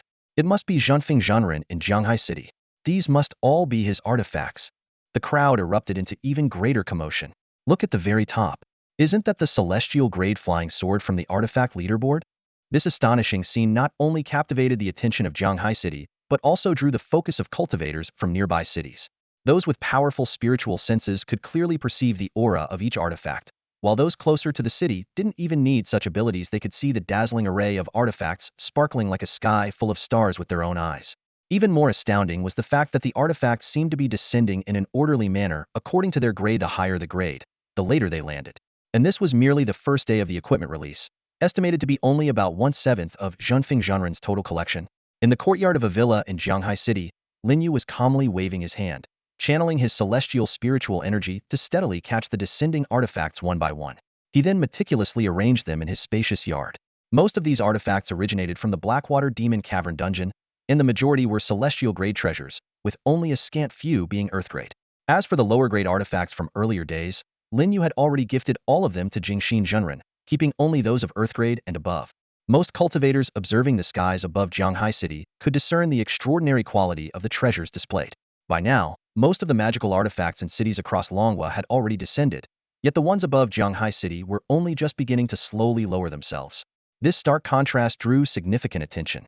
Xiaoguang stood on the rooftop of the villa, staring intently at the radiant treasures shimmering with flowing light. With a casual wave of his hand, His cousin Lin Yu tossed these treasures into the courtyard as if they were worthless trinkets. In stark comparison, Xiaoguang had only obtained a basic flying sword of artifact level tonight. Looking at the courtyard brimming with celestial-grade treasures, he wished he could forever hide his humble flying sword. When suspended in the air, the nearly 10,000 treasures didn't seem overwhelming, but piled in the courtyard, they almost filled the entire space. These treasures, all at least celestial grade, were discarded by Lin Yu as if they were mere trash. Lin Yu remained expressionless as he received these powerful artifacts, not even sparing them a second glance. Watching this, Xiaoguang couldn't help but silently exclaim, "What a waste of such rare treasures." A few minutes later, when all the treasures had landed in the courtyard, a dazzling blue light suddenly appeared in the sky. It was an ancient-looking flying sword, its blade emanating a chilling aura and pulsating with flowing blue light. The Xuanchuang sword. Xiaoguang couldn't stop himself from exclaiming. This flying sword, which had once topped the equipment rankings, was a quasi-immortal artifact whose power far surpassed that of ordinary celestial-grade treasures, possibly dozens of times stronger. As the Xuanchuang sword descended, the celestial-grade swords in the courtyard began trembling, as if paying homage to their king. Lin Yu's lips curved into a faint smile, though he remained silent. He knew well that with a 120 feedback boost, the Xuanchuang sword had already ascended to the rank of a lower-grade immortal artifact, far beyond the quasi-immortal level Xiaoguang imagined. Lin Yu extended his hand, waiting for the Xuanchuang sword to land. He could sense the joy emanating from the artifact. It was clear that the Xuanchuang sword had developed its own spirit. Across Longhua, every cultivator witnessing this scene was filled with envy. They understood that only a true powerhouse like Chengfeng Zhenren was worthy of wielding such an extraordinary treasure. Even for other cultivators who have reached the nascent soul stage, it is challenging to fully harness the true power of a semi-mortal artifact. At this moment, in the headquarters of the Xiaoyao Palace in the capital city, within a refined private garden, the Songyun Demon Lord waited alongside nearly 100 members of the palace for the return of their treasures. Over time, the Xiaoyao Palace had grown into a significant cultivation organization, attracting nearly 100 cultivators to join its ranks. Among these members, a considerable portion were cultivators still in the early stages of their cultivation feedback. Some joined due to a lack of confidence, others were overwhelmed by the presence of more powerful individuals, and many were uncertain about their future. They chose to follow the second strongest player in the rankings. After all, the Songyun Demon Lord not only provided practical benefits like 5 social insurances and 1 housing fund in the real world, but also offered protection and potential access to cultivation resources. Compared to the strict regulations of the cultivation administration, the Xiaoyao Palace offered far greater freedom. At this moment, the cultivators had all retrieved their treasures, and everyone's attention was now focused on the Songyun Demon Lord. It was well known that his flying sword was a semi-mortal artifact of the highest refinement level, and until a few days ago, it had topped the equipment rankings. However, with the rise of Chengfeng Zhenren, this powerful semi-mortal artifact had been pushed to 4th place. Even so, to the ordinary cultivators present, it was still a treasure worthy of envy. From the horizon, the Songyun Demon Lord's semi-mortal flying sword descended slowly into his hand. He could not hide his excitement and burst into laughter. "Ha ha ha! With this sword in hand, my power will increase 3-fold at least." The surrounding cultivators immediately chimed in. "Palace Master is mighty. Palace Master is invincible." The flattery echoed incessantly, and the Songyun Demon Lord's smile grew even brighter, clearly relishing the admiration of the crowd, or rather, the 100-strong audience. Just then, a member of the Xiaoyao Palace suddenly pointed southward and exclaimed, "Look! The flying sword from Zhanghai City is descending too." Although many had been busy praising the Palace Master, they had secretly been keeping tabs on Zhanghai City's movements. Hearing this, everyone turned their heads without hesitation. "Whoa! It's descending so late. That must be Changfeng Zhenren's Zhanqing sword, the #1 low-grade immortal artifact on the rankings. Unbelievable. Just catching a glimpse from afar feels like my eyes are being slashed by its sword aura." As they watched the low-grade immortal artifact slowly descend, the envy in everyone's eyes grew even stronger. It was said that the gap between a low-grade immortal artifact and a semi-mortal artifact was even greater than that between a semi-mortal artifact and a heavenly artifact. This was a truly unique immortal artifact in the entire game. In an instant, the crowd's interest in the Songyun Demon Lord's semi-mortal artifact seemed to wane slightly. Many secretly lamented that Chengfeng Zhenren hadn't established a faction. Otherwise, even without offering benefits like 5 social insurances and 1 housing fund, they would likely have flocked to him. Meanwhile, the Songyun Demon Lord's expression had darkened. As he held his semi-mortal artifact and gazed toward Zhanghai City, he suddenly realized that the shape of the descending flying sword looked strangely familiar. The blue radiance and icy aura were unmistakably those of the semi-mortal Xuanchuang sword. By all logic, the Xuanchuang sword, being another semi-mortal artifact, should have descended around the same time as his own flying sword. Why had it been delayed for so long? Driven by curiosity, the Songyun demon lord cautiously extended his divine sense toward Jianghai City. In the next moment, an expression of utter disbelief appeared on his face. The demon lord of Songyun was stunned. Although his divine sense had not fully extended to Jianghai City, he could confirm that the quality of the flying sword far surpassed that of a quasi-immortal artifact. As a cultivator well acquainted with such artifacts, he could ascertain that this sword was undoubtedly an immortal artifact of a higher grade. What puzzled him was that the flying sword, emanating immense power, unmistakably resembled the Xian Shuang sword. How could a quasi-immortal artifact suddenly ascend to the level of an immortal artifact? Could it be that Changfeng Zhenren had spent too much on in-game purchases, prompting the developers to grant him special privileges? However, what shocked the demon lord of Songyun even more was the sight of another flying sword slowly descending from the sky above the Xian Shuang sword. This sword was positioned far higher than the Xian Shuang sword, which had already become an immortal artifact. Logically, it should be the dust-cutting sword, ranked first on the equipment leaderboard. But wasn't the dust-cutting sword a lower-grade immortal artifact? Why would it surpass the Xian Shuang sword? Sensing that the situation was turning unfavorable, the demon lord of Songyun quickly withdrew his divine sense. He knew all too well that once Changfeng Zhenren's treasures descended, he would inevitably start probing the surroundings. If his presence were discovered, his quasi-immortal artifact flying sword would likely be at risk. After all, who would ever complain about having too many quasi-immortal artifacts? Turning to his subordinates gathered in the small garden, the demon lord of Songyun sighed and said, "Disperse. There's nothing worth watching." Nearly 100 golden core cultivators immediately scattered at his command. Casting one last glance at the southern skies, he cradled his quasi-immortal artifact flying sword and returned to his room, ready to study it further.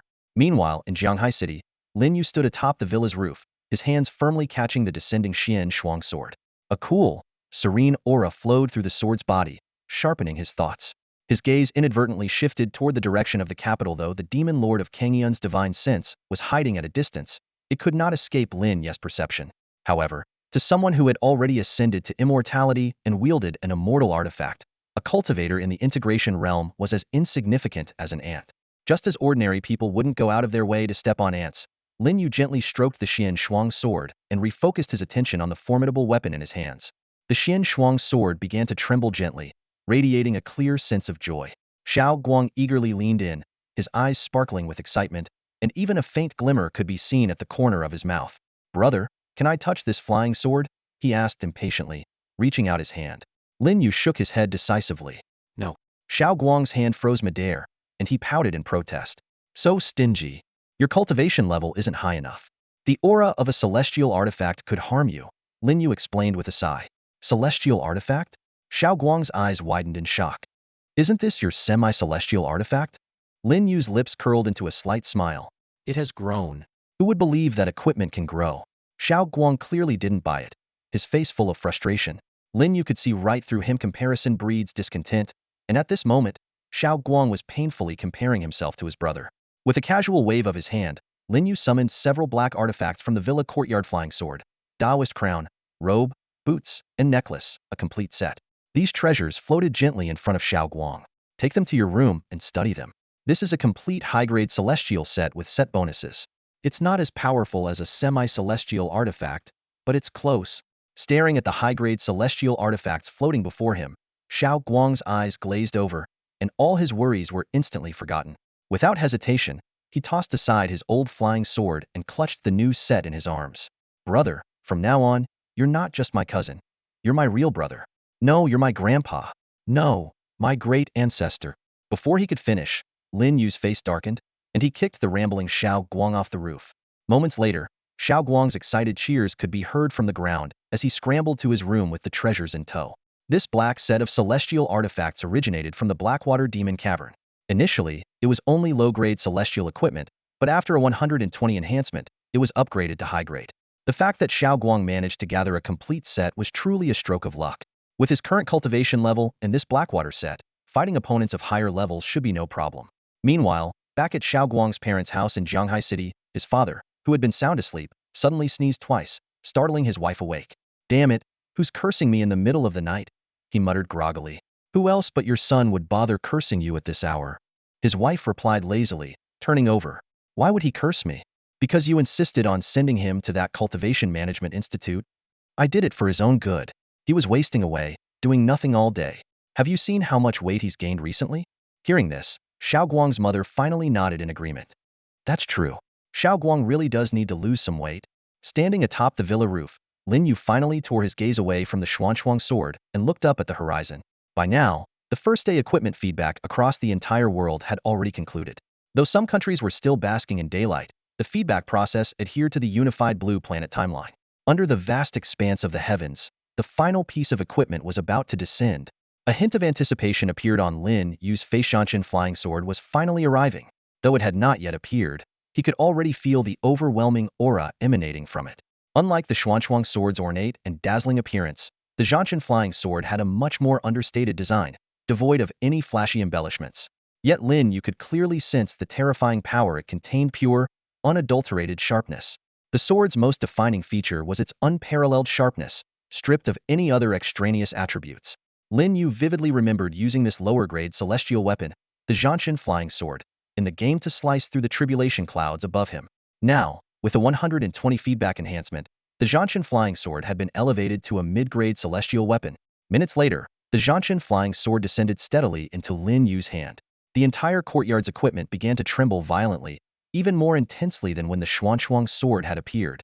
Holding the Zhanshan flying sword in his hand, Lin Yu could hardly contain his excitement to test its power. He glanced skyward once more, knowing that the blue planet was far too fragile for him to unleash the sword's full potential. Even barehanded, he had to tread carefully to avoid causing damage. Clearly, there was only one suitable place to test this blade. A faint smile played at the corners of Lin Yu's lips. With a flash of his figure, he vanished from the blue planet. As Lin Yu's final artifact descended, the cultivators on the blue planet gradually shifted their attention away from Jianghai City. Some began delving into the mysteries of their newly acquired artifacts, while others logged onto the official forums to exchange insights with fellow players. Comparison can drive you crazy. In the neighborhood park, a player shouted in frustration while watching equipment flying all over the sky. I got my gear the earliest, but everyone else outperformed me. You reap what you sow, someone nearby commented calmly. Their gear is better because they spent more money. You can only blame yourself for not investing enough. If comparing to people around you already frustrates you, imagine comparing yourself to Chengfeng Zhenren. Wouldn't that drive you mad? That's not even a fair comparison. It's like me not bothering to compete with Ma Baba over wealth, but also not comparing who can pee farther with men. Wait, what? A female player? Hold on, you're a female player? Two voices chimed in one after the other. What's the big deal about a female player? Another voice interjected. I'm more curious whether this sister is wealthier than Ma Baba. Ha, boring. I think I'll go compete with my boyfriend to see who can pee farther. Meanwhile, the skies above Jianghai City lit up with dazzling flashes of magical artifacts. Even in cities 500 kilometers away, people could clearly see the equipment sparkling like stars in the night sky. Among them, two flying swords stood out, the most Zhanshan sword and Xuanchuang sword, their brilliance unparalleled. What's strange is that one of the semi-mortal swords descended much later than the other semi-mortal artifacts, someone remarked curiously. You've seen other semi-mortal artifacts? Of course, the leader of our Xiaoyao palace owns one. I'm not envious of how much gear Chengfeng Zhenren has. I envy the quality. It's not about quantity, it's about refinement. May I ask how many pieces of equipment you've collected? Have you hit triple digits? Just one. Well, that's truly about refinement. At the same time, in the capital, the headquarters of the Cultivation Management Bureau was still brightly lit. Jiang Zhengde hadn't rested but was instead closely monitoring the first equipment feedback event of the ethereal cultivation mobile game. Unlike other cultivators, he chose to gather information through the official forum. Combined with the data from the Bureau's internal WeChat group, he was able to get a comprehensive view of the feedback from across Longhua. Just as he was engrossed in the forum discussions among players, a phone call interrupted him. Director Jiang, something big has happened. An urgent voice from a high-ranking official in Longhua came through. Jiang Zhengde frowned.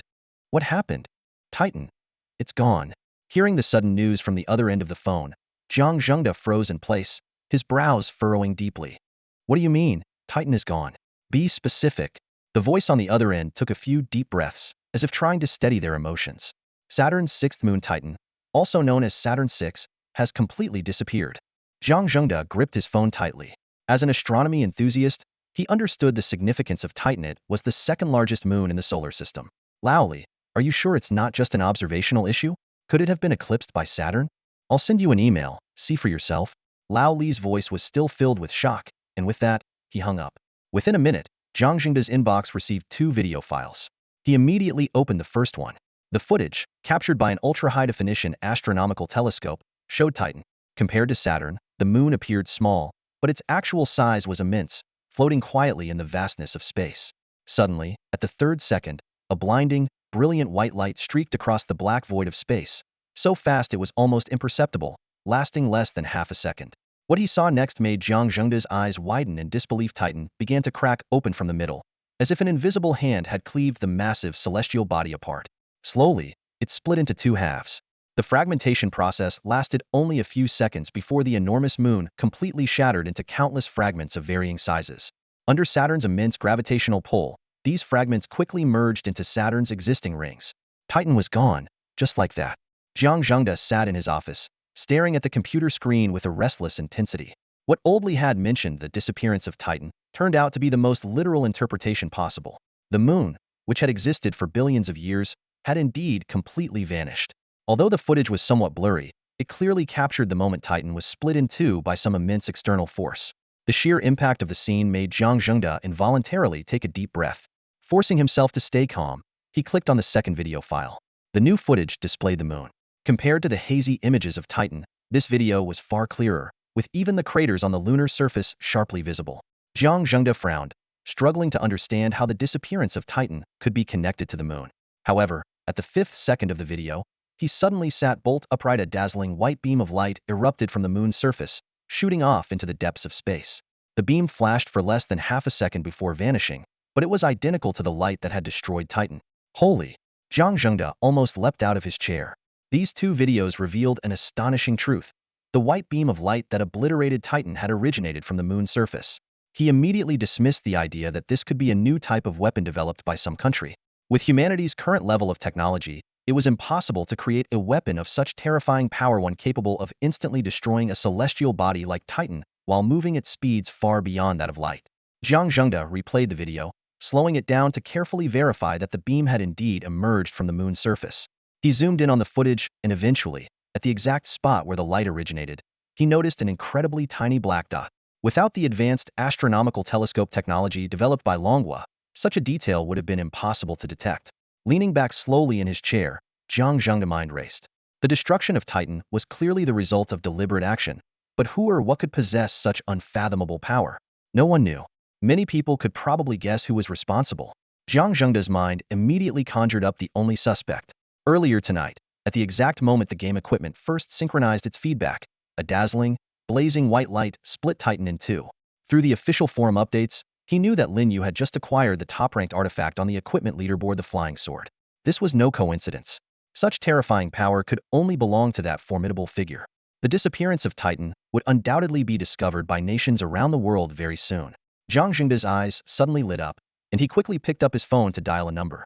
I suggest that the Dragon Kingdom immediately issue a statement claiming responsibility for the destruction of Titan.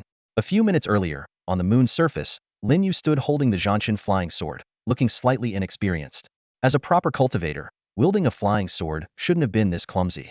However, since his cultivation technique had yet to synchronize its feedback, he could only temporarily test the sword's power in this crude manner. The original target of his attack was Jupiter, but considering its proximity to Earth, he worried about potential unintended consequences. So, Lin Yu changed his target to the more distant Saturn. Yet, the strike veered slightly off course and hit Titan instead, splitting it cleanly in 2. Standing on the moon's surface, Lin Yu gazed at Titan in the distance, now divided and completely collapsing. He frowned slightly.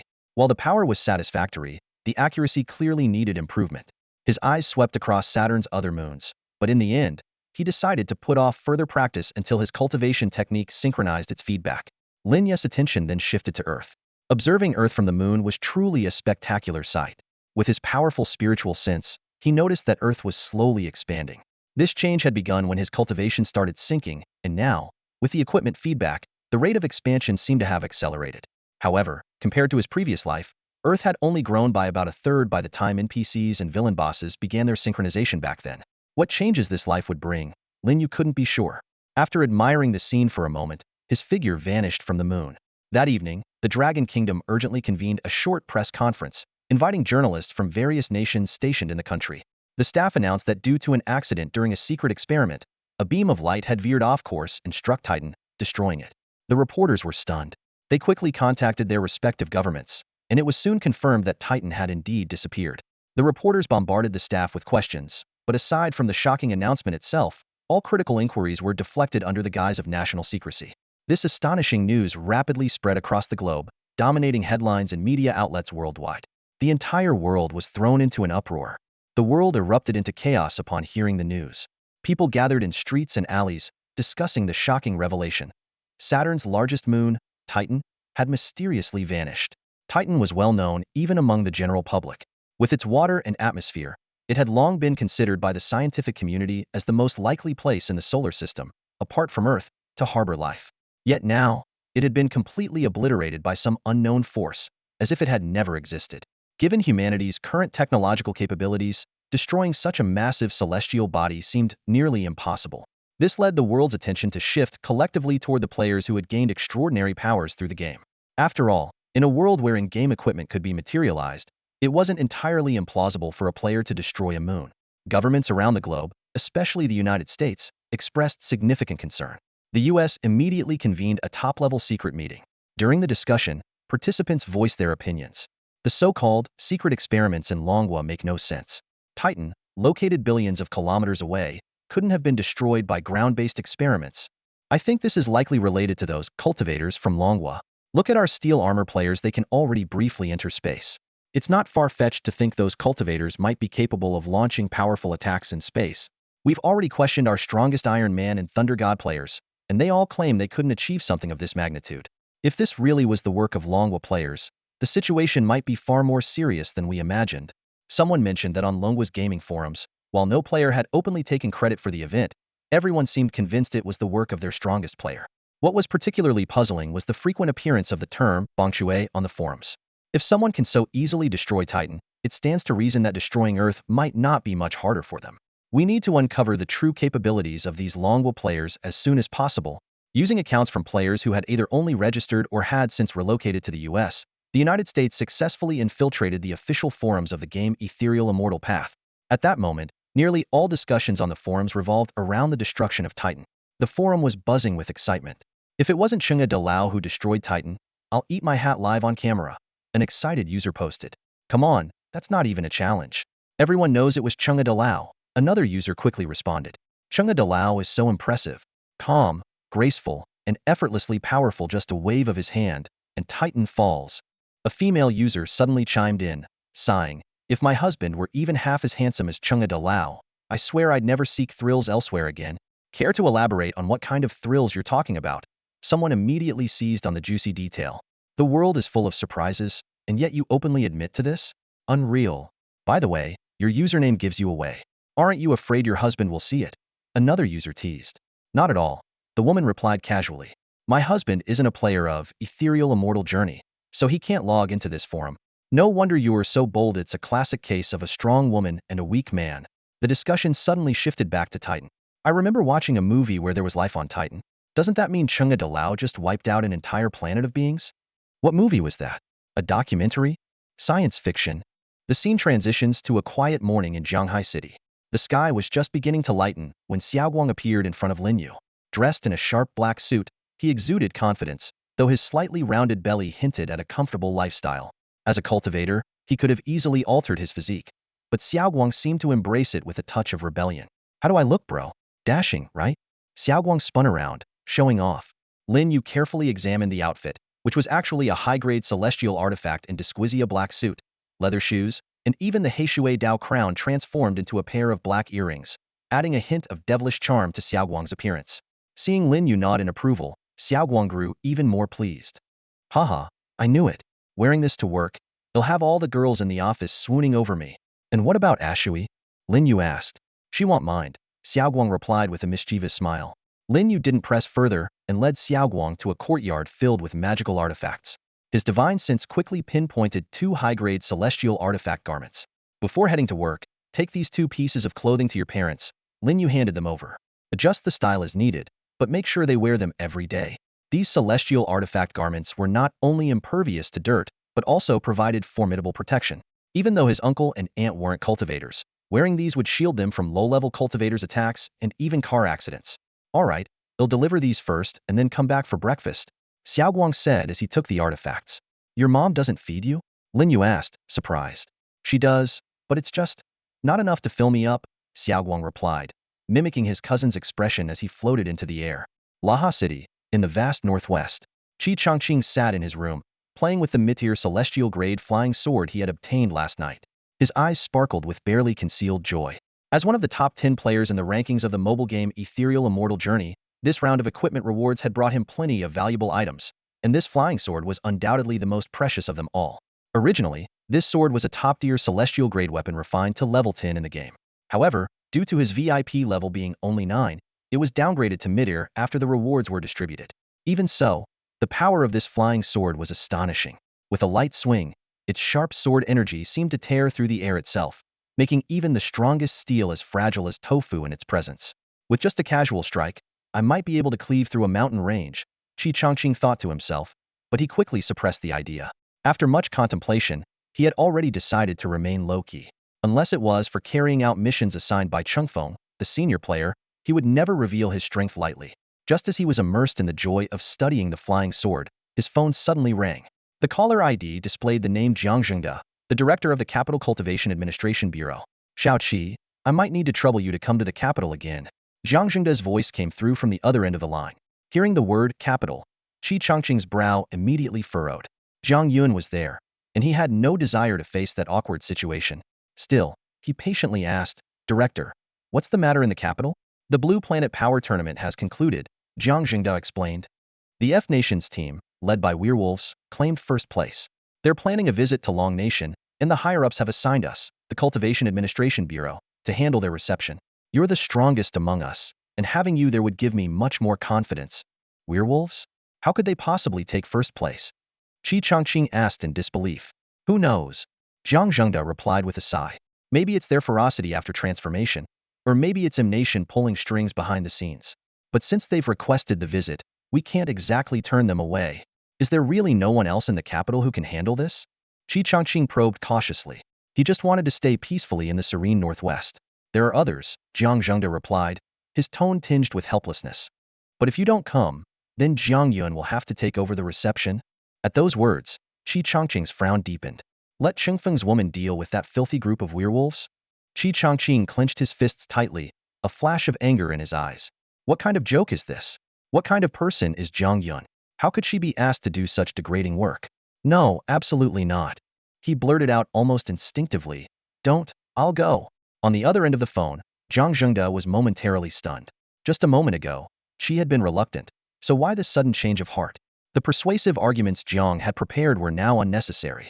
After a brief pause, he decided to share his true thoughts. Xiao Qi, I'm really glad you're willing to come. In fact, I've already reported your situation to the higher-ups, Jiang Zhengde said in a serious tone. In a while, I plan to retire and want you to take over as the director of the Jingxing Cultivation Regulatory Headquarters, overseeing all cultivation regulatory offices across the country. This decision had been brewing in Jiang Zhengde's mind for a long time. He knew he lacked the ability to fully handle the role, but when the regulatory office was first established, there was a severe manpower shortage, and he had no choice but to take on the responsibility. Now that the office had become more organized and had recruited outstanding cultivation practitioners like Qi Chongqing, he was confident Qi was the best candidate for the position. Upon hearing this appointment, Qi Chongqing was momentarily taken aback. Director of the Jingxing Cultivation Regulatory Headquarters? That was no small responsibility. His instinct was to politely decline, but then he recalled the recent incident dealing with the Buddhist cultivators from Asen. If he took on this role, he could immediately mobilize the resources of all the regulatory offices nationwide whenever Chengfeng expressed dissatisfaction with the Buddhist cultivators.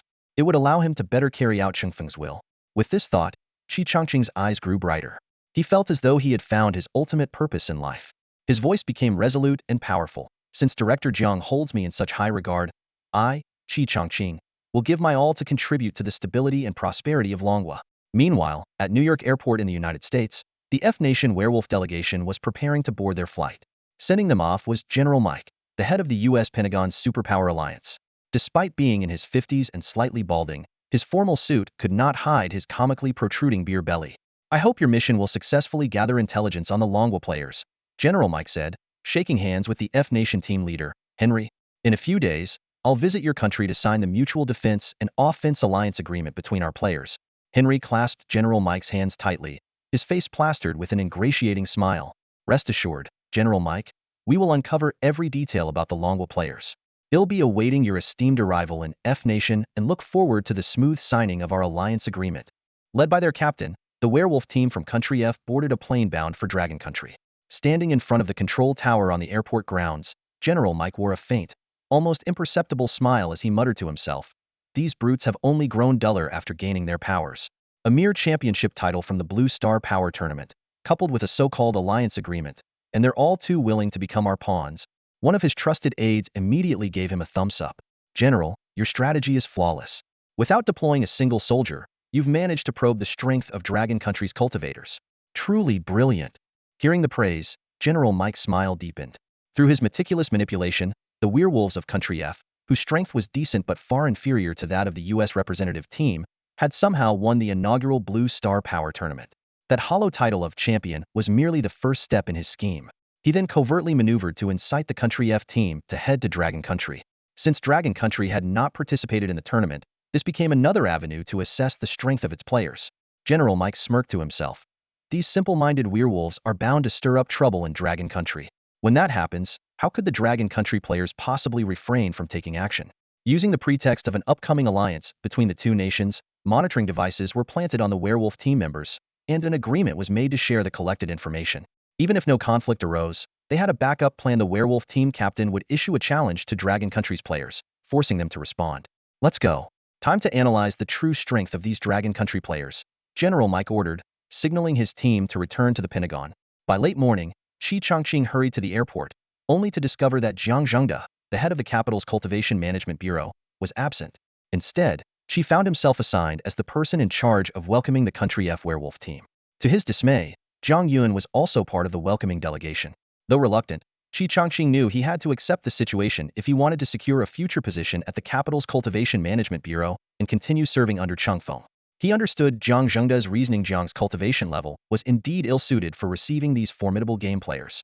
By comparison, Qi's own abilities made him a more suitable candidate for the task.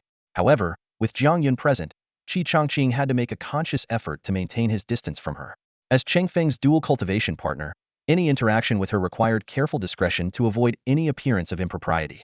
Qi Changqing cautiously managed his relationship with Jiang Yun while standing at the airport with 3 other colleagues from the capital's Cultivation Regulatory Office. The group consisted of 2 men and 2 women, all focused on the passenger plane slowly descending. Even before the plane touched down, Qi Changqing's spiritual senses had already penetrated the cabin. What his senses revealed was a group of burly, heavily haired male players from Country F. Their appearances clearly bore the influence of werewolf cultivation, exuding a wild aura despite not having transformed. This team was entirely unaware of Qi Changqing's spiritual probe sweeping over them, which was not surprising. Werewolf players generally had weaker sensory abilities. Apart from a slightly heightened sense of smell, they were incapable of detecting such advanced spiritual investigations. Suddenly, Qi Changqing's brows furrowed. His spiritual senses had picked up something unusual. These werewolf players were carrying various concealed recording devices. Some were hidden in their clothing, while others were even implanted directly into their eyes. This discovery made him wary. Wasn't this supposed to be a friendly visit? Why were they bringing so much surveillance equipment? The plane eventually landed smoothly, and as the cabin door opened, the F Country delegation, led by their captain Henry, filed out. Henry was the werewolf player who had made a name for himself in the Blue Star Power Arena by brutally tearing apart the powerful female ninja Kazuma Marie during the opening match. He sported a thick beard and had a rugged, unrefined appearance. As Henry led his 5 equally muscular teammates toward the welcoming party, he made a move that left Qi Changqing deeply unsettled. Henry casually inserted his fingers into his nostrils, picked at them for a moment, then nonchalantly wiped his hand on his pants. This sight immediately made Qi Changqing abandon his intention to extend a handshake. He had no desire to be disgusted for days in the name of politeness. However, Henry's action was not merely a display of crude behavior. It was a calculated test. The true purpose of this visit was to assess the strength of Long Country's players. While the capabilities of players from other nations were becoming increasingly clear, Long Country's players remained enigmatic and elusive. After the shocking incidents at the Grand Canyon and Country A3 and the destruction of Titan's moon, the F Country authorities were desperate to uncover the true power of Long Country's players. With the added assurance of an alliance promised by General Mike, this mission carried significant weight for Henry. Henry's original plan was to provoke Qi Chongqing with his uncouth behavior, hoping to gauge the latter's limits. But just as he was about to proceed, his attention was completely captured by the woman standing beside Qi Chongqing. Her extraordinary beauty and grace surpassed that of any woman he had ever encountered. Her skin, as flawless and radiant as the finest jade, instantly seized all of his focus. As Qi Chongqing pondered how to deal with the repugnant werewolf Henry, the man suddenly shifted direction and headed straight toward Jiang Yun. Qi Chongqing keenly caught a strange glint in Henry's eyes, and what angered him even more was the sight of the hand that had just been picking his nose now reaching out toward Jiang Yun for a handshake. Qi Chongqing's expression darkened instantly, becoming terrifyingly grim. Disgusting him was one thing, but daring to make a move on the partner of Master Changfeng? Unforgivable. Henry moved quickly, covering the distance to Jiang Yun in just 3 or 4 seconds. During this brief moment, an intense internal struggle raged in Qi Chongqing's mind. On one hand, he considered holding back and allowing Jiang Yun to reject Henry herself, which would avoid any mistakes and ensure he retained his position as head of the Beijing Cultivation Administration Bureau, continuing to serve Master Changfeng. On the other hand, a nearly uncontrollable fury churned within him. A true man acts decisively, Qi Chongqing resolved inwardly. The monitoring devices carried by these werewolves were clearly suspicious, but at this moment, he no longer cared about international relations.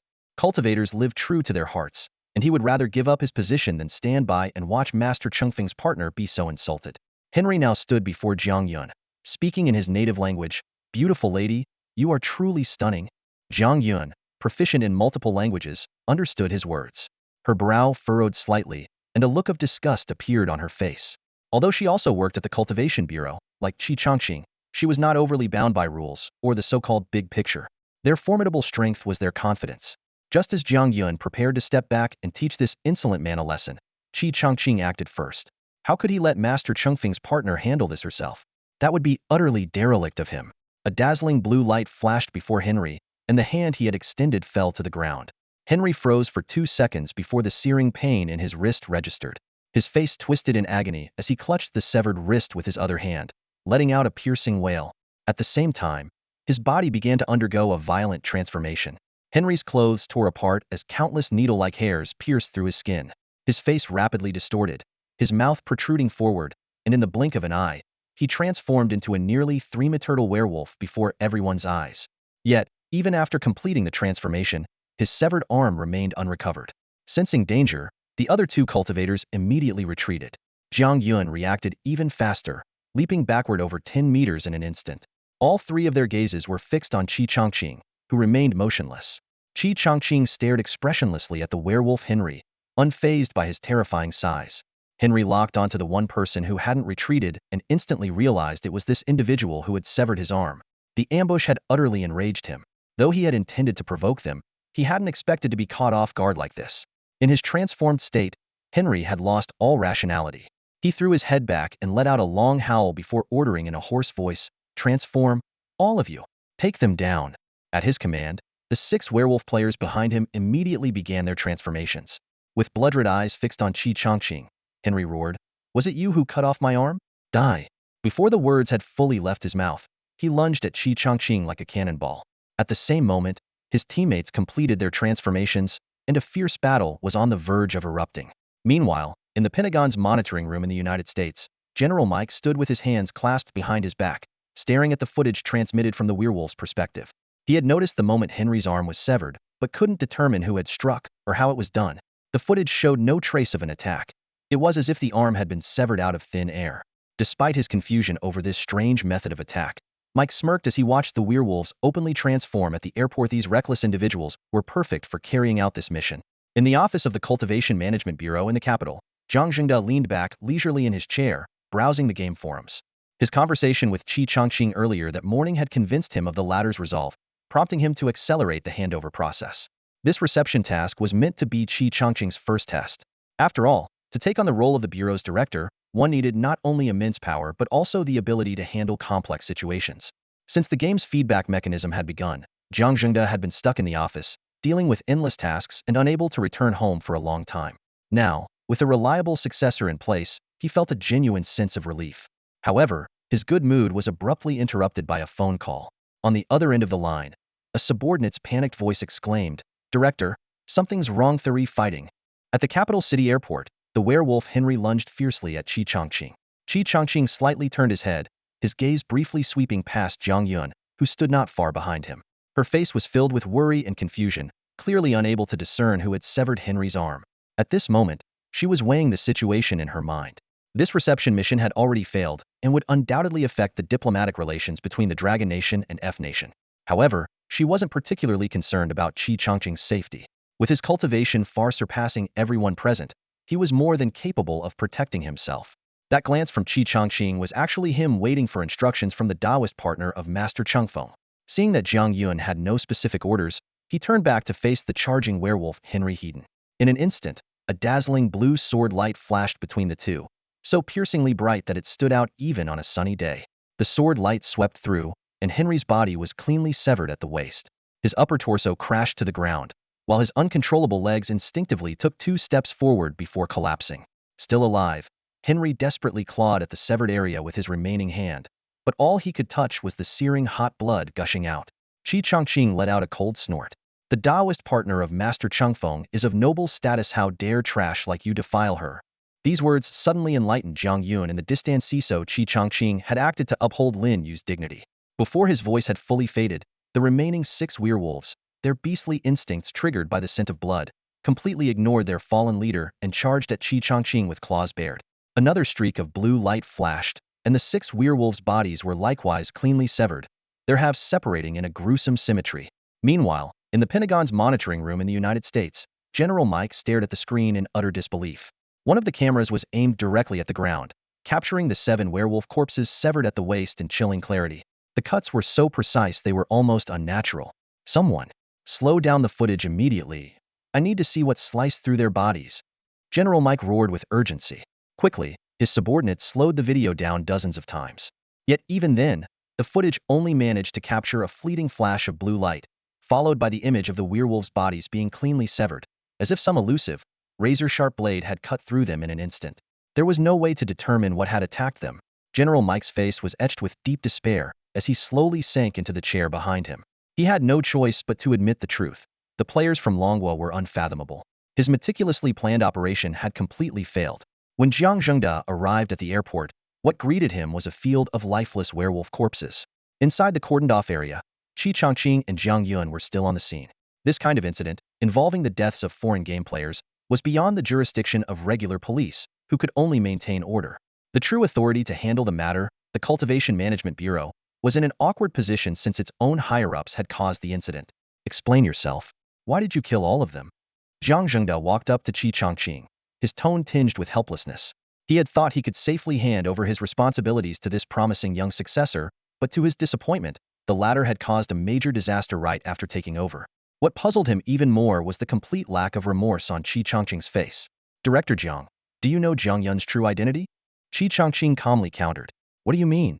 Jiang Zhengda was momentarily taken aback. Of course, he knew Jiang Yun was his daughter. Wasn't that an obvious fact? Jiang Yun is the dual cultivation partner of Chengfeng Zhanren, Qi Changqing stated, locking eyes with Jiang Zhengda. These werewolves had nefarious intentions toward Chengfeng Zhanren's partner. Tell me, should they have been killed or not? This explanation left Jiang Zhengda both enlightened and perplexed. He glanced at his daughter, who silently nodded, his mind racing with questions. Did Qi Changqing act for Chengfeng Zhanren's sake? But what exactly was their relationship? Let's head back to the bureau, Jiang Zhengda eventually said. This matter involves foreign guests on an official visit. I'll need to report this to my superiors. The situation quickly escalated. By noon that day, F country lodged a formal protest with Longhua, demanding a thorough investigation. Longhua's senior officials immediately convened a special meeting, with Jiang Zhengda and others in attendance. By evening, Longhua held a press conference, delivering a clear statement. Werewolf Captain Henry and 6 others had attempted to assassinate Qi Changqing, the head of Longhua's Cultivation Management Bureau, at the capital's airport. They were killed in an act of legitimate self-defense. On their bodies were found weapons such as wolf claws, wolf fangs, and hidden cameras. The press conference concluded with a firm declaration. Longhua welcomes friendly visits, but will show no mercy to those with malicious intent. The moment Qi Changqing received the news of his promotion, he could hardly believe his ears. He had thought that killing the werewolf and disrupting the diplomatic reception would cost him his job. To his astonishment, not only was he not dismissed, but he was also directly promoted to the head of the Jingxing Repair and Management Office. That evening, Jiang Zhengda summoned Qi Changqing. In the brightly lit office, Jiang Zhengda, with a serious expression, revealed the considerations of the higher-ups. Shao Qi, the situation has changed. In the past, for the sake of development and stability, we made compromises with many unfair phenomena. But now things are different. After thorough investigation, we have confirmed that the strength of Dragon Nation's players far surpasses that of other countries. Even in the event of an all-out war, we have enough confidence to handle it. He continued, promoting you was based on two factors. First, you were not at fault in this incident. Second, appointing you as the head of headquarters highlights how severe the werewolf's actions were. Assassinating a nation's high-ranking officials is an act of terrorism, and they will have no choice but to swallow this bitter pill. Jiang Zhengde placed a firm hand on Qi Changqing's shoulder and concluded, I originally planned to promote you later, but now you must take on this responsibility ahead of schedule. Qi Changqing understood that this position as director was no longer something he could decline, and he had no intention of doing so. Thus, he swiftly stepped into the core leadership of Dragon Nation.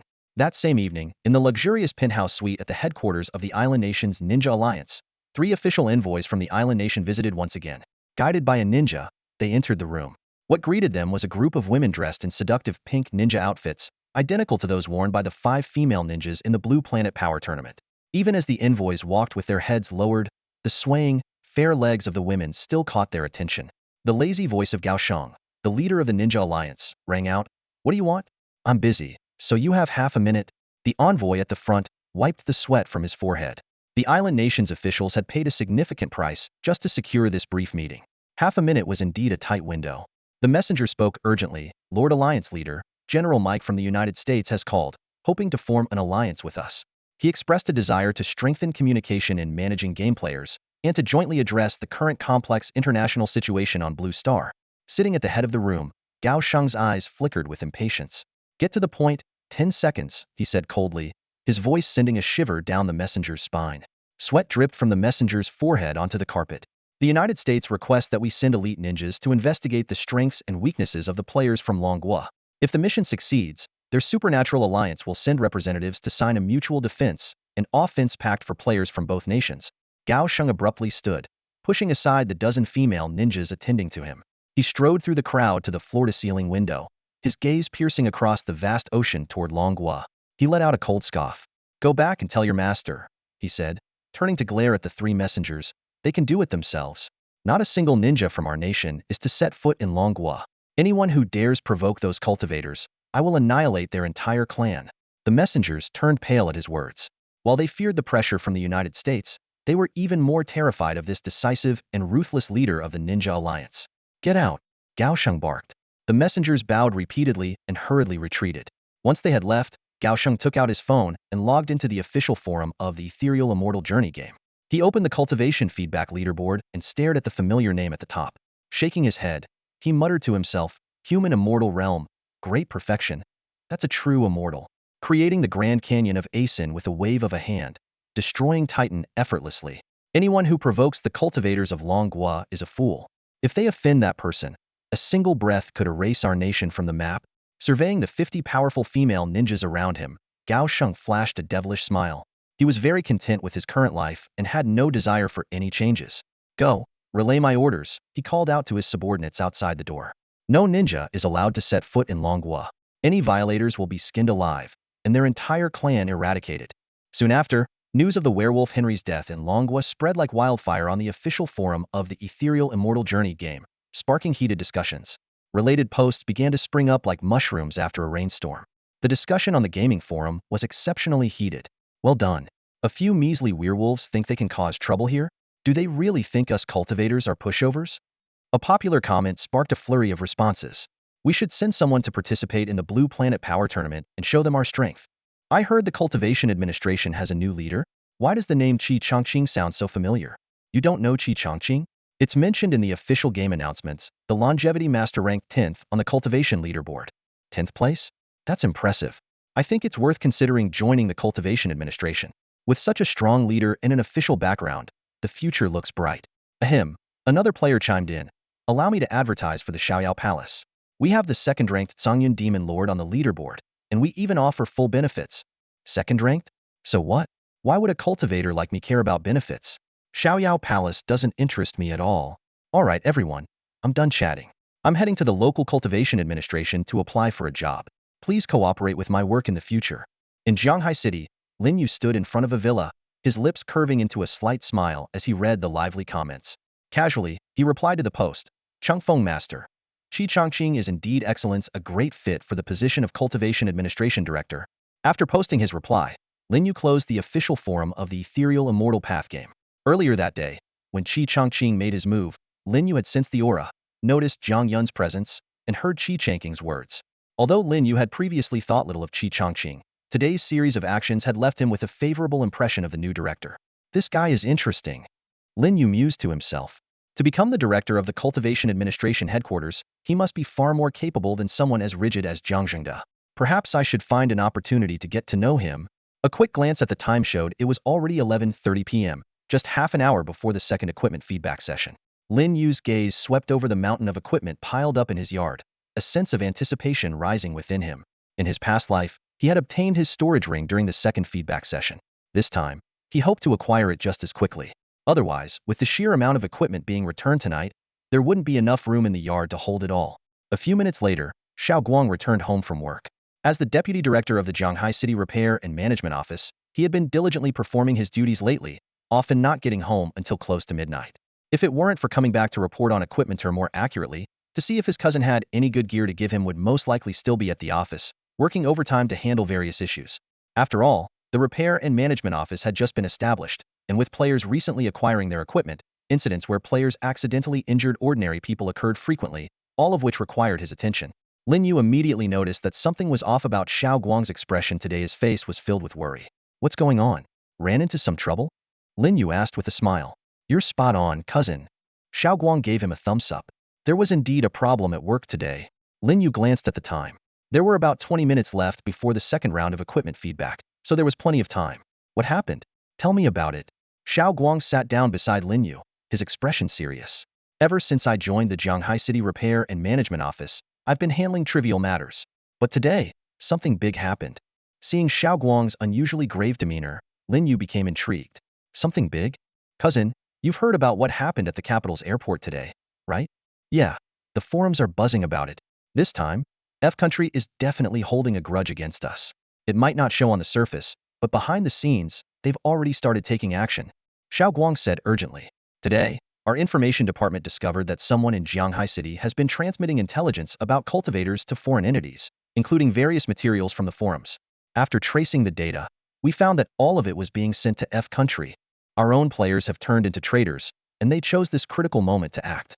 We prepared to apprehend the individual immediately, but that guy was too alert. Before we could make a move, he had already boarded a flight to F country. Based on the timing, he should be landing soon. Given the current tense situation, we're unsure about the safety of intervening over there, so he just got away. After listening to Xiao Guang's explanation, Lin Yu frowned. While he usually didn't concern himself too much with most matters, he had zero tolerance for traitors. Didn't I give you a set of high-grade celestial artifacts? Lin Yu suddenly asked. Xiao Guang was momentarily confused. Yeah, I'm wearing them, he said, turning around sheepishly. Then what are you afraid of? Just go get him back. Look at you, acting all scared. Almost thought you were still in the chi refining stage. Lin Yu said, exasperated. Xiao Guang's eyes lit up immediately. Cousin, are you saying I can go straight to F country and bring him back? Of course. You're the deputy director of the Zhanghai City Repair and Management Office. If you don't go, are you expecting an ordinary civilian like me to do it? Lin Yu said, shaking his head in disbelief. Lin Yu contemplated capturing the other party. With his abilities, it would take only a single thought to accomplish. However, seeing Xiao Guang's timid demeanor, he decided to let the young man go out and gain some real-world experience, allowing him to truly understand his own strength. Xiao Guang's eyes gradually lit up. All right, as soon as the equipment feedback is done, I'll set off immediately. But just as he finished speaking, he hesitated and added, Bro, if I get caught by them or if I'm about to be beaten to death, you have to come save me, okay? Lin Yu shook his head helplessly.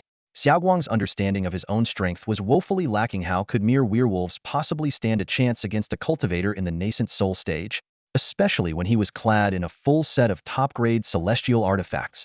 Even if he stood still and let the werewolves attack, their teeth would shatter before causing him any harm. But Lin Yu didn't point this out. He simply said, go ahead without worry. With me around, it'll be harder for you to die than to survive. These words completely reassured Xiao Guang. Excitement filled his eyes as he clenched his fists, the confidence from having his elder cousin's support radiating from his expression. At that moment, tiny points of starlight suddenly appeared in the sky, just like the night before. Lin Yu and Xiao Guang both looked up, as did countless players around the world. In particular, the players in Longhua focused their gazes on the skies above Jianghai City, eagerly anticipating today's equipment feedback.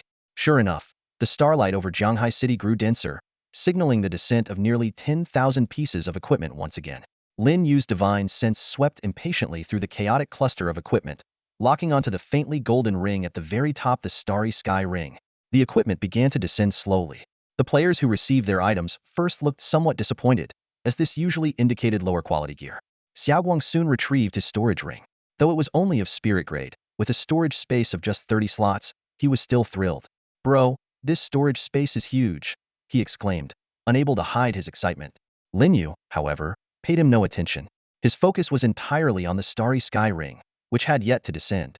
He could already sense that, after receiving a 120 feedback upgrade, his storage ring had been elevated to the level of a true celestial artifact.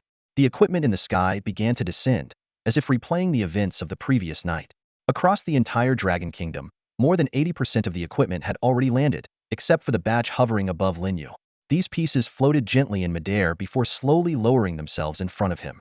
This batch of equipment was diverse, unlike the uniform weapons from the day before. While most of the items still originated from the Blackwater Demon Cave and were of heavenly grade quality, Lin Yu remained unusually composed in the face of such rare treasures. Casually, he tossed the equipment into the courtyard of his villa, quickly forming a small mountain of gear. Finally, when all the equipment worldwide had settled, only one piece remained in the skies above Jianghai City, the starry sky ring. As the second-ranked item on the equipment leaderboard, the ring's position even slightly surpassed Lin Yu's Xian Frost Sword. Players across the Dragon Kingdom gazed up at the sky above Jianghai City, their discussions buzzing with excitement. That's the only semi-immortal grade ring in the game. Revered Master Changfeng even has a semi-immortal grade storage ring? That's insane. If I had known, I would have topped up more. Leaving money in the bank is nothing compared to investing in the game. I regret not spending that 1,000 yuan of New Year money. Now I'm kicking myself. Someone proudly showed off their low-tier treasure-grade storage ring, saying, "This is enough for doing deliveries. It can hold over 10 cubic meters of stuff." Have you noticed? Items of the same type automatically stack inside, just like in the game. When the starry sky ring finally landed in Lin Yu's hand, he immediately used his divine sense to inspect its space. What he discovered left him thrilled. He had initially assumed that the 120 feedback effect would increase the storage slots from 10,000 to 12,000 and expand the space from 10,000 cubic meters to 12,000 cubic meters. However, reality far exceeded his expectations. Upon its evolution from a semi-immortal grade item to a true immortal grade artifact, its capabilities had completely transcended the realm of cultivators' magical treasures. This transformation was far more pronounced than that of other equipment. After all, the performance boost of other treasures still required testing to determine their exact improvements. The changes to the storage ring were indeed too significant to ignore. Lin Yu used his divine sense to thoroughly inspect the interior of the starry sky ring and discovered that its space had been upgraded from a semi-immortal artifact to a lower-grade immortal artifact. Its capacity had increased at least 100-fold, growing from the original 10,000 cubic meters to a conservative estimate of over 1 million cubic meters. However, for Lin Yu, this starry sky ring originating from the game world held far more value than just its expanded space. Drawing on his experience from his previous life, he knew that the ring's greatest feature lay in its spatial stacking ability. Much like the inventory system in games, items of the same category could automatically stack together. For instance, 100 Xinyuan pills would only occupy a single slot instead of taking up 100 separate spaces. Standing on the rooftop of the villa, Lin Yu gently stroked the starry sky ring a couple of times before slipping it onto his finger. The ring immediately became faint and translucent before eventually disappearing entirely. Bro, your ring is pretty high grade, but it's way too low-key. Check out mine. Xiao Guang shook his hand, showing off a massive golden ring weighing at least 180 grams, his face full of pride. Lin Yu gave him a thumbs up. Impressive. But weren't you heading out to catch a suspect? Hearing this, Xiao Guang straightened up instantly, giving Lin Yu a deep, meaningful look. That look clearly said, "If I get caught, you'd better come rescue me." Then, with a swift motion, he leapt into the air, displaying the flying technique he had recently mastered, and sped off into the distance. Finally having some time to organize the equipment in the courtyard, Lin Yu gracefully leapt down from the rooftop. With a sweep of his divine sense, he collected the mountain of equipment into the starry sky ring. Most of these items came from the Blackwater Demon Cavern and were largely identical. Thanks to the ring's spatial stacking ability, they were automatically sorted and stacked. The original in-game stacking limit of 999 seemed to have been surpassed as well, with over 5,000 mid-grade heavenly Blackwater Demon Swords now stacked together. Standing in the courtyard, Lin Yu browsed the official forum posts while simultaneously using his vast divine sense to monitor Xiao Guang, who was flying toward Country F. Although Xiao Guang was already incredibly powerful and equipped with a top-grade Heavenly Blackwater set, making him nearly invincible on Blue Star, Lin Yu decided to keep an eye on him just in case. Given his current cultivation level, multitasking like this was effortless. The official game forum was buzzing with heated discussions. Players, having just experienced the equipment update, flocked to share their thoughts. Some boasted about their newly acquired gear, others complained about their bad luck, and a few expressed their envy while sharing their feelings. The conversation quickly shifted to the functionality of the storage rings. Do you guys think the storage ring has a preservation feature? I put all the fruit from my fridge inside it. I'll let you know the results in a couple of days. Quick reminder, the storage ring can't hold living creatures. I tried putting a live chicken in, but it wouldn't work. Once I killed it though, it went in just fine. Suddenly, a shocking comment appeared. I put my cheating wife and her lover inside it. Not a trace left. This comment immediately sparked intense reactions. That's not a joke you should be making. Hey, mind sharing your address? I just got a job at the corrections department and would love to have a chat with you. Soon, more players began sharing their discoveries. It's incredible. I put in 10 eggs, and they automatically stacked, taking up only one slot. My 300 gold bars did the same, just 1 bar's worth of space used. The discussion quickly shifted to the game's most powerful storage item. The Celestial Ring of Master Changfeng must have hundreds of slots, right? After all, it's the only semi-immortal tier storage ring. At that moment, a user with the account name Most Beautiful Player in Ethereal Immortal Journey posted that she was lying on Master Changfeng's bed and offered to share more details via private messages. Other players immediately started teasing her, suggesting she see a therapist. As Lin Yu browsed through these posts, Xiao Guang had already flown over the skies of Country F. He immediately unleashed his divine sense, scanning the entire nation. Using the appearance of the suspect he'd seen earlier, Xiao Guang quickly locked onto his target in a hidden underground prison. The scene that unfolded made Xiao Guang smirk coldly. The suspect was in a pitiful state, his legs severed at the knees, his arms hanging limp and useless, completely incapacitated. 2 burly, heavily haired werewolf players stood guard outside the cell. This traitor, who had only played the mobile game for half an hour, spent just 6 yuan, and had cultivation barely at the initial chi refining stage, was clearly no match for these werewolves. Xiao Guang hesitated no longer and shot towards the direction of the secret prison cell. Just then, the ground near the cell began to stir ominously. Suddenly, hundreds of dark figures leapt into the air, swiftly surrounding him. Focusing his gaze, Xiao Guang realized these figures were a group of uniquely shaped werewolf players. Not only had they fully transformed into their werewolf forms, but they had also grown enormous wings on their backs, some blood red like the setting sun, others pitch black like ink. These wings didn't seem like natural extensions of their bodies, but rather some sort of specialized equipment. Xiao Guang immediately understood that this was a premeditated ambush. The enemy had clearly anticipated that players from the Dragon Nation would come to rescue the suspect and had prepared in advance. However, the flying speed of these werewolves seemed laughably slow to Xiao Guang, as sluggish as snails crawling. Under normal circumstances, Xiao Guang might have simply turned and left. But at this moment, he recalled his cousin's confident words.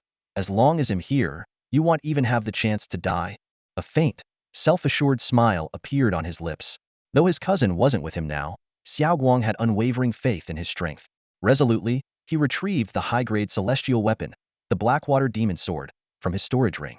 At that moment, a particularly burly werewolf leader slowly flew towards him and was just about to speak in broken Chinese when suddenly, a streak of pitch-black light slashed across the sky. This dark light seemed to devour the remaining glow of the setting sun, casting a shadow over the entire sky. All the werewolves' eyes were drawn to this sudden phenomenon. The leader's words halted abruptly, his eyes bulging in disbelief as though he had seen something utterly terrifying. Under the orange glow of the sunset, hundreds of powerful werewolf players abruptly plummeted from the sky. Their bodies had been cleanly severed at the waist, their sharp claws and ornate wings all sliced off. Even the werewolf leader wasn't spared. His upper body, frozen with an expression of shock, fell heavily to the ground alongside his lower half. The air filled with the dull thuds of severed limbs crashing down. The astonishing scene left Xiao Guang momentarily stunned. Ever since obtaining the Blackwater set, he had never truly tested his power. Here, in a foreign land, faced with so many enemies, this was his first attempt at striking and the result was devastating. Snapping back to his senses, Xiao Guang quickly descended towards the ground. His goal was to capture the suspect alive and bring him to justice, not to kill him. At the same time, in a secret base somewhere in F Nation, the surveillance room was eerily silent.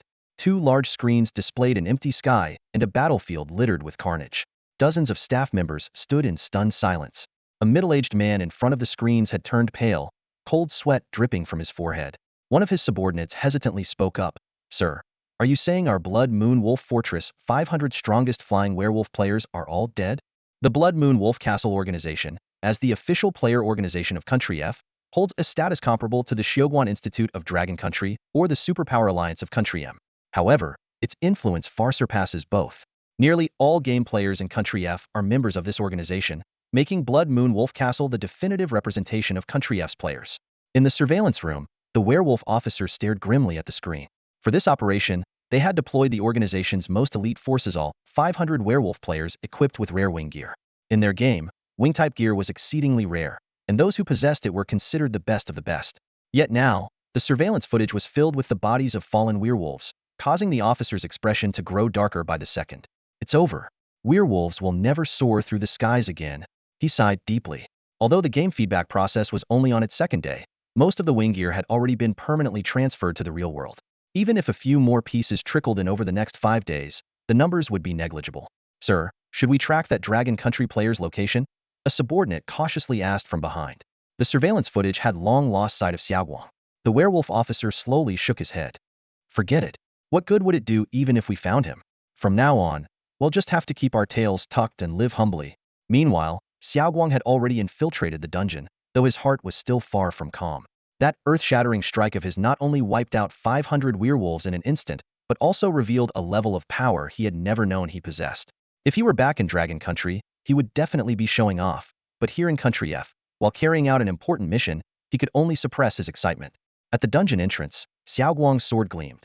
The 2 werewolf guards stationed there barely had time to react before being sliced clean in half, their bodies collapsing to the ground in 4 pieces. Inside the cell, a man with the face of a Dragon Country native slowly raised his head, a sorrowful smile creeping across his face. He had once believed that betraying Dragon Country and selling all the intelligence he knew to the enemy would bring him wealth and glory. Instead, it had led him to this miserable end. "Kill me. I deserve to die," he croaked, his voice hoarse. Xiaoguang smiled faintly, gripping the iron bars of the cell door with one hand and pulling gently. The door fell with a clang. He stepped inside, towering over the man. "You will die, but not yet. First, you need to face judgment before the people." As he said this, Xiaoguang felt incredibly cool, as though he had stepped into the climactic scene of a crime thriller. Unfortunately, the traitor before him was far from being a true final boss. Meanwhile, in the Pentagon, General Mike had just concluded a 2-hour high-level meeting of the Superhuman Alliance. Although the werewolves had failed to complete their mission of scouting the strength of players from Longhua, General Mike still believed these formidable yet easily influenced werewolves were worth forming an alliance with, particularly now that they had gained wings, significantly enhancing both their destructive power and mobility. However, when his subordinate dialed the Blood Moon Werewolf Fortress organization in France, the outcome was unexpected. After just a few brief exchanges, the subordinate's expression turned grim. "General," they said. The subordinate hesitated. "Spit it out," General Mike snapped. "They've declared permanent neutrality, refusing to engage in any competition involving international players." "What?" General Mike's face darkened. "Since when did these bloodthirsty werewolves turn into lapdogs?" Soon, a live broadcast of the Blood Moon Werewolf Fortress's press conference appeared on the large screen. A burly werewolf officer was speaking passionately. "We are players who cherish peace. To uphold this belief, the Blood Moon Werewolf Fortress will remain permanently neutral and will never initiate any form of conflict." General Mike's face turned green with anger as he let out a cold snort. "Useless fools." To make matters worse, when he inquired about the alliance intentions of the Ninja League from the island nation, his subordinate hesitantly informed him that, according to official sources, the leader of the Ninja League had no interest in such an alliance. At the same time as the Blood Moon Wolf Fortress held its press conference, an important meeting was taking place in the conference room of the headquarters of the Xiaoguan Bureau in the capital of Longhua. The spacious room was packed, with nearly 100 core members gathered, all eyes fixed on the 2 figures at the front: Jiang Zhengde, who was about to step down, and Qi Chongqing, the candidate for the new director. The Xiaoguan Bureau had grown significantly in scale. The capital headquarters alone now boasted over 1,000 members, including 10 players ranked in the top 100 of the gaming leaderboard, one of whom was Jiang Yun.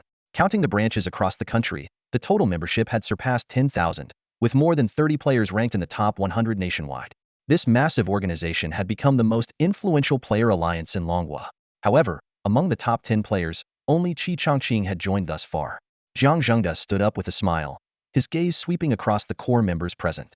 "I've reached the age to retire, and my abilities are no longer sufficient for this position.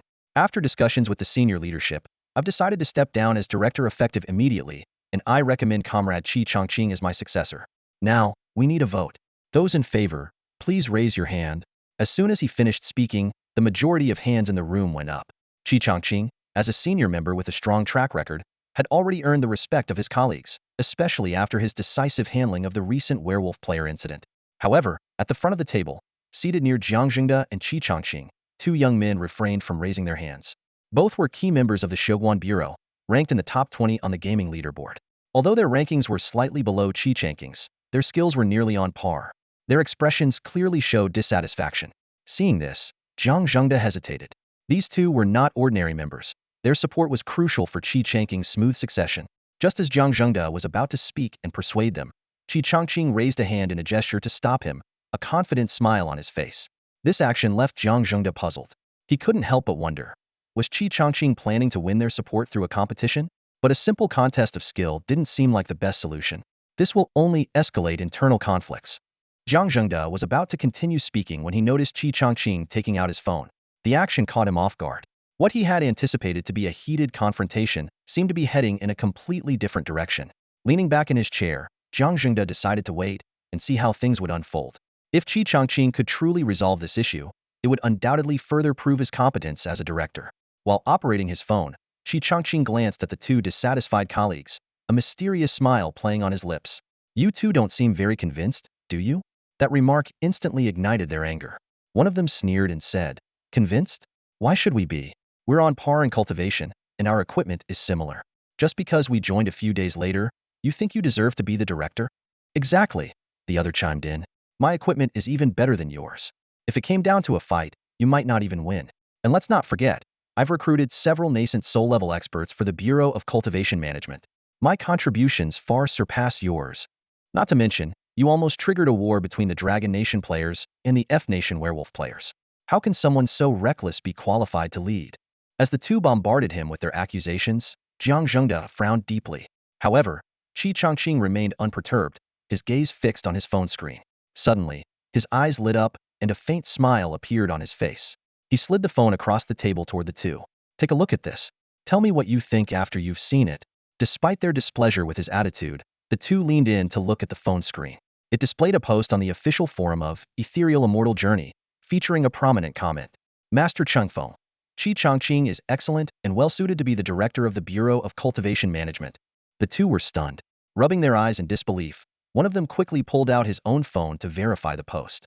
Finding the same comment, the two exchanged looks, their expressions undergoing a complete transformation. "Director Qi is absolutely the right choice for this position. Everyone agrees." Yes, I completely agree. No objections at all." Watching their abrupt change in attitude, Jiang Zhengde couldn't help but chuckle in exasperation. "What about earlier?" "Earlier? No, nothing happened earlier." The two waved their hands frantically, their demeanor now far more docile than before. Qi Changqing was unanimously approved and successfully became the head of the headquarters of the Capital Repair Management Bureau. This news spread across the branches of the Repair Management Bureau much more smoothly and quickly than Jiang Zhengde had anticipated. In the office of the Jianghai City Repair Management Bureau, Director Luo Hai was staring at Qi Changqing's profile on his desk, his gaze filled with admiration. The youthful face displayed in the file made him sigh with emotion. In the end, this world belongs to the young. As an ordinary person, Luo Hai felt like he was walking on thin ice every day. He touched his slightly weary face, showing the signs of age, and couldn't help but compare himself to Jiang Zhengde, who, with a mere 6 yuan recharge, had managed to become a beginner-level cultivator. Luo Hai knew he was no longer up to the task. While Luo Hai was contemplating his retirement plans, a loud crash suddenly came from the courtyard. Through the window, he saw a man with both legs severed lying on the ground, while a young man dressed in black, Xiaoguang, was descending steadily from the sky. Colleagues who had been working overtime rushed to the courtyard upon hearing the noise. Xiaoguang stood there proudly, hands on his hips, and when he saw Luo Hai step out, he excitedly shouted, "Uncle Hai, call me director." Luo Hai immediately corrected him. Though he had a good friendship with Xiaoguang's father, rules still needed to be followed in the workplace. Xiaoguang grinned and stood at attention, saying, "Reporting to the director, this suspect, accused of leaking information about Dragon Kingdom players to foreign entities, has been apprehended by me. Requesting your instructions." All eyes were fixed on the pitiful suspect, excitement evident on everyone's faces. This was the same person who had previously escaped, leaving a sense of frustration among them. Are you sure? Luo Hai's eyes lit up. Of course. I personally caught him, there's no mistake. A few minutes later, the suspect was taken for interrogation, while Xiaoguang, rubbing his hands together, sneaked into Luo Hai's office. He thought to himself that this major accomplishment would surely earn him some rewards. However, Luo Hai's next words left him stunned. Xiaoguang, I think you've gained enough experience. It's time for you to take over as the director of the Jianghai City Repair Management Bureau. What the heck? Uncle Hai, all I did was catch a suspect, and you're giving me such a big reward? I never intended to take your position. Xiaoguang exclaimed, eyes wide in disbelief. Standing by the window, Luo Hai turned around, a satisfied smile on his face. Haha, you're overthinking it. It's not you taking my position, I've been wanting to step down for a while now. He then turned back to gaze out the window, his expression growing distant, as if lost in memories. He slowly began to speak again. At my age, I was already retired. If it weren't for that Immortality mobile game suddenly restoring my cultivation, and the country coincidentally being short on people, I wouldn't have come out of retirement. These old bones of mine really can't handle this kind of workload anymore. There was a hint of weariness in Luo Hai's voice. When the Cultivation Management Bureau was first established, the system was incomplete, and we oldtimers had no choice but to step up. But now, everything is running smoothly. It's time for you young folks to take over. He paused for a moment and mentioned Jiang Zhengde. Jiang Zhengde's situation is similar to mine. We're both veterans.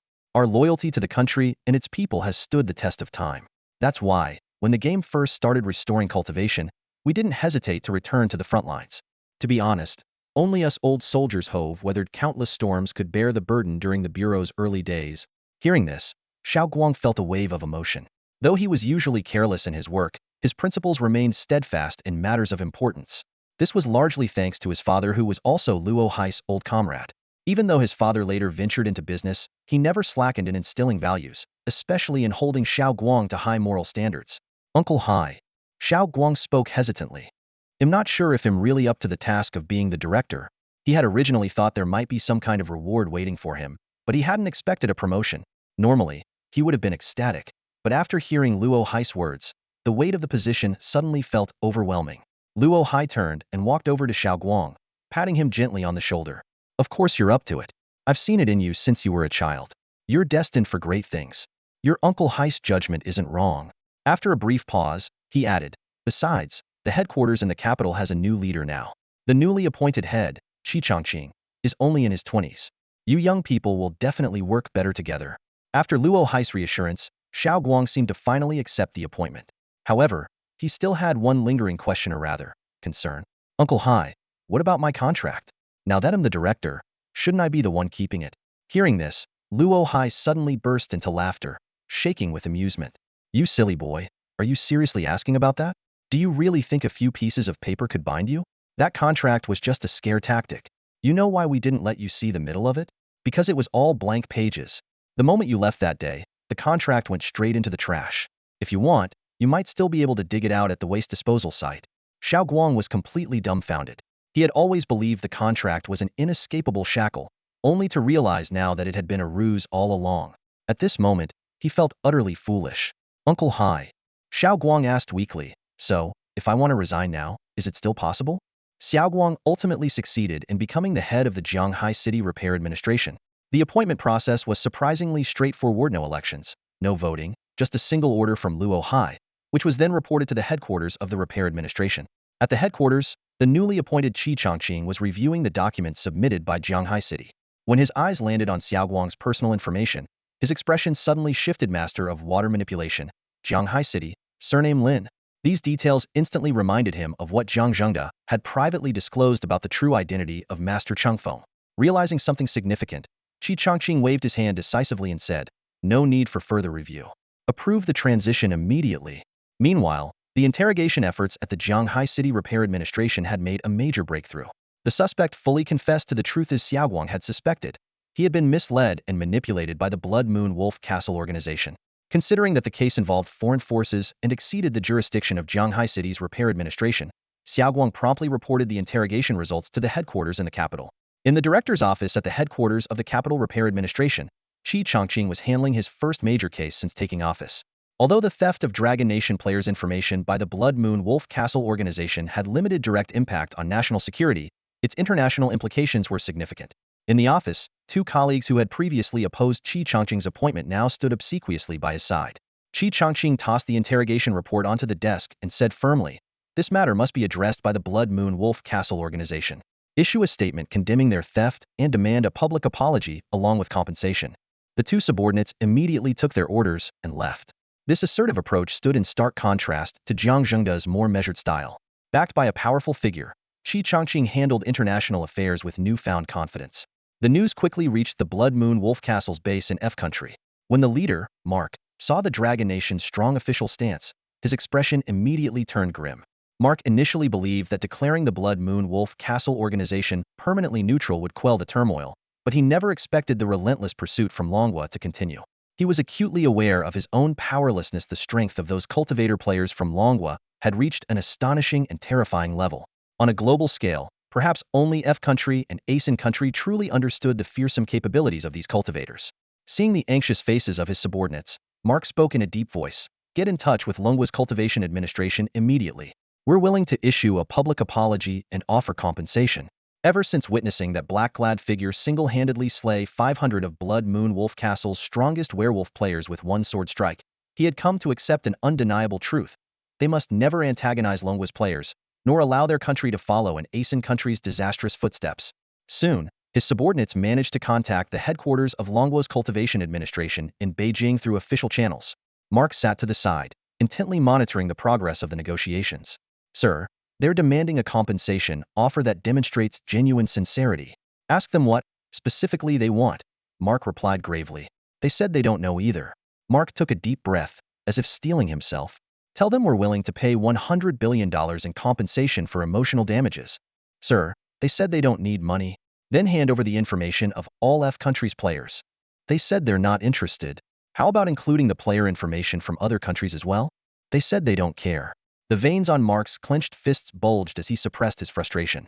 "Then tell them Blood Moon Wolf Castle is willing to unconditionally carry out one task for them." "Sir, they said we're not qualified." "Arg, arg, arg." Mark's anguished and furious screams echoed through the room as he finally broke down. Time passed, and the international situation temporarily stabilized. The American superpower alliance remained inactive, the island nation maintained its peaceful stance, and ASEAN countries' Buddhist cultivators dared not act rashly. Blood Moon Wolf Castle ultimately issued a public apology and paid Longhua $500 billion in compensation. As for any private agreements reached, no one knew the details. Meanwhile, other countries were busy addressing the management challenges posed by their own players. As equipment feedback continued, the strength of players around the world steadily grew, and the societal disruptions caused by their immense power became increasingly significant. On the seventh night of equipment feedback, Lin Yu and Xiao Guang reappeared on the rooftop of the villa. This marked the final feedback of game equipment. Over the past few days, players worldwide had already claimed most of their gear.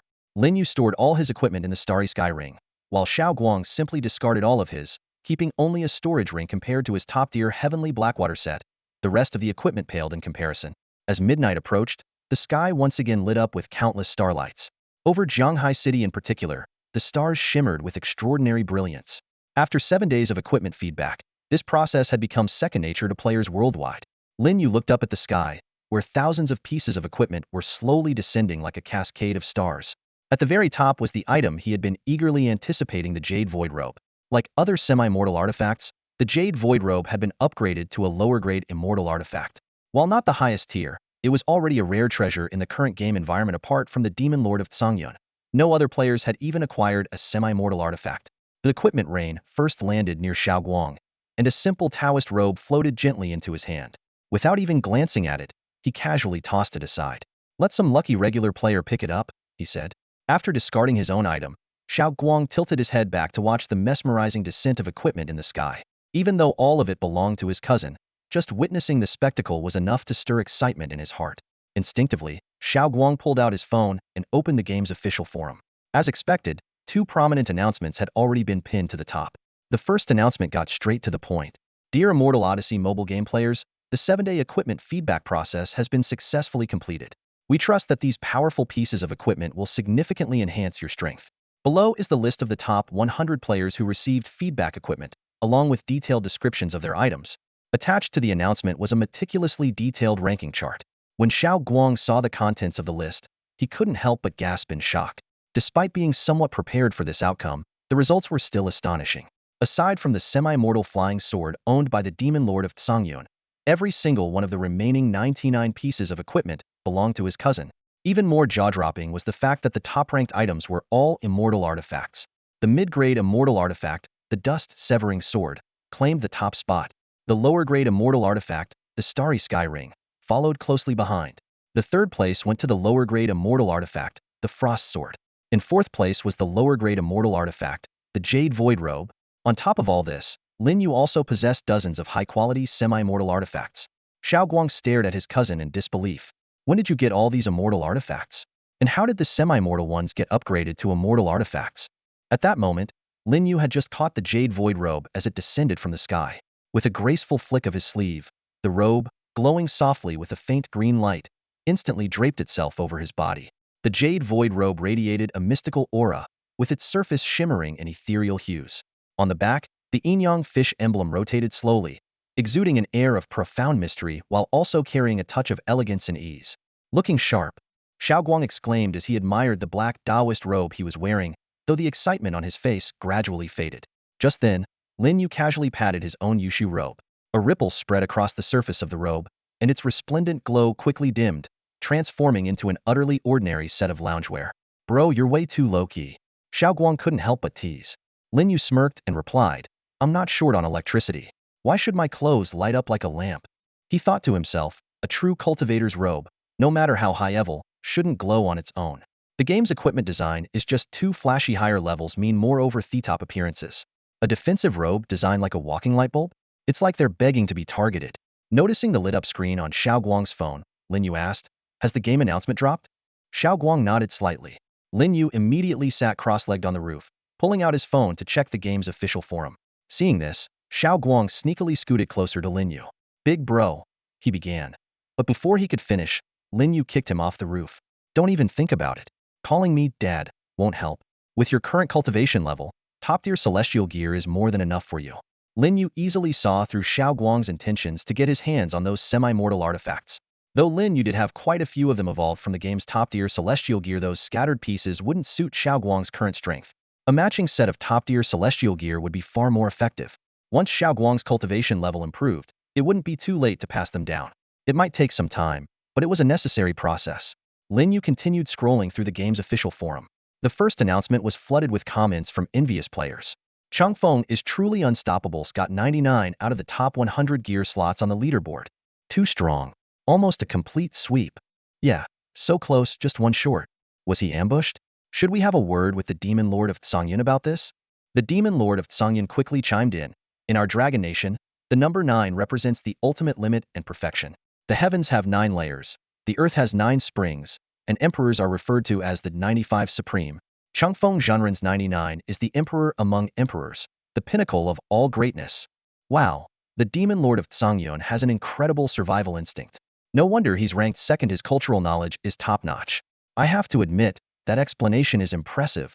The forum was abuzz with heated discussions about the number 99.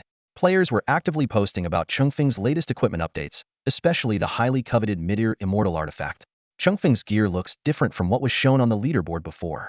The upgrade is more than just a minor improvement. Mid-ear immortal artifact, huh? Just hearing the name is enough to make anyone drool. The conversation quickly shifted to the most beautiful female player in Misty Immortal Journey. Do you think Changfeng might share some of his gear with her? After all the teasing we did about her, what if she shows up one day decked out in semi-mortal gear to settle scores with us? Whoa, I'd better be careful with my words from now on. Maybe sticking to eating grass is the safer option. Lin Yu skimmed through the replies and silently felt relieved that he had no interest in dominating the equipment leaderboard. Otherwise, he might really have to sit down and have a heart-to-heart with the demon lord of Tsangya. He closed the first game announcement and opened the second one. Even though he had a hunch about what was coming, Lin Yu still couldn't help but feel a bit of anticipation as he read the second announcement. The message was straightforward. Dear players of Misty Immortal Journey, following the success of the first 2 rounds of game feedback, the third round is about to begin. Cultivation is your foundation, equipment is your support, but techniques are the true key to the path of immortality. Details for this feedback round are as follows. Time: February 29th, 2123, at midnight. Frequency: 1 instance. Content: the 2 highest grade techniques learned by the player. Rules: Feedback will be based on a percentage tied to VIP levels. Changes. Technique names and skills will remain unchanged, but grade and bonus values may be adjusted proportionally. The announcement maintained the concise and professional tone typical of official communications, leaving players eagerly anticipating the upcoming technique feedback. When Lin Yu saw the second game announcement, he couldn't help but feel a surge of excitement. Just like in his previous life, the third round of feedback in the ethereal Immortal Path mobile game focused on cultivation techniques. For him, this was far more exciting than equipment. While equipment could boost strength, his current realm of perfection in the human immortal stage made him invincible even without it. Cultivation techniques, however, were a different matter. They were the key to progressing further and breaking through to higher realms. If he could acquire a suitable technique, he might just ascend to the Earth immortal stage. The Xian Yuan pill was no longer an option. Neither in the game nor in the real world could it be used to enhance his cultivation. Thus, cultivation techniques had become Lin Yu's only hope. The Dragon Nation forum erupted in excitement as players rushed to post their thoughts. Are cultivation techniques really being distributed now? I'm going into seclusion for 3,000 years. When I emerge, I'll be invincible. Forget textbooks. Who needs math now? Physics doesn't exist anymore. Most of the discussion centered around Changfeng genre. As the proud owner of the top 2 techniques on the game's cultivation technique leaderboard, his 2 emperor-level techniques were the envy of countless players. Changfeng is about to strike it rich. 3,000 years of training can't compare to 3 seconds of his cultivation boost. If only he could take on disciples. Soon, someone proposed creating a registration thread to compete for the chance to become his disciple. First spot, registered. Second spot is mine. I'm taking spots 3 through 800. Our entire village wants in. Watching these lively discussions, Lin Yu shook his head. He knew the truth. While the game's cultivation techniques were directly transmitted into a player's mind, allowing them to grasp the methods of cultivation, they couldn't be passed on to others. Turning ordinary people into cultivators required the intervention of a powerful cultivator, combined with the use of special pills to defy the natural order. In his previous life, he had attempted this method, but the difficulty was immense. This time, however, things were different with his current cultivation level and his stockpile of pills. Helping his uncle and aunt embark on the path of cultivation in the future would be entirely feasible. Of course, Lin Yu realized that the experiences from his previous life could not fully serve as a reference in this one. The current circumstances were vastly different. His cultivation was far beyond what it had been before, and more importantly, he now possessed 2 emperor-level cultivation techniques, the highest tier in the game. As for the changes that the upcoming 100 feedback would bring, he could only wait for the answers to be revealed in 7 days. Meanwhile, gamers from around the world received the third round of feedback announcements for their respective games. Due to the varying gameplay content, the feedback mechanisms differed from game to game. At the headquarters of the Superpower Alliance in America, an important meeting was underway. In the spacious conference room, over a dozen core members sat upright and attentive. Standing at the front was General Mike, a high-ranking military official and a player of the Iron Man class. His expression was serious, and he wore a pair of distinctive black-rimmed glasses not for vision correction, but as a sophisticated controller for operating the ultimate equipment he had just acquired, the anti-Hulk armor. This was one of the rare top-tier pieces of equipment within the Superpower Alliance, capable of sustained flight in low Earth orbit. On the large screen at the front of the room, the latest announcement for the Comic Universe game was displayed. The announcement detailed that the third round of feedback would involve knowledge, technology, arcane arts, sorcery, divine power, and more, with a special emphasis on the objective of conquering the cosmic expanse. This unprecedented hint caught the attention of everyone present. General Mike spoke up. Let's hear your thoughts. Everyone, share your opinions. The attendees began voicing their views. This is clearly the game developers conveying an important message. As our power grows, Earth is becoming insufficient to contain us. Expanding into space is inevitable. The accelerated expansion of Earth in recent times might be a sign of some impending crisis. Once we receive the knowledge from the game feedback, we can start exploring the universe. We should prioritize finding new habitable planets. Comic Universe is the only game that allows entry into space. Wait, it seems Dragon Country's players also have this capability. That's right, Titan's Moon is the best example of that. The discussion grew increasingly intense, and the atmosphere in the conference room became heavier with each passing moment. The discussion in the conference room grew increasingly heated until General Mike lightly tapped the table, signaling everyone to quiet down. He scanned the room calmly before speaking in a firm tone. It is undeniable that players from Longwa have entered space. However, according to intelligence, this is an isolated case. The number of Longwa players capable of venturing into space is extremely limited, and I suspect their survival time in space must also be restricted. His voice carried a sense of confidence. Our advantage lies in our superior technological capabilities, enabling us to enter space on a large scale and sustain long-term survival. In the past, Blue Star was humanity's entire world. But now, the vast universe is our future. As the attendees nodded in agreement, General Mike continued with satisfaction. Of course, we cannot overlook Longwa. In the upcoming space competition, they are likely to be the only opponents capable of challenging US. As their own military strategy states, know your enemy and know yourself, and you will never lose a battle. Gathering intelligence on Longwa players must remain a priority. His words set two clear objectives for the Superpower Alliance: exploring the universe and understanding their competitors. While the specifics of the first goal would require the knowledge feedback in 7 days, the attendees unanimously agreed that gathering intelligence on Longwa players was an urgent task. I suggest we send players from Eagle Nation, one member proposed. Their vampire players are experts in stealth and tend to be more obedient. General Mike nodded in agreement and immediately instructed his subordinates to contact Eagle Nation. However, within 2 minutes, one of his subordinates returned with a grave expression. General, there's been a development, the subordinate said hesitantly. Eagle Nation may not be able to assist us. What do you mean? Speak clearly, General Mike demanded, his brows furrowed. General, they've received a game announcement. 7 days from now, their feedback will involve the game's villainous boss. This revelation hit the room like a bombshell. Everyone was stunned. Feedback from the game would include details about the villainous boss. This was completely beyond their understanding. They had originally assumed the game would only provide feedback on players' personal attributes, such as cultivation levels, equipment, skills, and wealth. The crowd suddenly realized an even more terrifying possibility. If the game boss from Eagle Nation could manifest in reality, what about the villains from their own country's comic universe game? While they weren't sure how powerful the boss from Eagle Nation's game was, as seasoned players of the comic universe game, they were all too familiar with the terrifying strength of its villains. If these powerful antagonists were to descend into the real world, not only would America plunge into chaos, but the entire blue planet would face ultimate destruction. General Mike snapped out of his shock and turned to his subordinates, asking, wait a minute. Other countries' games have been manifesting spells and cultivation techniques. Why hasn't Eagle Nation's game done the same? General, that's because that game doesn't even have a spell system, one of his subordinates explained helplessly. General Mike suddenly remembered that the vampire game in question was indeed extremely simplistic, consisting solely of level progression and equipment systems. Players simply needed to evolve by absorbing blood. Meanwhile, players in Eagle Nation were thrown into a panic upon seeing the game's announcement. In their game, Knight of the Blood Clan, players started as the lowest rank of Baron and advanced through blood absorption and consuming members of their own kind, progressing through the ranks of Viscount, Count, Marquis, Duke, and Prince, ultimately reaching the Blood Emperor level. However, even before the game servers shut down, the strongest player had only reached the Duke rank. What made matters worse was that the most powerful boss in the game was not the Blood Emperor, but the true ancestor Cain, who stood above both the Blood Emperor and the progenitors. In the game's final dungeon, even the weakest minions were too strong for any player to defeat. If the true ancestor Cain were to manifest in the real world, it was feared that even if all the players on the blue planet joined forces, they would be no match for him. On the official forums of Knight of the Blood Clan, despair spread among the players. The apocalypse is coming. Cain's arrival will spell disaster for all humanity. There's nowhere to run. He'll turn the entire blue planet into his personal farm. Even his bloodline suppression alone could wipe us all out. Maybe submission is the only option left.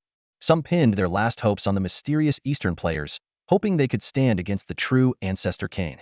But for most, the end of days seemed inevitable. Dragon Country, Shanghai City. Lin Yu sat idly on the rooftop of his villa, yawning out of boredom.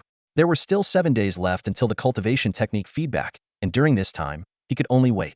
To pass the time, he browsed forums, slept, and indulged in delicious food. Looking up at the vast blue sky, the thought of exploring outer space briefly crossed his mind. However, memories of his past life quickly made him dismiss the idea. He decided to wait at least until the feedback was complete.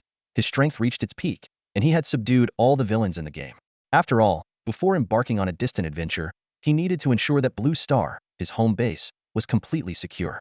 Suddenly, a memory from his previous life surfaced.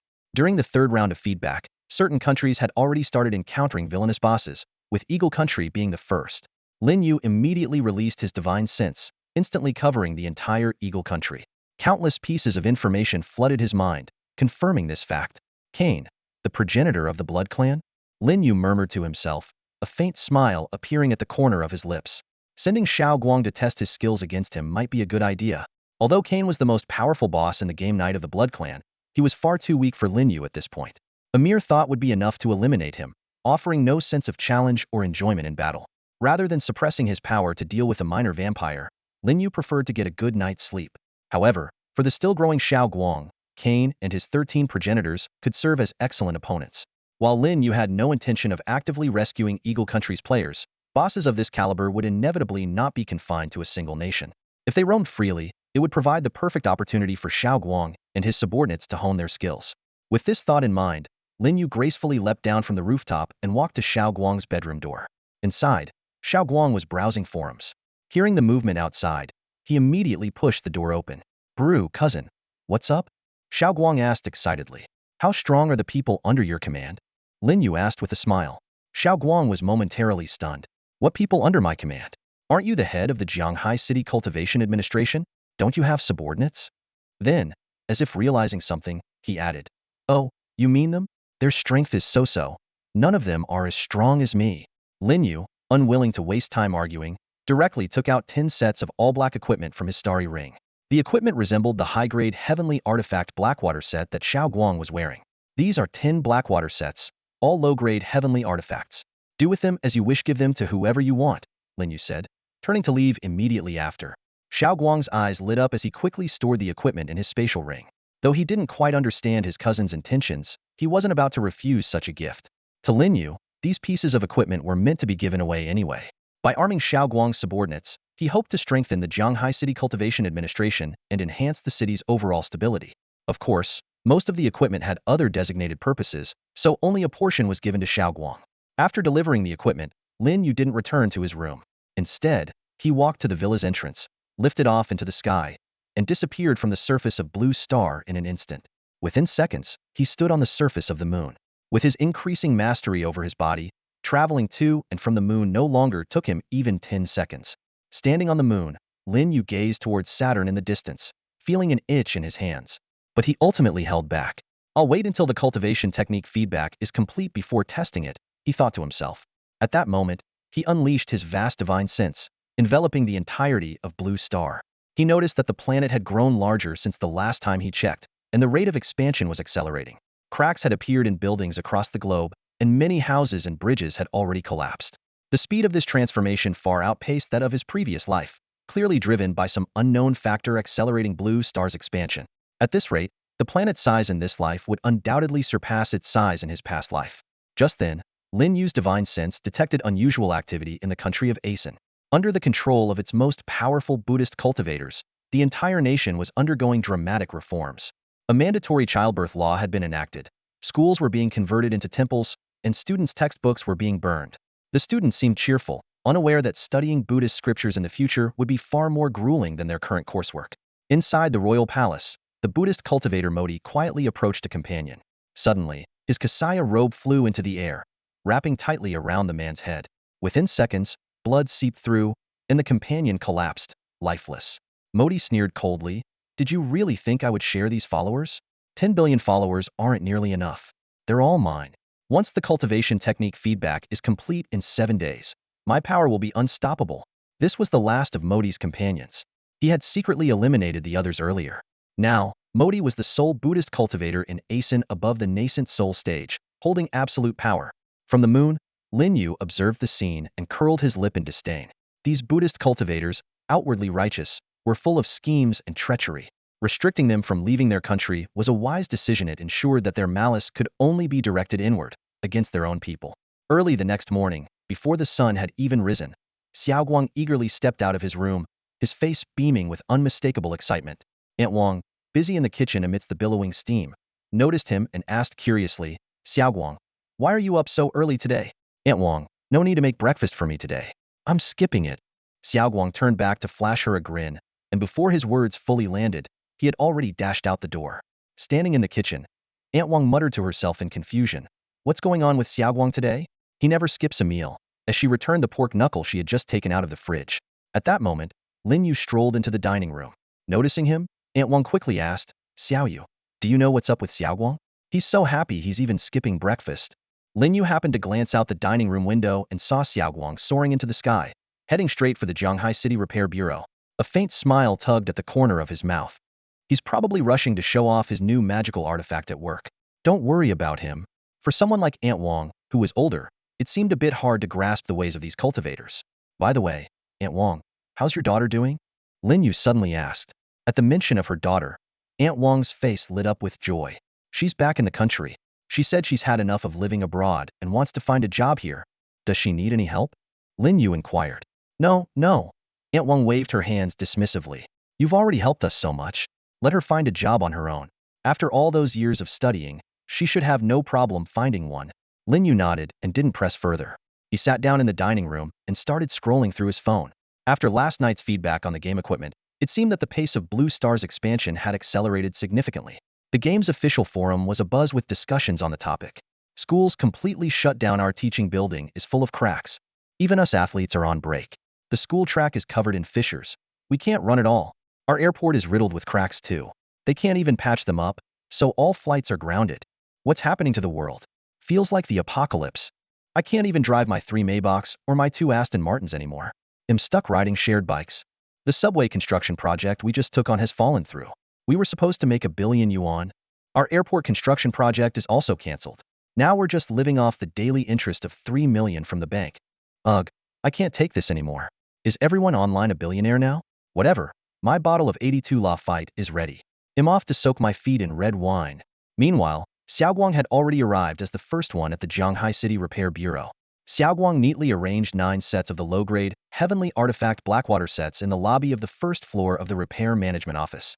The pitch-black armor gleamed with an eerie, captivating glow under the morning light, and each Blackwater demon sword radiated a sharpness that was almost impossible to look at directly. These sets were not only low-grade heavenly artifacts, but when combined, they could rival high-grade heavenly artifacts, making them unquestionably top-tier equipment in the game. The moment the first employee pushed the door open and saw the equipment, they froze in place. For a split second, the thought of claiming them for themselves flickered through their mind, but it quickly dissipated. Who didn't know by now that Lin Chengwang, the director of the Repair Management Office, was none other than the renowned Yushui Jinren in the game. Even before the game's feedback system was active, his name was already as prominent as Chengfeng Jinren, one who had leapt from being outside the top 100 to claiming the absolute #1 spot, and the other who had risen from obscurity to break into the top 100 at lightning speed. The connection between these two similarly named figures was obvious to all. At precisely 8 o'clock, all the employees of the Repair Management Office gathered in the lobby, whispering in awe around the mesmerizing magical treasures. Xiaoguang slowly descended the staircase with a smile on his face. He lightly patted imaginary dust off the Blackwater robe and stomped the floor softly with the Blackwater boots. You've all been performing well lately, Xiaoguang said, glancing around the room. These 9 Blackwater sets will serve as your reward. They come from the game's most challenging dungeon, the Blackwater Demon Cavern, and are low-grade heavenly artifacts. Even those at the Golden Core stage can use them to challenge nascent Soul Stage opponents. As for who will receive these rewards, he paused meaningfully. Don't be discouraged if you don't get one this time. There will be more opportunities in the future. The news quickly spread to the game forums, causing an immediate sensation. Whoa, my cousin works at the Repair Management Office in Shanghai City. Guess what rewards they just handed out? Pay raise? Paid vacation? Wrong. Full sets of low-grade heavenly artifacts. You've got to be kidding. That's more valuable than high-grade artifact fragments. Blackwater sets? Aren't those only owned by the pros? Hove cleared the Blackwater Demon Cavern? Whoa, I am signing up for the Shanghai City Repair Management Office right now. The discussions on the forum snowballed, growing more and more heated. The name of the Shanghai City Repair Management Office spread like wildfire throughout the gaming community. On the official game forum, players are fervently debating 2 hot topics: the Celestial Grade Equipment Set reward from the Shanghai City Repair Division and the feedback event involving the game boss set to appear in Eagle Nation. Discussions about Eagle Nation dominate the forum, with related threads constantly being bumped to the top. Players from various countries are chiming in, and those from Long Nation are particularly vocal. A game boss manifesting in the real world? That's incredible. I heard the boss in Eagle Nation is stronger than all their players combined. They're in big trouble now. What if the boss goes on a rampage? Are you thinking of playing the hero? Don't joke around. What happens in Eagle Nation has nothing to do with us. The conversation quickly shifts to Long Nation itself. What if our game's bosses also showed up in reality? Just the demons in the Grand Ascension stage would be a nightmare. Grand Ascension? That's nothing. Don't forget about Chunfeng. Exactly, Chunfeng is unbeatable. Those bosses would be lucky to serve as his mounts. Even the queue to become his mount stretches around Blue Planet twice. Those bosses wouldn't even get a chance. With Chunfeng around, Long Nation is definitely the safest place. Lin Yu scrolled through the comments and couldn't help but type his own response. Chunfeng Jinren. No matter how chaotic things get in Eagle Nation, it has nothing to do with us. Just grab some snacks, drinks, and a seat to enjoy the show. Meanwhile, at the headquarters of the Capital Repair Division, Qi Chongqing was also glued to the forum. Seeing the celestial-grade equipment set awarded to the Jianghai City Repair Division, he couldn't help but feel envious. As one of the top 10 players on the game's leaderboard, he only owned a few fragmented pieces of celestial-grade equipment. Even with his mid-grade refined flying sword at level 10, it couldn't compare to a complete celestial-grade set. A fleeting thought crossed his mind. Should he resign as head of the Capital Repair Division and apply to join the Jianghai City Repair Division? But he quickly dismissed the idea. After all, only as the head of the Capital Repair Division could he best serve Chun Feng. One of Qi Chongqing's subordinates was closely monitoring the forum posts and cautiously said, "Director, it's clear that Jianghai City's Repair Division has received support from that big shot. With your high standing in Chun Feng Zhenren's eyes, maybe you could also." Indeed, every post Lin Yu made on the forum immediately went viral, and players across Longwa regarded Qi Chongqing as Chun Feng Zhenren's representative in the mortal world. However, Qi Chongqing simply shook his head lightly and turned to gaze out the window in the direction of Jianghai City. "Recognition from Chun Feng is the best reward I could ask for. There's no need to be greedy. If we do our jobs well, rewards will naturally come in due time." As for Jianghai City's repair division, he paused for a moment. "You need to understand, at best, we're regional officials, but Lin Chengwang is a legitimate prince." The subordinates suddenly understood. Of course, no matter how high-ranking an official is, they can't compare to royalty. Lin Chengwang's connections were clearly out of their league. Just then, another subordinate rushed in excitedly. "Director, Chun Feng Zhenren has posted again." Qi Chongqing's eyes lit up. "Let me see." Taking the phone, he read Lin Yu's latest comment. "No matter how chaotic Eagle Nation gets, it's none of our business. Just grab some snacks and drinks, find a good seat, and enjoy the show." As Qi Chongqing silently nodded, marveling at Qin Feng's leisurely mindset, yet another subordinate entered to report, "Director, Eagle Nation wants to talk with you. They said their game's final boss will respond in 7 days and are asking for our help." Hearing this, Qi Chongqing revealed an amused smile. "Tell them I'm in seclusion training and unavailable for calls." The subordinates in the office froze for a moment, then burst into laughter. Claiming to be in seclusion before the rewards from the boss even appeared, this was a rejection as blatant as it gets. Eagle Nation would probably be furious upon hearing this response. Meanwhile, at the headquarters of Eagle Nation's official player organization, a seemingly frail but incredibly strong man suddenly flipped over his desk. Under the oppressive aura of his vampire duke status, his subordinates trembled in fear, not daring to make a sound. "This is outrageous. If they want to take the call, they could have at least come up with a better excuse. Looks like we can't rely on Longwa." His voice was icy as he turned to another subordinate. "What about Migwa? Have you contacted General Mike?" In the Eagle Nation, an official player organization called the Blood Moon Dynasty holds nearly all power. Behind this somewhat dramatic name lies a vast and formidable network of influence, akin to the Superhuman Alliance in the United States, encompassing almost all local players. The leader of this organization is a vampire duke named Augustine, who consistently ranks at the top of the power leaderboard in the game Bloodline Knight. Through his strength and cunning, he not only gained the official support of the Eagle Nation, but also turned the entire country into his personal domain, where both players and ordinary citizens effectively became his blood servants. However, this authority is under a grave threat. If the bloodline progenitor, Cain, were to return, everything Augustine had painstakingly built would crumble. Even worse, it's not just the Eagle Nation. Cain could potentially turn the entire world into his private domain. As a vampire, Augustine is acutely aware that the suppression of lower bloodline ranks is an insurmountable barrier. Just as his Marquis subordinates could never muster the will to defy him, the 4-level bloodline gap between him and Cain is insurmountable. This has left him resentful of the game's design. Y is the highest player rank limited to Blood Emperor, while the bosses can reach progenitor level. Even at the Blood Emperor level, they are still 2 full ranks above him. With no other options, Augustine could only pin his hopes on other countries.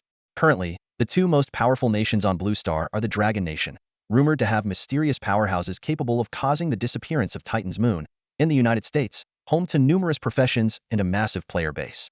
After being inexplicably rejected by the Dragon Nation, Augustine shifted his focus to the United States. He stared intently at his pale-faced Marquis subordinate, anxiously inquiring about the outcome of their attempt to contact General Mike. "We made contact," the subordinate stammered, his voice trembling. Augustine's eyes lit up. "And? What did they say?" He expressed sympathy and apologies for our situation. And then, that's it." This brief response left Augustine stunned. He roared in disbelief. "That's it? Are you kidding me? Didn't I tell you to feel them out? Even setting up a meeting would have been something. How could it just end like that?" Faced with their leader's fury, The already pale Marquis subordinate looked even more terrified. He stammered as he spoke. Before the subordinate could finish his sentence, Augustine was already seething with rage. The overwhelming aura of the vampire duke instantly filled the office, forcing everyone in the room to drop to their knees. The other party hung up before I could finish speaking. The subordinate continued his report, trying to suppress his fear. I called back several times, but the line was always busy. Boom! As Augustine's fury erupted, the entire office building was reduced to rubble in an instant. Meanwhile, at the headquarters of the Superhuman Alliance in the Pentagon, General Mike stood silently by the window, gazing into the distance. A subordinate entered the room, pushing the door open. General, the Blood Moon Dynasty has been calling repeatedly. I didn't answer any of the calls. Block their number, General Mike said calmly. Don't give them any false hope. But General, are we really going to ignore our ally, the Eagle Nation? The subordinate asked hesitantly. General Mike let out a cold chuckle. Right now, we need to focus all our efforts on preparing for the bosses from the comic universe. Even though they haven't made a move yet, we must be ready. As for the Eagle Nation, let them fend for themselves. The news quickly spread across the globe. In the island nation, atop the Metropolis Tower in a luxurious presidential suite, Gao Sheng had just finished his morning training session with 50 powerful kunoichi. The ninja women, drenched in sweat, filed out one by one to freshen up. As for Gao Sheng, with his mastery of spiritual energy, a simple flow of energy through his body left him completely refreshed. This half hour was the only time in his day dedicated to handling official matters. For elite Jonin entered the room with their heads lowered, careful not to glance around at the unique headquarters. Clad in a bathrobe, Gao Sheng stood by the floor-to-ceiling window, sipping red wine as he gazed across the sea. A fleeting sense of homesickness crossed his mind but quickly dissipated. Knew well that while he was invincible on this small island, back in Jianghai City, he would likely rank below even the ordinary staff at the Regulatory Bureau. Speak. What do you have to report today? Gao Sheng asked. Leader, the Eagle Nation is requesting assistance. They claim their game bosses will manifest in just over 6 days. Daha reported respectfully. Next, Gao Sheng interrupted, his expression unchanging. Erha stepped forward immediately. Based on our assessment, all games will eventually manifest their bosses, including our own Ninja Legends. We ask the leader to prepare in advance. Gao Sheng turned his head, his gaze sharp as a blade slicing toward Erha. A terrifying pressure descended instantly, pinning Erha firmly to the ground. The intense force caused his blood vessels to rupture, and blood seeped from his eyes, ears, mouth, and nose. In just 5 seconds, Erha seemed to have gone through a life-or-death ordeal, collapsing on the ground, nearly incapable of moving. I asked for a report, not your opinions. Gao Sheng's voice was cold as ice. Subordinate admits his mistake. This one deserves death. Thank you, Alliance Leader, for sparing my life. Erha stammered, enduring the excruciating pain as he spoke. Seeing Erha's trembling state, Gao Sheng reigned in his anger. Although he held his subordinates to high standards, he had indeed carried out fewer executions lately. After all, following the last mass execution of thousands, there were barely any elite Jonin left in the island nation. Killing more would leave him with no usable personnel. In your Legend of the Ninja game, what level is the strongest boss? Gao Sheng suddenly asked. Though he had been in the island nation for some time, his indulgence in luxury left him with little knowledge about this game. Alliance Leader, Ha quickly replied. The strongest boss in Legend of the Ninja is referred to by players as Superka level. This is a player-invented ranking, not an official designation. In the game, ninja ranks progress from lowest to highest as follows: Apprentice Ninja, Genin, Chunin, Jonin, Elite Jonin, and Kage level. It's said that the final dungeon boss surpasses Kage level, but since no one has completed it, this remains speculation among players. After hearing Erha's explanation, Gao Sheng asked again, this Super Kage level, how many times stronger is it compared to you? At least 100 times stronger. Erha answered solemnly. Gao Sheng nodded, a smirk forming in his mind. A mere 100 times? He was thousands of times stronger than an elite Jonin. Anything else to report? If not, you're dismissed. Gao Sheng waved his hand dismissively. 2 days later, in Chaoyang, a neighboring country of Longhua, a player was browsing the official forum of the country's most popular mobile game, Goryeo Dynasty. This was a war strategy game where players could join armies, rise through the ranks, and command battles. The game's most challenging dungeon was based on the ancient Silla kingdom, with its boss being the formidable king of Silla, surrounded by numerous subordinates. To date, no one had managed to clear it. The player came across an announcement. The villainous boss from the game would descend into the real world in 5 days. He shook his head, dismissing it as a joke post from another player, and casually closed the forum. The gaming landscape of Chaoyang Nation stands in stark contrast to other countries. In this isolated land, the number of players engaging with the Goryeo Dynasty is astonishingly low, with fewer than 100 participants nationwide. What's even more striking is that due to strict governmental restrictions on online mobile payments, no players have ever made in-game purchases or demonstrated any feedback regarding their in-game strength. This unusual situation has rendered the first 2 rounds of game feedback seemingly irrelevant to Chaoyang Nation. The official game forums are eerily quiet, to the point where even important announcements go unnoticed. On the rare occasion someone does see them, they are dismissed as mere pranks. Although Chaoyang officials have learned through various channels that other countries are already experiencing feedback related to players' in-game strength, the alarming reality is that they remain completely unaware that the 3rd round of feedback has already commenced in their own nation. Even more concerning is the revelation that the feedback targets in their nation, much like those in Eagle Nation, are the game's bosses. A potential crisis is silently approaching the lands of Chaoyang. Meanwhile, the Jianghai City Repair and Management Office has seen an unprecedented surge in activity. Since Xiaoguang showcased 9 sets of Blackwater armor as employee rewards, the office's staff tripled in size within just 2 days. Even more remarkable is the influx of powerful players: 3 top 100 ranked experts, 5 top 200 nascent soul-level players, and even 1 top 10 elite player, Su Chong in Game ID, Ethereal Immortal. Su Chong's involvement clearly carried deeper implications, as someone of his caliber wouldn't ordinarily be swayed by the allure of lower-tier celestial artifacts like the Blackwater armor. In fact, ever since the news of the Blackwater armor rewards leaked online, the Jianghai Repair and Management Office had become a legendary destination for players nationwide. They flocked not only for the rare equipment, but also to get closer to the mysterious figure rumored to be the only player to have cleared the Blackwater Abyss dungeon who was believed to reside in Jianghai City. Adding to the speculation was the fact that the office director, Lin Yu, held the in-game ID Master of Water, further solidifying players' suspicions. Xiaoguang maintained a fair approach toward all new members. Even though Su Chong already possessed powerful gear, he was still awarded a set of Blackwater armor and was even promoted to deputy director.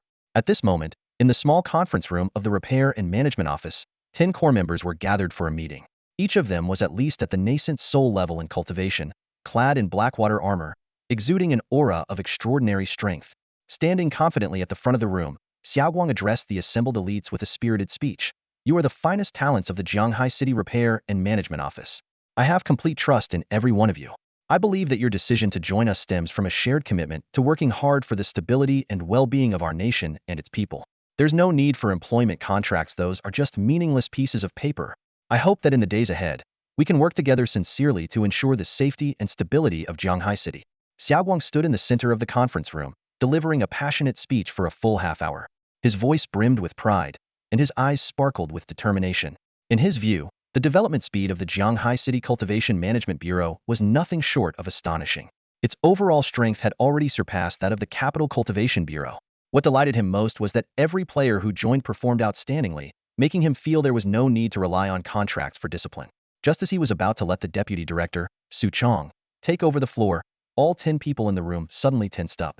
As cultivators at the nascent soul stage or above, their sharp spiritual senses instantly detected something unusual in the distance about 50 kilometers away from the bureau. 2 Foundation Establishment stage players were locked in a fierce battle. Their flying sword strikes had accidentally injured a passerby. Xiaoguang frowned slightly and swept his gaze across the 9 subordinates present. Someone dares to harm people in Jianghai City? Well, since everyone is here today, let's go take a look together.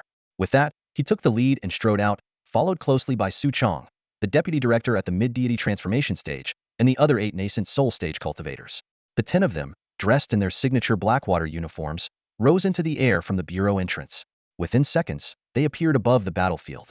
The 2 Foundation Establishment players who had been fighting froze on the spot, their legs giving way as they dropped to their knees, terrified by the sudden and overwhelming presence. The sight of 10 powerful cultivators hovering in midair was nothing short of awe-inspiring. The mere fact that they could fly demonstrated that each of them had reached at least the nascent soul stage. The oppressive aura they exuded made the 2 players tremble uncontrollably. Xiaoguang stepped forward, his expression stern. "Do you realize your wrongdoing?" We do.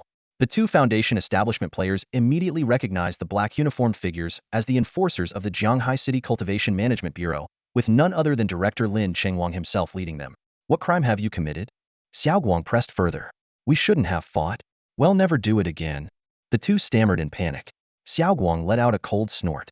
Sparring between players isn't a crime, but injuring others is unacceptable. His gaze shifted to the man in the distance whose arm had been grazed by sword energy. "You 2, accompany the injured man to the hospital. Once he's treated, report to the Jianghai City Cultivation Management Bureau and turn yourselves in." Understood? Understood. The two cultivators nodded repeatedly. In truth, there was no real animosity between them. They had simply gotten too carried away during their sparring, leading to an unfortunate oversight that caused harm to an innocent bystander. Hearing the two speak, Xiao Guang waved his hand lightly and said, "Let's head back." As soon as the words left his mouth, 10 streaks of black light shot across the sky and disappeared without a trace in the blink of an eye. The two Foundation establishment cultivators finally mustered the courage to stand up, their faces still pale with fear. The oppressive aura of 10 nascent soul experts had left an indelible mark on their psyche. They silently vowed never to encounter such terrifying power again in their lives. They hurried over to the injured passerby.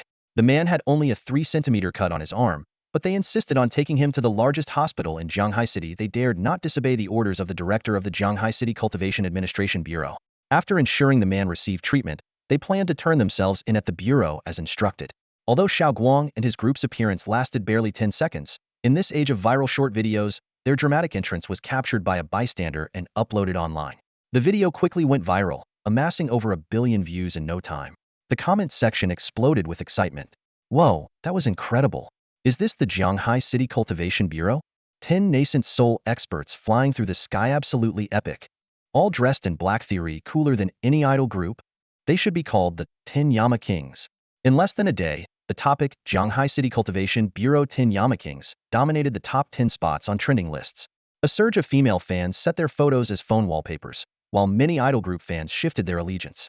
Xiao Guang's commanding line, "Do you know your sins?" became an instant sensation, driving countless people wild. The craze even reached the headquarters of the Capital Cultivation Administration Bureau.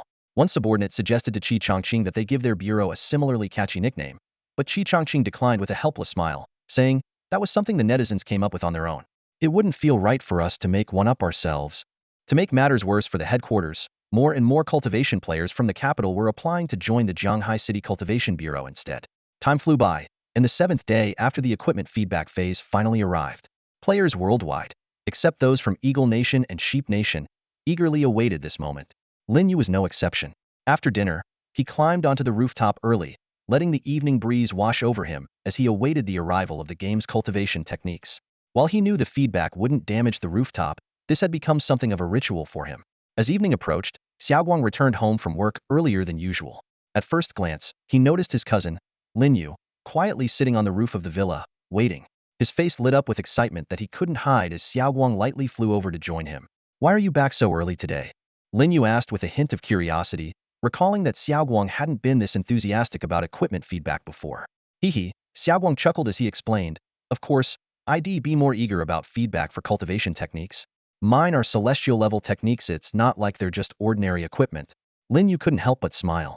He remembered that before the game server shut down, he had given Xiaoguang 2 celestial level cultivation techniques.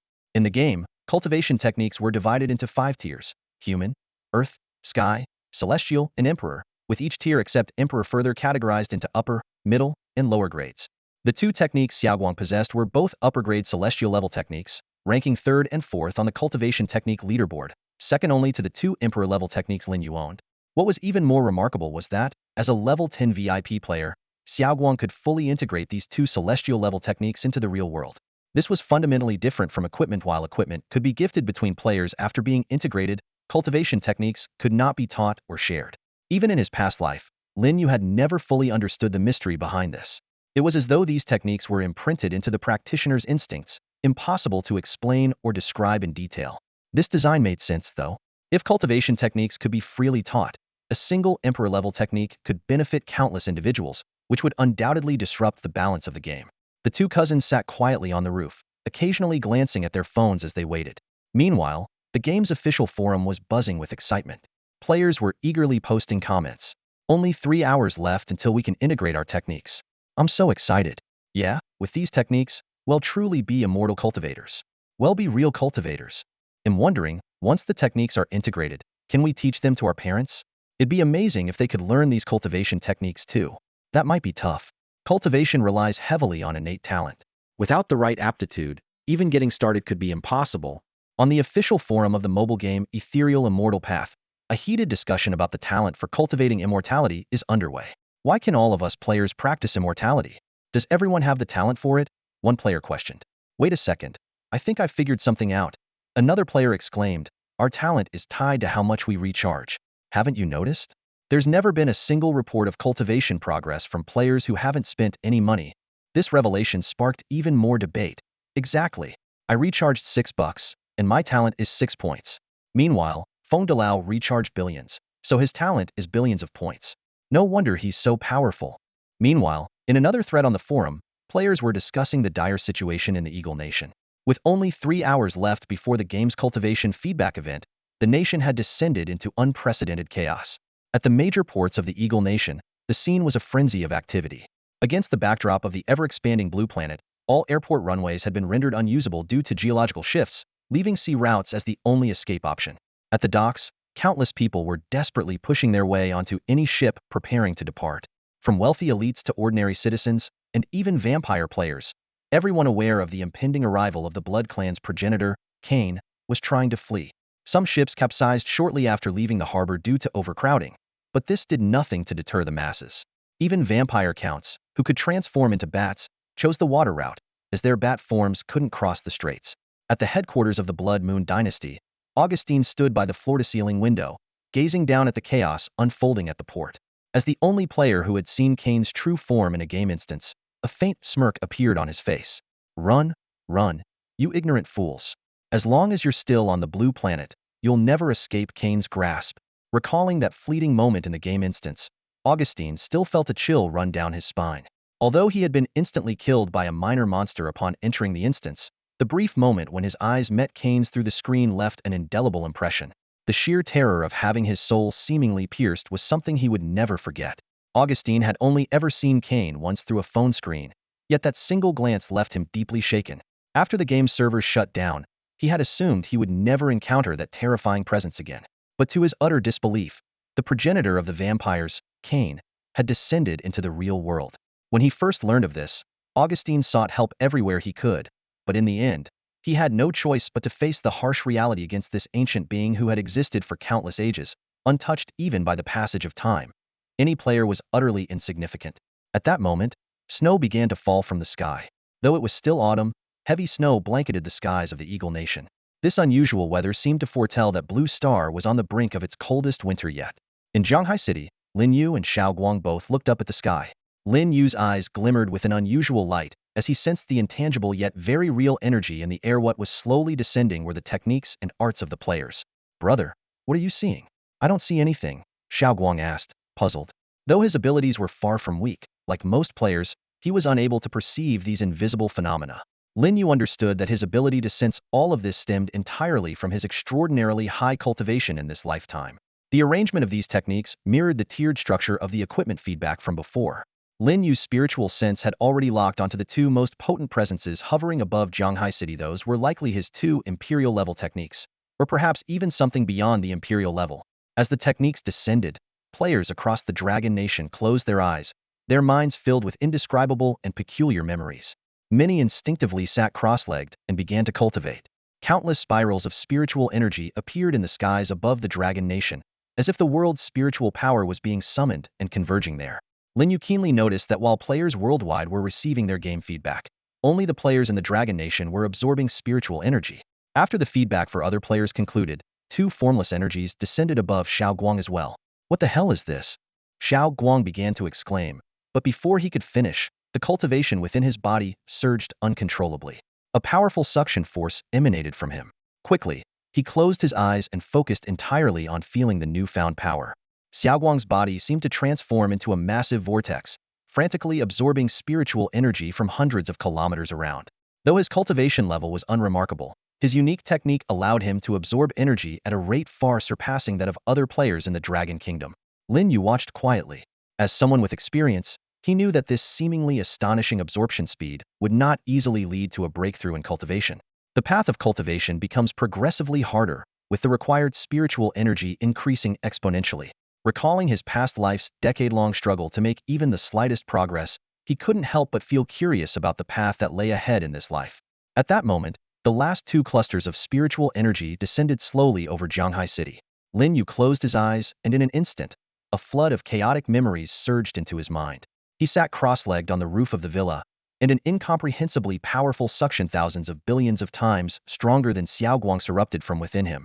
The The spiritual energy drifting toward the Dragon Kingdom from above Blue Star suddenly accelerated.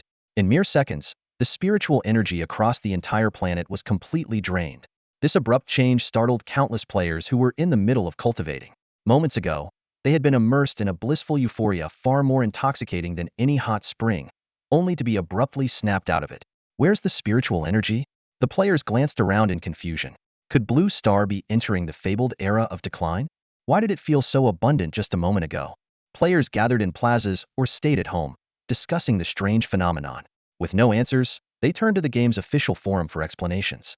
On the villa rooftop, Lin Yu and Xiaoguang opened their eyes simultaneously. What the heck, bro? I can't sense any spiritual energy anymore. Did my technique break? Xiaoguang blurted out in panic. Lin Yu couldn't help but shake his head. This kid was as naive as ever. While everyone else was trying to figure out why the spiritual energy had disappeared, Xiaoguang was worried about his technique malfunctioning. Check the forums yourself. I have no idea either, Lin Yu replied casually. Hearing this, Xiaoguang quickly pulled out his phone and logged into the game's official forum to investigate. Lin Yu naturally understood why the spiritual energy of Blue Star had disappeared. A faint, enigmatic smile flickered across his face as he glanced at his perplexed cousin, but he chose not to explain the reason. After all, in just those few fleeting seconds, all of Blue Star's spiritual energy had surged into his body like countless rivers converging into the sea. The sensation left Lin Yu momentarily shaken. Blue Star was vast, and its spiritual energy was boundless. Would such an immense influx of energy cause his body to explode? Compared to his previous life, the speed and volume at which he was now absorbing spiritual energy were astronomical, far beyond even a fraction of his past capabilities. However, his worries quickly dissipated. To Lin Yu's amazement, even after absorbing all the spiritual energy of Blue Star, he felt no discomfort. His body remained completely unharmed, and his cultivation level had not advanced in the slightest. It was still stuck at the peak of the human immortal realm. Before the feedback from his cultivation technique, Lin Yu had believed he was only a step away from reaching the Earth immortal realm. But now, that single step felt like an insurmountable chasm. Even after absorbing all of Blue Star's spiritual energy, he still couldn't bridge the gap. A trace of helplessness appeared on his face. No matter how powerful a cultivation technique was, progress was impossible without sufficient spiritual energy. One thing, however, was certain. His current cultivation technique was far from ordinary. If it were merely of the Emperor grade level, it couldn't possibly yield such extraordinary results. As for its exact level, he could only rely on the game's official announcements for confirmation. Lin Yu pulled out his phone and opened the game's official forum. Two prominent, bold red announcements immediately caught his attention. The first congratulated players on obtaining powerful cultivation techniques and listed the top 100 names on the cultivation feedback leaderboard. At the very top of the leaderboard were Lin Yu's two techniques, the Primordial Immortal Codex, ranked first, and the Azure Cloud Sword technique, ranked second. What truly startled Lin Yu was the label next to these techniques, Supreme Grade. Supreme Grade, he murmured to himself. This previously unheard-of level was as mysterious as the new realms introduced after his breakthrough into the human immortal realm. It seemed that Supreme Grade was a level that transcended even Emperor Grade techniques. On the rankings, Lin Yu's two Supreme-level cultivation techniques dominated the top spots, followed closely by two Celestial-level techniques owned by Xiaoguang. These were the only two Celestial-level techniques in the game. For ordinary players, obtaining a Celestial-level technique was as difficult as reaching the heavens. Starting from the 5th rank, the techniques dropped to the level of high-grade heavenly techniques. The forums exploded with activity as players fervently discussed the techniques of these two individuals. Changfeng is truly unstoppable, reigning supreme across all the rankings. Wait a second, what exactly is a supreme level? Wasn't the Emperor level supposed to be the highest? Yeah, I remember before the game shut down, Changfeng Jinren's technique was still at the Emperor level. Did you guys notice? Changfeng's strength now surpasses what it was during the game, meaning he must have been holding back all along. Holding back in the game? That doesn't make sense. It's simple. While ordinary players get a 100 or lower feedback rate, Changfeng might have received feedback exceeding 100. The discussion gradually shifted to deeper topics. Someone sharply pointed out, supreme level techniques. Could they be related to the sudden disappearance of spiritual energy from Blue Star earlier? Someone immediately refuted. There's no way Changfeng would care about such a small amount of spiritual energy. I swear on my reputation, it wasn't his doing. Yeah, don't slander Changfeng. Changfeng is invincible, mighty and unstoppable. The conversation then veered in a new direction. The 3rd and 4th ranked Yushui Zhenren has a name that's quite similar to Changfeng Zhenren, doesn't it? You don't know? Their relationship is all over the internet. I've decided I am heading to the Jianghai City Cultivation Management Office to sign up tomorrow morning. Dream on the line for registration stretches all the way to the neighboring city. Lin Yu smiled as he closed the first announcement and opened the second. The new announcement revealed that the fourth round of feedback was about to begin. This time, it would focus on spiritual roots. Scheduled for 7 days later at midnight on March 6th, 21-23 players would receive another opportunity for feedback, which would include all the spiritual roots they had in the game. The announcement emphasized that the feedback would be based on the player's VIP level percentage, with the rank and value of the spiritual roots adjusted accordingly. Initially, all players had high expectations for spiritual roots. These roots not only enhanced damage but also accelerated cultivation, complementing the techniques of immortality cultivation. With spiritual roots, players could absorb spiritual energy far more efficiently, allowing their cultivation to progress at an unprecedented pace. However, when the fourth round of feedback announcements was released, players' enthusiasm noticeably waned.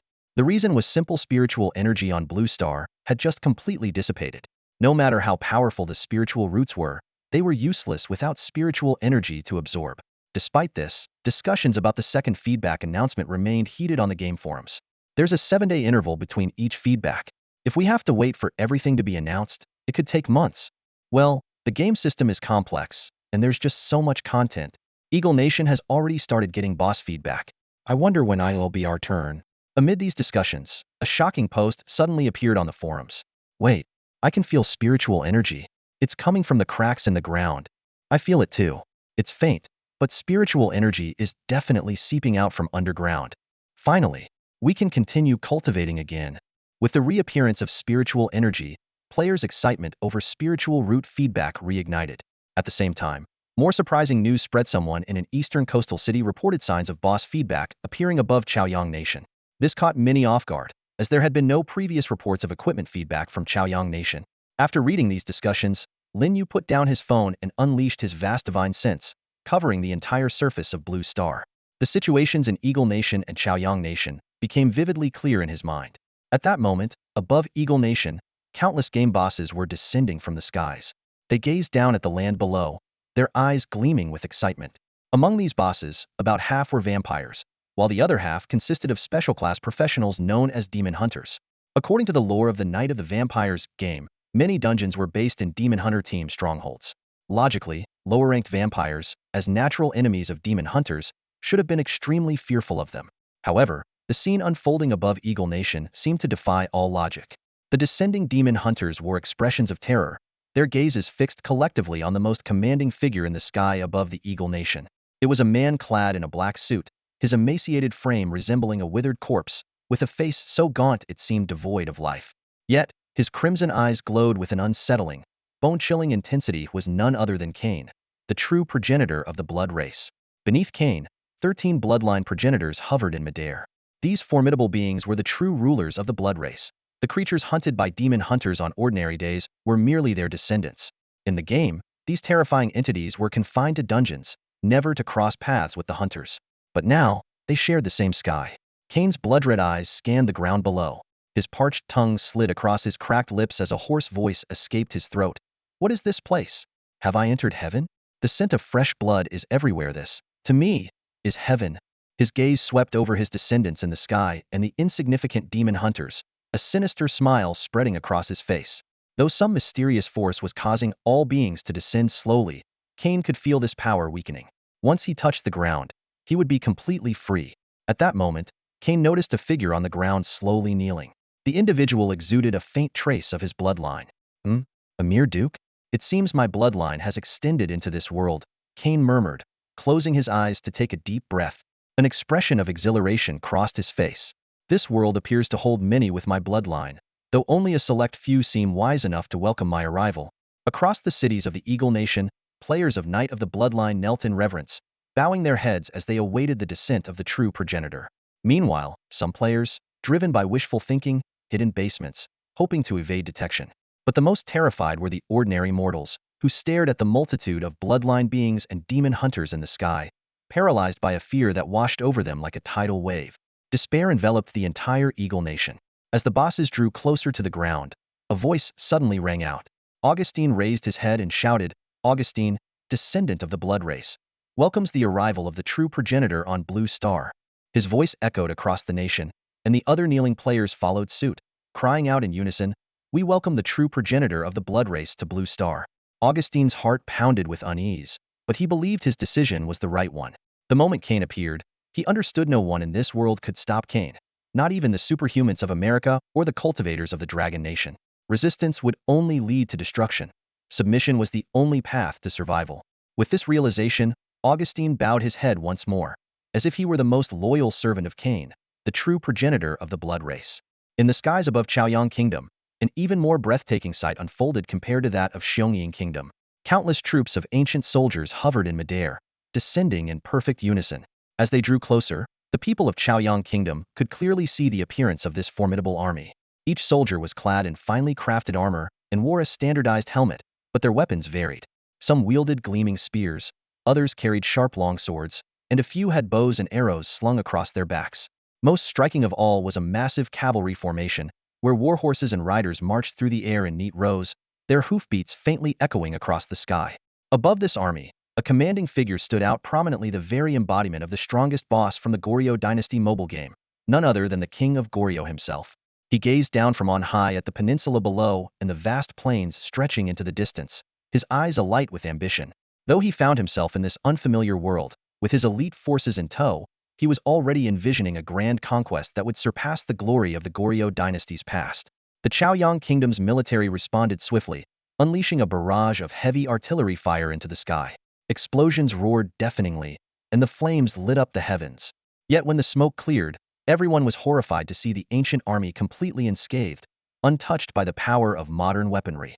In a luxurious official residence in the capital, the leader of Chaoyang Kingdom watched the unfolding events with a grave expression.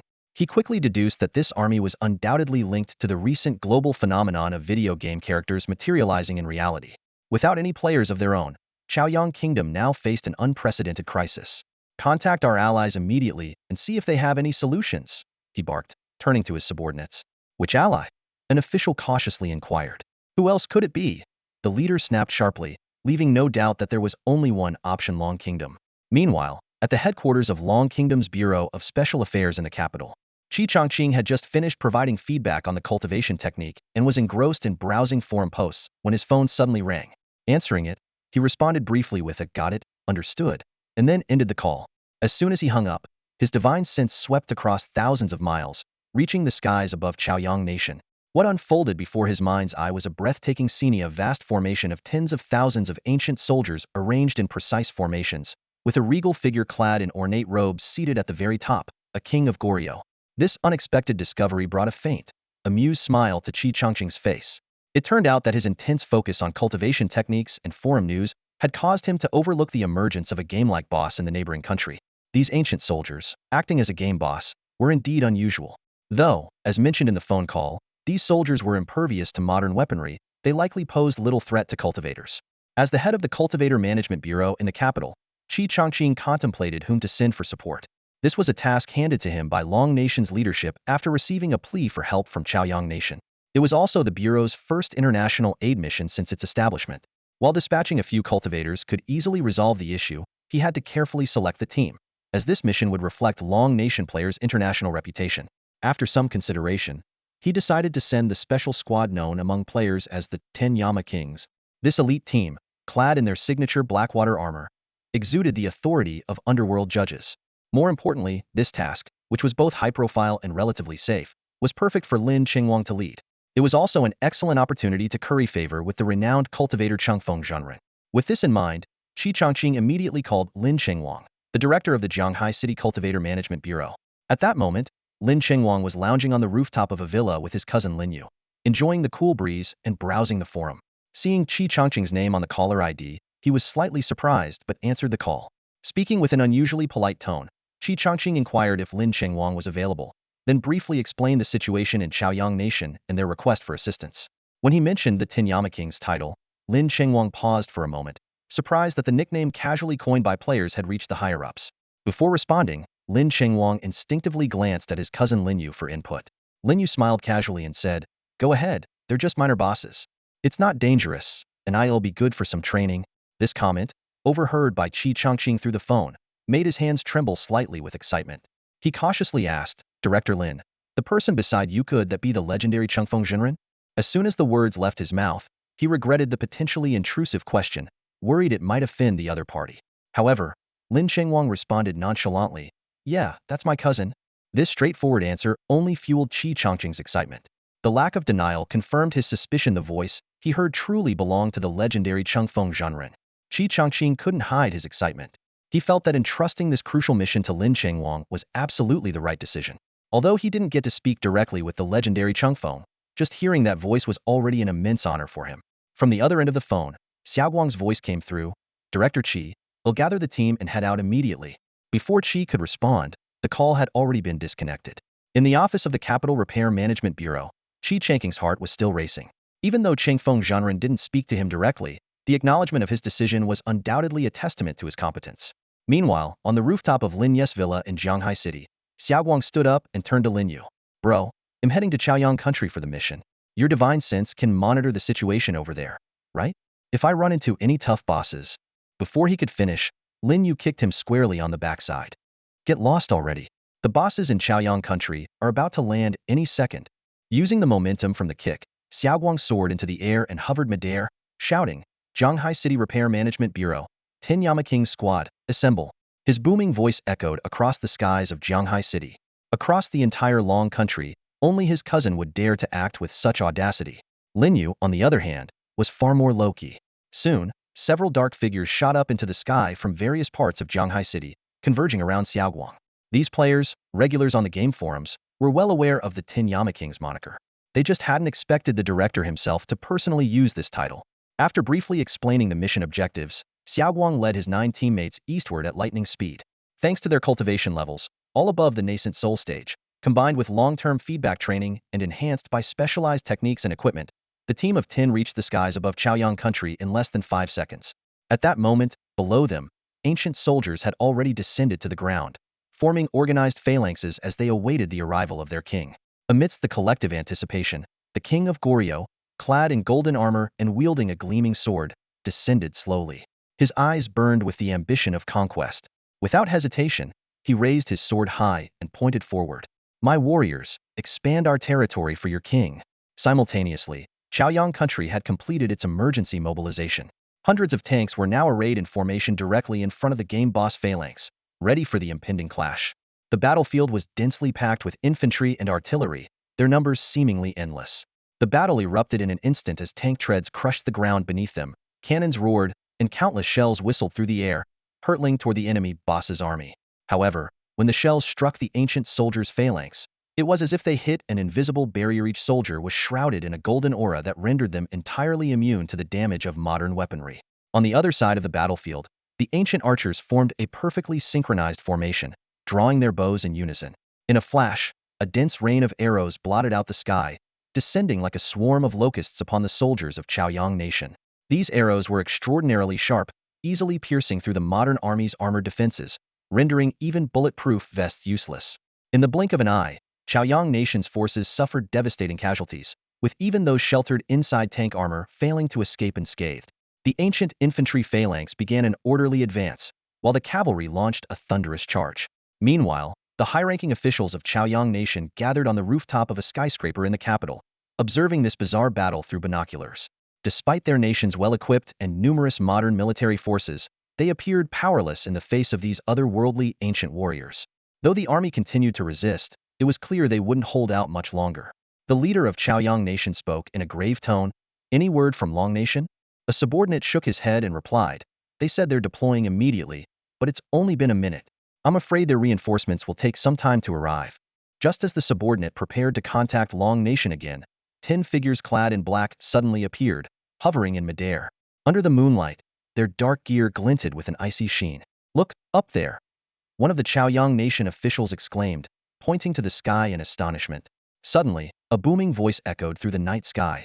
"Long Nation, Jianghai City's Repair Bureau, 10 Kings of Yama Squad is here. Who dares to act recklessly?" Xiao Guang unsheathed the Blackwater Demon sword, pointing it directly at the distant figure of the Goryeo king clad in golden armor. The high-ranking officials of Chaoyang Nation were stunned, murmuring in disbelief. These seemingly godlike beings who could fly had been dispatched by Long Nation in less than a minute. The Goryeo king furrowed his brow as he stared at the 10 figures in the sky. Although he himself had descended from the heavens before, the flight abilities of these 10 were clearly of a different kind.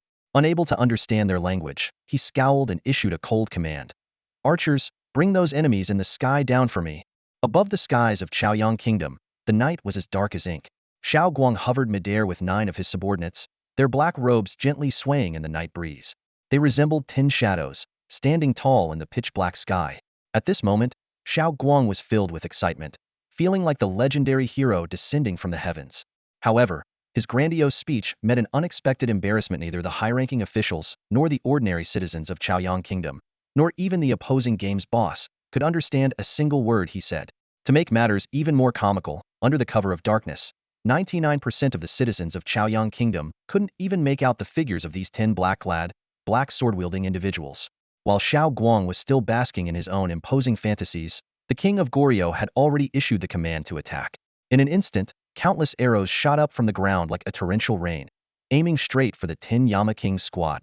Yet, these arrows, which had proven invincible on the battlefield, disintegrated into dust the moment they collided with the protective spiritual energy surrounding Xiao Guang and his team.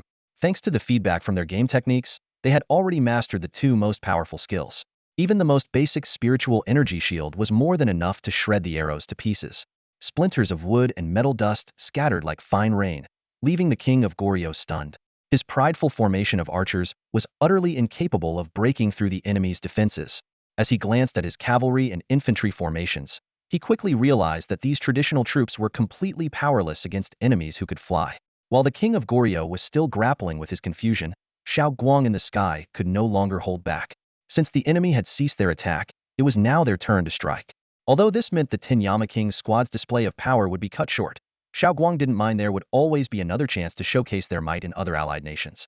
Take them down, Xiao Guang commanded, thrusting his arm forward. In an instant, the sky was torn apart by countless sword lights. Before the king of Goryeo could react, a pitch-black sword beam had already sliced through the phalanx of archers before him. What followed was a scene of utter devastation. Thousands of archers were severed cleanly at the waist, and fountains of blood shot skyward. The king of Goryeo's eyes widened in disbelief as his gaze swept across the battlefield. Every formation of soldiers had suffered the same fate, all neatly cut in half.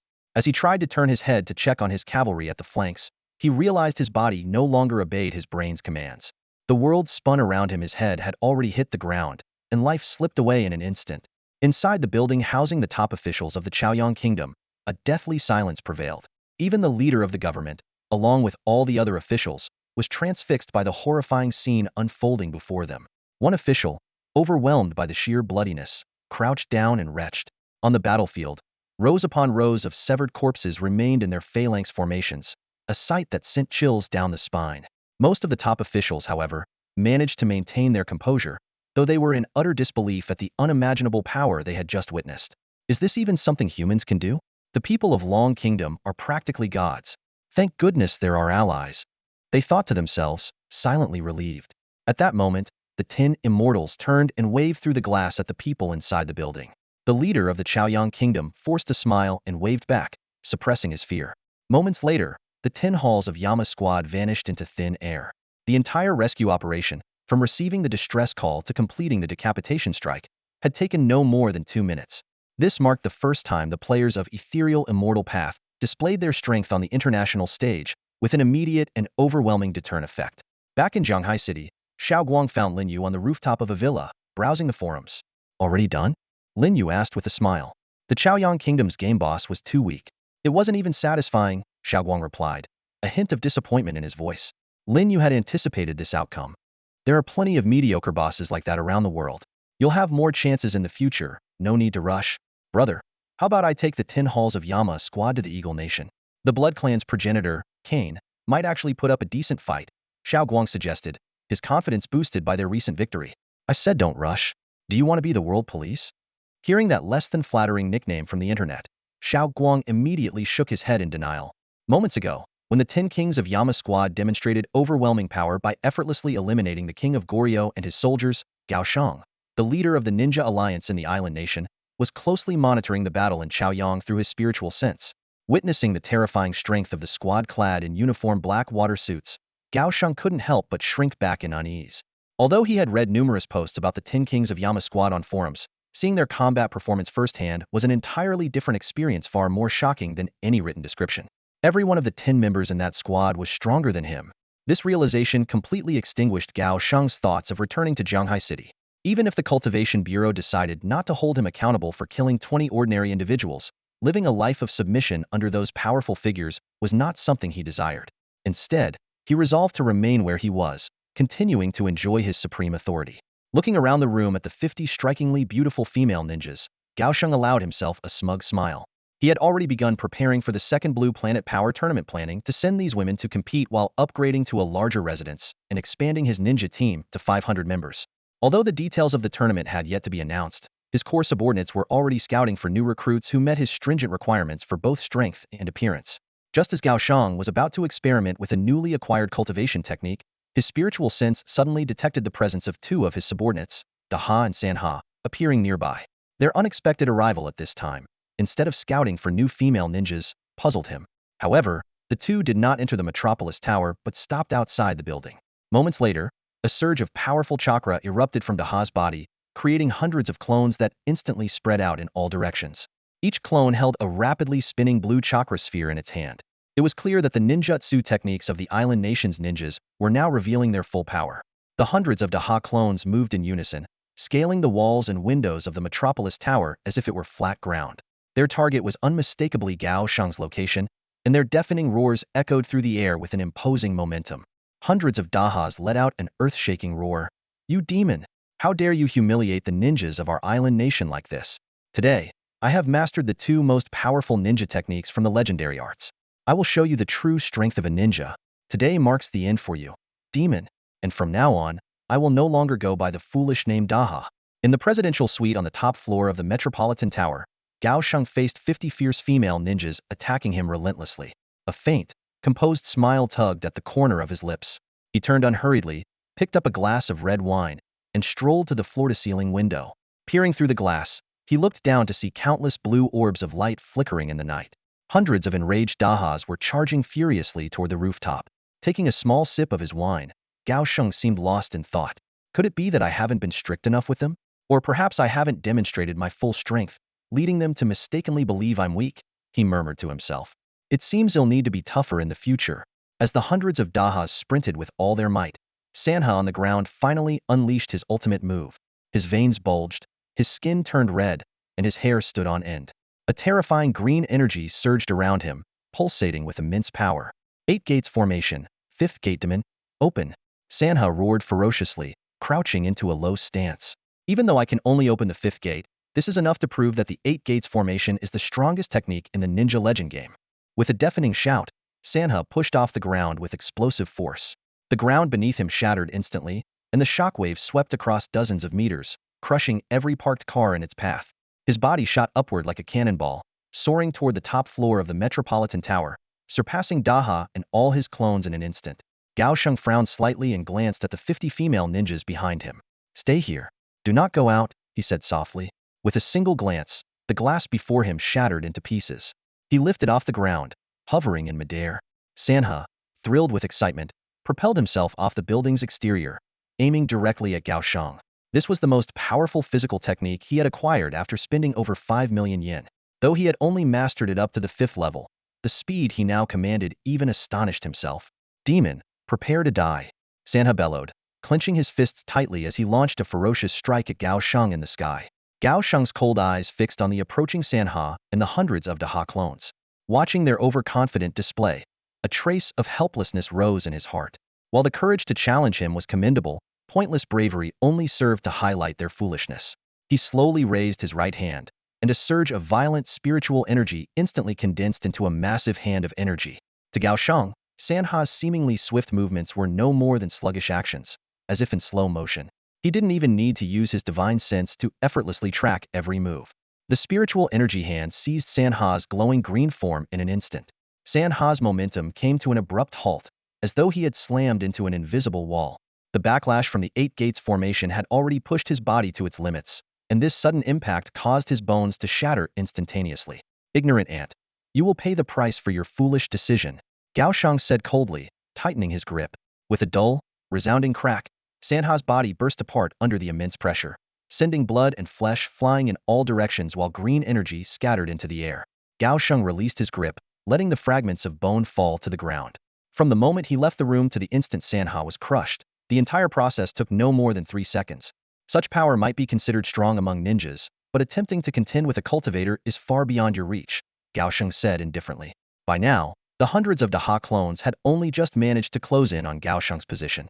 Among them, only the true body showed a terrified expression, while the other clones remained expressionless, unmoved by Sanha's demise. Gao Sheng's divine sense easily discerned the real one amidst the crowd.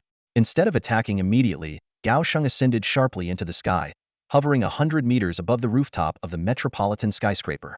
The hundreds of clones, each holding a chakra sphere, clung to the building's walls, unable to follow him into the air and left in an awkward predicament. Gao Sheng's lips curled into a mocking smile, as if watching caged beasts struggle in vain. Unexpectedly, Daha made no attempt to attack or flee. Instead, he suddenly fell to his knees on the building's wall, frantically kowtowing. Leader, Sanha was the mastermind. I was deceived by him. I am loyal to you, and willing to do anything for you. Please spare me. Watching this display, Gao Sheng's smile grew even wider. He let out a cold laugh, a trace of mockery flashing in his eyes. Heh, it seems your brain has suddenly started working. You've realized you can't escape. Gao Sheng paused for a moment, his voice turning icy. But it's too late. Do you think I would keep someone who has betrayed me by my side? Before the words fully left his mouth, a flash of cold light streaked through the air. Daha didn't even have time to see the trajectory of the blade before his head was severed from his neck, tracing a horrifying arc in the air before crashing to the ground. Meanwhile, on the land of the Eagle Nation, an even more awe-inspiring scene was unfolding. The blood progenitor Cain descended slowly to the ground, flanked by 13 blood ancestors standing in perfect formation. These second-generation vampires were the origin of all vampire bloodlines, and their power stemmed entirely from the progenitor Cain. The 13 ancestors chanted in unison, "We welcome the progenitor's arrival." They knelt, their eyes burning with fervent devotion. In the distance, Augustine hurriedly flew over. When he was still several kilometers away from Cain, he immediately transformed into his human form and landed, crawling forward on his knees. His posture of submission surpassed even that of the 13 ancestors, resembling more the behavior of Cain's own flesh and blood.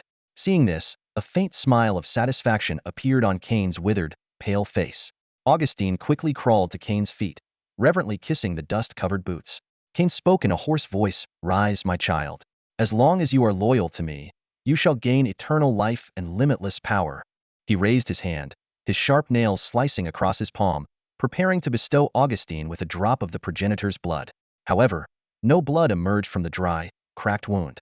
Cain's expression grew awkward, had gone too long without feeding, and the blood in his body was nearly depleted. The small amount of precious blood that remained could not be given away lightly. Cain coughed twice and turned to the 13 ancestors. "My children, which of you is willing to offer this child a drop of your blood?"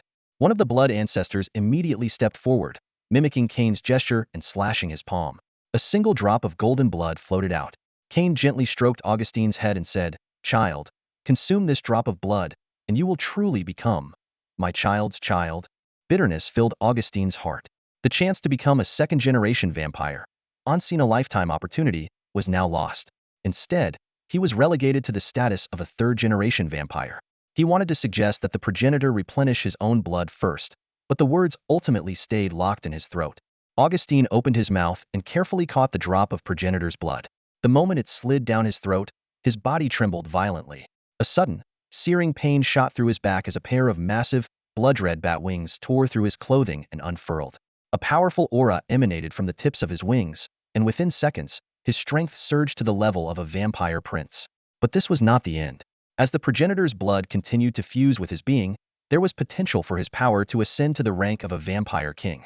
Of course, this newfound strength came with eternal bondage. From this moment on, Augustine could neither betray the progenitor who granted him the blood nor harbor even the slightest irreverence toward the true ancestor, Cain. Yet, for Augustine, this was the best possible outcome. Not only had he preserved his life, but he had also gained an extraordinary boost in power. Pledging allegiance to Cain first had indeed been the wisest choice.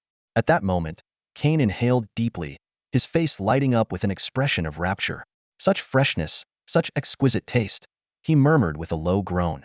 Spreading his arms wide, a pair of colossal wings unfolded behind him. A terrifying pressure swept across the area, forcing all vampires to instinctively kneel once more. Cain's parched lips parted slightly, unleashing an overwhelming suction force.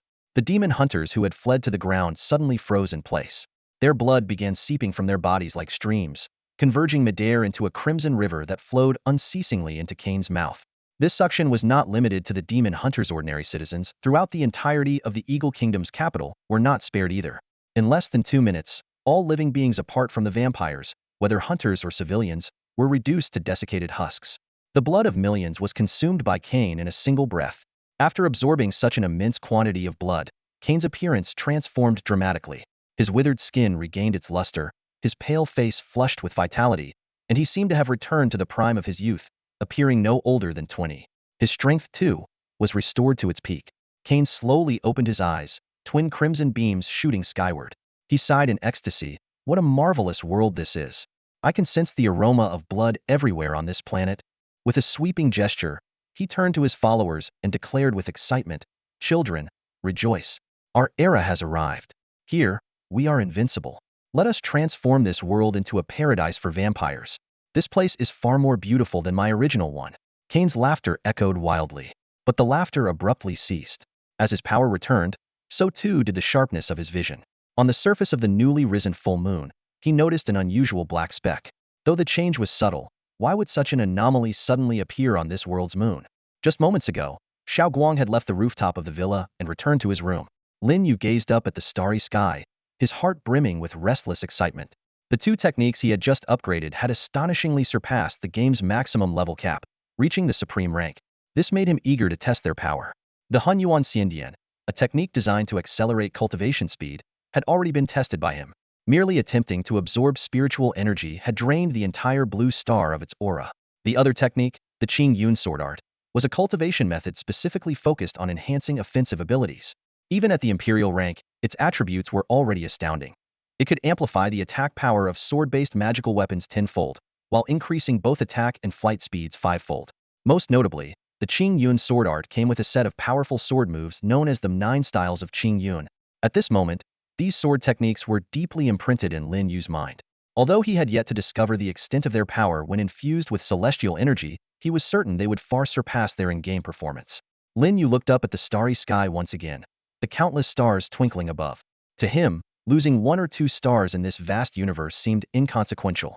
Even though he had ascended to immortality and his divine sense was unimaginably powerful, he could still only glimpse a tiny corner of the universe, a testament to its boundless expanse. With such thoughts crossing his mind, a glimmer of determination flashed in Lin Yu's eyes. In an instant, his figure soared into the sky. Empowered by the Qing Yun sword art, his flight speed had reached a new peak. Traveling from blue star to the moon now took only 2 to 3 seconds. Even so, this was not his limit. Concerned that excessive speed might damage the moon or alter its orbit, he deliberately slowed down beforehand. After landing on the moon, Lin Yu's gaze shifted toward Saturn in the distance. With a single thought, his Zhanchun flying sword emerged, radiating a joyful aura, seemingly excited after days of inactivity. Soon, the Xian Shuang sword also appeared, and the 2 celestial-grade flying swords danced happily around him. However, as he looked at Saturn, Lin Yu quickly changed his mind. Saturn was too close to Blue Star, and he couldn't risk causing harm to his home planet, let alone endanger his loved ones living there. Thus, his gaze moved past Saturn, extending further into the vast reaches of space. Lin Yu gazed into the distant cosmos, and a few bright stars caught his attention. After a brief moment of thought, he recognized them as the 3 stars of the Alpha Centauri system, the closest star system to Blue Planet, approximately 4 light-years away. Though it seemed like a promising target, he ultimately dismissed the idea. The distance made precision challenging, but more importantly, the potential presence of intelligent life there meant any action could result in the catastrophic loss of billions, even tens of billions, of lives. After careful consideration, Lin Yu set his sights on the most distant object in the solar system, Pluto, which had been reclassified and removed from the list of planets. This celestial body, smaller than Earth's moon and located at the edge of the solar system, would cause no significant impact even if it vanished. Lin Yu gently ran his hand over the Xian Shuang sword before storing it away. Instead, he channeled the immense celestial energy within him into the Zhan Chen sword. If he was going to test its destructive power, he would unleash his strongest technique, the 9th form of the Azure Cloud 9 forms. One sword to eternity, annihilation of all. As he executed the technique, Lin Yu's celestial energy surged into the Zhan Chen sword like a tidal wave, consuming 1/5 of his reserves in an instant. The sword trembled, seemingly unable to withstand the overwhelming energy, or perhaps shivering with excitement at the immense power it was about to unleash. Locking his gaze on Pluto, which appeared no larger than a green pea in the distance, Lin Yu shouted, "Go!" A blazing white sword beam tore through the heavens in an instant. At the same time, in the headquarters of the Superhuman Alliance at the Pentagon in the United States, a subordinate burst into General Mike's office in a panic. "General, the same blazing white light that appeared when Titan vanished has been spotted on the moon again." General Mike immediately rushed to the monitoring room. On the screens connected to all surveillance satellites and astronomical telescopes, the streak of blazing white light was so fast that it left only a fleeting trace, impossible to track or identify even with playback slowed down 100-fold.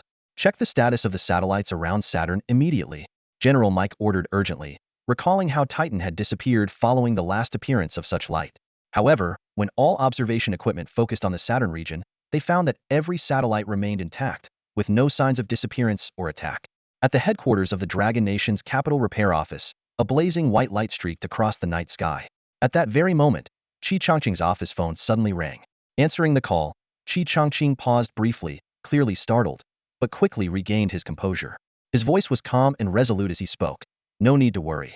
This is most likely just a powerful figure testing out a newly acquired technique. It poses absolutely no threat to the Dragon Nation." After a brief pause, he added, "And if you notice a missing star in space later on, don't be alarmed. A display of power at this level, no matter how destructive it seems, will only be beneficial to us."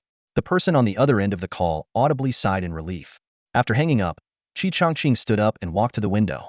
Gazing at the starry night sky, a faint smile appeared on his lips. In his mind, there was only one person on the entire blue planet capable of unleashing such a terrifying attack, Master Changfeng.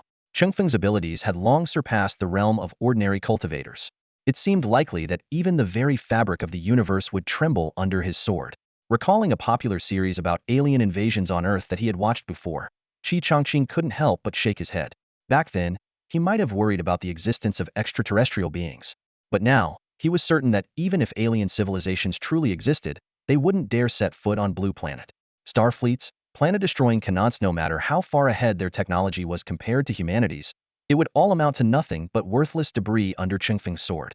Meanwhile, beyond the Dragon Nation and the United States, other major powers across the Blue Planet also took note of the astonishing light. For an instant, the entire night sky seemed illuminated, as though the darkness of space had turned to daylight. However, unlike the last occurrence, this time the light faded without any celestial bodies appearing to vanish. Perhaps the strike had missed its target, or perhaps the target was so distant that current observational technology could not detect it.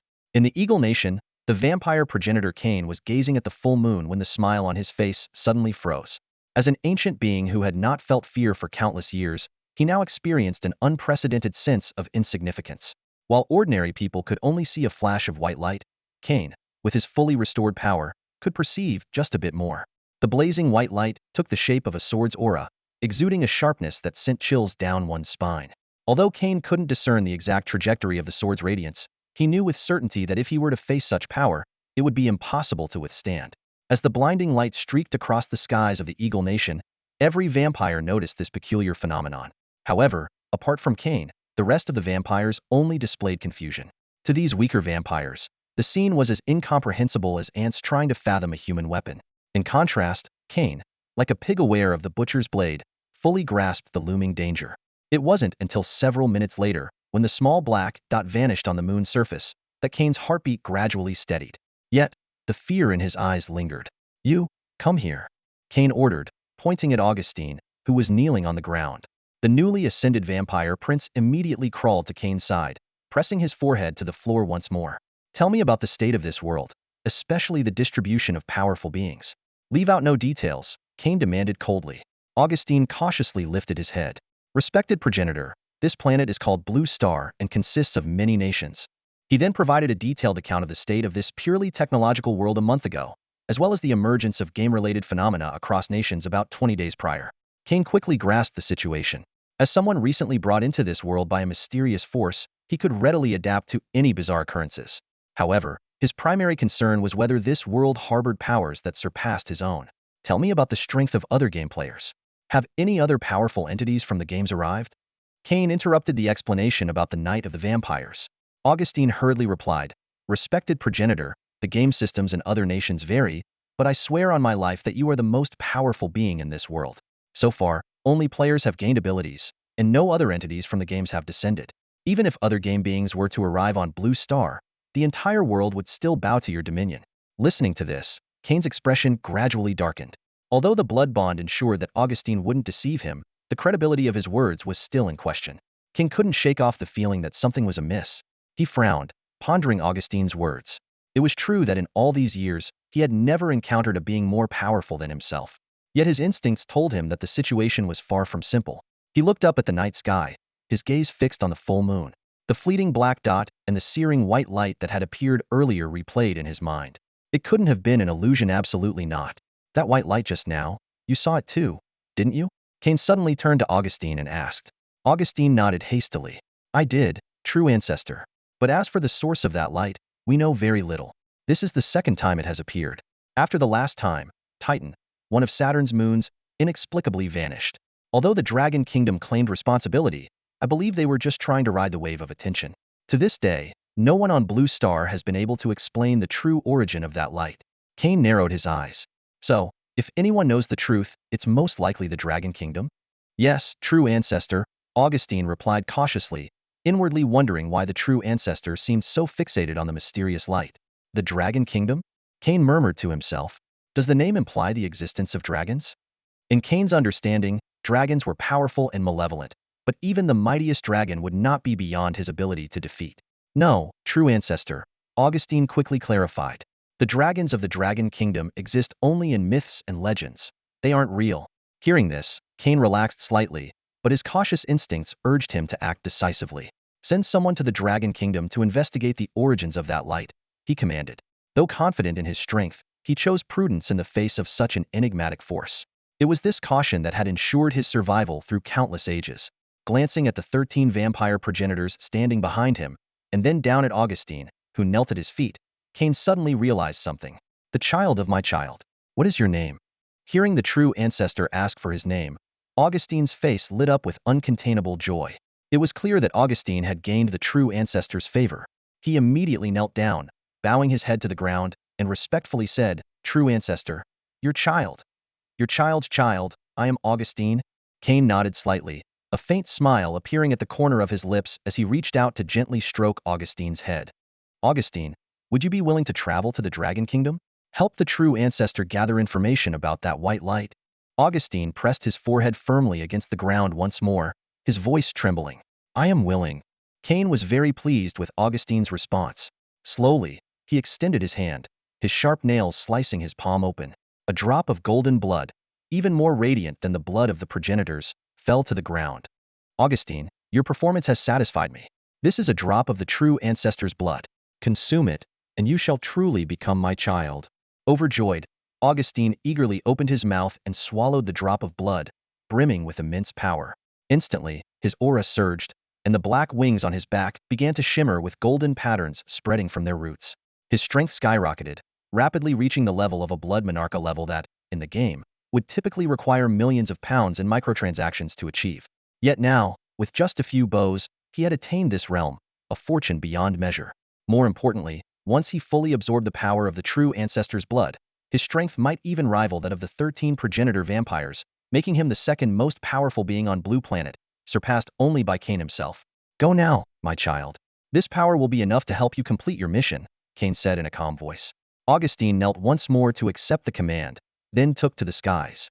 His black wings, now adorned with golden patterns, beat powerfully as he soared over the ocean. At this speed, he would reach the Dragon Kingdom in no more than an hour. As Kane watched Augustine's figure disappear into the horizon, a satisfied smile spread across his face. Children, rejoice. Let us first transform this island into the stronghold of our kind. At Kane's command, countless vampires rose into the air. Those with wings flew toward distant cities, while those without transformed into bats, scattering in all directions, guided by the scent of blood. Although Kane harbored some concerns, based on Augustine's report and his own perception, this Eagle Nation currently seemed devoid of other powerful beings, populated only by mortals and vampires. For now, securing this island and awaiting Augustine's report was the priority. Meanwhile, in a villa in Jianghai City, Lin Yu, who had just returned from the moon, happened to see Xiao Guang walking from the bedroom toward the dining room. You. Lin Yu began to speak, but Xiao Guang interrupted, asking, Brother, were you chopping up Saturn's moons again just now? Lin Yu chuckled helplessly. Chopping? Call it slashing. But honestly, chopping does sound pretty cool. He shrugged. No, Saturn is too close. I went for Pluto instead. Xiao Guang froze, stunned. He had only been joking, yet it turned out Lin Yu had indeed gone to slice a celestial body this time, one he had never even seen before. Pluto. I'm grabbing a late-night snack. Want anything? Xiao Guang asked. Lin Yu shook his head, declining as he returned to his bedroom. Lying on the bed, he pulled out his phone. Browsing the gaming forums before sleep had become a recent habit. However, as he opened the official forum for the game Ethereal Immortal Path, he froze in place. The latest post read, "Exclusive scoop. Tonight's blazing white sword light of terror's target was Pluto."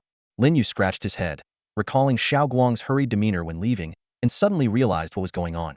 It turned out the kid wasn't rushing off to find food, but was eager to post on the forum. As for the news spreading about Pluto being slashed by him, Lin Yu didn't care in the slightest. Given the size of Pluto, its disappearance would inevitably be noticed sooner or later. However, due to the vast distance, it would still take a few hours for this change to be detected through technological means. On the forum, the post Xiao Guang made under the alias Master of Water Control caused an immediate sensation. In the current game Ethereal Immortal Journey, the name Master of Water Control was second only to Master of Wind Riding in fame, even surpassing the second-ranked Lord of Dark Clouds. Players were well aware of the close relationship between Master of Water Control and Master of Wind Riding, which made them fully believe in the authenticity of this explosive news. Lin Yu leaned casually against the chair and said, "Send your Tinyama King's squad out for some practice. There's a player from the Eagle Nation on their way here. Since they're already at our doorstep, it wouldn't be polite not to give them a proper welcome." Hearing this, Xiao Guang suddenly jumped to his feet, his eyes gleaming with excitement. The big boss of Knight of the Blood Clan is coming here to cause trouble? No, it's just one of his lackeys, Lin Yu replied with a shake of his head. Xiao Guang's excitement deflated by half upon hearing this. After recently defeating the formidable boss Goryo King in the game, a mere lackey of the Blood Clan's big boss seemed hardly worth mentioning. However, he quickly latched onto the key point. Brother, if the big boss of Knight of the Blood Clan is sending his lackeys to invade our country, isn't that basically a declaration of war? Since they've declared war, shouldn't we respond in kind? Lin Yu frowned slightly. He knew his younger brother too well. Xiao Guang clearly wanted to head to the Eagle Nation to play the hero. As someone who had lived through a previous life, Lin Yu was somewhat selfish. He preferred not to meddle in unnecessary matters, especially those concerning foreign countries. All he wanted was to protect his own little corner of the world. The fate of other nations was not his concern. But since Xiao Guang wanted to go out for some action, Lin Yu decided not to stop him. "Do as you like, just don't wreck Blue Star," he said. After all, Blue Star was still in its expansion phase and far from reaching the vastness of the ethereal world in the Immortal Journey mobile game. It was fragile. Of course not. Blue Star is my home, and protecting it is everyone's responsibility. How could I possibly wreck it? Xiao Guang exclaimed enthusiastically as he dashed out. His figure shot straight into the sky, leaving behind nothing but a dashing silhouette. The night sky over Zhanghai City came alive once again. Residents who had just drifted off to sleep were startled awake, looking up to see Xiao Guang standing suspended in midair. With a commanding shout, he called out, "Tinyama King's squad, assemble." The remaining 9 members quickly rose into the sky from various parts of the city. This was their second time gathering over Zhanghai City tonight. "Director, are we heading out to assist another country again?" Su Chang, the deputy director of Zhanghai City's Cultivation Management Bureau, asked curiously, clearly still thinking about their earlier mission aiding Chaoyang Nation. Xiao Guang shook his head, his excitement palpable. "Not this time. This time, we're going to fight. No, wait, we're going to take down some vampires. My brother said a vampire is trying to invade our dragon nation." Hearing their leader's words, the members of the Tinyama King's squad instantly lit up with excitement. A vampire invading the Dragon Kingdom? That was nothing short of flaunting arrogance on their turf. A glint of killing intent flashed through the eyes of several team members. "How could we not skin him alive and wipe out his entire clan?" one squad member muttered through clenched teeth. In the next moment, 10 powerful spiritual senses swept across the skies of the Dragon Kingdom like searchlights. For other nascent soul cultivators, such an unrestrained release of spiritual sense would be unthinkable. After all, in the ethereal world of the Immortal Journey game, the strong were everywhere, and offending a more powerful existence carelessly could lead to disastrous consequences. But the Tinyama King's squad had no such fears. Their captain was Lin Chengwang, known in the game by his ID Master of Water, someone with formidable backing. It was this solid support that earned their unwavering loyalty to Xiao Guang. Before long, their spiritual senses locked onto a figure that had just entered the border from the northwest. Augustine. The figure had massive wings spread out behind him, with golden patterns gleaming brilliantly under the sunlight. He soared through the air like a giant bat. Though his speed was several times that of a regular plane, To these nascent soul cultivators, it seemed almost sluggish. "Let's go and see what this vampire is made of," Xiaoguang said, a mysterious smile playing on his lips as he took the lead, flying westward. Su Chong and the other squad members followed closely, the 10-person team speeding toward the northwest. At that moment, Augustine was flapping his wings vigorously over the vast northwestern skies. As a newly ascended Blood Emperor, his heart was brimming with ambition and hope. During the past hour of flight, he had been contemplating his future. With his current strength, combined with his still growing potential, the position of Blood Clan progenitor was practically within reach. As he flew, he relished the surging power coursing through his veins, feeling a sense of smug satisfaction. No matter how strong the players of the Dragon Kingdom are, they probably can't match even half of my strength, he thought to himself. After all, I am a top-tier Blood Emperor, on the verge of ascending to become a progenitor. Even the strongest players in the Knight of the Blood Clan game would be no match for me. The power of the Blood Emperor filled him with unshakable confidence. In his eyes, aside from obeying the true progenitor's commands, every other life form on this blue planet would eventually bow at his feet. The top-ranked player in Longhua probably wouldn't even come close to matching me now, Augustine thought to himself smugly as he soared through the skies. He was already imagining how he would showcase his strength upon arriving in Longhua's capital, while also completing the task assigned by the true ancestor. But just then, 10 shadowy figures dressed in black suddenly appeared in the sky not far ahead of him. They hovered silently, as if they had been waiting there for a long time. Augustine abruptly halted, his brow furrowing. Their appearance was far too strange. How had he not sensed their presence earlier? Even more puzzling, they were flying in the air without the aid of wings. Realizing that these Longhua players were likely here for him, Augustine's expression turned icy. Facing local elites as soon as he entered Longhua's territory? Perfect.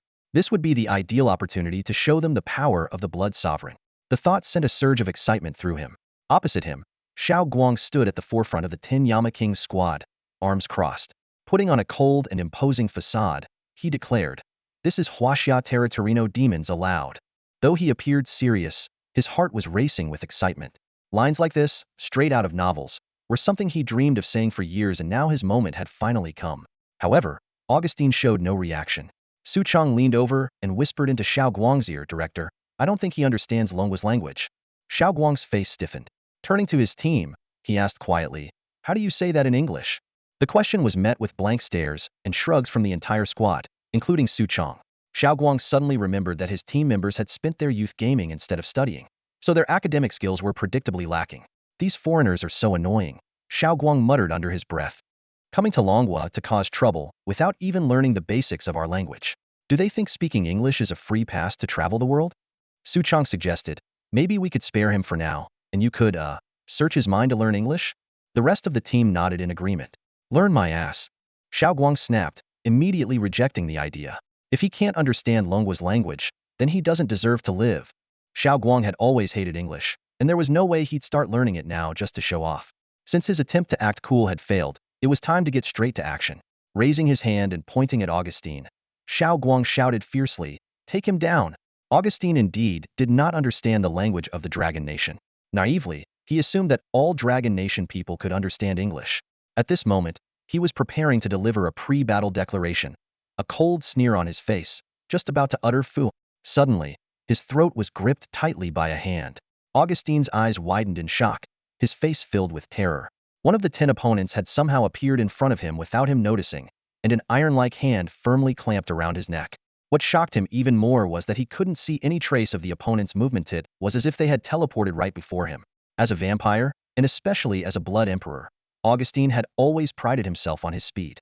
This incredible speed, far beyond the limits of human perception, was what made vampires seem so elusive and supernatural to humans. Yet now, Augustine found himself no better than an ordinary human, unable to track his opponent's movements at all. His confidence plummeted from arrogance to despair in an instant. Instinctively, he tried to use the vampire's secret technique to transform into a small bat and escape, only to discover in horror that he couldn't move. His blood seemed to have frozen, and he couldn't even sense the power within his veins. Worse still, the hand gripping his neck suddenly began to radiate an unbearable heat, like a searing hot iron branding his flesh. The smell of burning filled the air in an instant. Meanwhile, the Dragon Nation man was speaking in a language Augustine couldn't understand, conversing with his companions. At this moment, Augustine deeply regretted not learning the language of the Dragon Nation. "Director, can we kill this little bat with Samadhi True Fire?" Su Chong asked while gripping Augustine's neck, turning his head to consult Xiaoguang. Although the fire-based technique he practiced, the Heavenly Fire Brahma record, ranked among the top 20 in the feedback cultivation rankings, he still habitually sought the director's guidance. Xiaoguang gave a slight nod. With approval granted, Su Chong grinned and said, "All right then." Before the words had fully left his mouth, terrifying flames instantly engulfed Augustine's entire body. At that moment, Augustine was still contemplating how to beg for mercy, even considering whether to take out his phone and use a translation app to communicate with his opponents. Through this encounter, Augustine finally realized the terrifying strength of his opponent. The searing heat from the hand gripping his neck had already charred his flesh. All his once proud techniques were utterly useless in the face of such overwhelming power. Instincts for survival urged him to surrender and beg for mercy, but his opponent gave him no such opportunity. The act of gripping his neck was merely a display to curry favor with a superior. When the horrifying Samadhi true fire erupted, Augustine didn't even have time to feel pain before he was reduced to ashes. His formidable body evaporated instantly under the dreadful heat, leaving not even a trace of bone behind. Even the precious true ancestor's blood within him was completely incinerated. And so, the vampire who had barely escaped from the clutches of the vampire progenitor Cain disappeared entirely from Blue Star. Xiaoguang turned to look in the direction of Jianghai City, an excited expression spreading across his face. Since these wicked vampires have declared war on our dragon country, we cannot stand idly by.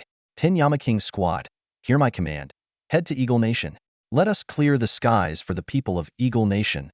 The team members, hearing this somewhat dramatic yet undeniably bold command, exchanged slightly awkward glances but still responded in unison, "Yes, sir." A flicker of anticipation rose in their hearts. They were finally getting the chance to test the techniques they had acquired in the game. The previous battle against the King of Goryo hadn't been satisfying enough. Hopefully, the Blood Clan's night boss this time would put up a better fight and not be defeated in a single move. Meanwhile, in Eagle Nation, Cain suddenly sensed Augustine's demise. The drop of true ancestor's blood he had bestowed upon him had been completely destroyed, causing Cain to frown as he gazed toward the east. Though he could sense the location of the death, he couldn't determine who possessed the strength to kill a peak-level Blood Emperor. Could it be those Dragon Country players whom Augustine had dismissed as insignificant? Cain unfurled his wings and soared to the highest point in the city. Looking down upon the city below, he saw his descendants reveling in a frenzy, drinking fresh blood to restore their strength. His original 13 children, the Blood Clan's 13 founders, had fully recovered to their peak states. Satisfied, he nodded and transmitted a command through their shared bloodline. "Children, do not stray too far. An unknown enemy could appear at any moment." The enemy is already here. In the land of the Eagle Nation, Cain stood on the rooftop of a 30-story building, his gaze heavy as he watched the sudden appearance of 10 figures clad in black. The way they arrived sent a shiver of fear through him. Their movements were so fast they left only blurred shadows before materializing in front of him like phantoms. What was even more shocking was their ability to float effortlessly in the air without wings, something that completely defied Cain's understanding of the world. At that moment, his 13 progeny, the 13 founders of the vampire clan, sensed the disturbance and rose from various parts of the city, hurtling toward their progenitor, Cain. In the blink of an eye, they stood behind him, their expressions equally grave. As Cain's bloodline, they could keenly sense the unease in their father's heart. The strength displayed by this mysterious group far exceeded any enemy the vampires had ever encountered before. Whether it was werewolves, demon hunters, or priests, they all shared a common limitation: they could not fly. It was this ability to fly that had always given the vampires an edge in battles with these foes, at the very least offering them an escape route. Even dragons, which posed a threat to Cain, relied on their wings to engage in aerial combat.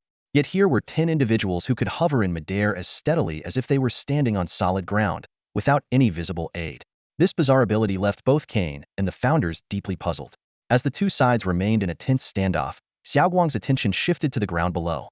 The city was devoid of living humans, filled instead with countless heartless vampires, roaming aimlessly and strewn with corpses drained of life. The situation in distant cities was no better. Under the cover of night, vampires were breaking into homes, feeding on human blood without restraint. Some vampires, attracted by the appearance of their prey, would even transfer a drop of their own blood during the feeding, causing the vampire population in the Eagle Nation to grow exponentially. Xiaoguang furrowed his brow, silently coming to a conclusion. These vampires were indeed a malignant plague on the Blue Planet and needed to be eradicated. At this moment, Su Chong, the deputy director of the Jianghai City Bureau of Supernatural Affairs, leaned in close to Xiaoguang and whispered, "Exactly. These creatures are just like zombies. They carry a virus, and the best solution is to burn them all." Xiaoguang nodded in agreement. "All right, in that case, I'll leave the cleanup to you. Su Chang's abilities made him the perfect candidate for handling the aftermath. A single blaze could resolve everything. Even before the battle began, Xiaoguang had already arranged for the cleanup operation. If Kane could understand Xiaoguang's conversation, he would likely argue with him, but unfortunately for Kane, he could not understand a word. At this moment, Kane noticed that the other side seemed unwilling to speak to him. Finally, he couldn't hold back anymore and slowly asked, "Who are you? What do you want?" Xiaoguang coldly extended a hand, pointing directly at Kane. "You parasites of Blue Star, scum of society. We have no grudges, we've never even met. I don't want to fight you." Kane's voice carried a clear note of caution. "If people like you are allowed to exist, Blue Star will eventually descend into chaos." Xiaoguang retorted without backing down. "What on earth are you talking about? Please leave our territory immediately." Kane's tone grew impatient. Xiaoguang straightened his posture. "I may not be from the Eagle Nation, but we people of the Dragon Nation have always believed in standing up against injustice." "Fuck. What are you even saying?" Kane suddenly burst out in English. "HM? Fuck? Did you just curse at me?" Xiaoguang frowned. "What the hell? You can understand me?" Kane suddenly realized they could actually communicate with each other. "Ha, you cursed at me first. I'd say this is self-defense." Xiaoguang sneered. "Take them down." With the order given, the 10 Kings of Hell squad instantly assumed battle stances. Spiritual energy surged around them as the Blackwater demon swords emanated an icy black glow. In that electrifying moment, Su Chang struck first. His Blackwater demon sword slashed through the air like a bolt of lightning, heading straight for the vampire progenitors behind Kane. The sword's speed was so swift that even his teammates struggled to track its motion. Just as someone shouted, "Deputy Director, you're cheating." Su Chang's flying sword had already pierced through the first progenitor's heart, and then the second. The 13 vampire progenitors had been standing in a line behind Kane. Su Chang's flying sword pierced through their hearts one by one, like threading candied hawthorns on a skewer. From the moment the order was given to the collapse of 13 lifeless bodies, the entire sequence took less than a second. It wasn't that the vampire progenitors were weak, it was simply that Su Chang's power was overwhelming. He deliberately avoided Kane, taking out only these formidable subordinates with precision. His controlled restraint clearly indicated that he intended to leave the strongest opponent for his leader. Kane was completely dumbfounded. When he heard the sound of bodies hitting the ground behind him, he finally realized that his 13 children had all perished. He hadn't even seen how the attack had been executed. Though he could barely track the movements of Xiaoguang and his team, that deadly sword light was far too fast for his eyes to follow.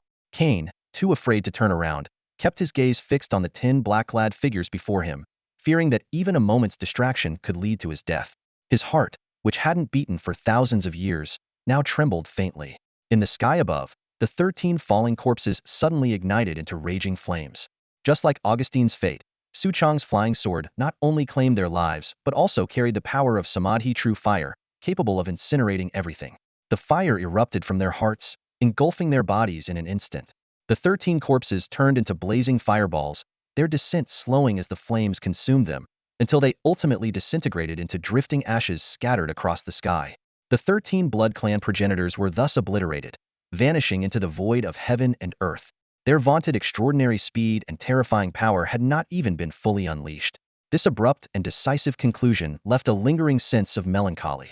Seeing that Su Chang had already taken down the 13 strongest Blood Clan members, the other members of the 10 Yama King's squad immediately sprang into action. Their figures streaked toward the ground like lightning, and soon, the air was filled with harrowing screams as one Blood Clan elite after another fell under their coordinated assault. Su Chang, however, refrained from further action. He had already dealt with the most formidable opponents, leaving the remaining prey for his teammates to handle. Yet, he remained where he was, his gaze fixed on Director Lin Chengwang.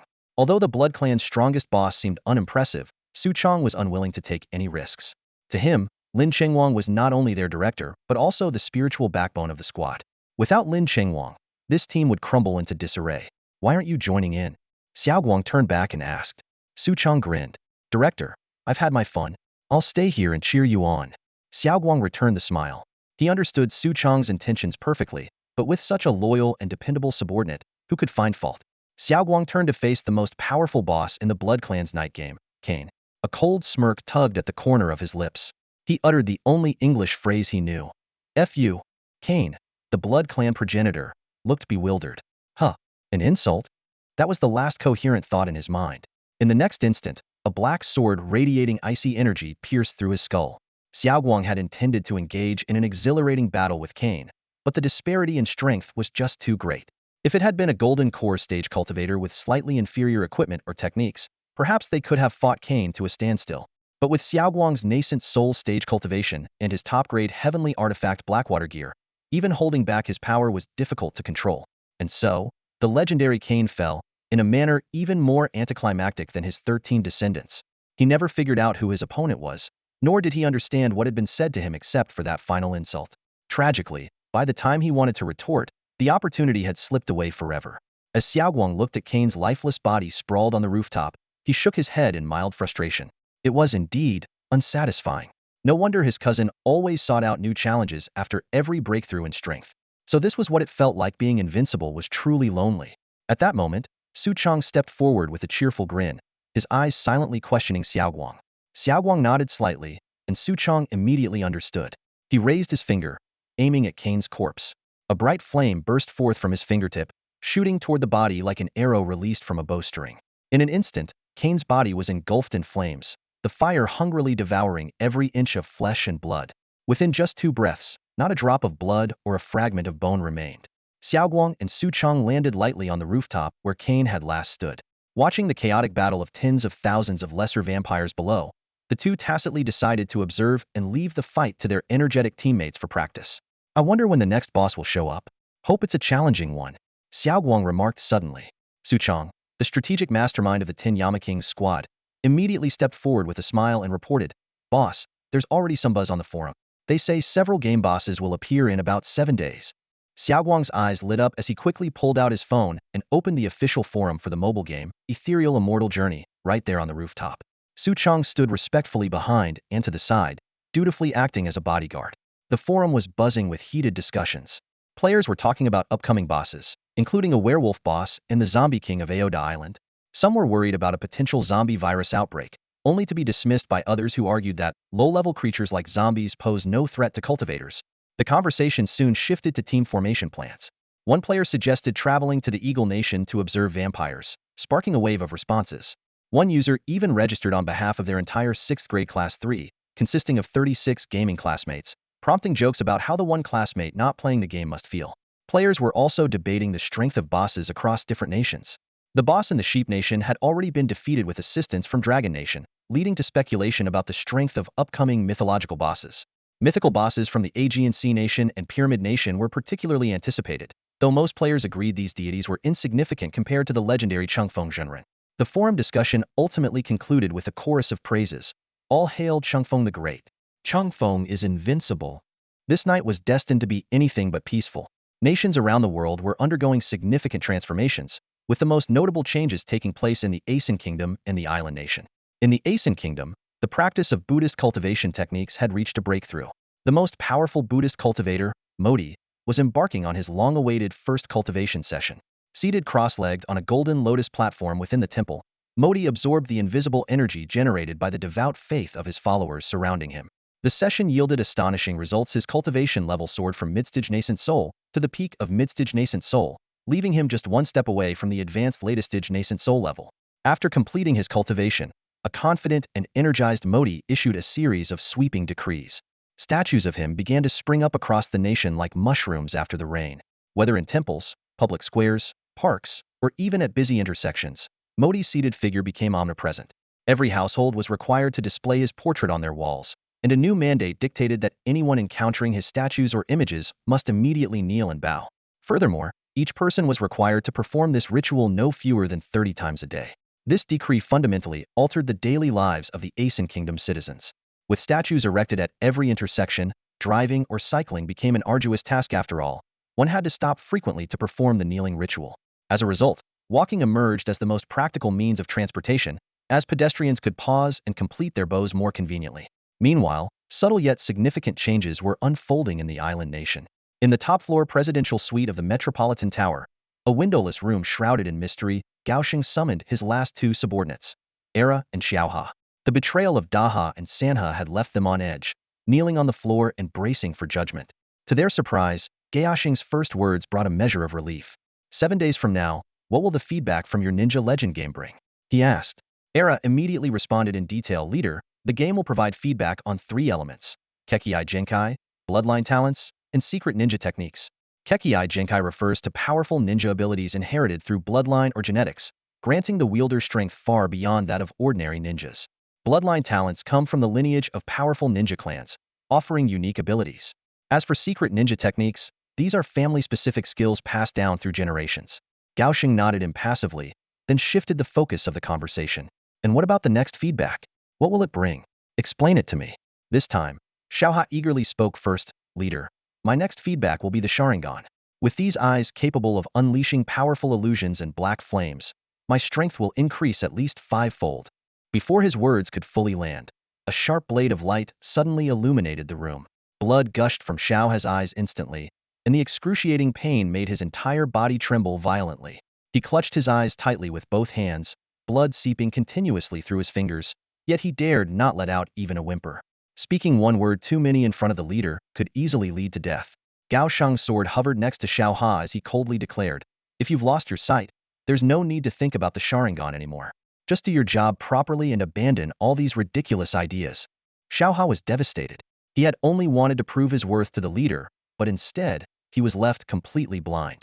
Even if he were to gain the Sharingan's bloodline limit in 7 days, it would be useless without eyes. He wanted to cry, but only blood flowed from his eye sockets. Even more distraught was Erha. When Gaosheng's gaze turned to him, he asked coldly, "Erha, what will your feedback be in 7 days?" Erha's face turned pale with fear as his eyes darted between his trembling hands and the bloodied Xiao Ha. Finally, he stammered nervously, Leader, in 7 days, my feedback will be a secret technique, the Four Limbs Expansion Jutsu." Meanwhile, in the United States, General Mike had already begun deploying the advanced technology he had received through feedback. As a powerful Iron Man player, his mind was filled with technological knowledge decades ahead of Earth's current capabilities. He gathered hundreds of core Iron Man players from the Superpower Alliance and initiated the Lunar Base Plan. This plan aimed to utilize nanobots and aerospace technology to establish a production and research base on the moon, paving the way for future deep space exploration. However, some high-ranking officials expressed concern about Longguo's capabilities and recommended heightened secrecy. They mentioned that Longhua not only had the power to destroy Titan, but also claimed to have obliterated Pluto. General Mike was skeptical about the latter, reasoning that given Pluto's distance and size, such a feat was nearly impossible. Just then, a subordinate burst in, knocking urgently on the door, and delivered shocking news. "General, Pluto is gone." That's all for today. Thank you so much for watching. I hope you guys enjoyed. If you wish to have another part of this recap, please give us at least 1,000 likes. Please don't forget to comment and subscribe to our channel for more content like this. Until next time.